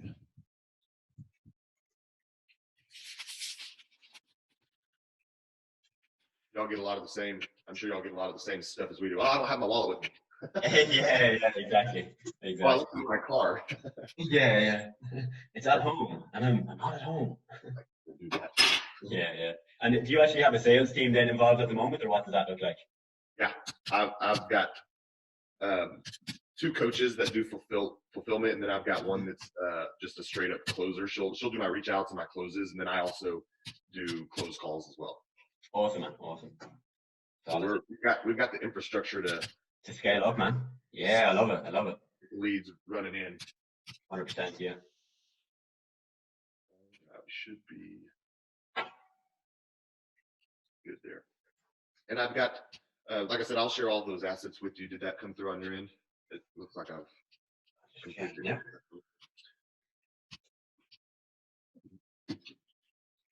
I've got a logo for my, I don't know if we want this, and I guess we'll talk about this in the launch call, so I'll just save it for them. But we've got like our tribe name, like separate tribe name for mine, and I've got logos and icons made for all of that, so we can, I guess, talk strategy on how we can incorporate all that stuff into that as well. Awesome. Yeah, 100%, man. The more things like that you have, the better. And I'm getting a good vibe from you based on the fact that you have the infrastructure, you have the people involved. So that's really good to hear for us because, as long as we can bring you those followers, get the content out there, and you can then put on the work, on your end, do the reach outs, do all of those things. It's always a good scenario because that was the exact same with Julian. He was just so ready for it. We came in, gave him the plug and play, and then boom, we hit the ground running. Perfect. All right, man. All right, cool. I got that there. So I'll shoot you over the email with the proposal, the written stuff for you. And yeah, we'll try and book in that call. So when you see the email, definitely book in for Saturday. Okay. And then what I'll do is I'll let the team know that you're going to be busy. So if we can get it in tomorrow, that's way, way preferred. So we'll just shoot you an email if we have a space then for Friday. If not, we'll do it Saturday anyway. And we'll just make sure we have everything we need to get kind of kicked off then. All right. Adam, that sounds great, man. I'm excited. All right, man. Sounds good. Looking forward to working with you and have a good evening. All right. Cheers. All right. See you later, man.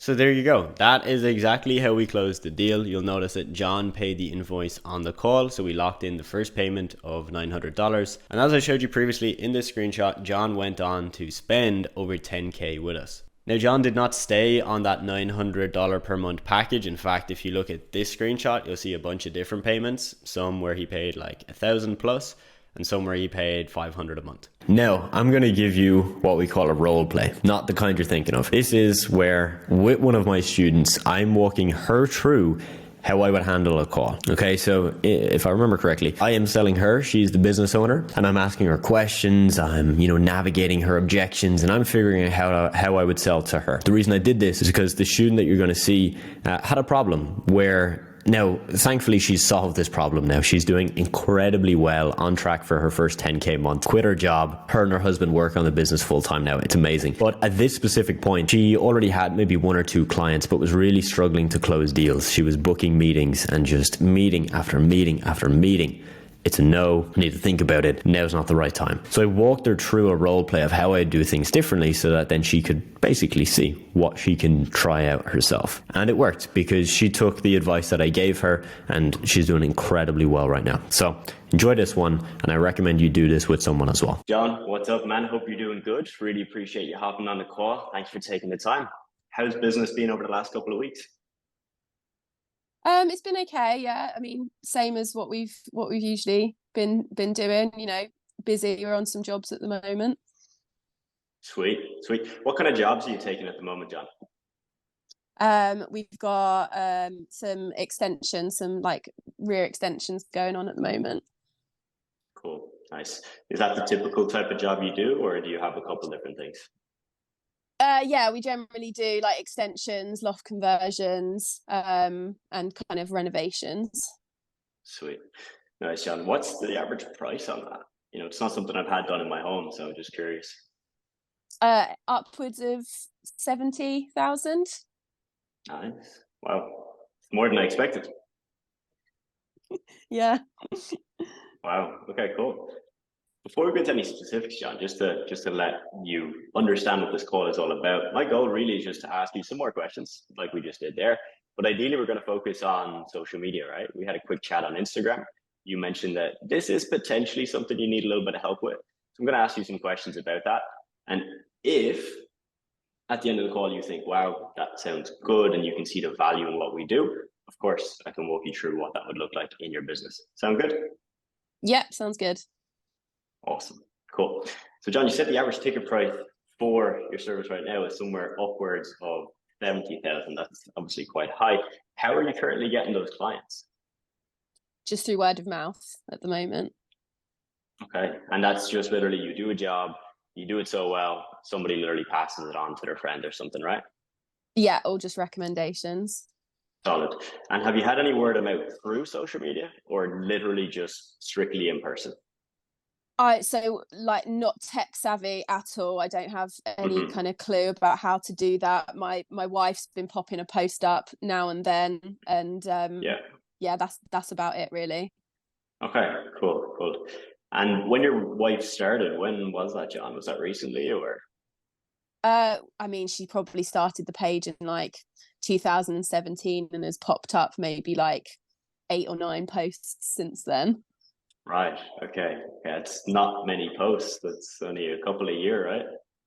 Yeah. We don't really know how it all works, to be honest. Gotcha. And when you started, right, in 2017, why did you actually decide we're going to give this a shot? Thought it'd just be some good like advertising for the business, really. Mm-hmm. Cool. Gotcha. John, just out of curiosity, is anybody in your industry that you've seen on social media, like anybody that's pumping out more content than, let's say, the 7 or 8 pieces in the last 4 or 5 years? Is there anybody you know that actually puts out content on social? I mean, I know that people are doing it, but it's not really a platform that I'm very familiar with. Makes sense.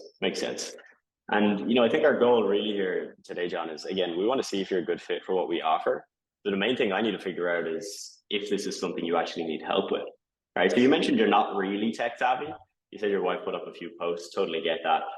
But I guess before we go forward, I just want to get clear on the real goal? Because I know you mentioned it might get you some awareness, it might look good, you know, having a social media page, but do you think social media could actually grow your business? Like, do you think it's possible to get some of those clients to pay for a renovation from social media? I guess it's just the way that things are going in the world. I just feel like I should probably try and keep up a little bit with what's going on. For sure. If you're not in, you can't win. That's what we like to tell our clients. Solid.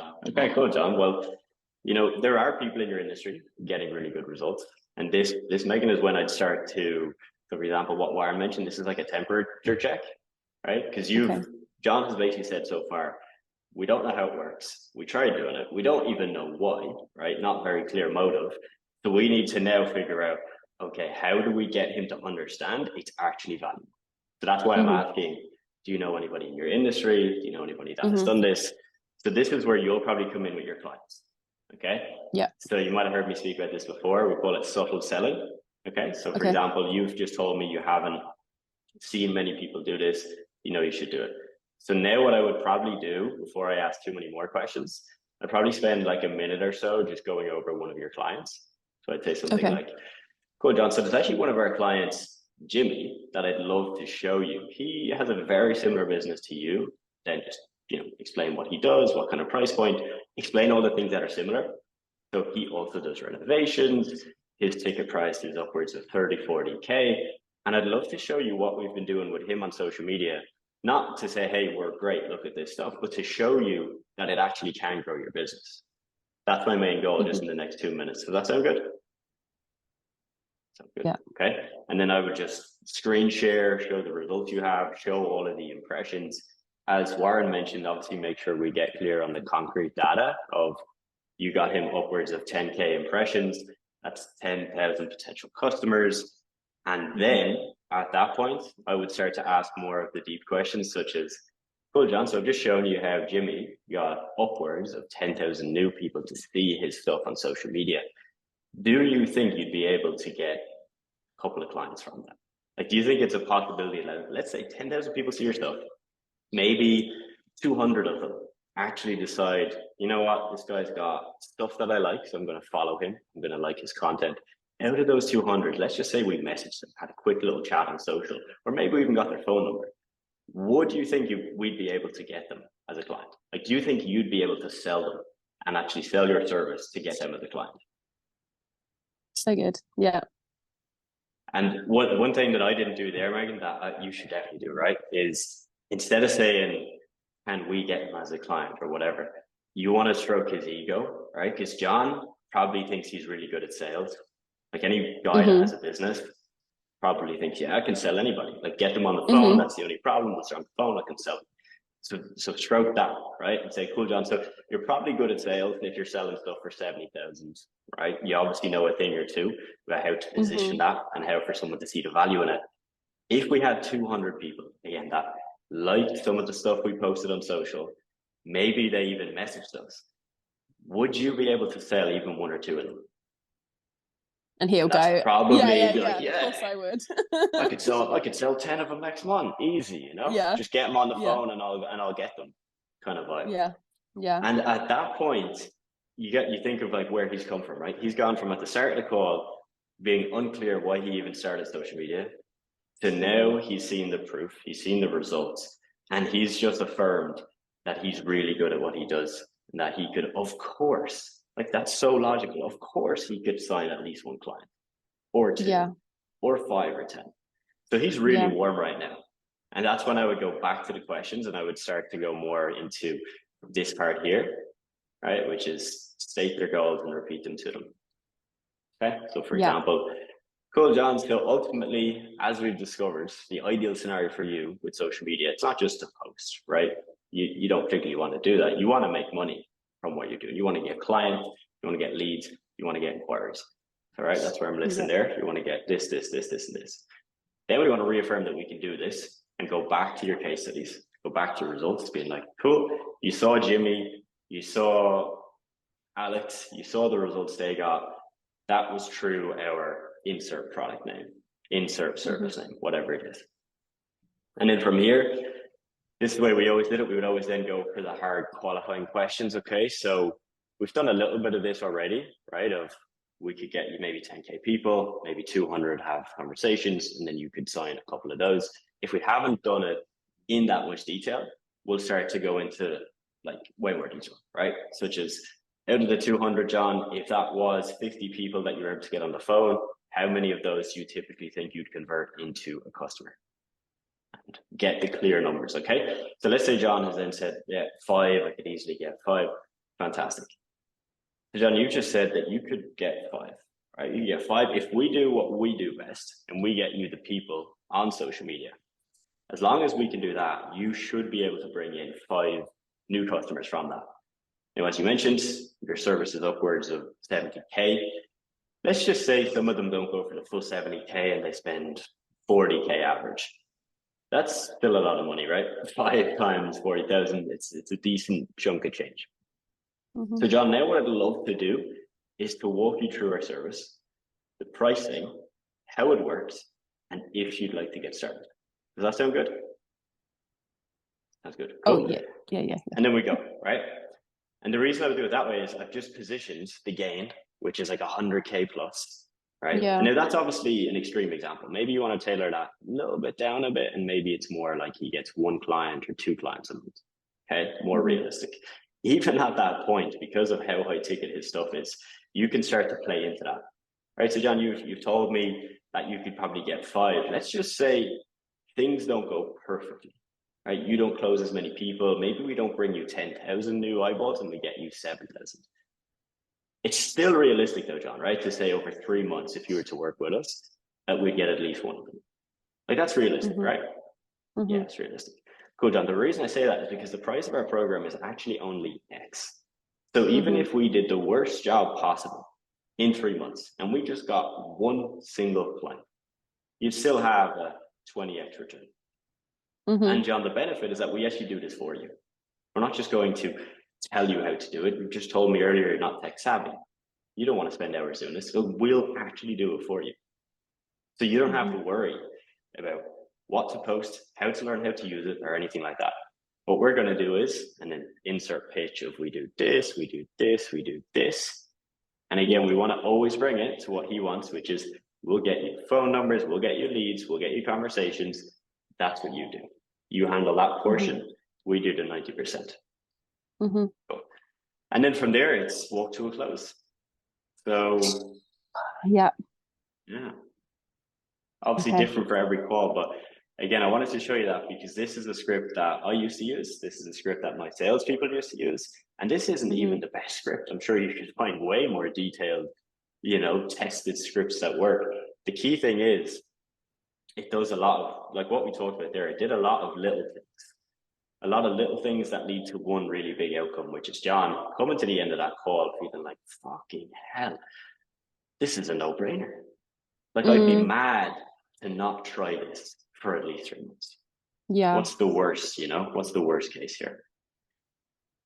And similar to what Warren mentioned, I think a reason that approach works, I didn't talk much about social media, right? Like I didn't go talk about hashtags, I didn't talk about a lot of things that would just confuse him and that are really irrelevant.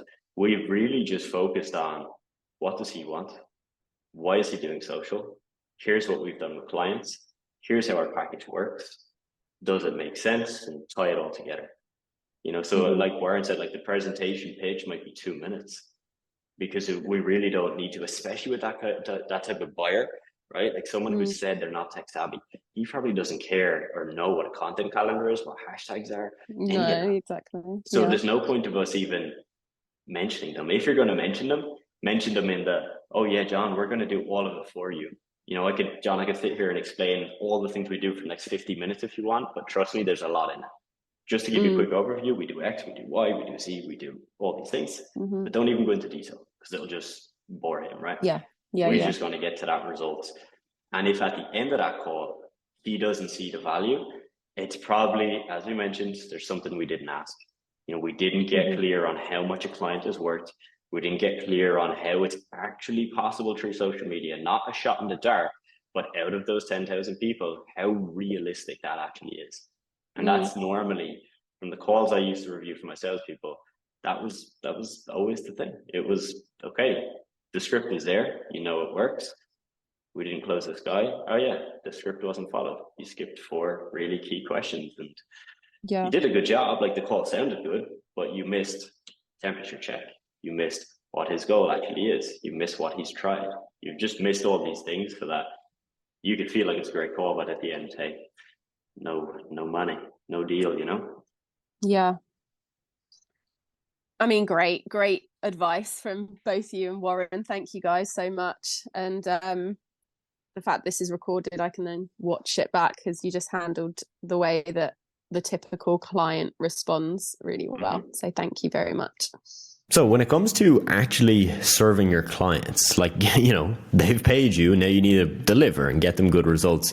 I want to show you just like a brain dump of what I would do with my clients and the strategies and the tactics that really got them results, that made them not only enjoy our service enough to pay us, but actually refer other clients to us. Like, we had one client in particular refer over 10 businesses to us because he was so damn happy with the service we provided that he was willing to send our links into groups that he was a part of because he believed in us so much. So this is the power of actually understanding how to get great results with content creation and social media management. So yeah, enjoy this, and I'll see you in the next. First, to show you how we would get results, I need to get very clear on the type of clients that we worked with so that you can see how you can apply this to your SMMA business or your agency. So we worked with fitness clients, 2 specific types. Number 1 were fitness coaches. So I'm sure you know who these are. Think of online personal trainers, online coaches.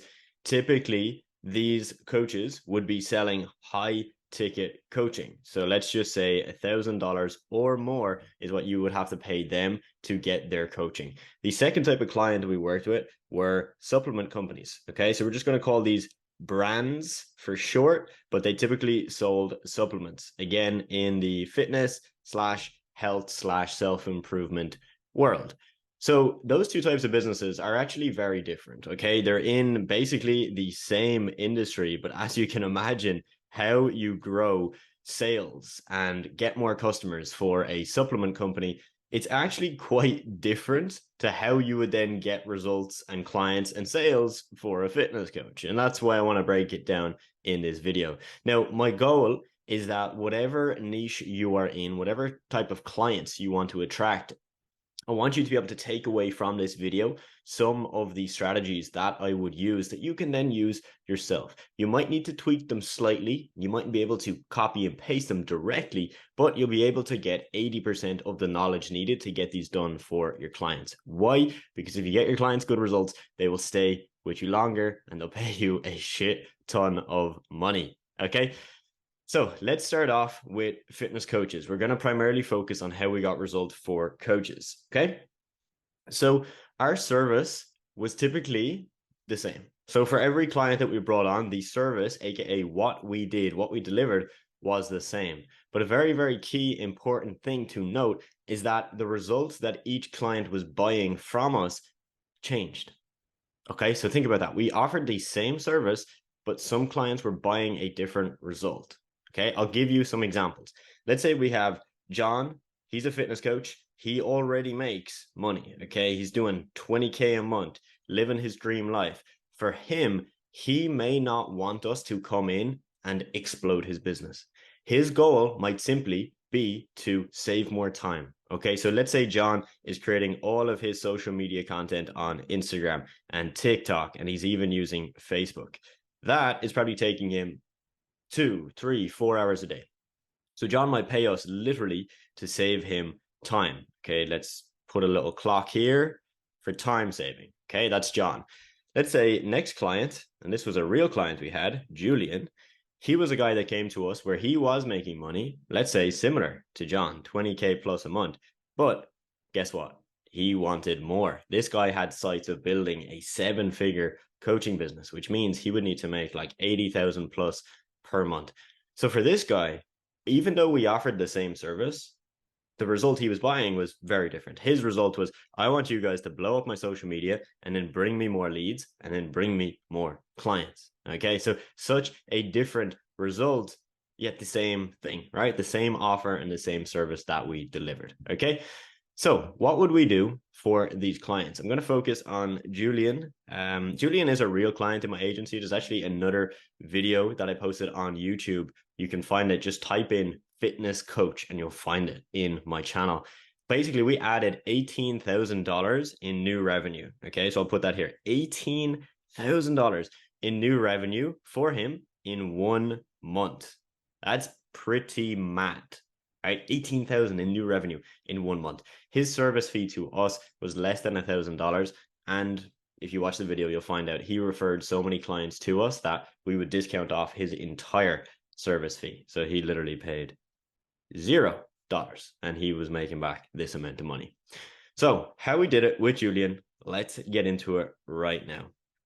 So the first thing that we offered was content. Okay. So for Julian, because he's doing 20K a month, okay, that's where he was at, and he wanted to get to, let's just say 80K a month. Terrible handwriting there. To get to 80K a month, he needed content that would grow his audience, okay? So we would primarily focus on video content. We would do lifestyle photos that he would send to us and we would post on his page, but we would also focus on infographics, okay? Infographics. The three then content pillars that we would use, right? I'll put them here.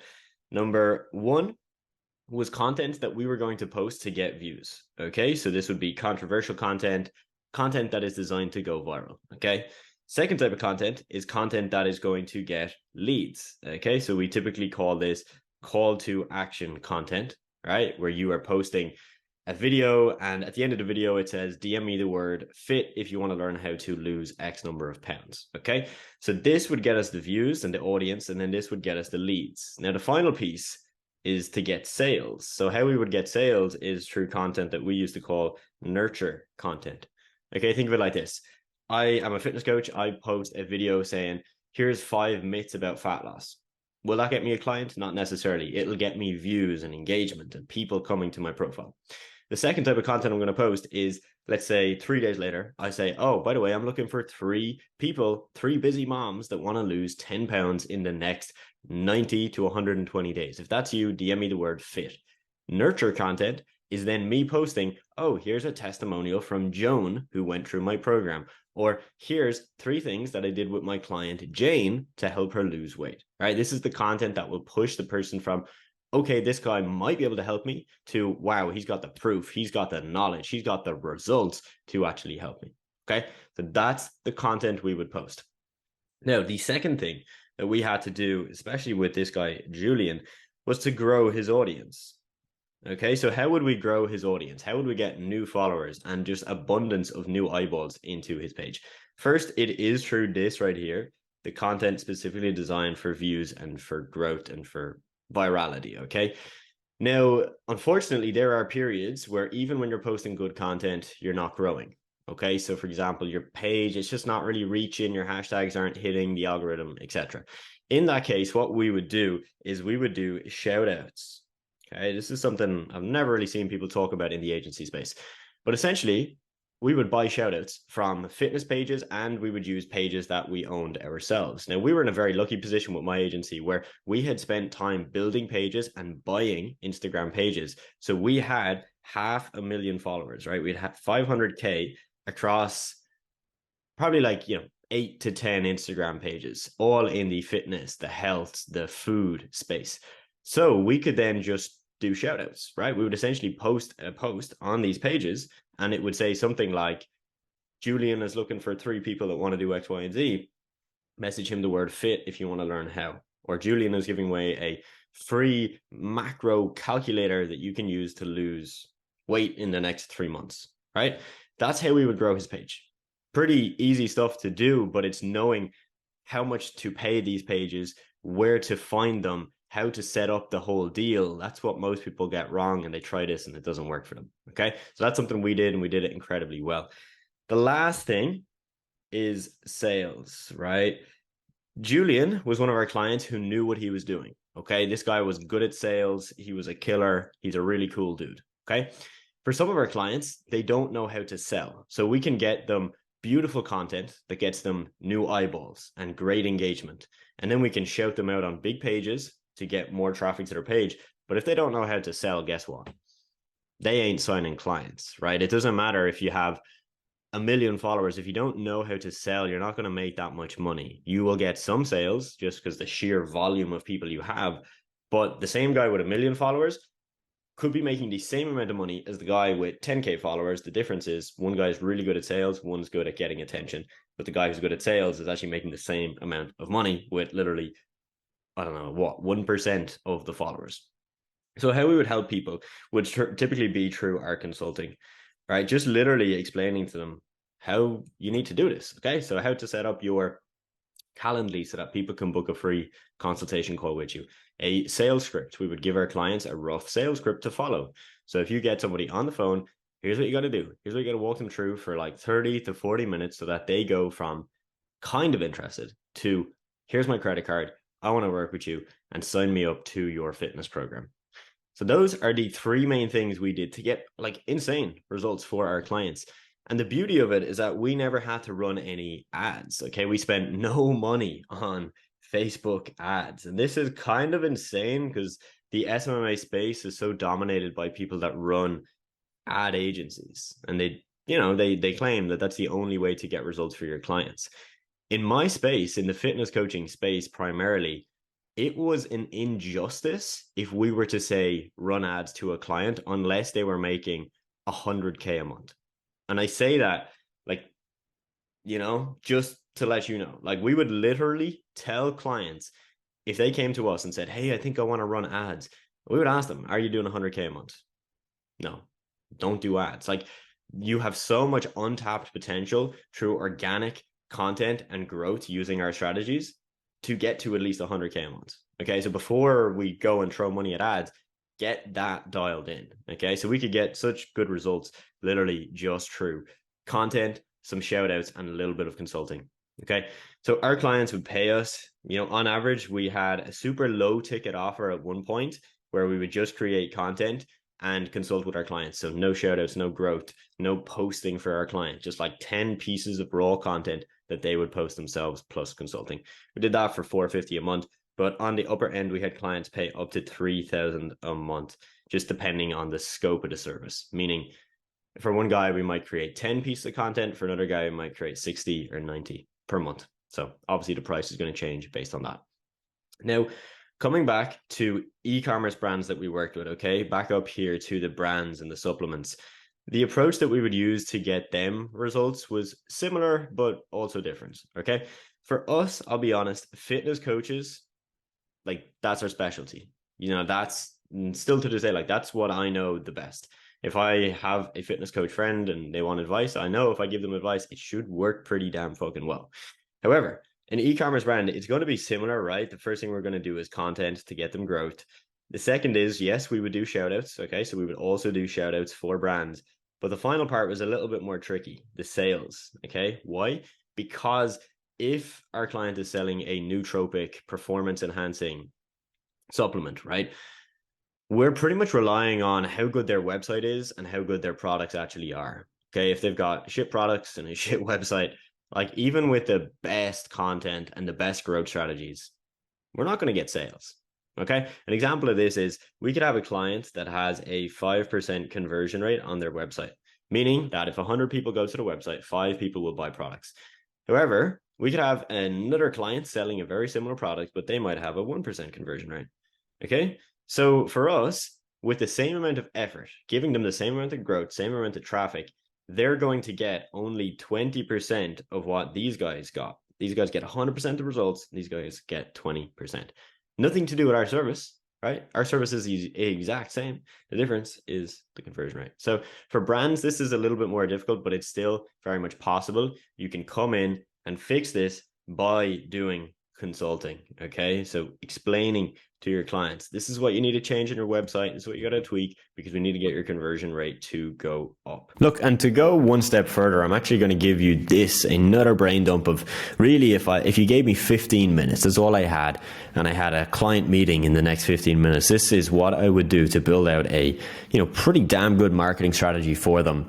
in 15 minutes for a fitness coach. So my goal of this video is that you know how to craft marketing strategies for your clients. And even if you don't have clients now, after watching this video, you should know what to say to show them that you actually understand how to do this, which should make it easier for you to sign clients. So this strategy is going to include 2 social media platforms, Instagram and TikTok. We're going to be using TikTok as a primary way to get new attention and to get new followers for this business owner. Then, once we have a decent number of people, we're going to introduce our second platform, which is Instagram. Instagram is going to act again as another place where people can find us and see our content, but primarily we're going to use Instagram as a conversion mechanism, aka we're going to use Instagram to turn the followers into paying customers. This way, our strategy will do 2 very key things. 1, it will save the business owner the time, energy, and effort of actually creating content, posting content, and managing social media pages for themselves. Secondly, it's going to make them more money. Because we've introduced some conversion mechanisms within this strategy, we won't just get them followers. We won't just get them cool content. We'll get them paying customers, which is what they want. That to me is a very valuable offer, especially in this modern era where we're creating content, we're managing a social media page, but we're getting real results, revenue and cash collected into their business. So the first thing we're going to focus on with this fitness coach is to get them to create short form video content. Depending on his budget, he is either going to film the content himself and send the videos to me and my team for us to edit and then distribute on social media, or if he wants to go above and beyond and has the budget to do so, we may hire a local videographer to record the content for him so that it looks cleaner, more crisp, and everything is better. But that's not necessary. If we're taking route 1 and the fitness coach will record the content himself, I'm going to make sure to give him clear directions. What to record, how to record it, what to say in his videos, etc. Because I want to make sure that he doesn't just record mediocre, boring videos of him rambling. I want the videos to be valuable, action-packed, and have a potential to go viral. An example of this is my personal TikTok page. We recently hit 250,000 followers, and you'll notice some of the videos don't perform, meaning that I probably didn't record them that well. Other videos do, and they pop off and get millions of views because they're structured correctly. So this short form content will be posted by our team on his TikTok. We're going to aim for a minimum of 1 video a day and ideally up to 3 videos a day, again depending on his budget but also his willingness to record content. We're then going to post 1 of those videos on Instagram per day. We're not going to post all 3 videos to Instagram each day for the simple reason that from the tests that I've personally done, it doesn't work as well. With this client, we're going to run this frequency of content for a minimum of 90 days. And how I would sell that to this client is how he sells his clients on fitness coaching. So if this prospect likes the sound of what I'm telling him, but he does not want to commit to 90 days of doing this in the hopes that it works, this is what I would say. John, totally understand where you're coming from, but as you can imagine, similar to your business, we can't guarantee you a result within 30 days or 45 days. If I said that to you, I would probably be lying. Likewise, John, with your clients, if they come to you and say, hey, I want to lose 10 pounds in 45 days, you're not going to say yes to them, right? You're going to explain to them that we need probably a minimum of 3 months or 90 days to get some reasonable results for you. And if you can't commit to that time, go somewhere else. Same thing applies here, John. If you want guaranteed results in 30, 40 days, we're not the team that you probably want to work with, and you may have to go to someone else who maybe has some questionable practices. Now, inside of these videos, we are not going to create the same type of video every day. We're going to split the content into content pillars. If you're stuck, just choose 3 or 4 content pillars. I'll give you some examples now. So content pillar and type number 1 could be educational content, 5 ways to build muscle, 3 superfoods you've never heard of. Content pillar number 2 may be proof, testimonials, and results. So this will be John showing off his clients, the results they've gotten, and also the results he's gotten in his own fitness journey. And content pillar number 3 is going to be personal stories. People buy from people, so I want to get John's personality and his life across. I want people to know his story. So I want him to open up about his struggles, how he got into fitness, why he loves changing lives. And that's going to give our content a very well-rounded approach, meaning some of the content is designed to go viral, and some of it is more so designed to convert people, to take them from I know who John is to I'm interested to working with John. Also, inside of these videos, we're going to introduce some call to actions. For example, at the end of the videos, typically 10 or 15% of your viewers will actually make it to the end of the video. So we can be a little bit more bold with our marketing and a little bit more salesy.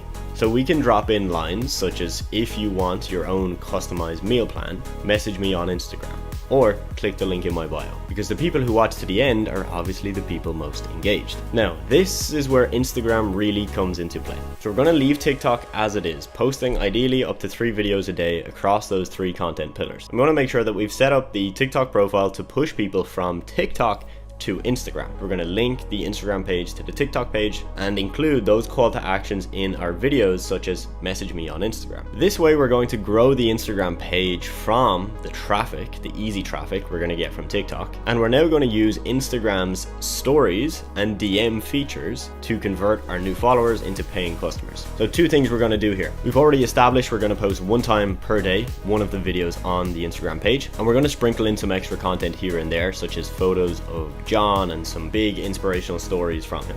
We're then going to post daily stories. On the stories, we're going to follow a similar breakdown with the content pillars. Some days it's going to be educational, some days it's going to be a call to action, some days it's going to be proof and testimonials. And ideally, over a 7 to 10 day period, people have seen such a unique side of John. They've seen everything they want to know about him to build up that trust. We're then going to install an appointment setter into John's Instagram page, who's going to be logged in to manage his Instagram DM conversations. The goal here is simple. If our content is performing well, we will get at least 10 or even 100 new people a day coming to the Instagram page, messaging John for advice, for tips, or for help. If we don't have somebody in place that is trained to convert those people from interested to either booking a call with John or buying something he has to offer, we're doing him a disservice. And even if John has the time to do this himself each day, I want to put somebody in place who's trained to do it, who understands how to have real human conversations and take somebody from very skeptical to trusting. Now, the final piece of this puzzle is to make sure that John has a very good offer and a good sales closing system. We've looked at how we're going to create content to get attention. We've looked at how we're going to convert that attention into actual paying customers. So the final point is to make sure that we have the thing at the end, an offer that people can say yes to. So in our first month of working with John, as part of our marketing strategy, we're going to have at least 1 or 2 consultation calls to break down his offer and to figure out how we can improve it to make it more valuable. We're also going to look at his sales process and his sales systems to make sure that he is actually going to get money. Because if he has a broken sales system, all the TikTok views in the world are not going to solve his problems. I've seen this time and time again in the fitness industry. Many coaches, when they're starting off, they charge really low ticket prices. You know, they charge somebody $100 a month for fitness coaching and they don't even enforce 3-month contracts. On the other hand, I've worked with clients, that client I mentioned at the start of this video that made $18K in 1 month extra just from our service, because he understands how to make good offers. This guy was charging $3,000 for a 3-month fitness coaching program, which, yes, is technically a lot of money for fitness coaching, but for the type of person he was attracting, it wasn't. He was working with high-end corporate individuals making multiple 6 figures per year. And he had an amazing sales process in place so that when somebody was actually on the phone with him, they had seen so much content from him, they'd gone through an entire warm-up process, and they're almost ready to buy. So there you go, under 15 minutes, and we've just created a very rough but very effective marketing strategy that we could use for a fitness coach. You could use a very, very similar strategy for any type of online coach or consultant. And if you're working with a product-based business, it's going to look very similar, except you may not tell people to message you on Instagram and you might just push them directly to your website. So I want to give you a kind of sneak peek inside of my business and how I post well over 240 pieces of content each month to my own social media. You know, at this point, I think we're actually posting closer to 1,000 because we're reposting and redistributing content on many other pages and not just one page on each platform. But this video will show you how you can max out the content that you're making for clients, so that if you've got a problem of a client that doesn't like to record content, or they record content and it's really bad, or you know, they're just super slow at getting content to you, because trust me, that's really, really common.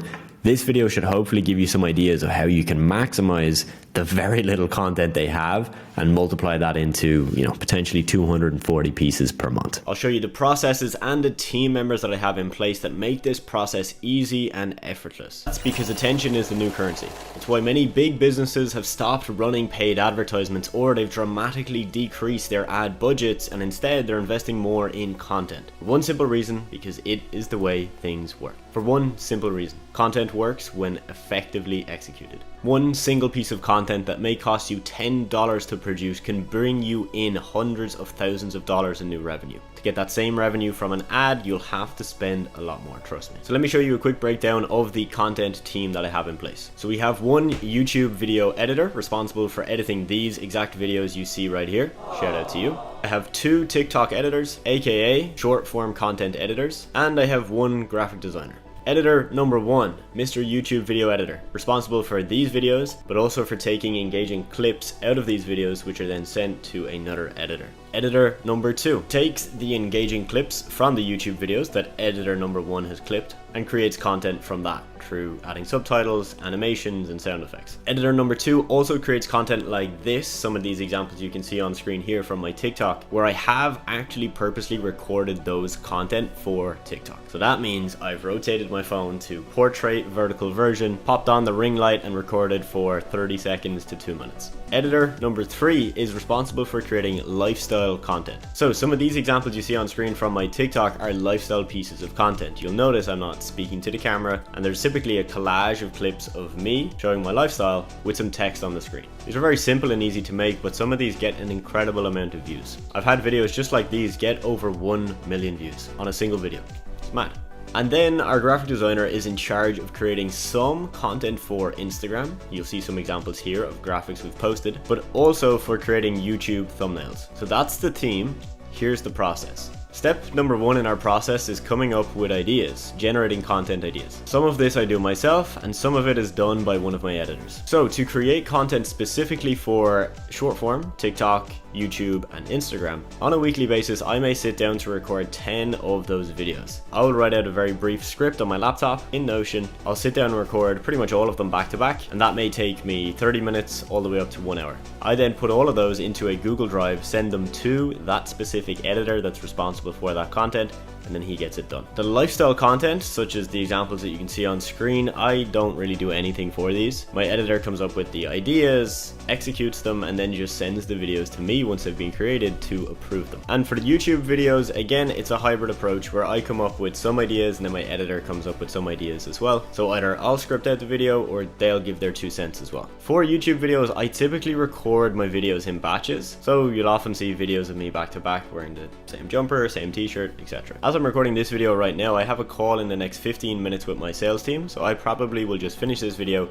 leave my camera set up, and then after my call, I'll come back and record the extra videos. I've got 2 more to record today. So my editor's going to pop up a screenshot of our Notion board, blurring out all of our content ideas, obviously, to show you what our Notion board looks like. The reason we use Notion is that it's just very, very easy to use and to track the moving pieces. So we know how many ideas we have, how many videos are scripted, how many are ready to be recorded, how many have been recorded, how many then are ready to be posted, how many then have been posted, and it's all tracked. So if I don't know if I posted the video that my editor made 2 weeks ago, I can just check the Notion board. There's no guesswork, it's all tracked. Another reason we use this exact setup in Notion, which to be honest you could use in a different software or platform, Notion is just one I use personally, is the fact that we can have different sections and different columns for content that needs to be approved. This means that I need to look at the content, look at it, and make sure it fits the criteria and matches our brand. So for example, for a YouTube video, sometimes I'll get a YouTube video back from my editor and there are no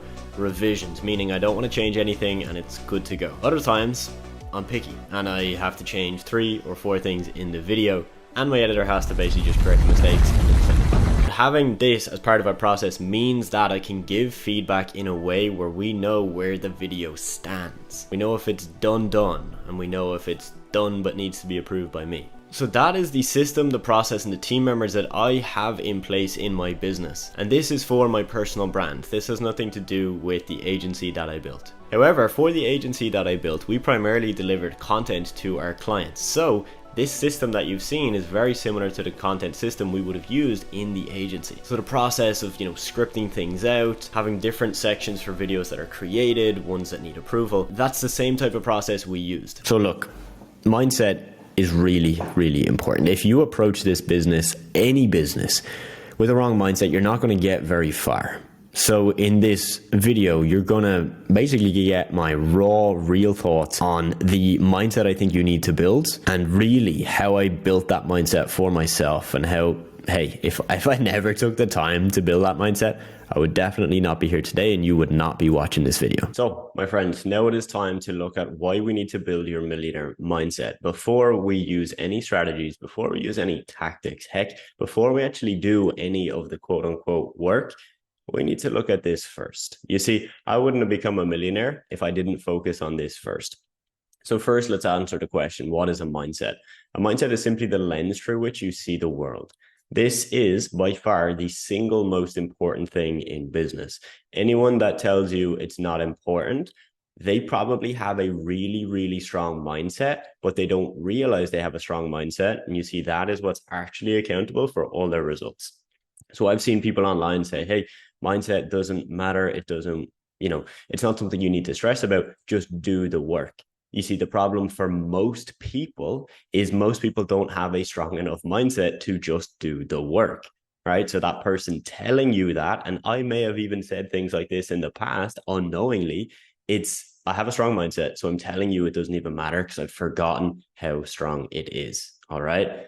So look, for me to go from 0 to 7 figures at 25, this literally, when I look at everything I've done, all of it stems back to focusing and working on my mindset. And this is why it's important. Now, look, mindset isn't manifesting a Ferrari in your garage without doing any work, right? That's BS. It's not set in stone. You can change your mindset at any moment in your life. In fact, I'm currently rereading the book Atomic Habits, and I have Psycho-Cybernetics up on my shelf there. These are 2 books I highly recommend for you to read. These are not only going to help you on this journey, but literally in every other avenue of your life, your health, relationships, family life, all of that. These 2 books will give you more of the insights about how you change your mindset and how you change your identity. We're going to dive into some of that today, but of course, I want to get straight into actually building your business, so I can't spend 10 hours just talking on that topic. All right. This isn't airy-fairy. I know when I first heard the term mindset and self-improvement and all of this, I just thought it was BS, right? I thought it was something that, was fluff floating through the air, fairy pixie dust. It's not. This is concrete stuff that literally works. So look, this is how your mindset changes your reality. Let me ask you a question. Have you ever had a scary nightmare? The one where you wake up in the middle of the night, you're covered in sweat, and your heart is racing. Maybe somebody breaks into your house. Maybe there's a monster under your bed. Maybe it's something far, far worse. Here's the thing. That isn't real. Let that sink in. That is not real. Your mind does not know the difference between an imagined scenario and reality. Think about it, right? The dream isn't real. It didn't happen. Yet your body has had a physical response to the dream. You're sweating, your heart is racing, you're panicked. Think about that for a second. Now, imagine the flip side of that.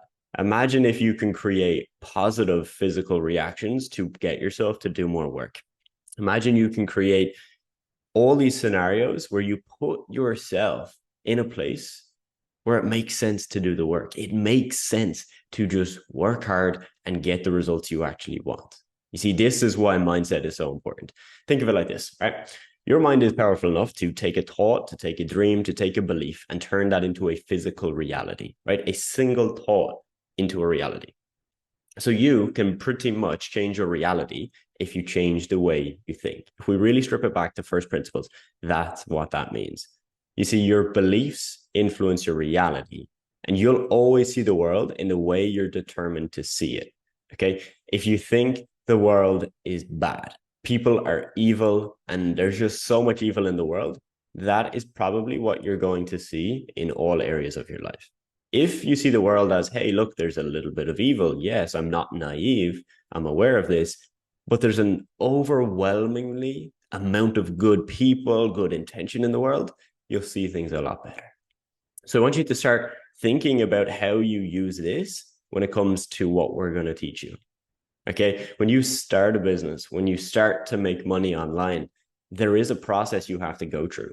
You don't go from 0 to 1 without changing your beliefs, without changing your thinking. All right, you will need to change these things, and I want you to start thinking about this now. All right, this is a really simple, easy to understand diagram. You have beliefs that influences your thoughts, that influences your feelings, which influences your actions, and then influences your results. And then it's this one big feedback loop, right? So it just goes on and on and on. You see, you need to believe it, you need to think it, you need to feel it, and then you need to act like it. If you just try and act like it, but you don't believe it, you don't think it's true, you don't feel like you can do it, there's a crack. There's a crack in your armor. So example 1, I believe I can make money online and I believe I can help businesses grow at the same time. I think it's 100% possible because I've seen other people do it. I feel motivated to do the work towards this goal. I take action every day towards this goal. And then I sign my first client for $500 a month after my first month. And this cycle then repeats and becomes more powerful. Okay. Now think of example 2.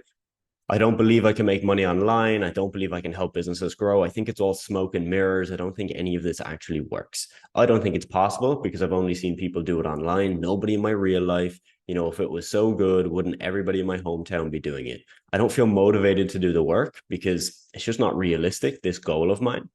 And then I don't take action every day. And I don't sign my first client for $500 a month after my first month. And guess what? The cycle repeats and becomes more powerful. So hopefully you're starting to get the importance of this, right? If you have any of these right now, any of these thoughts, feelings, doubts, you need to be aware of that. Because if you just continue through this program and say, yeah, whatever, let me just learn the strategies, right? Just give me the tactics, Adam. Tell me what messages to send and I'll get it done. You see how there's a crack, right? You see how there's a disconnect between the reality you want and the world, right? Like the dream you're creating right now. Okay, keep that in mind. So right now I'm going to show you some ducks. All right, I want you to just take a moment, look at the ducks, appreciate them, don't think too much about it, and just enjoy having a look. All right, so here's duck number 1, duck number 2, and duck number 3. Now, you may have noticed, some of you will, some of you wouldn't. That is not a duck. That is a duck because I told you it's a duck. And I showed you other photos of other ducks, so then you believed it was a duck again. If you really look closely, tilt your head a little to the side, you'll notice that's a bunny rabbit. That's a bunny rabbit. That's not a duck. So you can see how your mind literally tricks you. If I tell you that's a duck, and then I show you 2 ducks, you believe the third one is a duck, when it is actually very clearly not a duck. So think about that in terms of how you will approach this. If I show you people that are winning, you start to believe you can win, you will most likely win. Whereas if you were to just look at all the negatives and say, nah, this can't work. This is this is a fake guru scam, anything like that. Well, guess what? That's probably what result you're going to get. Okay. So you can bend reality. And this is the key point we want to get back to you. If you've decided to see the world in a certain way, you will find whatever you're looking for. If you're looking for a duck, you'll see a duck. If you don't believe you can make money, you probably won't make money. You see, you have to make a choice to see the world in a way that serves you. Because your mindset, which you have one right now, okay, you've had one up until this moment, okay, all the things you've done in your life leading to this exact moment, you have had a mindset at different points in time. It has changed many times, and it's either serving you or sabotaging you. I have had mindsets in the past that completely sabotage me. I have mindsets now that serve me, but you have those too. So look, the basis of this video is that mindset is greater. It's more powerful. It'll have a bigger effect on your results than strategies and tactics. Now, don't worry. We are going to teach you the strategies. We're going to give you the tactics. All right. But after working over 1,000 business owners, right? We've literally had over 1,000 people we've worked with. This is the most important thing. I cannot stress this enough. You see, so many people think they have problems in their businesses. What they actually have are problems in their personal lives showing up in their businesses. The reason that is true, it's because me, you, everybody else, we have an ego. Whether we think it or not, we have an ego, right? So if I'm to say to you, look, the problem isn't the strategies or tactics here. The problem is the way you're looking at it. The problem is the way you're approaching this. There's probably something in your personal life throwing off the work you're doing. You might feel attacked, right? That's me attacking your ego. Similarly, if you said that to me, I might react in the same way. But I want you to learn that that's fine, all right? But you need to be able to drop your ego. You need to be able to say, you know what? These guys might be right. Because look, at the end of the day, we have worked with over 1,000 people. Have you worked with over 1,000 people and made money online? If you have, then you probably know better than us or the same as us. If you don't, we might know a thing or two more than you, okay? So look, when you're in school, and this really hit me the other day, I thought about this. You're taught about how to know things, right? Like you're taught to know things. Memorize the facts, memorize the rules, the laws, right? Just know it. You see, we want you to understand things. This is the difference. We want you to adopt a way of thinking rather than just being able to recite things back to us. We don't care if you watch the content and don't remember certain specific words at certain specific times, right? We want you to actually learn this. We want you to understand this. If you understand this, you'll have real learning, which will bring you real results. It doesn't matter if you can tell us what we said in video 4.2. We don't care for that. You see, strategies and tactics are going to change. If you become the type of person who can win at anything you set your mind to, you will win even when things change.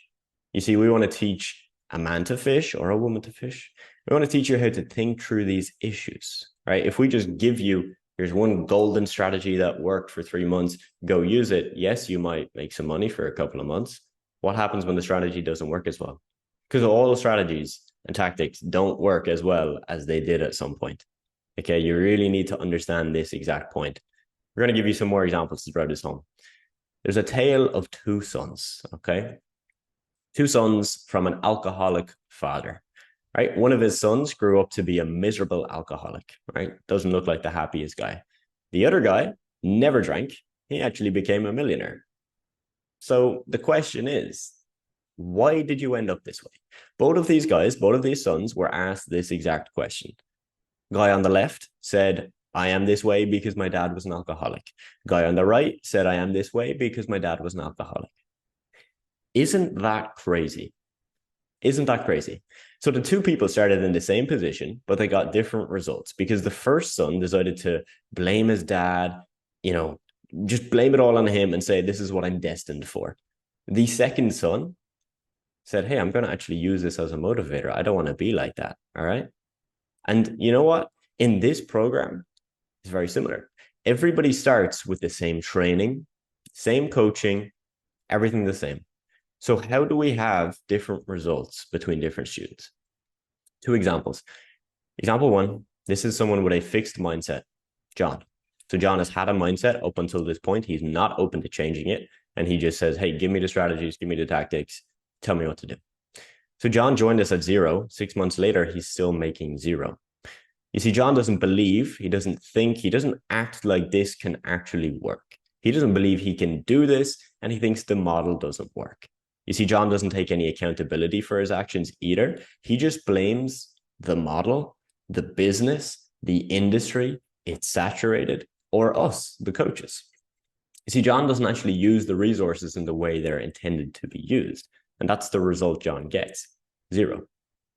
You see, Kai, real example, real student, very different results. Kai has a growth mindset. Kai joined us at 0, hit 10K per month in 6 months. Not 10K, 10K per month. So in 6 months, he possibly has made, I would say, 40 to 50K. That's a massive difference. That's a massive difference. One guy made 0, one guy has made 40, 50K already in 6 months. You see, Kai decided he was going to make this work, right? He didn't just say, yeah, guys, cool. Tell me what to do. I'll do it. No, he came in and was like, I believe I'm going to make this work. I think I can do this. I feel like I can do this. And then I'm going to act like I can do this. Now, another thing that's very important, Kai decided he would rather be rich than right. So when he asked us for advice, when he asked us for help, he took action on everything we told him. Even if we said something that some other guru on YouTube said you shouldn't do, right? Because he decided if I'm investing with these guys, I should just trust their judgment, right? They've done this with 1,000 other people. They are the masters of going from X to Z, the goal I want to get. Let me just follow that. And this is really, really key. You see, Kai would rather be rich than right.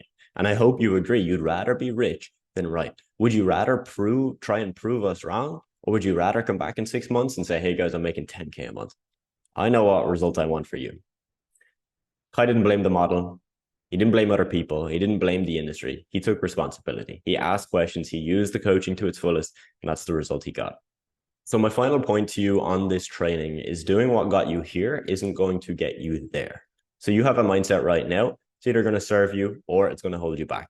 And you see the results you've got in your life so far are the result of your actions and your mindset. So unless you've already built a 6-figure business, unless you're already a millionaire, unless you have all the things that you want to get, what got you to here is not going to get you there. So you're going to have to develop your mindset on this journey. Hope you're ready. We're going to shift gear and we're going to talk about identity shifting. You see, for you to become a successful person, whatever you define that as, that doesn't matter. You need to become a new person, because whatever you have done in your life to get you to this point right here, it's probably not going to get you to whatever the next point is. And this happens at every stage of the journey. So I'm going to dive deep on this topic. I hope you enjoy this one and don't skip. This is important. So how do you shift your identity to become the successful person? Becoming the person first. This is a concept you're going to hear from me, our team. We talk about it a lot. If I want to make 10 million, I need to become the person that makes 10 million, right? Like I can't be the old person. I can't be the old version of me. I have to step into that new person. So to make 10K a month, you need to become the person that thinks, acts, and believes as the person that makes 10K a month, right? So if you tell yourself, I want to make 10K a month, but you know you're still falling into the same old habits, old routines, and you know they are keeping you stuck because let's be real, they've kept you stuck for years up until this point. You can't expect yourself to then level up and become a 6-figure earner. All right, it doesn't make sense. Think of it like this. If you put in $10 worth of effort and expect to be making 10K a month, that doesn't make sense, right? That doesn't line up. You're putting in the effort here, expecting to get this result. See, this is why this stuff is so important, because you can hustle, you can do all the strategies and tactics, but if you don't have this part figured, the rest may not work for you. So if you don't take care of your health, if you neglect responsibilities in your life, if you have a really hard time sticking to plans and goals you set out, you need to fix these areas in your life to make it in business. All right, you need to. And I don't mean that you need to fix this, let's say for 3 months, spend 3 months fixing it and then start business. No, you can start business as you do those things. Don't get it wrong, okay?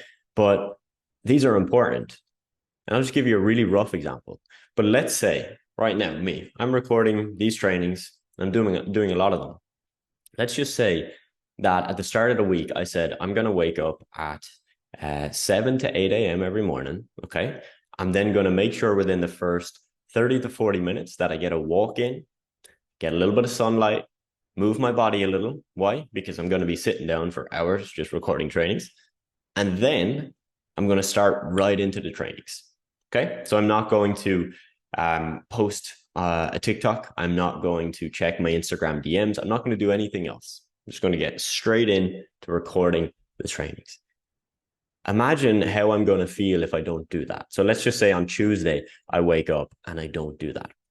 I wake up at 10, I don't go for my morning walk, and I check TikTok straight away. What is that telling myself? That is telling myself that I'm out of alignment with the person I said I was going to be to get the results I want to get to. So if I feel out of alignment with that, it's going to be very hard for me to get up the next day on Wednesday to do that again. Right? To actually do what I was meant to do. And even if you do it that way, one day on, one day off, one day on, one day off, it's still going to be a struggle for you. See, what would be much better for me, right, is I say, okay, I'm going to do it Monday and Tuesday. Then because I know I'm putting in a ton of effort, right? Maybe I'm going to be a little bit tired the next day. So I'm going to plan a few hours off on the Wednesday and I'll take that time off completely. Then I should be fresh to go on Thursday, Friday again. That's a much more logical, better way to do it. All right. So make sure you're focusing on these things, because if you don't, again, you won't become the person, and you don't become the person, you won't make the money you want to make. So for me personally, the biggest driver for my own success was my identity shift from victim to owner. Okay. Victim mindset to owner mindset. From the world is out to get me to I'm out to get the world. You know what I mean? Like, that's a complete shift, and that will change your life in all areas. All right. So I'm the owner of my life. I'm the owner of my choices, my habits, my routines, my results. It's all on me. Take full responsibility, put the blame on yourself, take the hard right over the easy left. Not an easy thing to do. That's why we say taking the hard right over the easy left. But you do these things and you be harsh and very real with yourself. Again, it's going to benefit your health, your relationships, your money, everything. So we've talked a lot about identity, right? And this specific video is about shifting your identity. Now, we can't go into the fine details. We could be here for hours and hours and hours. There's a lot more to this stuff, but this is just a very brief look at it. Okay, so in this program so far, we have looked at your beliefs and your habits. All right, let's look at it. Your beliefs is your conscious or subconscious underlying beliefs, how you see the universe, how you see yourself in the universe, right? Next up, your habits. This is what you do every day. Okay, so your beliefs influence your habits, and then your habits influence your identity. But your identity also influences your habits and your beliefs, right? It's all interlinked and it's all a circle.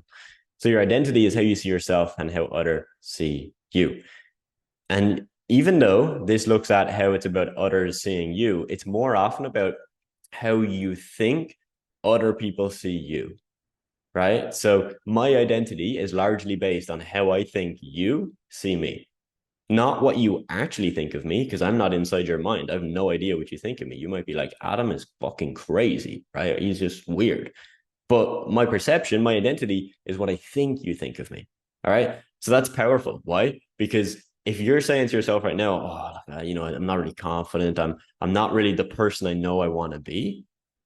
Well, you can start to change that, right? Because you can start to think that other people see you in a different light. And the best way for that to happen is to change the things you do. Physical change, action, right? Change the habits, change the routines. And this starts on a very small level. All right, let's say you live at home with your parents. Okay, this is a great example because I was in this exact scenario. If my parents have seen me as their child who sleeps in till 10 a.m. and plays video games all day, I have to shift their perception from that to Adam's going to be this successful guy.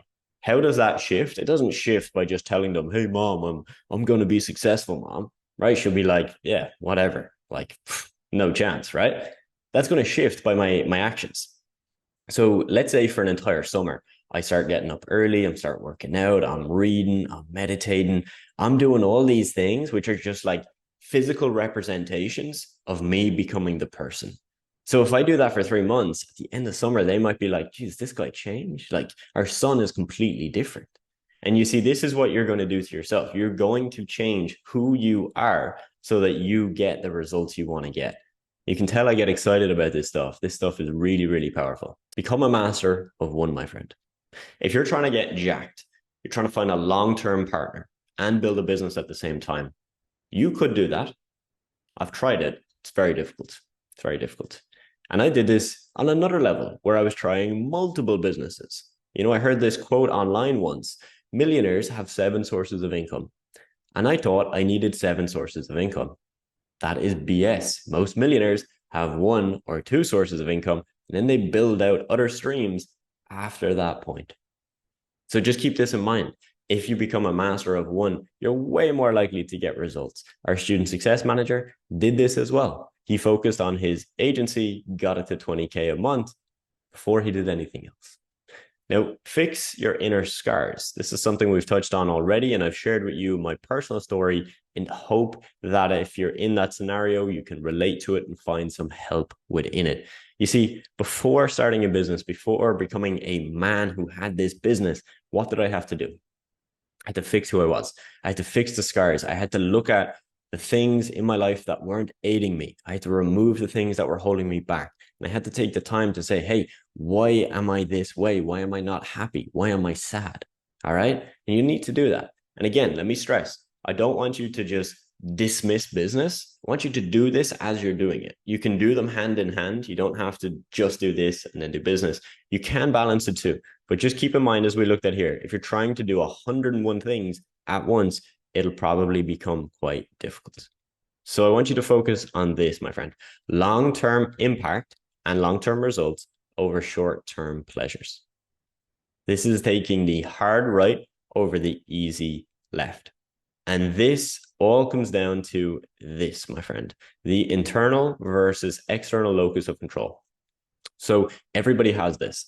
You either have internal or external. Internal is you believe you're in control and you take responsibility for your actions and your outcomes. Okay, your results. External is blaming external forces for their circumstances. All right. Someone who has an external locus of control is way more likely to fail in our program. The beauty is that this is something you can change. You can have an external locus of control. I definitely had it for some time, and I changed it to internal. External examples are this. If you're finding yourself saying, this doesn't work, the industry is saturated, the business model doesn't work anymore, that is external locus of control.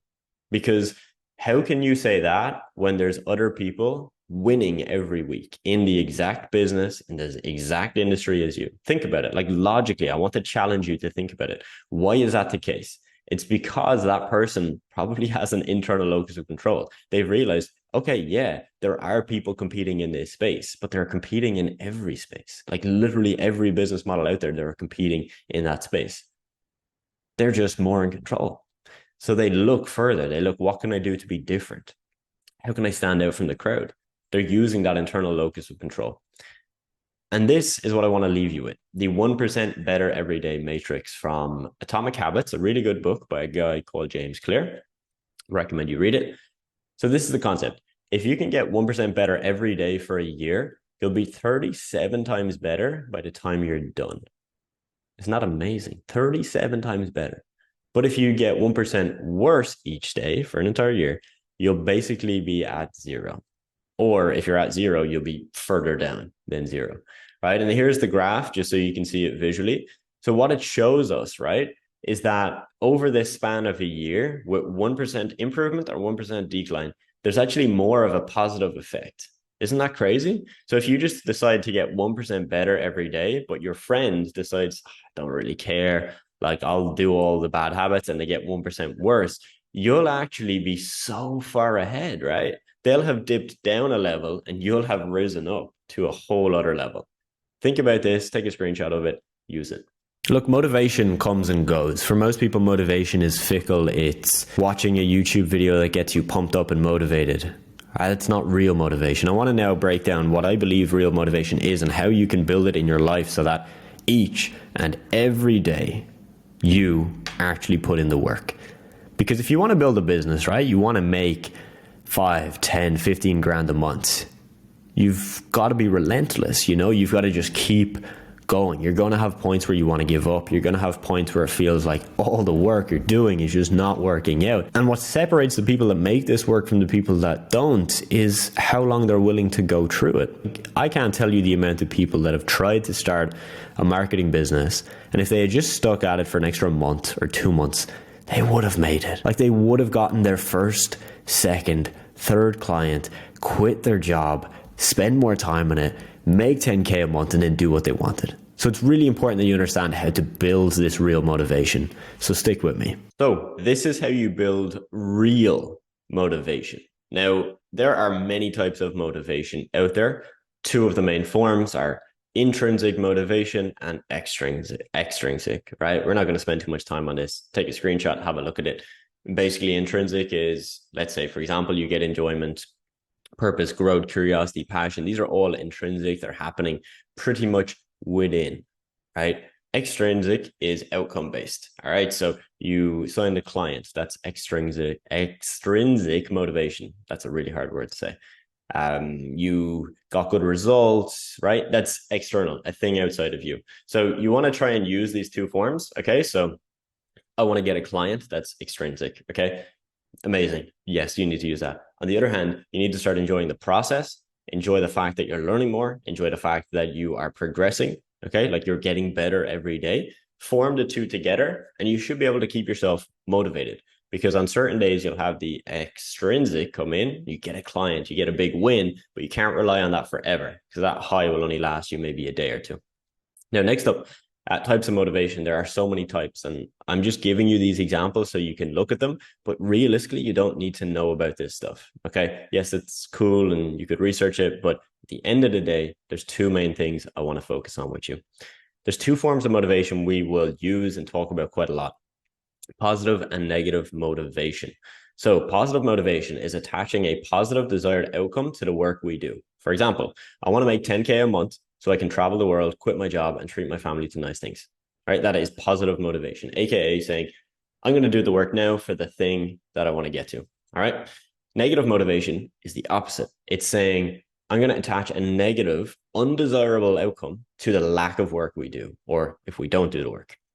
For example, I want to make 10K a month so that I don't have to stay in this job I hate, so that I don't have to be working until I'm 65, and that I'm not actually able to truly live my life. Okay, so you're going to flip that and say, I'm going to do the work now so that I'm not in that scenario. I've personally found negative motivation to be more impactful in my life. So I want you to test the two of these and see what works for you. There's been times where I've said, I want to go from 10K a month to 20K a month, right? Because some cool outcome. There have also been many, many times, and when I was starting, this was the most powerful motivator for me, where I would tell myself, if I don't do the work today, I'm going to be in this exact same shitty situation in a year from now. And that for me was scarier than the benefit I would get from getting more money, right? There's a concept that as humans, our desire to move away from pain is actually greater than our desire for a gain. So if, for example, if you give me $1, right, and then you take the $1 off me, I'm going to be way more annoyed than how happy I would be if I kept the $1. So going from 0 to 1, right, might bring me from here to here. Bringing me from 1, right, and taking my $1 away, it won't just bring me back down, it'll bring me way further down. Okay, so this is why negative motivation works really well. Have you ever heard of visualization? So this is how it works. I want you to close your eyes, take a deep breath. Now picture a positive scene. You on a yacht, driving a cool car, in a place you really love, maybe just with your family, right? Picture that positive scene. Now enjoy it, visualize it, like really look at it. What can you smell? What temperature is it? What can you feel? Are your feet in the sand? Are you sitting on a seat? Like really feel it out in your mind. Just think about it. Think about it. Now, let that sit with yourself for a minute. And then I want you to visualize what would happen if you don't do the work needed to get to that point. So if you visualize yourself on a beach with your family, imagine if you don't do the work so that you do not have the financial freedom, the time freedom, or the location freedom to do that with them. How would you then feel? How would you then feel in 10 years, in 20 years, if you didn't do the work and you didn't get the result? Now feel that. That will probably hit you deeper, right? You feel the disappointment. You might feel the regret. You might feel just this sense of pain. This is powerful stuff, and I want you to do this. There's an extreme example I heard from some guy on a podcast before. He mentioned that he would visualize his death every morning. Not saying you should do this. I think that's quite extreme, but think about it. If you can visualize what it is like to die, you will probably approach that day with a lot of gratitude, a lot of positivity, and a lot of joy for actually being alive. Which, if you're joyful for actually being alive, you're probably more likely to do hard things because you see the joy in it, you see the good in it, and it's so much better than just not being here. So use this. I personally use it. I think it works a lot, really helps me out. Now, fear, love, scarcity, and abundance. A couple of concepts I want to run you through. So let's look at fear and love. Some people believe that you act either from a place of fear or love. And there's this quote, I just Googled it, right? Because you can see people talk about this stuff all the time. Before you act, ask yourself, am I acting out of love or fear? So when you do your work each day, you're working out of fear or love. Now, here's where my opinion changes from a lot of the mainstream. I do think you can act out of fear and get amazing results. A lot of my work when I first started was out of fear. It was fear of a 9-to-5, fear of being stuck in a life that I really hated. And I used that fear. So you can use it in a positive way. Now, acting out of love, all right, I want to give you an example. So let's say you have a client and they pay you $500 a month for X service. And you know that you could sell them another service, right, for an extra $300 a month. But you know they don't need it. You know they wouldn't actually benefit. They wouldn't get results. You know, that is not really you acting out of love, right? That's more you acting out of fear because you just want to get the extra money, right? Whereas if you could see that in a different way, imagine you were selling them something for 1,000 extra, so way more money, but you knew they'd actually get the benefit, like they would actually benefit from it, and it was really worth that. That's acting out of love, right? And that will push you very far. And when you make business decisions out of that place, good things happen. Now, second to that, you can act out of scarcity or abundance. All right. So scarcity mindset, another example that I got from Google, because there's just so many out there, is this. There's limited opportunities for everyone. All right. So you're in this industry, you're thinking, it's so saturated. Like so many of us are trying to do this. There's only a couple of clients in the world. This will never work. In reality, there's like 100,000 new businesses started every single day. So logically, your claim is false. Abundance mindset is the world is full of opportunities. There's 100,000 new businesses a day. This can work for me and 1,000 other people, no problem. Heck, it could work for me and 10,000 people, no problem. For 20,000 people, no problem. You just need a couple of clients. You need a couple of clients to replace your income. In many cases, to get to 10K a month, you might need 5 or 10 clients. Do you think you could find 5 or 10 clients when there's 100,000 new businesses every day started, millions a year? Of course you can. Of course you can. That's the abundance mindset. When you act from that place, beautiful things happen. This is not the masturbation you've probably heard of. This is mental masturbation, a probably worse kind. Not that masturbation is bad. If you want to do that, that's none of my beeswax. Mental masturbation is the act of you pretending that you're being productive, pretending that you're making moves, when realistically, you're making yourself feel busy. It feels good, you feel productive, but you're not moving closer to your goal. It's really important that you understand what this is so you can avoid it and actually get on track. A term you're going to hear me and the team use very, very often is mental masturbation. Let me explain what this is and why this is important. So mental masturbation is when you do things to feel productive, right? As a business owner, you don't need to just do things that make you feel productive. If you do that, you won't get very far.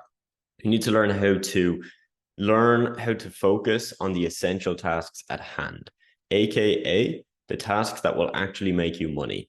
There's tons of terms for these tasks. I'll give you a couple in case you hear us use them or somebody else. Revenue generating activities, so RGAs, revenue generating activities. And there's like 9 to 10 other variations you could use. Basically, these are the activities that push your business forward. Let me give you a really, really quick example. Let's say you and I both work for 10 hours a day, but the 10 hours that I work a day, I spend 2 hours just checking emails, just responding to a couple emails, check if there's anything in my spam, right? Nothing too crazy. Then spend another 2 hours doing outreach, okay? Sending messages to business owners that I really want to work with. Very good. Now, another 2 hours that I'm going to spend is just watching more content. Right, because at this point for me, I feel maybe I need to learn some more, right? Maybe I don't know all the answers. And then for the last couple of hours that I have in that day, I just respond back to any outreach I did, and that's about it. Now, on the other hand, you work 10 hours a day and you put nearly all of that time into outreach. Literally. You don't feel like you need to learn more, you just take action on outreach. You don't feel like you need to check your emails every 10 minutes, you do more outreach. Right?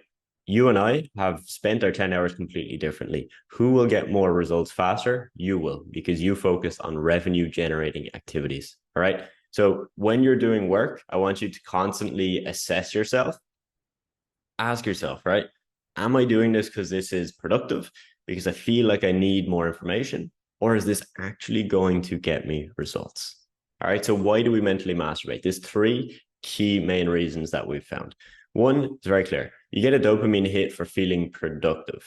All right. And this is why it's so easy to do mental masturbation, right? Because you check your emails and let's say you feel like you're being productive, you're ticking something off your list, you feel amazing, you get that dopamine hit. So that's why you'll do that. The second reason is you might be afraid of starting. Okay, there's an example of a student, I won't say his name, but he spent around 2 months mentally masturbating on the packages that he was going to offer to business owners, the pricing that he would charge. We're going to touch more on this in a lot of detail of how to actually do this properly. But think of that. 2 months was spent doing little bits and pieces here and there, but constantly tweaking his packages and his pricing. He didn't sign any clients in that time. In fact, he didn't even take any calls, meaning he didn't actually have the opportunity to present his packages. And when we really broke it down with him, he was afraid of starting. He had all the information. He was just afraid of doing the actual thing that would get him results. And finally, look, you might not know exactly what moves your business forward, and you might be confused on what you need to do.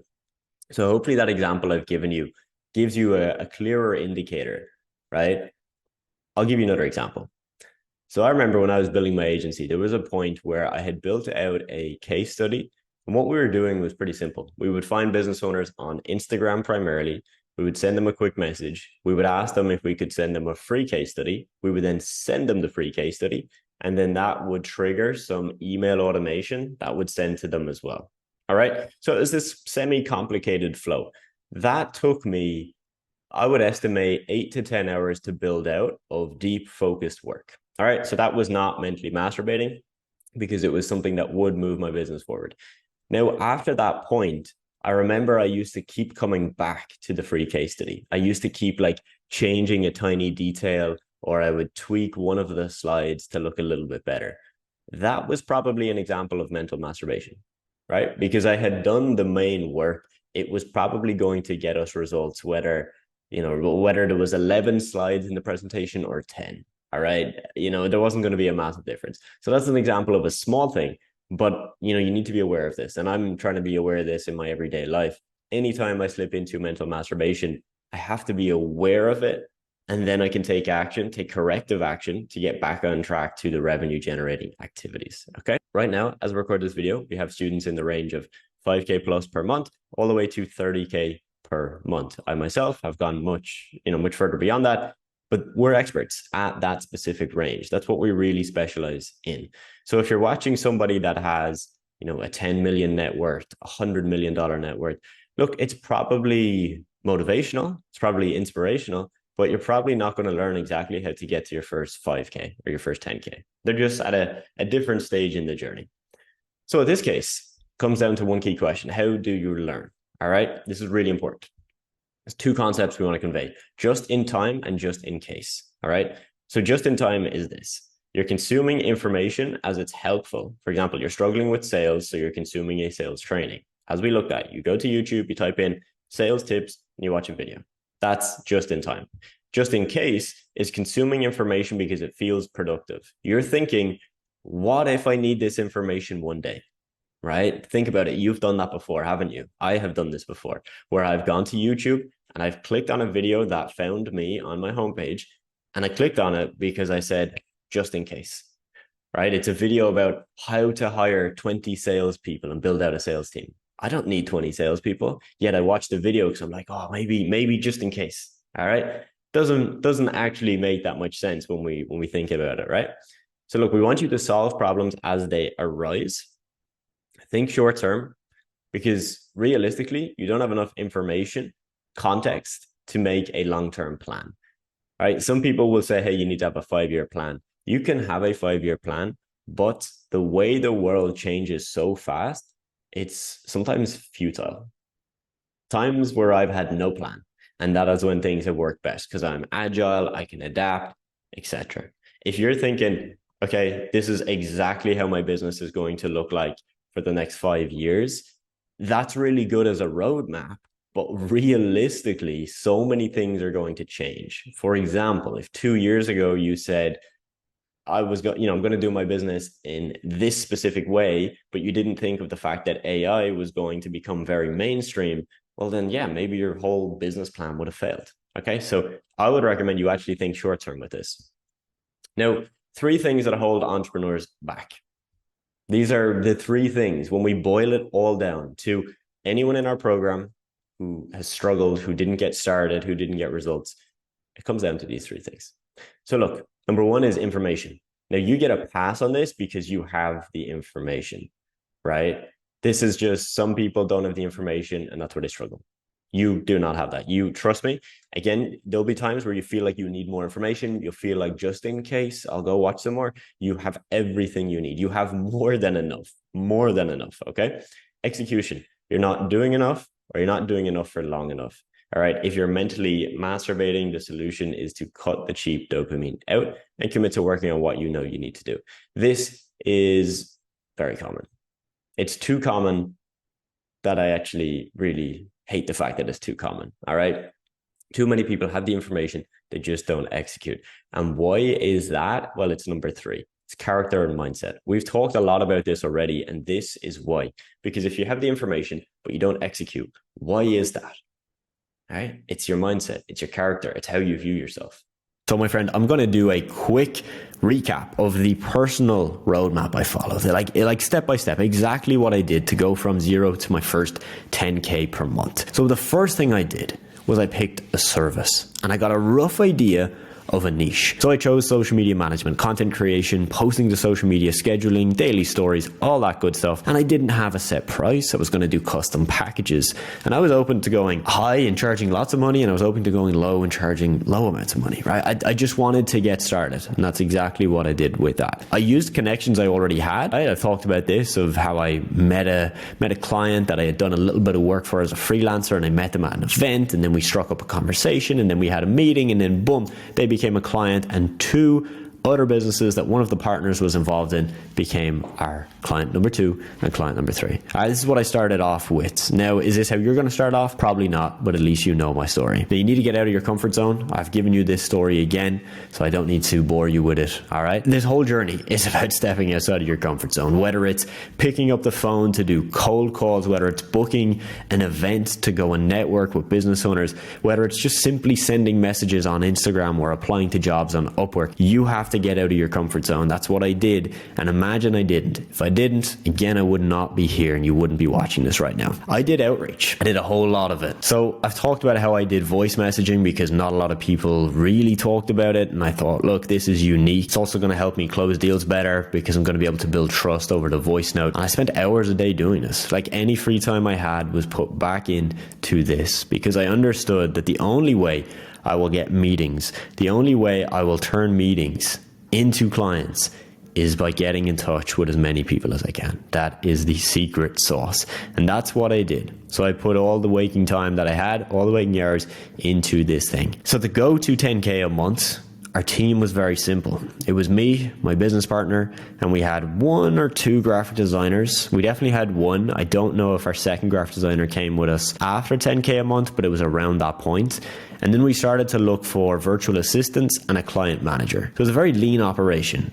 Like, you're talking me and 1, 2, 3 other people. Very, very small, very high profit margin, very low cost. Like, really good setup. But then to go from that 10K a month mark to 50K a month, like, obviously we had to change things. We had to hire a lot more people, build a lot more systems, have a lot more structure. So that's when we started to look at these higher level positions like a client manager. But truly, you don't need that to get to 10K per month. Like, this journey is a different journey. 50K a month, our business was pretty much automated and delegated 95% at least. I would spend 30 minutes a day just checking in with the team. That was literally it. I had a sales rep, I had virtual assistants, graphic designers, video editors, client managers, even a senior client manager that would manage the other client managers. And you might even be thinking, like, Adam, what are these words? Client manager, managers, senior client managers. That's all they are. They're words for job titles that you don't even need to know right now, right? Like if you're at 10K a month, fair enough. It's worth looking into these and understanding who they are, what they do, how much you'd pay them, what are their responsibilities. If you're not, don't worry. Keep it simple, all right? Lower margin.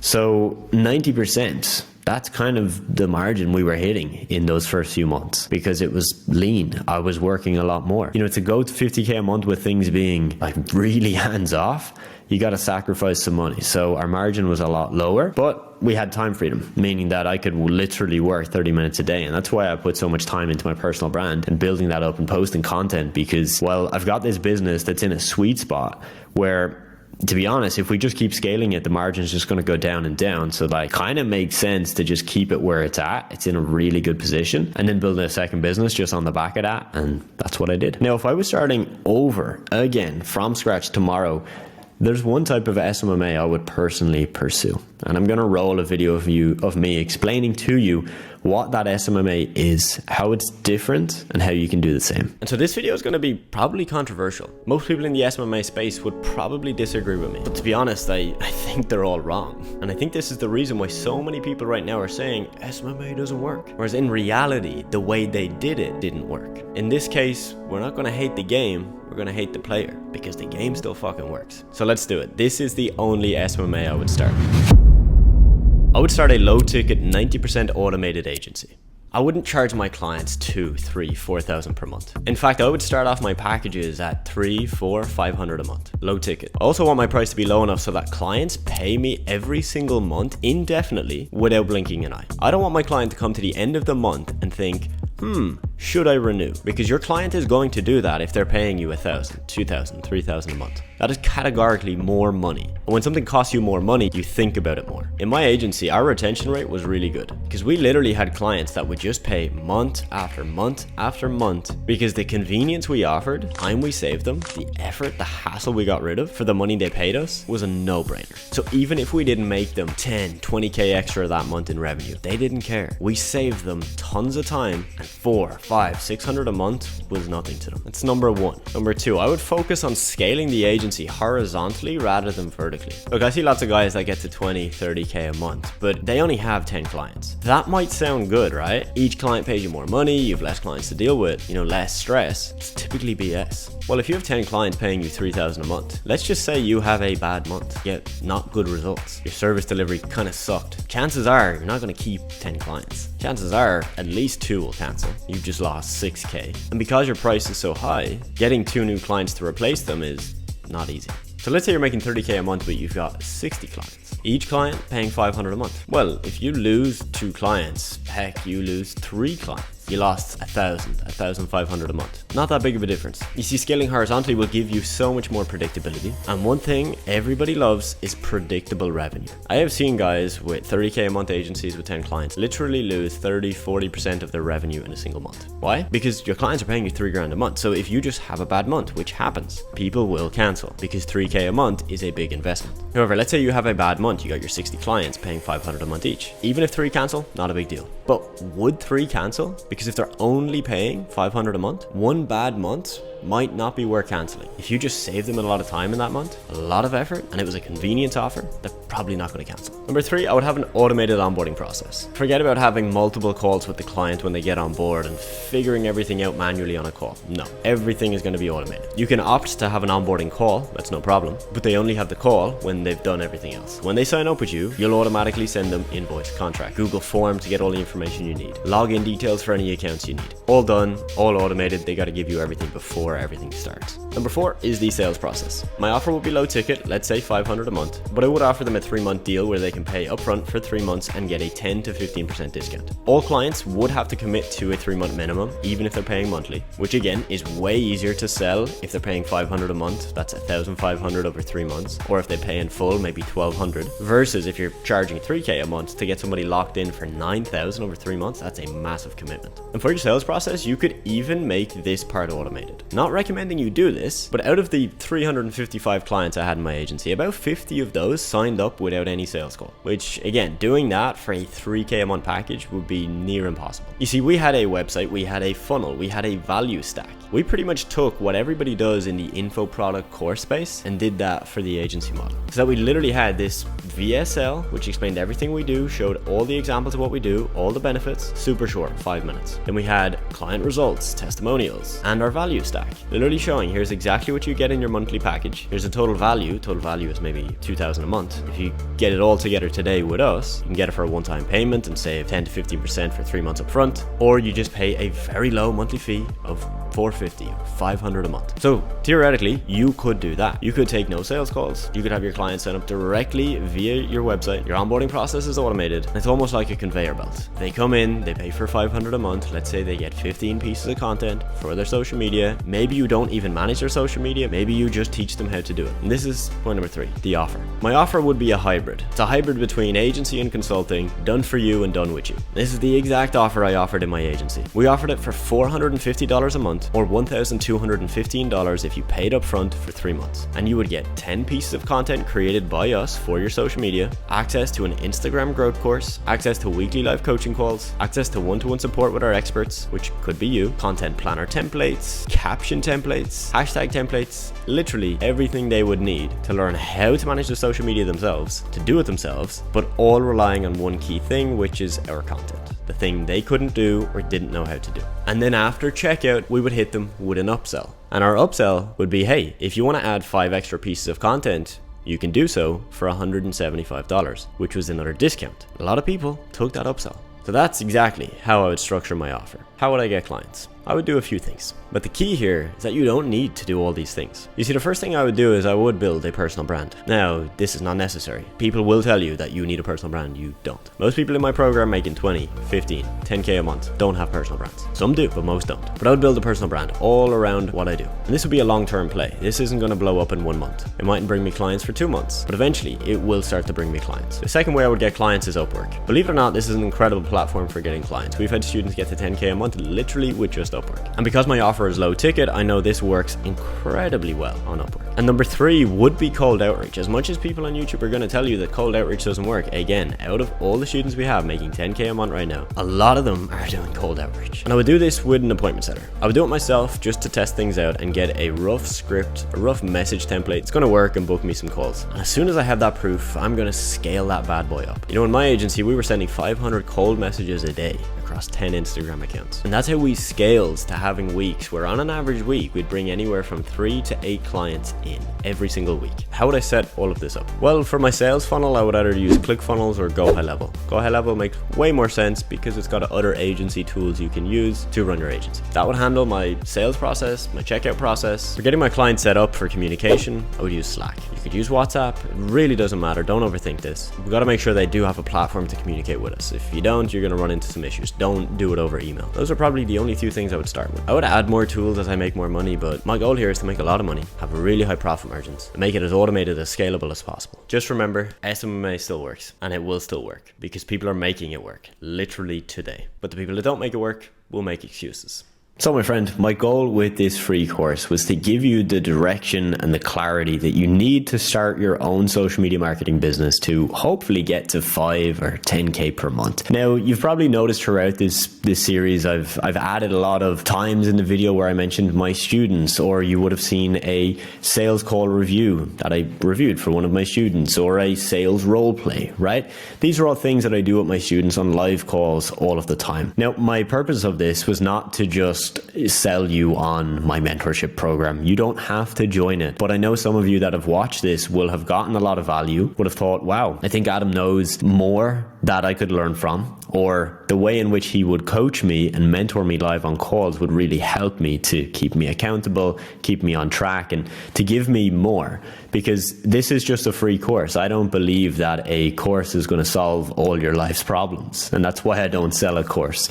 I started my personal brand back in 2020. And when I first started it, I first thought, oh yeah, maybe I'll sell a course. And as I started putting out more content, and I did a little bit of one-to-one mentoring with a couple of people beforehand, just to kind of test and see if I enjoyed the process. And I realized that, oh shit, like people are not going to just go through a course and everything changes. You see, for most people, once they know what to do, their problem is doing the work, staying consistent, and having the accountability to continually show up. It's why we do live calls and live check-ins with students. It's why they get one-to-one calls when they join. It's why we have a community where we host extra live trainings with students that are, excelling in certain fields, and we bring them in to give like talks and basically be a guest in our community. The reason we do those things is because they get people results. I would make a lot more money if I just sold, a course. It would be really easy. Build it once, sell it 1 million times if you want, charge whatever amount of money, and I don't have to deal with anybody. But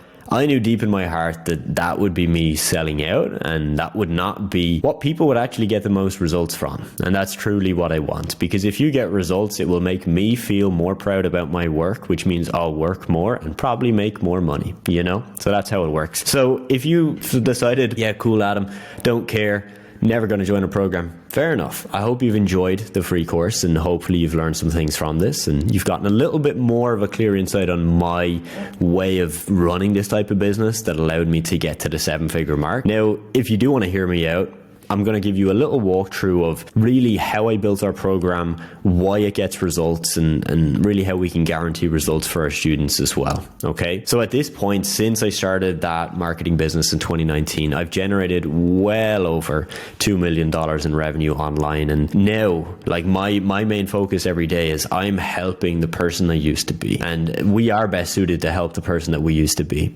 I get to help the person that is stuck, does not know how to do this, can't keep consistent, doesn't have the support system, their friends don't believe in them, their family don't believe in them, they want to move, they want to live in Dubai or somewhere nice and have the freedom. Like, that's the person I get to help because I've become that person. And that to me is it's fulfilling, right? It's the person who wants more from life, the person who wants to experience time freedom, location freedom, true financial freedom, and the person that knows, like truly, you watching this, there's a different path. You've seen the proof from me and others. It can bring you so much joy, but there's just something holding you back from getting there. Now, if you're going to do well in this space, what you need to believe, there's 3 core beliefs. You need to first understand that this opportunity exists, right? If you don't believe that this opportunity exists right now, you're not going to begin the journey.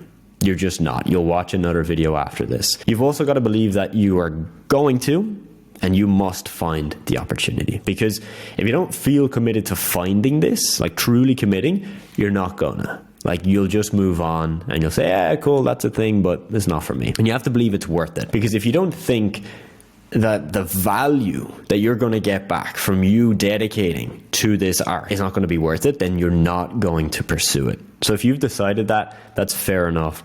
When I started, I had to believe these 3 things. Because I knew in my core, if I go through the pain of figuring this thing out, investing in myself, time, money, energy, it'll be worth it. And it has been. And it's probably very clear that it's been worth it. And I know this will be the case for you if you decide to actually action this fully. So when it comes to results, people I've worked with, I could show you results all day. Like, genuinely, we could make 10-hour video walking through case study by student who was 17 who made 10K a month versus the person who was married with 2 kids and quit their job. Like, we've helped everyone out there. Like, all different nationalities, non-English speakers, people in lower income countries, people that are young, old, like, it doesn't matter, right? So I can show you results like this all day. I'm not going to. If you want more information on that, you'll be able to find it, and I can show you all of that in detail, okay? So as mentioned, I decided I wouldn't offer a basic course, a series of how-to videos and slap a $200-300 on it and just sell as many as I wanted. We cover everything you're going to need between the mindset, the accountability, the networking, the self-improvement, all the things that integrate into you becoming the successful business owner. Social media marketing, appointment setting, sales, closing, personal branding, thing. You know, and I've done these for 2 different businesses. So you know that what I'm going to be giving you is really stuff that even if you just use it to get to 5K a month with social media marketing, and then you decide, yeah, cool, I'm going to do something else, that you can transfer these skills over, because that's exactly what I've done myself. Now look, the reason most courses suck is this. It's basic information and videos. You know, yes, you might have got value and it's enough to give you some direction, but you have doubts, you have questions, you're human, right? So you go through the process and you're like, yeah, but I don't quite understand this part. Or, you know, for example, you don't have somebody checking in with you to see if you actually did the things. And then that leads you to a place where you've nobody to help you. You're going to lose motivation. Then you're going to stop trying and you're going to fail. And I don't want you to fail. For me deciding I'm not going to sell a course and I'm going to do this differently, this is what I decided. The first thing is we set up all of our students with a one-to-one onboarding call when they join. So this is to make sure, like our roadmap is to ideally get you to about 1.5 to 5K per month in the first 90 days. We know that that is very possible. We've had students surpass that, like 2-fold, 3-fold, and really scale past that. But we know for the average person coming in, this is the realistic benchmark. So we're going to set you up with a one-to-one call to figure out where you're at now, where you want to be, and make sure that you have a crystal clear plan. Not a, hey, just, you know, do outreach and come back to me. No, like we'll give you a personalized one-to-one plan based on where you're at right now. We're then going to implement daily one-to-one support where you're going to be in a private group inside of Telegram with me, our student success manager, and yourself. So every day you can ask us questions. You can send us voice notes. You can send us your outreach messages and have us critique it. Whatever you want, we are there to serve. Take a screenshot. She basically just was overwhelmed by how much effort we actually put into the coaching. You know, like really we put a lot in. So next up, we decided that it's also going to be useful for you to be in a community. So you're in a group with, you know, typically just a couple hundred other people that are actually doing this motivated, you know, people that are already making 30K a month and those that are just starting with you. So you're going to be in that community, meaning that you can reach out to each other. Like we have a student right now as I'm recording this, he's organizing a meetup in Ireland for members. Like, you know, it's free, they can all come, it's a dinner. Like that's the type of community you're going to join into, where you can learn from the people ahead of you and they're willing to help you out because they've also been in that position as well. So you get access to that. You're going to get access to weekly live coaching calls, multiple of these every single week, where we're going to be bringing on guest speakers. We're going to be interviewing successful students and you can ask them all the questions you want. And we'll also just do general Q&A and check-ins to make sure that you're doing what you need to do, you're staying on track, and most importantly, you're getting results. Now, on top of that, there's a lot of systems and templates and contracts that, as you can imagine, building my SMMA to 7 figures, there's a lot. Like there's a lot. There's a big old Google Drive folder of things that I built out. Processes for hiring, automated processes, like everything you can think of, we have it all, and we give it to our students, because if those are the things that helped me build mine, I'm going to give them to you. And I don't share these publicly because you can imagine if I give out my exact outreach script and processes to thousands of people online, yeah, it probably wouldn't work very well. When I safeguard that and keep it for a handful of people, it works a whole lot better. Same with the templates, the contract, and everything else that we give. So I'm really confident in what we do, so much that we guarantee results. We give you all the information. We give you a full A to Z course, way more in depth than what you've seen here today. We also give you, again, the copy and paste templates, contracts, all of that, everything you're going to need. So it's basically business in a box type of deal. All the coaching, all the support, all the mentoring, so that you can make tens of thousands a month. Like that is our ultimate goal. If you'd like to work with me, I'm going to give you the info now. I have a program. This is the name. It's called the Figure Accelerator Program. That's a brief look at what's included. We often add extras on top. So this is like the most basic of what we offer. But we're often adding things on top of that as well, based on different promotions we might do. Just to kind of compare how our program is different, in my opinion, is you get a one-to-one onboarding call. Most programs and courses you don't. You get lots of one-to-one contact with me, the founder. Most you'll never hear from them ever. And look, it makes sense. Some of the guys selling courses and programs are like really popular, as in they've millions of followers. So yeah, of course they can't. For us and for me, that's really important. So you'll get contact with me. Small private community. Again, we keep that really tight knit because we don't want thousands of people in our community. Because if we even have 1,000 people in our community, the engagement will go down and it will turn into a place where people don't want to engage and it's too big and scary. We keep it really, really tight knit and make sure the people that are in there are actually active and willing to help you out. We have a really easy to follow course curriculum. Everything is laid out step A to Z, and we break up the video content into a way where you can skip around and navigate really easily so that you won't have to watch every single video. Fresh materials updated regularly. We rebuild it on an annual basis in full, and then we're constantly adding new materials. So anytime new strategies are coming up, or if we've got a new case study with a student, a certain type of outreach they did, boom, we're giving that right back to you guys immediately. We've got a results back guarantee. So, we try and take that risk off of you, because I know how scary it is to start this business in the first place. And then if you're going to pay to get some extra help, that's even scarier. So the way in which we kind of navigate that for you is by putting our money where our mouth is. So now I'm going to roll a quick video. I recorded this video when I rebuilt our program the last time, just a couple of months back. And you're going to really see the inside of, how much time and effort and energy we put into this every year. And we do this every year. And I think this is important because this is a fast-paced landscape. Social media marketing now is not the same as it's going to be in a year from now. So it's really important that you're learning up-to-date new materials. So watch that. You'll get a good understanding of, everything that went into it and what goes into it on a continual basis. It's Sunday. We just wrapped up 2.5 hours of planning more of the content. Next step is to script out all the videos, get one of our slides ready, make it very good, very professional. And the next step is to record. All right. So plan, script, record. Planning is actually the really fucking hard bit, right? Because we are literally planning, how do we make this thing so good that when somebody comes in and they go from video 1 all the way to video Z, the very final video, it all makes sense, it's all easy to follow, and then that they actually get results, which we've done a really good job of that with the previous versions of our program. It's just that we know we can make it better, right?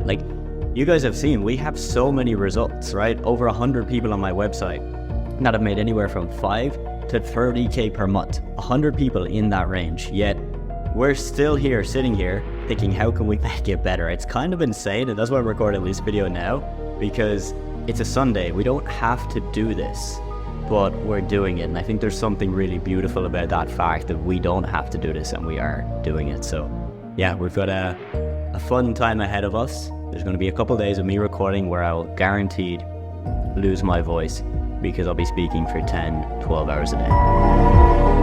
Alright, here we are deep in the rebuild, session number 2. There's Ty, Student Success Manager, putting in the work. We are about 40 minutes deep into a little work block. We're going to spend 5 hours today.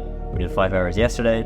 And Ty was literally just saying, so Ty is our Student Success Manager, if you don't know him already. Literally was just saying that we've spent close to 6 or 7 hours already, and we haven't even started building out new content. We're literally just spending time planning it. Because if we don't plan it correctly, the content is not going to be as easy to follow, and that is what we're trying to do. Make it easy to go from A to Z, so that if you join our program, you have literally no doubts. You are step A, step B, step C, full detail, action items, checklists, everything, you know exactly what to do. We're about halfway through the rebuild right now. Rebuild is going incredibly well. One thing we've really tried to do with this is put a lot more focus on the quality of the video and the audio, so that the watching experience, right, for the video content is actually more enjoyable, which means more people will actually watch it. And if more people watch it, more people should action the information and take results. One thing we do with our students is that if you're in a current version of our program, for example, our first ever 1.0 or our 2.0 last year, you get upgraded to the newest versions. So that's one of the cool things, is that you always get the future upgrades. Even if you paid a much, much lower price back 2 years ago, you're still getting the new material. So you get lifetime to the content updates. All right, guys, so today is the last video of recording for the 3.0 rebuild. It was not meant to be today. It was meant to be last night. I recorded 1.5 hours of trainings, and the Zoom file corrupted. It just didn't convert. I've tried a bunch of different methods to try and fix it. And what I've realized is I've spent probably 30 to 40 minutes trying to figure out how to fix it, whereas I could just go ahead and re-record it. So that's exactly what I'm gonna do. I thought I wouldn't have to wear this green shirt again. but I'm back, it's on, and we're going to get the re-recording done, and then we are good to go. That means the 3.0 is pretty much done. So this is just a really quick preview of the 3.0 program, just to show you guys what we've added in here. So we actually now provide a certification, so that when you complete the program, we literally give you a certification. We had people do this in the past, but we did it on an ad hoc basis. Now anyone can get it. As you guys know, our coaching and community, this is how you get results, right? The 3.0 the course is just part of what we offer. The main benefit is group coaching calls, a small, private, tight-knit community, and most importantly, your private one-to-one group chat with me and our student success manager. That's where you really get the results. So some of the stuff we have added in, we've added a lot more content on mindset, as we've really learned that the biggest struggle for most people is not knowing what to do, it's actually doing the work. So we've added a lot of really deep content. I know that's going to help a lot of people. We spent more time breaking down the business model for those of you that are beginners and you actually don't fully know how the business works, okay? So everything from understanding it, why this opportunity works, and why someone would actually pay for services online. So everything you need to pick your service, everything you need to know about picking a niche. Sometimes you don't need a niche, and we talk about that in here. Literally the cheat sheet of how to build an offer, so how to build out packages and what that should look like. And you see there's literally so much more, right? Outreach is absolutely massive. There's like 30 videos in here alone. Sales, probably about 10 trainings in there. Tax and legal setup training, everything you need to know about hiring, who to hire, and yeah, so much more. We do this because we care. We actually want our students to get results. And I know a lot of people say that and they're like, oh yeah, I want to help as many people as possible. We truly do. We've seen the transformation that people go through, and to see someone go from 0 to becoming the person and then making 5, 10, 15K a month online, like that is such a wild transformation. And to be able to give that transformation to people, or to at least facilitate it, it's so worth it. Like it really does give us a real true sense of fulfillment. And so just to remind you that everything we've gone through today, and the students I work with, they don't have to work 12 hours a day. Some choose to work 12 hours a day, but we have had students, like so many of them I can think of off the top of my head, that have come in with 1 or 2 hours a day, really tight schedule, alongside college or their job, or maybe they're out of a job, but they just don't want to dump 10 hours a day into this, or they're traveling or something. And you can make it work with that time, because we're going to give you the revenue generating activities. We're going to make it so clear that you know exactly what you need to do in 1 to 2 hours a day. For you to not get results would be really damn difficult. The only way that happens is if you just give up. Now, I'm not going to put any pressure on you, all right? As you can imagine, through our social media, through our TikTok, Instagram, and emails, and all the places we post, we get a lot of applications every month. So there's no pressure for you to join us. But if you'd like more information, or you'd like to at least just have a quick call with us to figure out, give me some more info. Let me see if it aligns with my values. Let me see if it kind of aligns with the type of person I want to work with. Cool. You can book a call with us. There'll be a link in the description of the video. You can check that out. And enjoy. Hopefully you got value from this free course. I had a lot of fun recording it, and I'm looking forward to seeing you in future videos and potentially inside of the program.